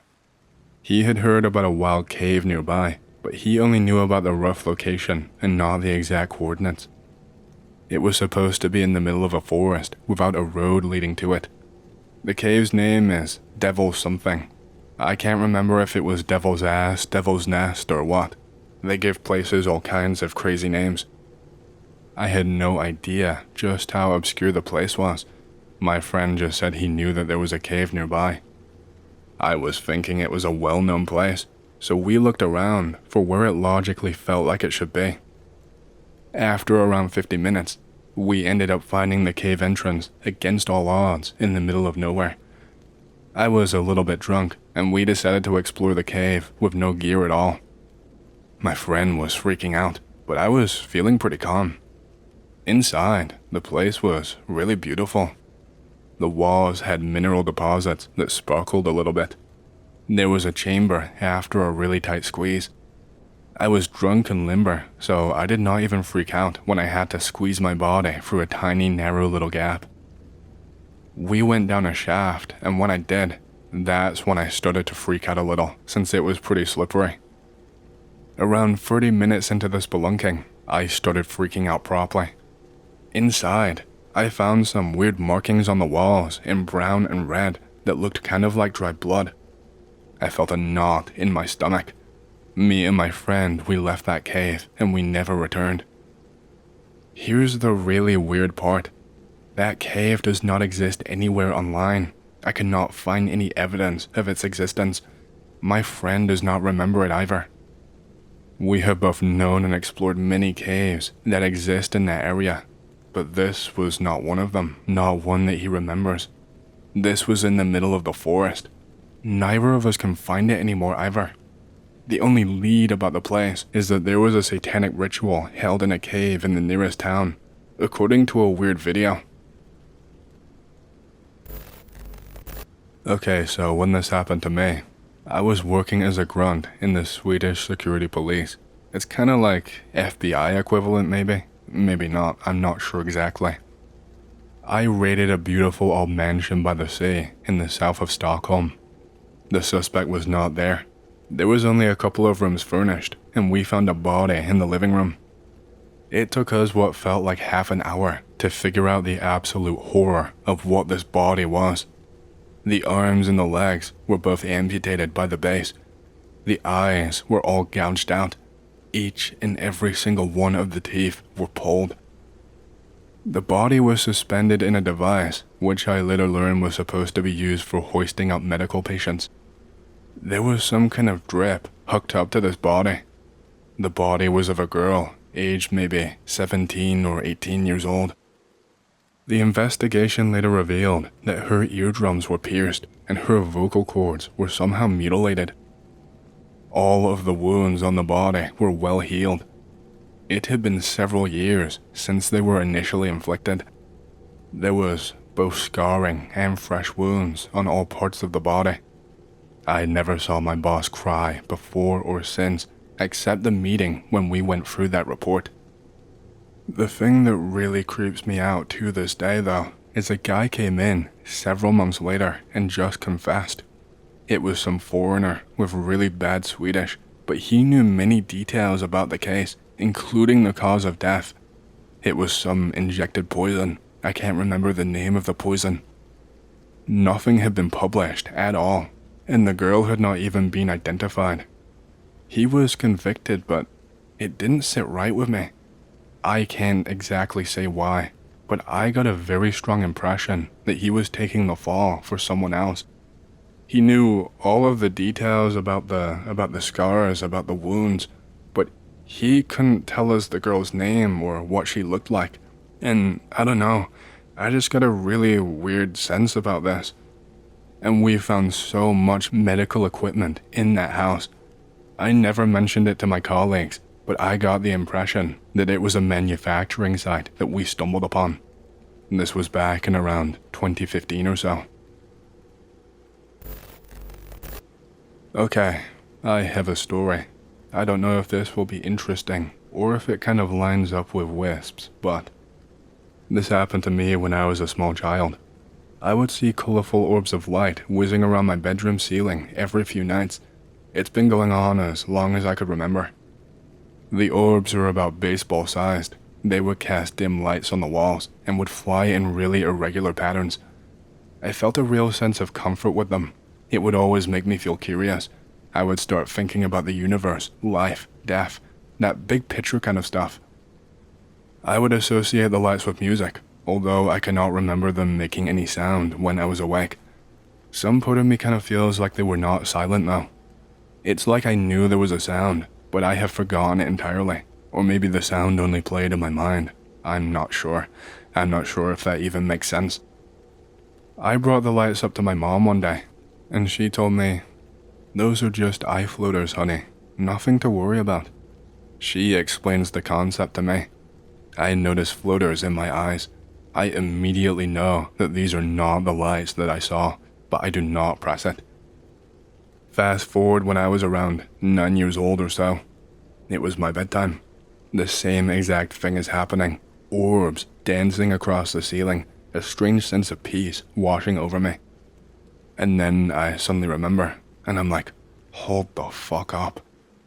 I am suddenly hit with this primal terror. This does not make any sense. I don't know how I was so calm. I am staring at the lights. They slowly start to dim down. I run downstairs. My parents are watching television.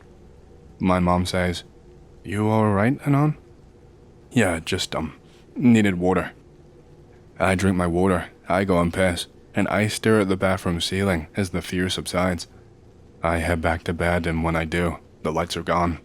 I never saw them again after that day, once I realized what they were. I guess it's probably explainable as hallucinations or dreams in sleep. I did always have freaky dreams and sleep problems, but what gets me is a lack of transition or grogginess. The transition between sleep and awake is usually a lot clearer and more violent, so if I was asleep, then surely I would have known. Surely I would have woken up and realized, oh yeah, that was a dream. But there was no transition. It was like my consciousness didn't switch or change, if that makes any sense at all. Okay, so when this happened to me, it was summer break in high school in Kansas.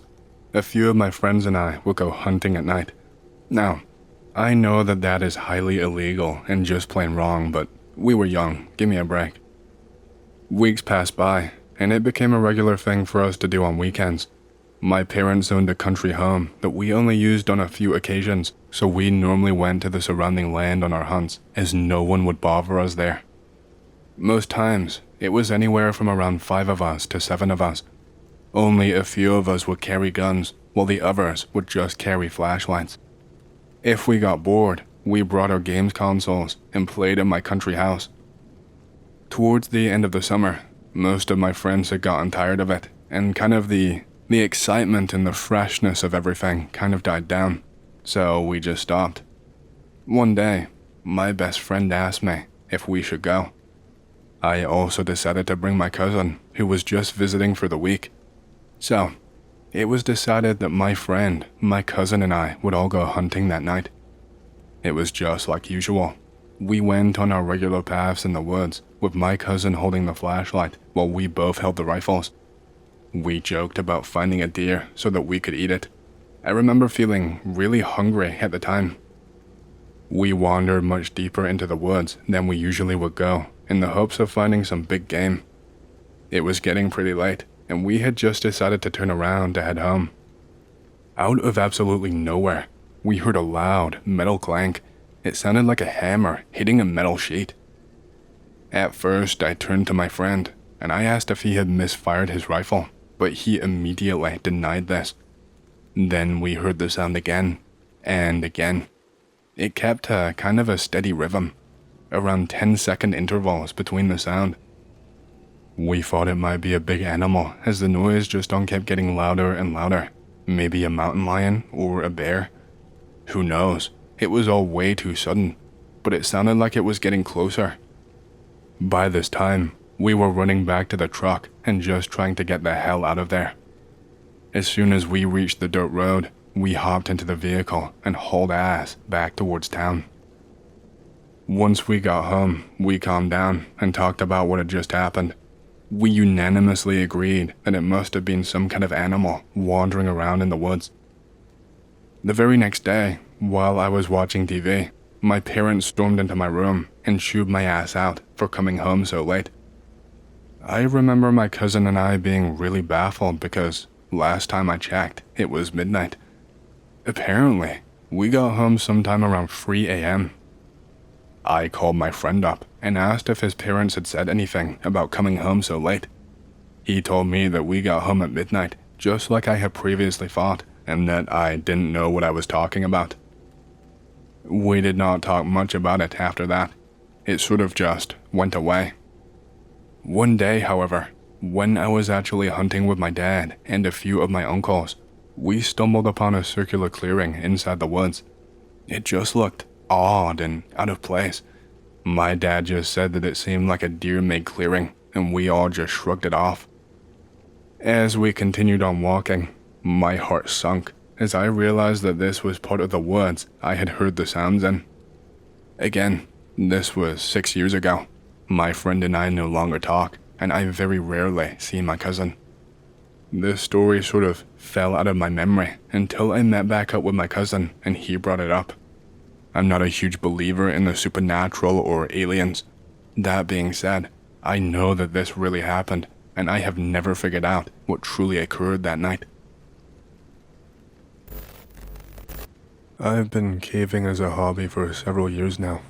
Nothing really creepy ever happens caving, but I have been in some very dangerous situations, which have left me questioning my sanity, or even the sanity of those around me. Very few people have run into anything traditionally scary. There's not a lot of weirdos or serial killers that deep underground. No chance of being abducted. It's mostly just the danger of falling, getting stuck, or even going a little bit crazy. I've seen more than one person lose their mind a full mile underground. I used to go caving with a gang of people from our university club, but I'd been out of university for a few years and had just been doing my own thing. One weekend, me and my friend, let's call her Jane, decided to go on a trip to a cave with these guys. It was a chance to see how the old club was doing, the club that taught us how to cave, and we, in turn, taught the new guys when we were the old ones. The club had been around for decades, since the 1960s actually, and generations of students had compared themselves to the last. Some of these generations accomplished a lot, securing funding to keep the club running, while others were a little bit more about partying than proper caving. But they always brought the club close to ending, and yet it carried on. The weekend was planned for 3 days of exploring. We set up a shared base camp with tents, a kitchen area, and everything that a dozen people would need to survive for a few days in the woods. This was a usual spot for the club, as it allowed access to an entire network of caves across the mountainside. Members had been camping there for over 50 years now. Everything went really well that first day, with Jane and I going off to cave alone for just a few hours, but we made sure to get back early to relax while the others were still out. We liked to read, give each other back massages, and do restful activities after exploring. However, as the evening set in, no one returned to camp. Only after the sun finally fully set did we see their flashlights moving through the forest, laughing and talking to each other. They were in pretty high spirits, saying that they were just coming back to resupply before heading off to another cave. Cavers don't really care much about the time of day because, it's always dark underground, so whether it's day or night, it doesn't really matter. They explained their plans for a late night trip, but it started raining, which made me feel quite uneasy. I didn't really say anything about it, but I went along with the group. We decided to join them for a night of caving. I figured I would stick with them and just make sure that they were okay. I don't know, I guess I just kind of got a bit of a bad feeling. This particular cave system had a river inside, with a few levels of corridors to explore above the water. The entrance was pretty tight, requiring careful climbing with footholds. It wasn't really a major challenge for experienced cavers, but it could be risky if you lost your footing, and there was always a chance, always a little risk. As we entered the place, one girl got stuck in the entrance, and it was her second ever cave trip. Jane and I were a little bit put off by this, especially since she had already panicked in a larger cave earlier that day. We watched as two of the leaders helped her calm down and eventually got her inside. The rest of the group kept moving on ahead, and I just felt that something was off again. I asked the leader, the girl that I thought knew how to cave. I asked her what time it was, but she didn't have a watch. I was stunned. When I asked her how she planned to manage the time and call out to people, she told me that she had not left one. Let me say, call-outs are critical when caving. Without one, no one will know that you are missing for days. The leader had no safety equipment or first aid kit either, so I quietly took charge and I told her I would be the call-out. I gave her my watch and began heading back to the entrance. When I arrived, I found the two leaders sitting with the girl who had been stuck. I informed them of the situation, and they asked me to retrieve an SRT kit, a rope and harness, just in case she needed to climb back up. I was happy to do so, because it was the first time I'd seen any sensible preparation that day. As I made my way into the final passage that would lead me back to the surface, I saw a light flicker on and off in the very next room. I called out, but when I got there, the light was gone, and there was no one in the room. I heard someone moving, but when I checked, I found nothing at all. There was, however, a small crack in the wall that I had never noticed before. I figured maybe it was just another team in the cave, so I kept on moving. When I reached the surface, I noticed the leaders had not brought enough equipment. I quickly realized that if something went wrong, they would be in serious trouble. I scoured through the camp for extra gear, and I found some in Jane's bag, thankfully. It was a really lucky find. A bit later on, I returned to the cave with the proper gear. The other cavers at camp were baffled by the poor preparedness of my team. I explained the situation and said I would use the extra gear properly and I would return it first thing in the morning. The other cavers offered to help me with the extraction, but I turned them down. I think I just didn't want anyone else to get caught up in the mess. I figured it was my problem, I would handle it myself.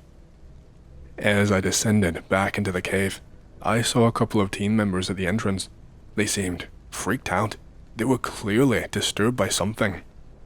As I approached them, they jumped in surprise. I asked what the hell was going on, and one of them mentioned hearing strange sounds. It had really freaked the leaders out, and they ushered the group to leave as quickly as possible. But in the chaos, Jane had gotten separated. They had tried to go back to look for her, and eventually, she came rushing out of a passage, screaming at everyone to just run. Panic set in as they rushed to escape, but as they moved, they could hear someone chanting in the dark behind them. I handed over the spare equipment to the others at the cave entrance, and I instructed them to stay put while I went back in to find Jane.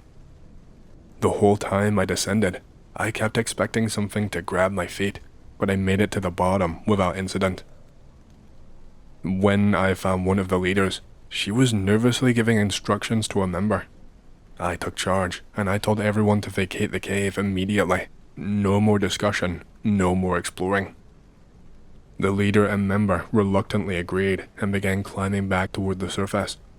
I found the rest of the group just a few hundred feet back, but Jane was still missing. I was hoping to get everyone out at once, but without Jane, I had to move cautiously. One by one, I guided the others to the surface, making sure that they all stayed together. I told them to wait for my return. After sending them off, I turned back into the cave with my flashlight on full blast. I found Jane about 15 minutes later, hiding behind a small gorge near the entrance. She was focused on the tunnel. Her headlamp was fixed on the far side. I asked what was going on, and she whispered to me that there was something in that cave with us. And I'm not kidding you. The very second that she said this, a large black shadow darted across the room, so sudden that I fell back in shock. Jane did not even flinch. I was trying my best to figure out what I had seen in my mind, but it was so quick it just looked like a blur. It literally looked like a shadow, but it almost looked wet, like it had wet fur or something. That's the only thing that I can really properly remember. Wet fur and some kind of smell when it dashed past, and the smell left with it too. It smelled kind of like wet dog. Jane said that she had been watching it for a while, and she muttered to me, "It doesn't have a face." I grabbed her by the shoulder, guiding her away, but she never looked back. Whatever it was, she had been keeping her eye on it for a while. As we made our way back to the group, I saw that shadow, that whatever that thing was, I saw it follow us, entering the room right after us. It was large, walking like a human, but something was not right. The smell was back now too, right behind us. We picked up speed, making it to the last room where the others went missing. I asked the leaders what had happened, and they explained that the panicking girl had gotten stuck again. They tried to secure her with ropes, but the water was rising, and it was becoming an emergency. When I found out the water level was rising in the cave, I felt a little bit of relief. At least the water would flood whatever it was Jane had seen. For a moment, I hoped that whatever it was would drown.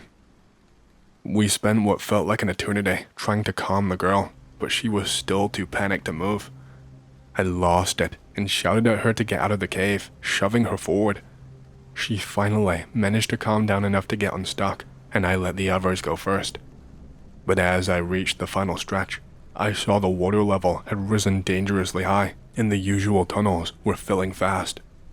I shot up through the final shaft, relieved to finally get to the surface.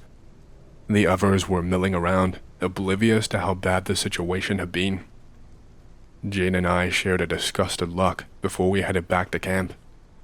At camp, I told the group they needed to get their act together. I told them they had been ill-prepared, acting like cowboys, and that their recklessness could have cost all of us our lives. I have not gone back to the club since then. After seeing how unprepared they were, and how they had blindly embraced their final descent, I knew I could not be part of that anymore. Please, never be like those people when you go caving. And also, I'm wondering if what we saw was a trick of my imagination, or if there was something actually down there. Okay, I'm not really big on these types of stories, but I thought I would share this with you all because it happened to me personally. Back in 2003, right after we invaded Iraq, I worked at one of the big mid-Atlantic distribution and repair hubs for the Salvation Army. Now, normally, if you're trying to donate a broken microwave or cassette player to Goodwill or the SA, they would not even bother accepting that crap. Or they would just toss it after the fact if they realize it's something that no one would want. But the SA is active in over 140 countries, and for some reason, a lot of these countries have their own policies that said that they were not allowed to refuse donations of any kind. This was probably an idea done out of pure bureaucracy, since I'm sure they were losing money from it, but upper management's solution was simply to have every damaged VHS tape or DVD player with a burnt disc reader shipped to the US so that it could be repaired here and then sold. I was still in high school, and I wanted to spend the summer doing something that would look good on my college application, and so I volunteered and ended up spending my days in a warehouse sorting through most of the entertainment products to see what could reasonably be repaired. The place was filled with those old plastic box TVs and video CD players, which are basically a much lower quality DVD. We got a treasure trove of foreign releases from these. More of them than you would think ended up being bootlegs or pirated versions. In a lot of third world countries, people buy movies from kids on the streets peddling video CDs and cigarettes, back then at least. These could range from being VHS ports of the actual movies, or versions of them that someone had gotten by sneaking a camera into the theater, or animated clone movies on the level of those dingo picture cartoons, if not of worse quality. Occasionally, after pulling out a VHS tape that got stuck in the player, or using some scratch-out fluid and microfiber cloth on the DVDs, we would find something really weird. About a month into starting the job, I was going through a copy of Shrek to make sure it played all the way through, when suddenly, it cut onto the footage of someone being beheaded. It lasted for around 45 seconds, and then it just went back to the movie like nothing was wrong. It came completely out of nowhere, and with no warning either. I could have spent the rest of my life without seeing that. The sounds were every bit as atrocious as you would think, and when I showed it to my boss, he just laughed it off and said something like how they get tapes like that from time to time, like it wasn't even a big deal. Over the course of the summer, there were a few more things like that. A home movie recorded on a blank VHS tape showing some Russian father beating his daughter. A short film with some unknown Asian-sounding narration that I can only hope was an art project of some kind, depicting a still image of a face that looked kind of like a more albino version of Michael Jackson without any eyelids, slowly having his eyes bleed as his face falls apart. Of course, these were isolated incidents sprinkled through thousands of hours of TV recordings of sports matches and Israeli dubs of different movies. I did see a lot of cool stuff though. This was before G4, so the first time I saw video game footage that wasn't someone putting a camera up to the screen was when I watched a full playthrough of Pokemon Red on a DVD that looked as crisp as any emulator playthrough that you would find on YouTube. Though, I do remember how a few times we got these pocket CDs. They were a very special format that could only be read on special TV, used for retail purposes. Think of the TVs that you would see in stores that advertised the products. Some company, I can't even really recall their name, thought it was a good idea to make special TVs and discs specifically for that purpose and sell them to box stores, with the only advantage being that their special mini CDs were much smaller and the video automatically looped indefinitely. I'm pretty sure Kmart was the only big US box store that started to use them, but we had one of those models in the warehouse, and just like anything else that got donated to the SA, we had the job to see if the discs could be repaired and sent off to who knows where so that they could be sold in the thrift stores. Not like anyone would really buy these though. We did not get these pocket CDs very often, but when we did, they almost always worked, since the people who had originally tested them did not know that they had to use a special TV to actually play them. The stuff was never in English, and were mostly just slideshows of furniture or dog food that went on for like 5 minutes straight. Unlike normal DVDs or VHS tapes, we were not able to skip through these, so we had to watch them through in their entirety in real time.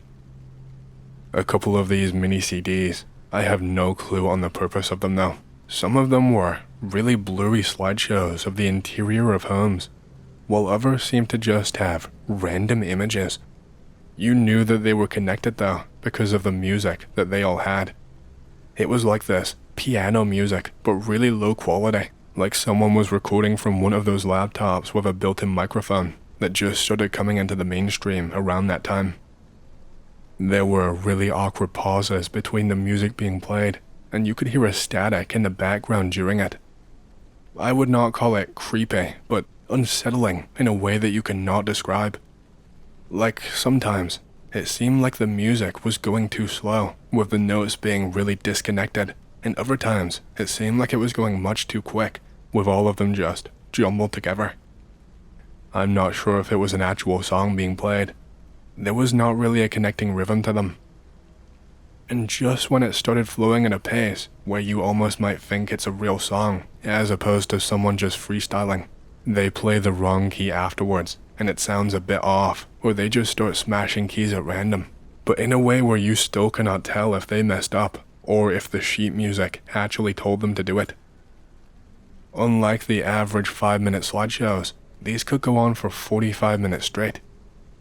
Unlike the other videos that held on the shot of a product for 30 seconds or more, these ones would change to a new picture every 5 seconds, and a few of the CDs even at some point sped up at the end when they were getting close to going over the time limit, so the images were being displayed at a rate of 1 frame per image.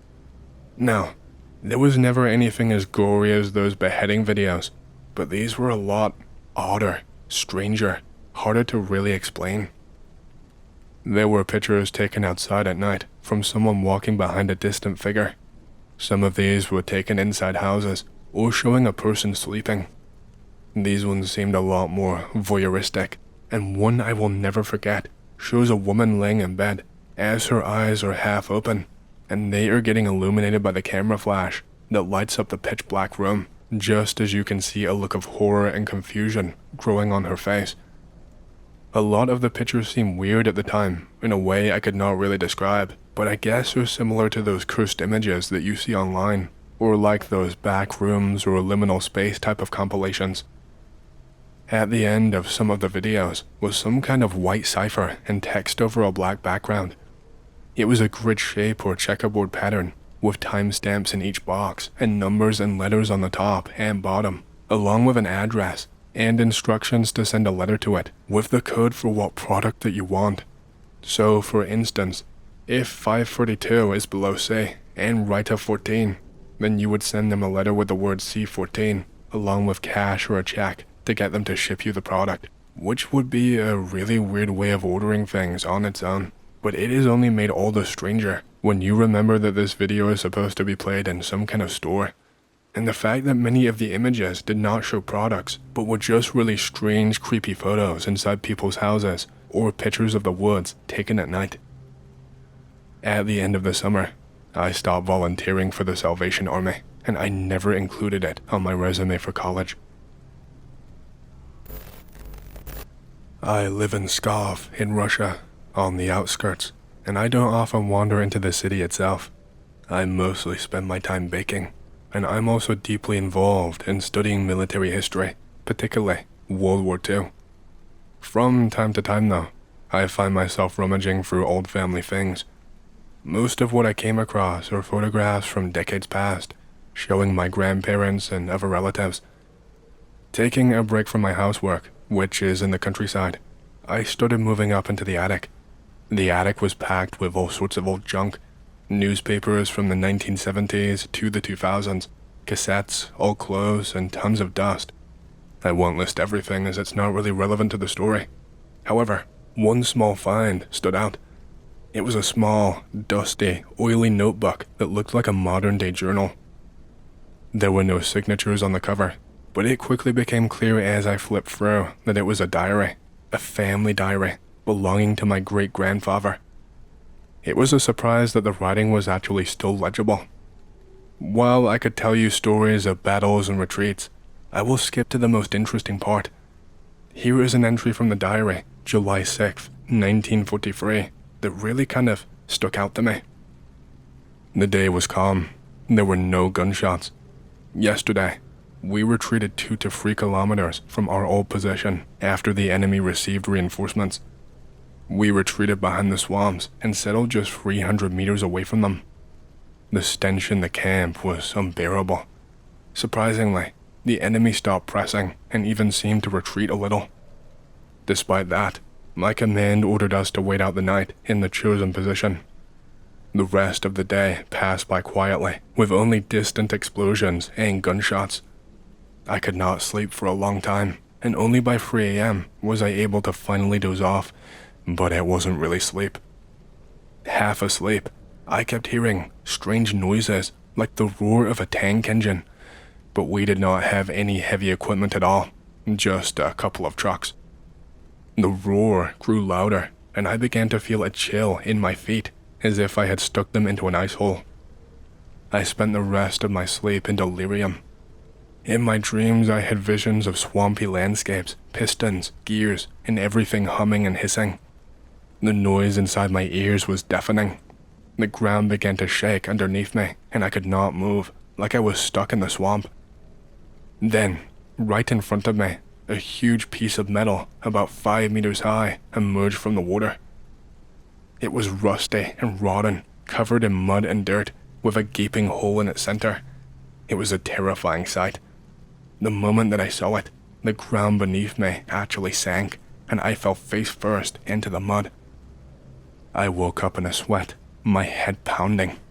Later, we discovered that the swamp, near where we had been standing, had expanded, now reaching beyond almost 100 meters beyond its original edge. It was like a hole where it looked like something had been birthed, like something had spread the swamp a lot wider. An hour later, we moved in the direction from where the Germans had pushed us just the day before, and we found the place absolutely abandoned. They had retreated and left most of their gear behind.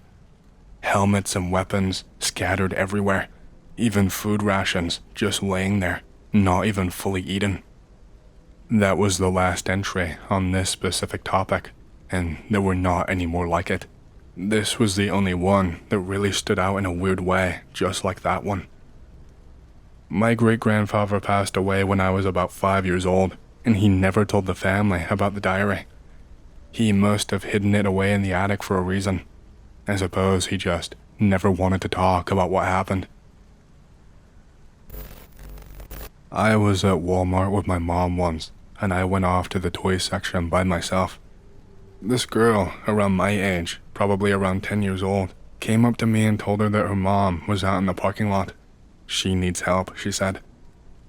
I forget why the girl said that her mom needed help, but either way, I was a little bastard, and I just ended up making fun of her and her mom. Then the girl just changed her story and said that her mom had tons of candy and chocolate, and that she was giving away coupons to Toys R Us. She told me to follow her, and me being really stupid, I did. So, we exited the Walmart, and I'm following her across the parking lot, and she points to an old car and says, "They're all in the back seat." I noticed that there was no mom, just a couple of dudes sitting in the driver's seat. Then, for some reason, I've never been able to figure out, the girl tells me, "Run back inside. They want to kidnap you." Again, being a little moron, I say, "Huh?" And one of the dudes steps out of the car and starts briskly walking up to me. The little girl pushes me away and shouts, "Leave him alone," really loudly. There is a little crowd nearby, and they turn to look. The guy gets visibly nervous and grabs the girl and me by the arm really naturally. But by this point, I get my bearings and I start yelling, "Hey, let me go," and I am struggling. The crowd is really noticing us now, and I am yelling out help, and I started screaming for my mom. I was struggling really hard, and the guy's got his hands full with both of us, so he just lets me go and grabs the girl and throws her into the car. The driver had cranked the ignition by this point, and when the dude gets into the passenger seat, The car peeled the fuck out of the parking lot and took off down the road. That's pretty much it. My mom was pretty pissed off when she found out what happened. I don't even think that the police were called. This was back in the 90s, and people were kind of brain dead about shit like this back then. I looked for that girl later though. I tried to find pictures of missing girls in my home state, but I never found anybody that looked like her. I have not told this story in forever, and it still freaks me the hell out. So, when this happened to me, I was living in a house that my family can now universally agree was haunted to shit. I think I was 6 years old when this happened. I used to always wake up in the middle of the night and run to my parents' room downstairs because I was really spooked. I always saw shit in the corner of my eye when I would run downstairs from my room to theirs. Nothing extremely scary, it was just really eerie most of the time. One night, I woke up from a nightmare. I was really scared. I started making the trip to my parents' room. Everything was totally normal at the time. I turned the corner to see the door to my parents' room. I saw something walk inside. I walk in because my parents are in there. The thing that walked in is not there. I crawl into bed beside my dad. I start trying to fall asleep. I turn and look at the door. There is a figure right there, walking towards me. It's totally grey with black eyes, your stereotypical kind of ghost, except everything about him was so vivid, like he was a real person, like a solid physical thing. And I don't even know. I just really freaked out. I started screaming and crying, and I started punching my dad, trying to wake him up, but he didn't wake up. He isn't exactly a heavy sleeper either. Me punching him definitely should have woken him up. The thing is getting closer. I try to fall asleep before he gets to me. I guess that was just my 6-year-old logic thinking that would make me safe. I open up my eyes. It was right beside me, and when I saw its face, it made me black out instantly. I woke up and my parents were still asleep, but it was now like 6 in the morning, so the sun is rising and there is light in my house. I just cried in the bed until my parents finally woke up. Police officers and just about anyone with experience in the realm of violence understand the concept of "I had a gut feeling." I had my share of them in the Vietnam War and on the city streets as a cop, but this time it was a pleasant afternoon in August, and the feeling was different because it came at me out of the blue when I was engaged in a really no big deal traffic stop. Let me illustrate the difference between what is considered a typical kind of gut feeling in police work and what I experienced on that summer day. The previous winter, other officers and I responded to an armed robbery of a veterinarian hospital in which staff and customers, including an off-duty cop, were forced into a large dog cage. The cop was carrying his weapon, but he was quickly overpowered and disarmed. Just as we arrived at the hospital, dispatch told us that the 3 armed hold-up men had fled out the back door. One officer went into the hospital to gather information, and the rest of us began a coordinated search of the back lot and the connecting backyards of private residences. There were a number of stacked kennels in the lot, waist-high weeds, 2 sheds, and an old garage. This was before cops called SWAT for every little thing, so the 3 of us searched the kennels, the small buildings, and behind a 6-foot-high wooden fence surrounding the lot. All the while that we looked, it felt as if we were being watched. This was not unusual, because it fell within the parameters of the situation. Our search ended when police units checking side streets around the hospital radioed in that they had caught the suspects. The hold-up men subsequently admitted to hiding in a garage loft in the next yard over, a place from which they could see our movements as we searched. Again, there was nothing supernatural about the feeling of being watched, because we were at the scene of a crime just moments after the suspects had fled. But it was a completely different situation on that August afternoon on a tree-lined residential area. The day was just beginning to heat up, and the neighborhood streets were quiet, probably because anyone not at work was staying inside out of the sun.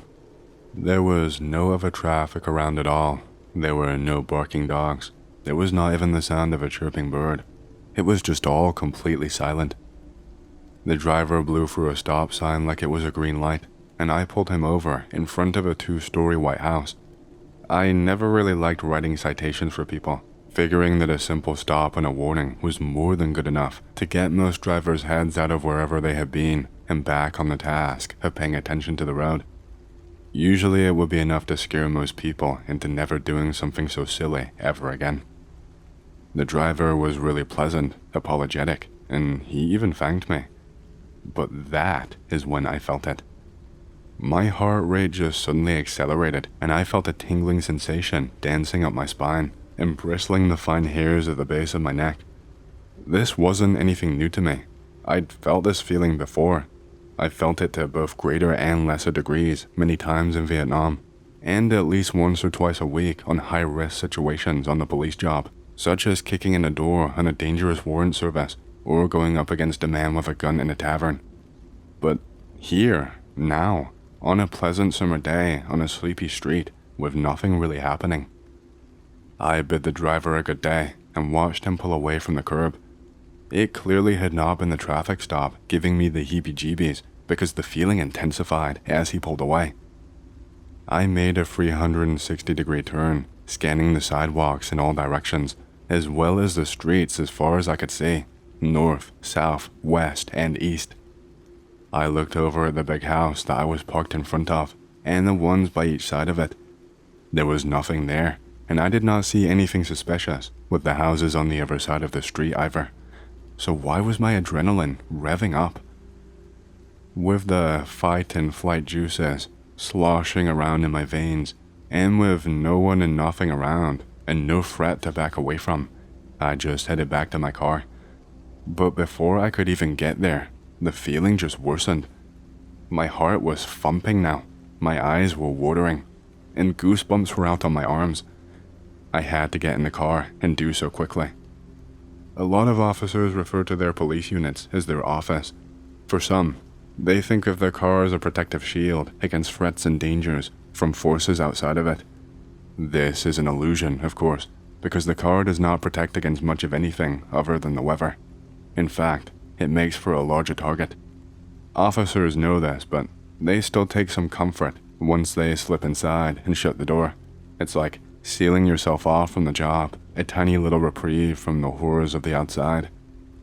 But getting inside of my car did not alleviate any of the feelings. I again scanned all 4 sides. Nothing. Not until I accelerated away from the curb did that sensation start to lessen. 2 blocks away, I pulled under the shade of a big tree and sat for a moment. As my heart rate returned close to normal, my anxiety decreased and my adrenaline began to cool. Eventually, I returned to my patrol and my shift ended just 3 hours later without incident. The next day, my sergeant asked me to see him after roll call. "You stop a car on 63rd and Fleet on Tuesday?" he asked. I was joking with him. "I know nothing and I was not even there," is what I said, while smiling at him. When he didn't smile at the old joke, I got serious and I told him that I had. Guy blew a stop sign and I gave him a verbal. He complaining? I don't understand why he would file a complaint. I was really pleasant with him and you stop him in front of a white house, a big one, 2 stories. I didn't block their driveway. Did the owner? Then I remembered the terrible case of the creeps I'd had on the traffic stop. More accurately, the rush of dread I'd had after it. He told me I had better sit down, and then he said, "A young woman came into the precinct last night, said that a uniformed officer was in front of her house yesterday afternoon talking to a driver. Apparently, her fiancé has a real hate-on for the cops. He's an ex-com." I just said okay because I wasn't really sure where this was going. "He saw you through the window and he apparently flipped out. He told his girlfriend he was going to shoot you, so he retrieved a rifle, loaded the gun, and propped the barrel up on a windowsill. He lined you up in his sights and he was just about to fire when the woman leaped at him and tried to get the rifle away.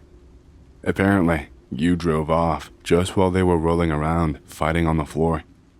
He got the weapon back and he was majorly upset to see that you had left, so he beat her up pretty badly. She eventually got away, and that's when she came here, to the precinct. I just slumped deeper into the chair, struggling for air. I didn't even know what to think or what to say. How could all of that have been going on just so close to me, and I had no clue my life was that close to ending? The sergeant told me it was a close one, and told me to be more careful out there. He told me I had used up all of my good karma. Okay, so I have not really told my story to many people, only really to my wife and my close friends. It happened while I was stationed in the army as a radio operator. This was during the Vietnam War. I have not forgotten it to this day. I was a young recruit, freshly drafted out of high school. I did not know very much about the war. I had no idea what I was getting into or what all of it was for. What I did know was that I had a duty to my fellow servicemen. We arrived on a Friday evening and got loaded onto many buses to be taken to our barracks. The air was very humid and the soil was soaking wet due to a storm that had just passed through the area. I vividly remember the drive and how it stunk like a sewer. My first night was pretty uneventful and quiet, but we all felt the tense atmosphere as our drill sergeants taunted us with stories during BAS training. I remember the half moon right over my head, which kept peeking out from under the clouds.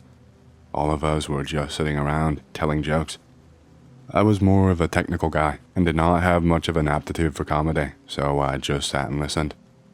My duty was to manage communications between my unit and all of our other guys, so that everyone knew what was going on everywhere else at all times, and so that important information could be relayed.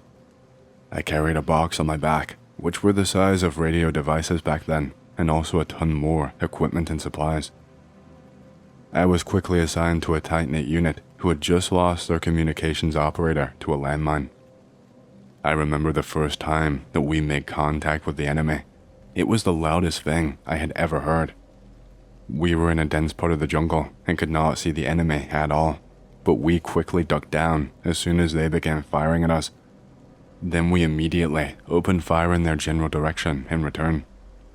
The chaos seemed to last forever, and we probably ceased fire after just a couple of minutes. We advanced forward to close in on the enemy and secure the area. It was the first time I ever saw the enemy up close. There they were, 3 dead Viet Cong soldiers laying in a pool of their own blood. I could not really believe what I was seeing. I could not believe that I was looking at 3 human beings that were alive just moments ago. They looked like young guys who maybe had sisters or brothers and parents. They still had their entire lives ahead of them. They were probably just chilling around moments before we arrived, and here we are moments later, looking at their motionless bodies. But I must say that I felt justified because they were the enemy, and they would have been standing over our dead bodies instead. We had no choice in the matter. A few days later, we got assigned to a different location which saw heavier casualties and needed much more support. I grew accustomed to the violence and saw many of our young men die very painfully. One day, I was told by my NCO that someone wanted to speak with me. I was greeted by an older man in his late 50s who looked totally out of place. His demeanor was calculated and predictive. Even my commanding officer seemed to have turned into a yes man in front of this man. He introduced himself as RCK Douglas, an intelligence officer stationed nearby. He told me that I was going to be assigned to him as an RTO for his unit. I really liked my unit and wanted to stay with them, but orders are orders and I had absolutely no choice. So I got on the Huey and I went with him. We landed in a heavily wooded area next to a few Viet Cong huts. It was heavily built up by the enemy, and I could definitely imagine the fight that must have taken place here. There were some guys who had gas masks on and others standing nearby. They did not seem to notice me or even really care that I was there. It was a very strange atmosphere that did not feel quite right. These guys did not act like normal soldiers and definitely did not have the look of fear in their eyes as most of us did. I even tried to talk with some of them, but all I got was a strange, emotionless glare, like they were infected with something. Whatever it was, they all had it, and it made me feel very, very uneasy. Officer Douglas and I entered one of the smaller huts, and I was told to stay put until someone would come and get me. I should have just stayed there and just waited, but I was too curious and apprehensive to relax, so I just made my way out towards the main tent, and I took a peek inside. What I saw made my stomach drop like it never had before. On a makeshift table lay 6 murky containers. Each one of them had a severed head of a guerrilla fighter inside, with several tubes and wires protruding from them. A green liquid seemed to be reacting with the heads as their mouths and eyes were quivering like they were half alive. I suddenly felt a hand grab onto my shoulder. It was Intelligence Officer Douglas, and he looked very upset. I meekly asked what they were doing inside there, but he angrily said that I should not have gone in there, and he sent me back to my hut. We must have been attacked or something, because I woke up a day later in triage with several broken ribs and a fractured collarbone, with no memory of anything that happened right after that. I never saw Officer Douglas or those soldiers ever again during my time, if that was even his real name. I often wonder what those guys were doing back there. Maybe they were trying to gather intelligence from dead enemy soldiers or something. Either way, it was a strange experience that I will never, ever forget. One night, quite some time ago, I was dealing with a mental breakdown and depression. I had taken 5 clonopin tabs, 5 tabs of midazolam, a glass of whiskey, and had maybe spent the day just smoking an entire ounce. So, a lot of benzos, alcohol, and pot. Then there was also the Tylenol sinus. It works awesome with whiskey. Melatonin and some other sleep medication and painkillers. I was kinda expecting to die. I didn't plan to. At that time, I really just wanted a long night's sleep with no pain. But as I was laying there, lying on my bed, which was just a mattress on the floor, on top of a nice looking carpet, because my bed lost a leg, I was feeling comfortable and warm and cozy. The benzos had removed the feeling of mental anguish, and the whiskey was turning those up to 100. It also went well with the weed and Tylenol. About 40 minutes into this, I started feeling stupidly tired. Midazolam is a benzo, but it's an absolutely powerful anesthetic used to put people to sleep pre-medical operations.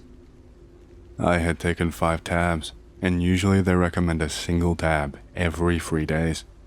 Not only that, but I started feeling my body locking up, as in, I would sit down to try and steady myself, and I would find myself completely unable to get up.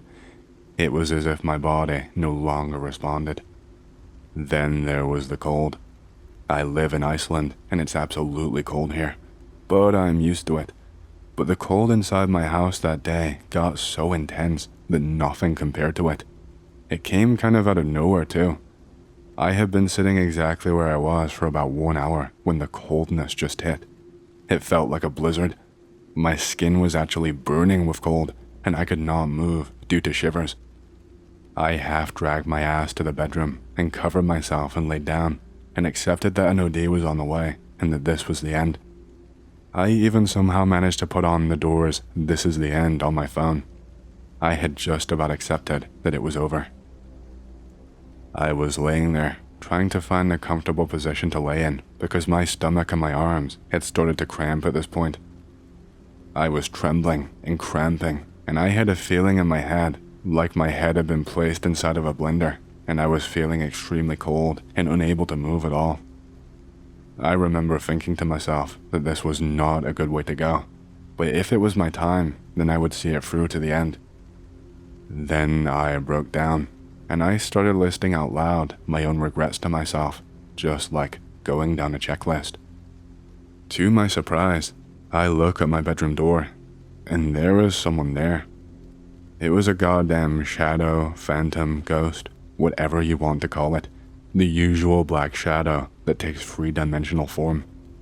Its face was actually pale even though it was black, and so was its hands. And it was scary, and I mean, turn your bowels into liquid kinda scary. It was so frickin' scary, I wiped off my mind the fact that I was about to die. I was more scared of this thing than actually no longer existing. The phantom had a face, and it was terrible to look at. It was like that of an old man or an old woman's, dry and wrinkly, but it would change and move, kind of like vapor. And here and there, you could see it take on goddamn demonic aspects, as in, the pupils would become cat-like. In one moment, it would have a regular mouth, then in another, it would turn into this razor-bladed, fanged horror that bit down on its own lips. The thing stared at me for a long time, and then moved to the front of my bed, standing over me. It moved without moving, as if an invisible god had picked it up with a mouse click and then dragged it and placed it over there. It crouched down low and started crawling over me. Its face was pretty demonic at this point. It resembled that dude from The Exorcist, if there was anything to compare it to. It crawled over me until it was just face to face with me, and the cold at this point was unbearable. It was actually painful. It dawned on me that this was a demon from hell, here to drag my suicidal ass down. I was eye to eye with this thing. I was crying pretty badly at this point, and I just kept listing out my own regrets out loud. I was unable to control it. It was like a nervous thing. My mouth just kept going, even when I wasn't thinking about it. The thing just kept staring into my eyes as I sobbed uncontrollably, and much quicker than before, I was listing out all of the bad shit that I had done and the bad decisions I had made during my life. I felt my body lock up real bad, and I felt the worst stomach cramp that I ever felt in my entire life. My abdomen and my neck locked up in a muscle spasm, and I started feeling a burning pain on my sides. Finally, I was startled by my own heart, which made the strongest and loudest single thud. I swear, I actually felt my torso pump outwards with the strength of the beat. It was louder and felt heavier than I'd ever felt before. Then, there was a long silence. I felt no more fear, no more cold, and no more pain. There was no sound at all. I could not even hear the fan that was set right next to me. There was me and the phantom, which was still staring at me. I was no longer afraid, so I stared deep into its brown and red eyes. I felt it look back deep inside of me. It really felt as if this thing's stare was entering through my own eyes and scanning me from the inside. And then it spoke to me, and it said to me, "I will forgive you this time. Do not do this again." And I felt myself pull back into my mattress, and I do not remember the next. I woke up the next day, still sitting in the same spot that I had been before I had dragged myself to the bedroom. I do believe this was either my afterlife experience or a hallucination induced by the heavy drug usage. Still, it's my scary story, and I don't really have an explanation. It all just felt so real. So, when this happened to me, I had just fallen asleep. But I actually woke up in the middle of the night. Only my body was truly paralyzed, completely. I had experienced sleep paralysis before, so I was just kind of used to it. I was just saying in my head, because I couldn't actually speak, I was saying in my head to tell whatever was there to just let me sleep and fuck off. And then I see this shadow thing in my room. I panic, and I actually fall from my bed, and I start swinging at the shadow. It turns out that I'm not paralyzed. I can actually move. I am just reflexively moving my hands in a windmill trying to hit this thing, but I'm not feeling anything solid, and it's doing nothing. The thing actually punches me back in the face, and I feel it, and I fall to the ground. I grab the dumbbell that's right beside me. It was just one of those small ones that you can pick up with one hand, and I swung it in the direction of this thing. And when I hit the thing, it actually felt solid this time. Not like before when it felt like I was punching at air. I felt something meaty. I didn't want to let this thing get away. Now I was convinced that this was a person. I tried to swing at this thing again with my dumbbell, but I just completely missed and destroyed my plywood shelf. That shit exploded. but I just completely missed and destroyed my plywood shelf. I threw the dumbbell at him. The thing fell to the ground. I tried to get up on top of him to beat his teeth in, but as I got on top of the shadow thing, I woke up. A couple of days later, nothing really happens in the following days, except that while drinking some rum, I actually managed to destroy the shelf that I messed up in my dream. I did manage to fix it, but it did end up looking like it did in the other dream. I fell asleep. I wake up in the middle of the night. I see that same shadow thing again in my room. Not this again. I see multiple shadow things start to surround me. I start getting beaten up. I'm trying to scatter, but I just keep getting kicked while I'm down. I grab my tricep spring. One of the shadows grabs it too. I lean into him and I punch him with my free hand. I get enough time just to reach for my rosary and crucifix. I start whipping the shadows with the beads. It feels like I'm striking skin or something else. I get grabbed from behind and thrown back down. I get up, leading with my crucifix, and I wake up in a cold sweat. I wake up really sore. My back and shoulders felt pretty beat up. And whenever I moved my arms or legs, they kind of stung a little. I'm not really sure what happened. Hey, I've shared this story in many places in the past since it happened to me. I'm sharing it here since I don't want to try weird places where nobody really posts. So, let's just start it off. This happened to me in 2012. Many details may seem irrelevant or boring, but I personally think it's all necessary for you to really understand. Around February or March time, I called my friend after school, asking him if I could hang out at his place. He said sure, coming over. When I get there, he says, hey, I forgot to mention, but I may be moving stuff out of my aunt's house tonight. I volunteered to help him, and he said that would be great. We ended up hanging out until his mom came along, and she gave the details, but said it would be best to come tomorrow around the same time. So I did so. I came back. A guy named David showed up, who I had never met before, and we got introduced. He was a pretty nice guy. The whole group was nerdy and into stuff like League of Legends. Anyway, we go to the house as a group after his mom showed up, and I get a quick tour of the place for some reason or another. There was a living room on the left, a small kitchen on the right. Behind the living room is a hallway with 3 rooms, and behind the kitchen was a narrow staircase down into the basement.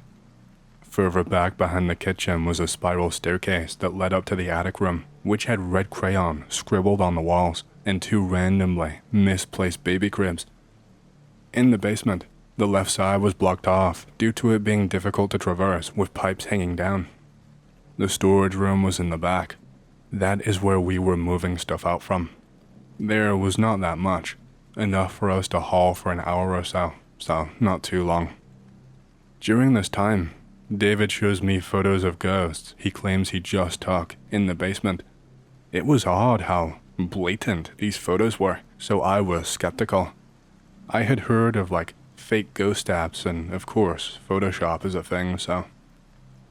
When we finished moving things out, his mom said that as payment, we can take one thing from all of the stuff that we moved. I found a glass-domed golden clock that looked like it belonged in the 1940s, or like a Batman cartoon. It was that expensive looking. So I chose that.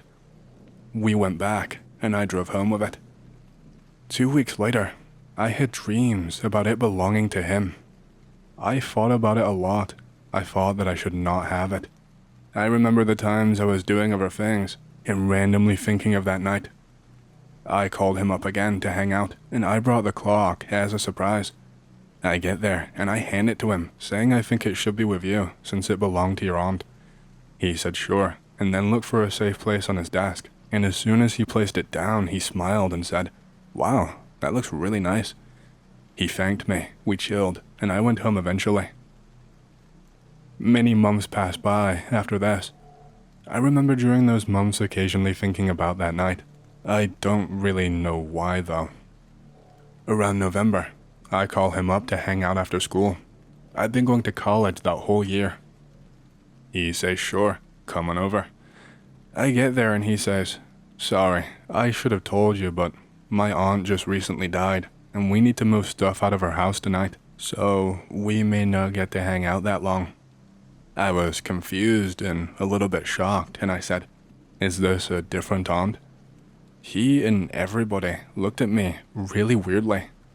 Over time, to make this shorter, we figured that I was mistaken because he only had one aunt. He said before how his aunt died, which is why we were moving stuff out. Anyway, I shake it off, thinking maybe I'm mistaken. I offer to help again, and he accepts happily. As before, his mom comes over really late and says that we should do it tomorrow. I go home, and I think really deeply about all of this. The next day, David shows up again. I say, oh, hey, long time no see. He looks at me really oddly and says, yeah, nice to meet you. I joke about how I already met him before and tell everyone how this already happened in my memory. They thought I was just screwing around. We left and got in the car, and this time, there was a weird old lady looking like a homeless witch who was in the way, standing near where the car would pull out onto the street. So we wait for her to move. She stared at us, and me specifically. I could see her eyes locked onto me and just not budging, not even twitching. After a minute or so, as the others assume, it's a weird random homeless person. She moves ever so slightly out of the way, and my friend barely misses her, backing out of the driveway. We get to the house, and as I see it, I feel a huge feeling welling up inside of me. I knew that this was the same place. They said it was my first time here. I got out, and I said, wait, the only way you guys will ever believe me is if I describe the inside before I go in, right? So, give me a second. They say, alright, hurry up. You go in, and there's a living room on the left. On the right is a small kitchen. Behind the living room is a hallway with 3 smaller rooms. Behind the kitchen is a narrow staircase to the basement with the storage room. Further back is the spiral staircase leading to the attic with red crayon scribbled on the wall and 2 randomly placed cribs. Let's go. They shrug and we go inside. I dramatically point out all of the things being the same. I was very excited. I urged others to follow me upstairs. The most specific detail was the spiral staircase and the red crayon on the attic walls with 2 randomly placed cribs. His mom followed me upstairs. It was all just as I said. Yet, I apparently had not been there before, or so they claimed. My friend of this family for some reason did not believe me and never would. I also shrugged it off in order to try and be mature and not bother everyone constantly with such an insane paranormal happening. We moved on to do our job. This time, there were at least 3 times more items in the storage room. It took us many hours instead of just a single hour. Partway through, as before, David came in again, saying he caught ghosts with his camera. He showed me the exact same photos. This time, I knew immediately it was absolutely fake, since he also admitted it later that first night. So this time, I said, that's cool, but this also happened before, and I know that you used an app to fake ghost photos. He laughed and denied it. Later that night, he would admit it, none to my surprise. It takes forever to move the stuff this time. I just kept waiting and waiting to find that golden glass dome clock. We were almost done, only 2 more boxes to go. I was wondering if maybe that part would not be true as well. I moved the second to last box. As a friend grabs the last, I wait upstairs. He brings his box, and another brings the clock. It was behind the last box. I look at it this time, and strangely, it was now made of plastic.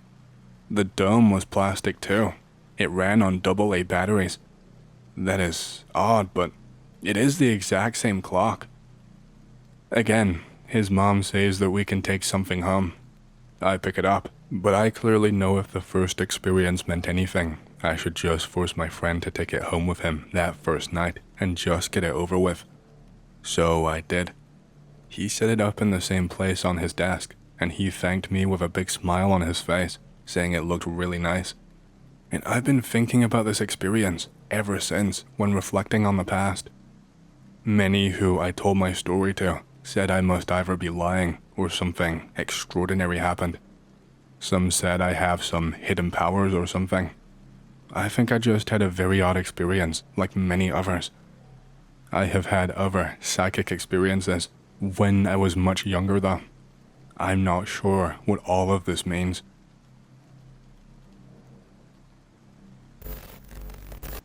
So, I grew up in Washington State. I had a very average childhood.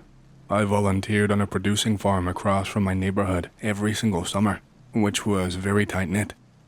If you did something, your parents would hear about it. In my youth, I did a lot of urban exploring with my group of friends. We were paid fairly, very little money, but the work was fun. We children enjoyed the little jobs that we had to do. Anyway, one summer, there was a horse show in town, and people came with trailers and caravans or RVs from as far as the East Coast. The campground, so to speak, was a ways away from the farm, but shared the exact same access road. My friends and I took off during one of the events, and we found the lot. Everyone had set up their expensive-looking trailers, and we decided to root around, and we found a trailer that looked like one of those movie scene trailers belonging to a fortune teller, the ones that follow the circus. It was an opportunity that we really could not pass up. We made our way over there, and there was no one around. The closest living person was an old guy sleeping in a portable folding chair. We got inside and realized the interior was much more modern than we had hoped. Still, we wanted to look around. One of our group uncovered a wooden chest full of neatly organized books. I almost want to say they looked like tomes. I mean, they were dusty. They were crafted exceptionally well. They looked like old manuscripts I've seen at my university library in retrospect. At the bottom of this chest was a simple wooden board. We lifted it off, but there was nothing underneath. Very disappointing. However, the board had letters and numbers on the bottom of it. You can probably guess, it was indeed a Ouija board. Only one of us could identify it. The brain of the group, I guess you could call him. So, he held the board to his chest, and we replaced all of the books, and we got out of there. This is the backstory of how we came into possession of this thing. It would actually be quite a few years until we even bothered to use it. Fast forward to high school. We had many more freedoms and less obligation to do anything but schoolwork, so we had study groups at my house. One of the nights, my friend who ended up keeping it brought it along with him, and he really wanted to use it, citing the reason as his continued research into magic, but mostly spiritualism. So, we had a list prepared. We did a lot of stuff prior to using the actual board, most of which I don't really recall. It wasn't anything spectacular, just a very obsessive-compulsive rigidity to this routine. If someone messed it up, we would start all over. When it was all said and done, we were gathered in a circle around the thing. There were candles and symbols drawn onto the floor. It was a very intricate series of symbols connected in the center with lines and circles. We go on messing with the board, and it seems like we get no results. And before long, the topic of demonology comes up, per the friend who brought the board's prerogative. He kept using names that sounded like they came straight out of a science fiction book, but the board was reacting. We continued playing around with one entity in particular. Some friends even going as far as trying to make deals, bets against, or taunting the board. Most of it was done in a joking way though. One person ended up asking if we could see what this thing looked like, and the board did not react for the first time since we started asking the second set of questions.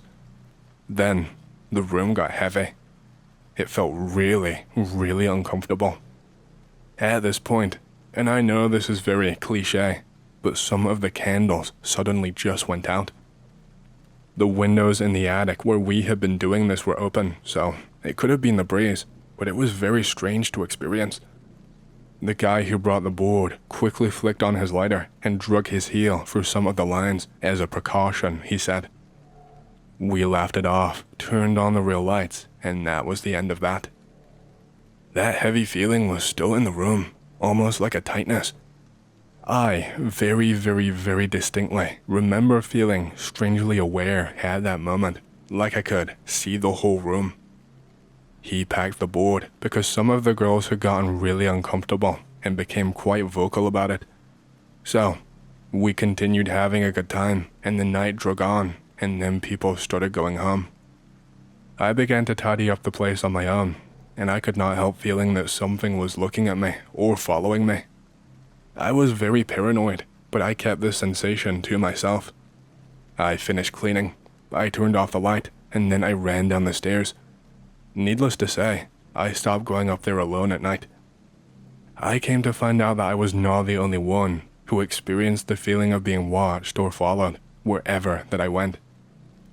This same summer, the heart of my family, my maternal grandmother, became seriously ill.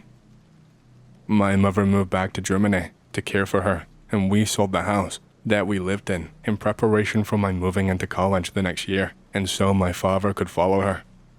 Essentially, I was couch surfing for the entire senior year of my high school. The feeling of being followed did not stop. It became an obsession for me. My other friends did not want to admit it when it was brought up, but I know they continued having the exact same feeling. I spent my free time searching for answers and came across a lot of material, bluntly stating that we collectively attached to a demon or spirit or something. Directly because of this event that we shared, some of my friends picked up Christianity and Catholicism to cope with their feelings. I too thought of turning to God for help, because the reality is, it became really unbearable. I may be exaggerating somewhat, but it felt like animals strayed away from me, specifically house pets who I had no prior issue with. I continued on my research, and I really looked for a way out, just some kind of solution, any kind really. In the last few weeks before I was getting ready to haul ass to school, one state down, CA, I got a phone call from my grandmother's brother, the crazy guy in the family.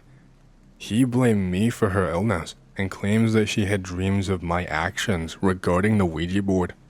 He said she did not want to say anything to my mother, but she desperately wanted me to visit her. So, under the ruse of simply wanting to visit my sick grandmother, I took a plane in the summer of 2006. It was very expensive because of the World Cup. She greeted me warmly, but she looked very concerned. My mother attributed this to her illness, but I got the feeling that she was worried because of what we did. I sat down, and we talked for a long time in private about what went on that night. My granduncle was there too. He didn't really say all that much. He just looked quite angrily at me. That side of my family have a history of paganism. My mom herself was deeply interested in Wicca and that sort of thing. She asked if we could go out alone for a walk. Despite the doctor's concern, we did so. Clutching my arm, we made our way around the town, towards the town cemetery where our family plot was. We walked up to the area housing the mausoleums and stood at the family plot. Since she was holding so tightly onto me, I could not sit or kneel. I had to stand right next to her. After a while, she asked me to gather some water so that we could tend to the plants at the grave. I went to the well and returned with the water can, and I found her crying. I ran over to make sure that she was not hurt, but she just looked at me quite painfully and smiled. We spent a few more minutes fixing up the grave and went back to the place that she was receiving care. It was not quite a hospital and definitely not a hospice. I don't mean to make this whole thing too personal, but it was a very sad time. We spent time together, but she seemed seriously drained. I had not noticed at the time because I was too focused on being with her, but I had been freed of the sensation that I was being followed and watched. I returned to the US to get ready for my move to school. However, a few nights after I got back, I got a phone call from overseas. It was my grandmother. I could tell immediately from her voice. It was very short. It was just the sound of her crying, and then she hung up on me without answering me. I didn't really know how to take it, so I phoned my mom, and she checked on her, and she said she seemed to be doing fine. Not long after this event, my grandmother died. I could not help but think that I had something to do with it. It really pains me to say, but that is not the point of this message. I had a very clear time going to university, no issues at all. These events somehow did not come back to bother me, even though their nature was a constant topic in my life. I stayed away from things related to the occult, and I just really focused on my studies. I began graduate school in 2011 while working on campus at the library. Oftentimes I got spooked when I was alone in processing, which was in the downstairs, or late at night just before closing, but I never had that feeling again. I had retained a friendly relationship with my childhood friends, but I could not seem to keep tabs on the guy who kept the board. In 2012, I had a series of events involving a profile headlining his name attempting to add me. I saw this in my email feed, but when I went to Facebook, I had the notification, but it was always invalid, as if the profile did no longer exist. I got into contact with his family around this time, who informed me he had taken his own life with prescription medication, and that they had been trying to contact me for several weeks. They informed me that they would be having his funeral in Canada, where they came from, and said if I could not make the trip, then they would understand. Despite my loss of contact with this person, they seemed to be under the impression that we remained close friends. I made the trip 2 days in advance, and I spent time talking to them. They questioned me intensively about his habits, some of the old possessions they discovered in his apartment, and what his lifestyle had been like in the end. I confessed that we had lost contact, which perplexed them, and pushed them to tell me that he spoke of me constantly, and was always mentioning his trips to visit me. It was concerning, to say the least. I was given a great amount of disclosure regarding who he became since we lost contact. The day of the funeral, I was surprised to see the amount of people who had made the trip for the funeral. I recognized the people who were in our group of friends, but I did not recognize the majority of the people, some of which seemed very out of place. It was a bizarre experience, to say the least. I exchanged more personal contact information with the parents, passed on my parents' contact information, and then I went home. The day I got home, I just spent it unpacking and decompressing. That night, I actually received another phone call a few minutes just past midnight. The phone rang. I picked up and I asked who was calling, and then I just heard the other end hang up. This plagued me for the following weeks until I called my landline company to block the number. I was sick of those calls. This thankfully stopped those phone calls. I had the number written down on a sticky note, folded and put inside a book. I have since then moved to the East Coast for work in 2013 and had a very average life. Putting these things out of my mind is really difficult, but necessary, I guess, to achieve normalcy. I found my current employer through my girlfriend, who is originally from New York, but was in CA due to school. We lived together, and recently, she discovered the sticky note with the number on it, which had apparently fallen out of the book when she was doing some decorative work. I saw the actual sticky note sitting on the desk, and her own handwriting underneath the number read, "Didn't know if important, trash if not." I crumbled it up and trashed it, but I felt very uneasy. Until this point, life had kind of clouded my memories of these events. Typing this out now feels almost like I have a crystal clear picture of what happened. I want also to mention that since I saw the sticky note, I have had the feeling of being followed, watched, etc. return. It feels like there is someone just behind me. When I go up the stairs, being alone in the elevator feels really crowded. I can't shave without feeling like something is there at the edge of my reflection. And as of last night, I have been getting prank calls from a blocked number, always after midnight. I'm not sure what any of this means, but I do not feel safe in my own home anymore, or in my bed, or on my way to the office. It's a very disturbing feeling. Animals look to avoid me again. I noticed people staring at me out of the corner of my eye, but I cannot catch them. I'm not sure what I am going to do next. I just felt strangely compelled to post a short excerpt of my life right here, just in case anything else were to happen to me. Okay, so my story is not the biggest paranormal happening ever, but I'm Australian, and this is some Aboriginal stuff that doesn't really get talked about a lot. I was around 13 or 14 years old at the time.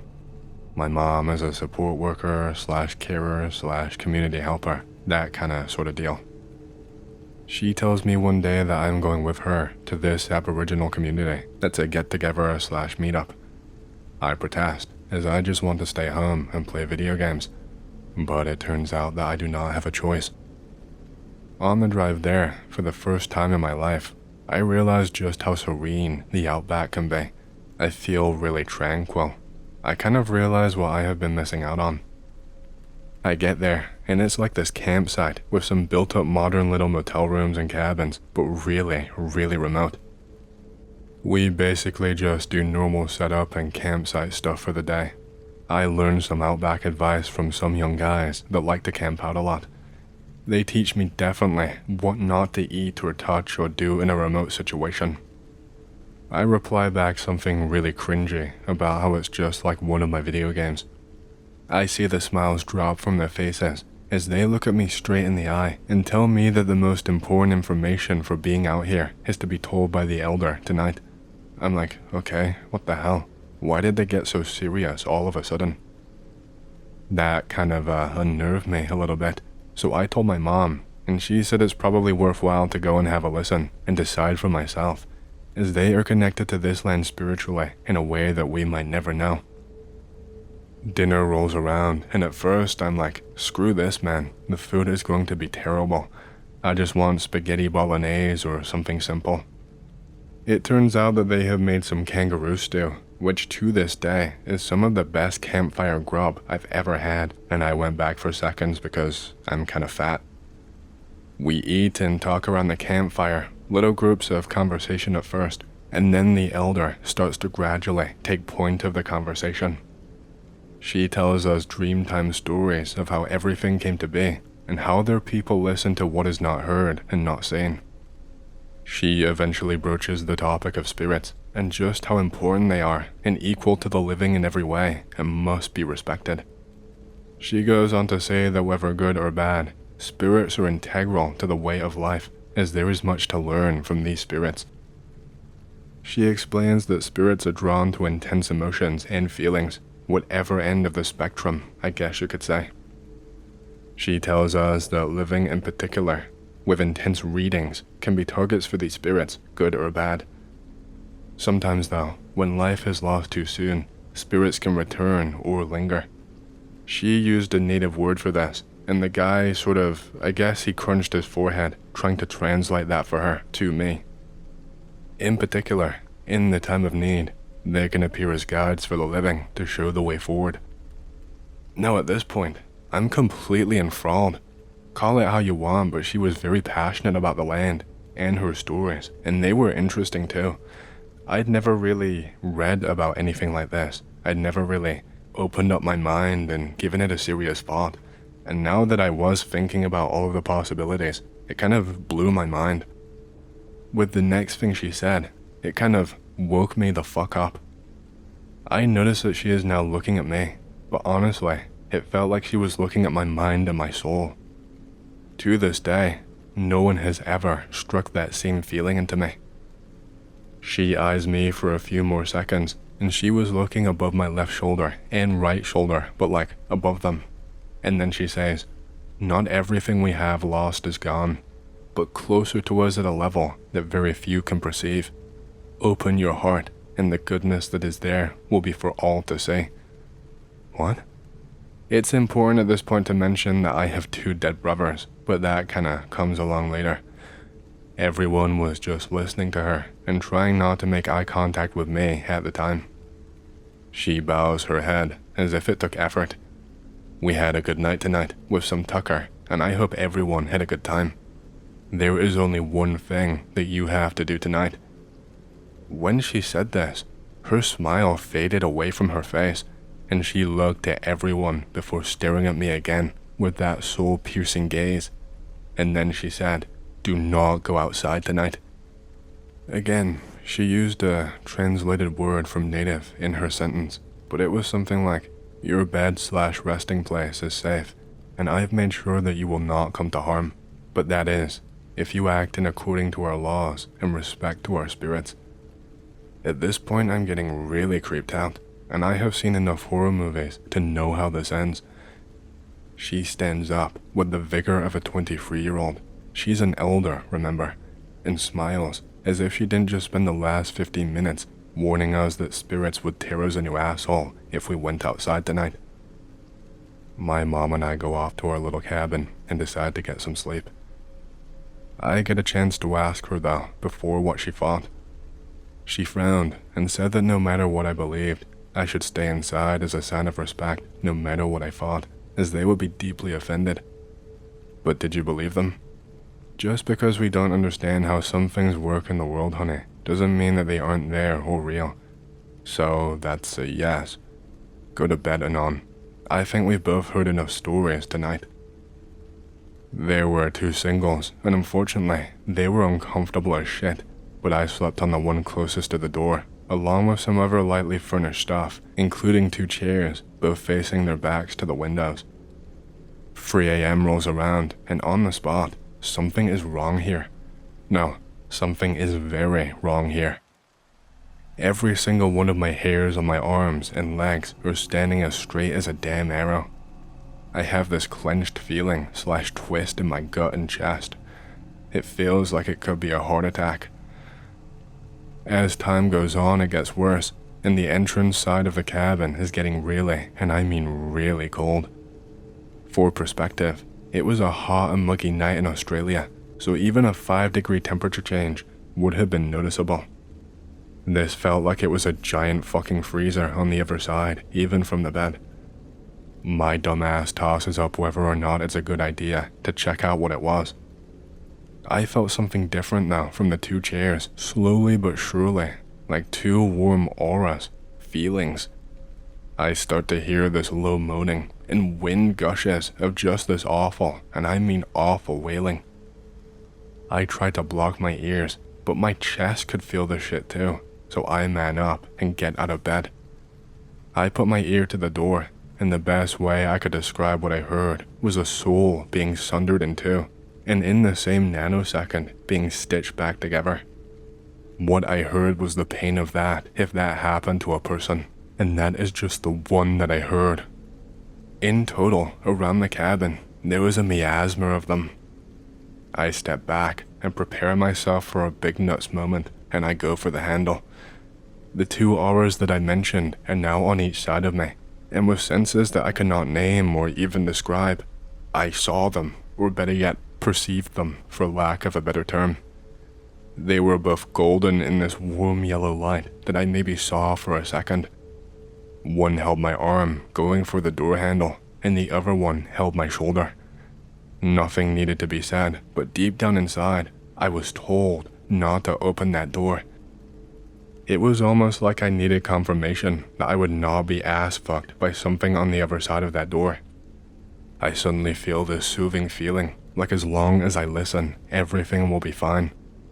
I get the hell away from the door, and I try to get some sleep. They are still there, but along with the auras that were fronting the storm, I don't know really how to explain it. It's around 3:30 in the morning, and poof, the sounds go away from the door, along with that bone-chilling cold. For only a few seconds, the auras lingered, but in a way that made me feel safe before they had to leave. I sleep like a baby just moments after. I wake up the next morning and go to the campfire, and there is the elder. It's only just us 2 there. I don't look at her at first, and I just sit down, but I eventually look, and she is smiling from ear to ear. She almost seems proud even. She says to me, "I'm glad you listened to them. They are always close." I'm tearing up at this point because I cannot even get the words out of my mouth. Was it them? They love you very much. She looks to her left and right and then smiles back at me. I thanked her, and then I went back to the cabin in tears. I told my mom years later, and she just smiled and didn't say a word. So, I guess my dead brother saved me as spirit forms from getting fucked up by aboriginal ghosts. Okay, so I've got a bit of a creepy experience to share. This happened to me when I was maybe 7 years old. I don't know. It's one of my earliest clear memories. I was playing in the woods down the street from my house with some buddies. We found a treehouse. It's not really a treehouse since it's not actually in a tree, but it looked like one, so that's what we called it. The door was locked. The windows are all foggy. I cannot see inside. There were these creepy pictures drawn on the windows. One of them I remember was some fat drooling worm thing. We usually stayed away from the treehouse, but we played in those woods all the time. Lots of scary stuff happened over the years. Anyway, a few years later, a hurricane hit. Isabel, I think it was. I don't know. It hit Maryland in like 2003 or 2004. I go in the woods with my buddies when the storm is finally over. The treehouse is now destroyed, so of course, we go and check it out. We wondered for years and years what was in there, but we were much too scared to ever break in. We find all of these jars with what looked like intestines and all kinds of nasty things inside. That really creeped us out, so we all went home. We came back the next day, and all of it was gone. There was not even a trace of the treehouse anymore. That's not all, don't worry. I have another story from my old neighborhood. I was about 16 years old at this point. I was wandering around the woods with a couple of friends and my cousins. We decided to explore a part of the neighborhood that we had never been to before. On the way there, we meet up with a couple of other friends who also have their cousins with them. We find this very old, abandoned schoolhouse in the woods. It seems like it's about to collapse. Funnily enough, it's actually still standing to this day. I don't know how. There were 11 of us out in those woods. I knew this because I counted. It was always like a paranoid kind of thing that I kind of felt compelled to do. I had to make sure I knew exactly how many, just in case something happened later on. In case there was an accident or someone got left behind or something like that.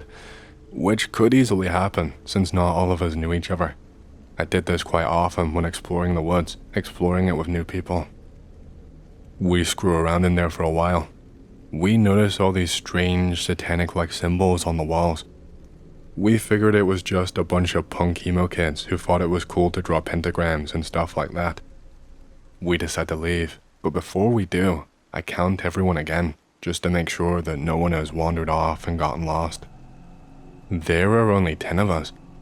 I look around and notice that everyone that I brought is there. I tell my friend that someone is missing. He says that all of his cousins are there. There was no one else. We all sit there, looking around at each other for a moment before we realize that something really weird is going on. We all get the hell out of there and go back to my house and stay there for the rest of the day. I swear, I counted 11 people when we got to that schoolhouse. Someone or something was there that should not have been there. It could not have been some kid that lived nearby that wandered off or something, because we were pretty far away from any and all houses. The rest of the day, I was so paranoid, I kept counting all of us, but I always came back up with 10. I have another story to share. I was 16 years old again. A lot of creepy stuff happened to me during that age. I found an old chapel in the woods that had collapsed many years ago. I had heard about the thing before in passing, but never actually come across it myself. There was a page about it on the neighborhood's website, but I don't think it's up anymore. It was one of those really early internet websites that wasn't really maintained. There is nothing left there but a big pile of wood left behind from the building collapsing, and about 10 to 20 tombstones that date back to the 19th century. Some of them were still standing, but some of them had fallen over. I went there many times to show all of my friends, but I never encountered anything creepy. One day I showed my friend Stanley. He wanted to read the tombstones that had fallen over. I told him that he really should not mess with them, but he did not listen to me. He ends up positioning all of them upright in order to read them. We go back home to his house after a while. I spent the night there for the next few nights. That night, we kept hearing strange noises. We thought that we were just being paranoid because we just played a scary game. It gets worse each and every night. We heard bangs on the walls and windows and stuff, plus a bunch of weird stuff I don't want to talk about. We decided to go back to the chapel one day. I put all of the tombstones back exactly the way that they were when we first found them. It wasn't too hard, since they had made imprints in the leaves and ground. All of the weird shit finally stops. I guess something really did not like us messing with those stones. Okay, fine. I will tell you the weird stuff I didn't want to talk about in that story. We kept seeing weird things in the windows from the corner of our eyes, but when we would look, there would be nothing there. We could only see them from our peripheral vision. We would hear whispering, like someone was right in our ear, but we could not understand any of it. Besides the banging noises, we heard what sounded like horses or something running around outside. His dog kept barking at random stuff. His dog, never barked at anything. I kept getting these really bad headaches, really bad. It could have been from stress though. Random things would get knocked over. Whenever my friend would go into the other room, he would see something staring at him through the sliding glass door, but whenever he called me to come and look at it, it was gone. I never really believed him about that though. The third night was the absolute weirdest. We heard his mom just start shrieking, the most demonic shriek that you could ever imagine, and we ran into her room to check on her, and she was fast asleep. Later that night, she got up, went to the bathroom, and puked for 30 minutes straight. We asked her about it, but she did not remember a thing. The worst thing was these disturbing images that would just appear in our heads. It's hard to describe them or explain exactly why they were so disturbing, but we would just see disturbing images randomly. This was the only thing that actually continued after we put the tombstones back, but it stopped after a week.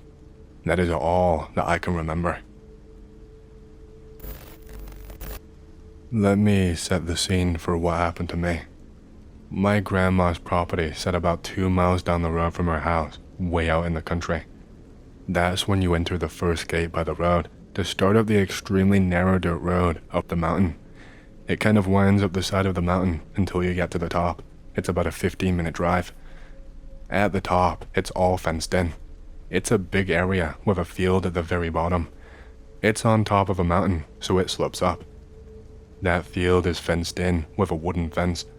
The trees outline the field at the bottom of it, and they are very thick and covered in bush. On the field's far right side, there is a very old barn. Up from the field is kind of an open logged area where the road comes through. A block foundation where my grandpa had begun to build another cabin, and a really shitty cabin. It was all one room and made of plywood or something. It had one window in the very front, facing away from the field, looking toward the top of the mountain, where there was thin forest. The mountain apexed here, and the fence went on down the hill until it stopped and became thick brush forest like the bottom of the field on the other side. It was an extremely large fenced-in area, and the thin forest stretched on forever. You could not see one side of the fence from the other in any direction. I'm just guessing, but I'd say 50 acres or more of mountaintop. They kept it to keep their cows in the pasture field area, which was large but surrounded by trees and a wooden fence. It was surrounded by trees in the form of a G, and the little circle inside the G was sort of a sinkhole that you could not see from the main dirt road. Now that you have an idea of how the area looked, I will get on with what I have to say. My grandpa died of lung cancer.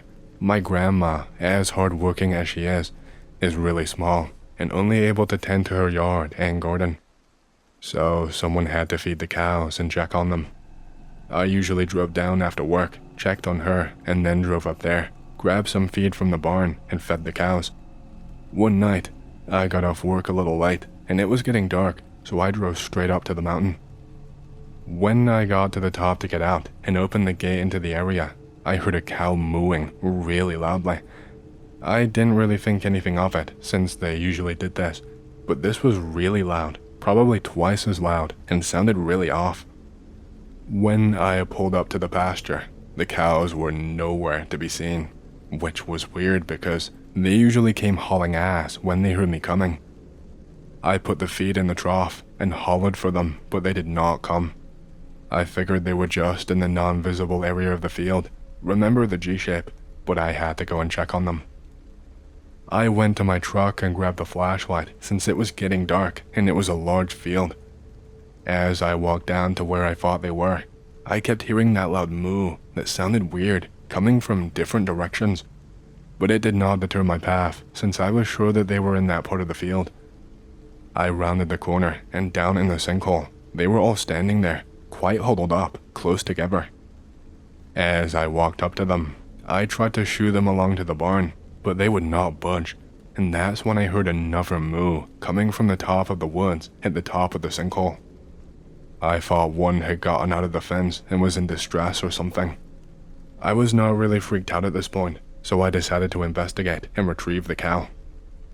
I didn't do a head count because I didn't really know how many that they actually had.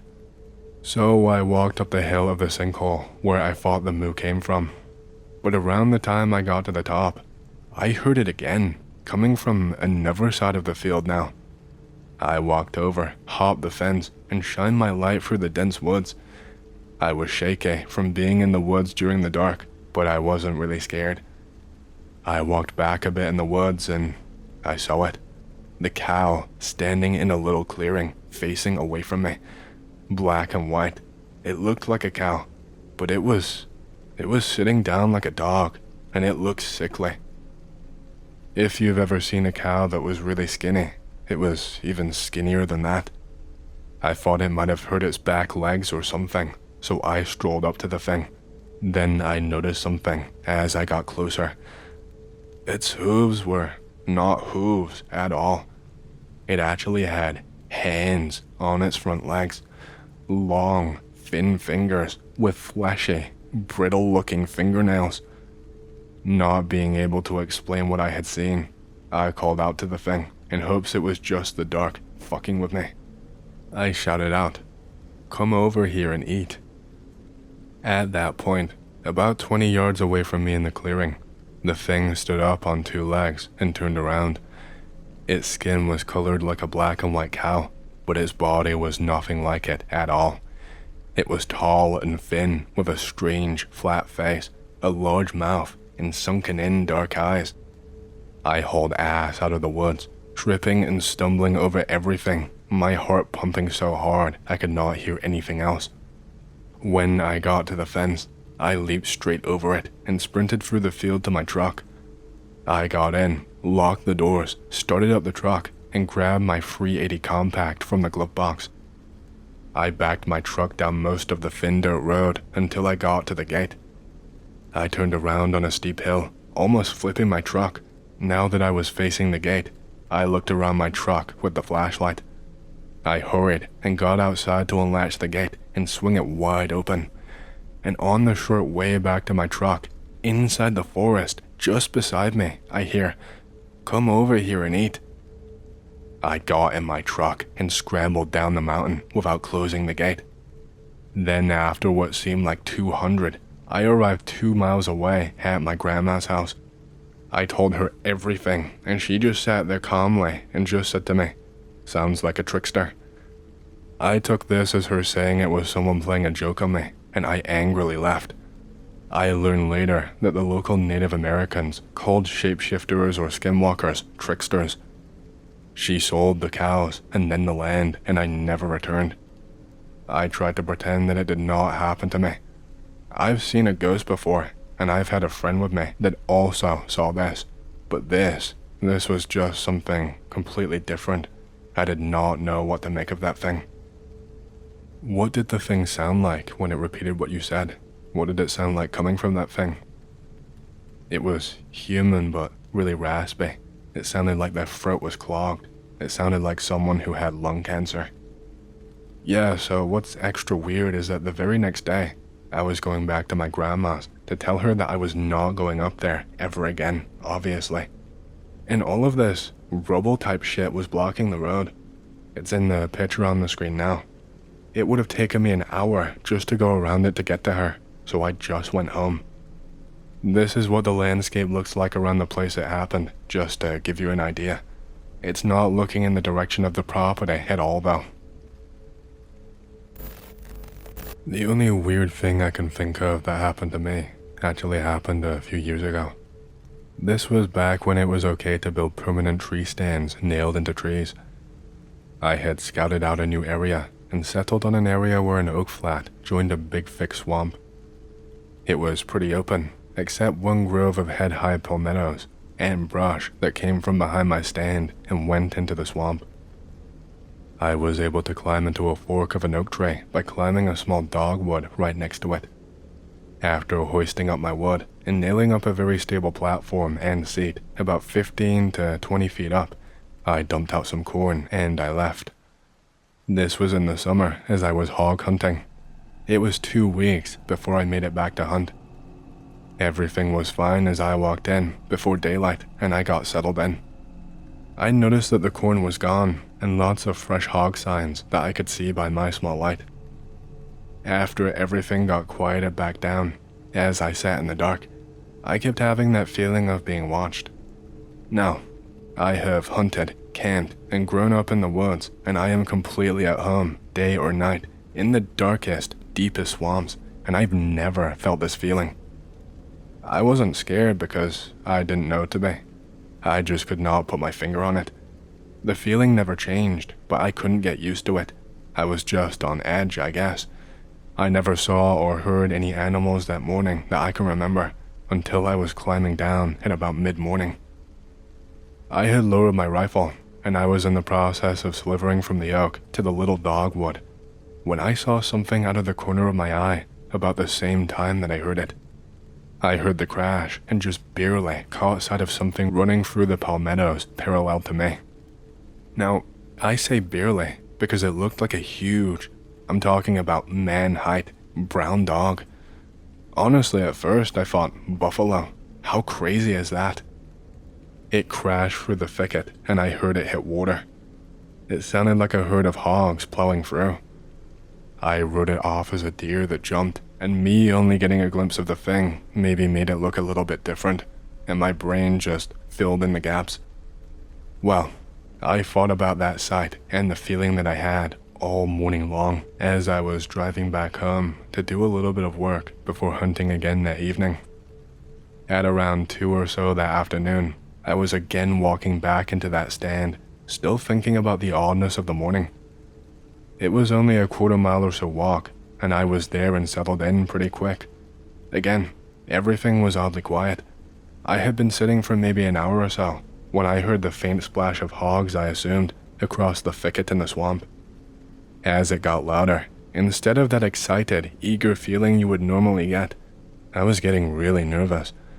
It was so weird because I had never felt that way before. Well, what I thought were a bunch of hogs turned out to be one single critter. When it was within 100 yards of me, I could hear it plainly and clearly. Whatever it was in no hurry and stayed out of sight on my blind side across the thicket. I had scouted all of this out, and I knew the water that it was in was waist deep on me, and this thing was picking its feet or legs clear of the water as it walked. I could hear the splash, drip, drip, drip, splash, as it put one foot in front of the other, real slow, like it was trying to be quiet on purpose. I thought it might actually be another person, until I thought about how deep that water was. I would never point a gun at a noise or anything I was not planning to kill dead, but as the noise got louder and got to the edge of the thicket, I was looking down the barrel. I was still on safety and finger off the trigger, but still, you gotta know me to know how serious this must have been for me to react like this just on instinct. I was actually shaking. Well, it got to the edge of the water with about 40 yards of thicket before the open ground between us. It crashed about 10 or 15 yards and then went quiet, Deathly quiet. I'm talking no sound at all. Nothing all around us. Frogs, crickets, birds, nothing. I might have imagined it, but I thought I could hear something every now and then, like it was slipping in on me. It was getting dark by then, and to say I was shaken would be an understatement. I never saw or heard anything else that evening, but I walked out backwards right before dark. I was so put off by it, I had forgotten my bag hanging on a nail in the stand. I only realized that while I was driving home. I was, of course, made fun of when I told my grandpa about it. If all of that was not bad enough, here is the crazy part that most folks do not believe. It was 2 days later before I got the nerve to go back after my bag. I carried a shotgun this time, as I felt much more secure with it, though I doubt I could have hit anything at this point. It was an old rabbit ear, and I kept my thumb on the hammer the whole walk in, and of course, I went at midday. I kept my eyes peeled as I slipped in toward my stand. Like I said, it was pretty open except the thicket, which would be on the other side of my stand from where I was coming in. I got about 45 yards or so away from my stand and glanced upwards. It was gone. I don't remember seeing it piled on the ground below, but it was not in the tree. I could see white all around, where it was like the bark had been scratched and clawed all to hell, and my bag was still hanging on that nail. I never looked back, and to this day, I have not been back to that swamp. A few years after my little incident, it was all clear cut and part of the swamp was filled in. There are houses there now. I have told a few people about this, but usually I have to drink a few to open up. Only one person has ever believed me. He also hunted that general area before, and I think he might have had a run-in with something as well.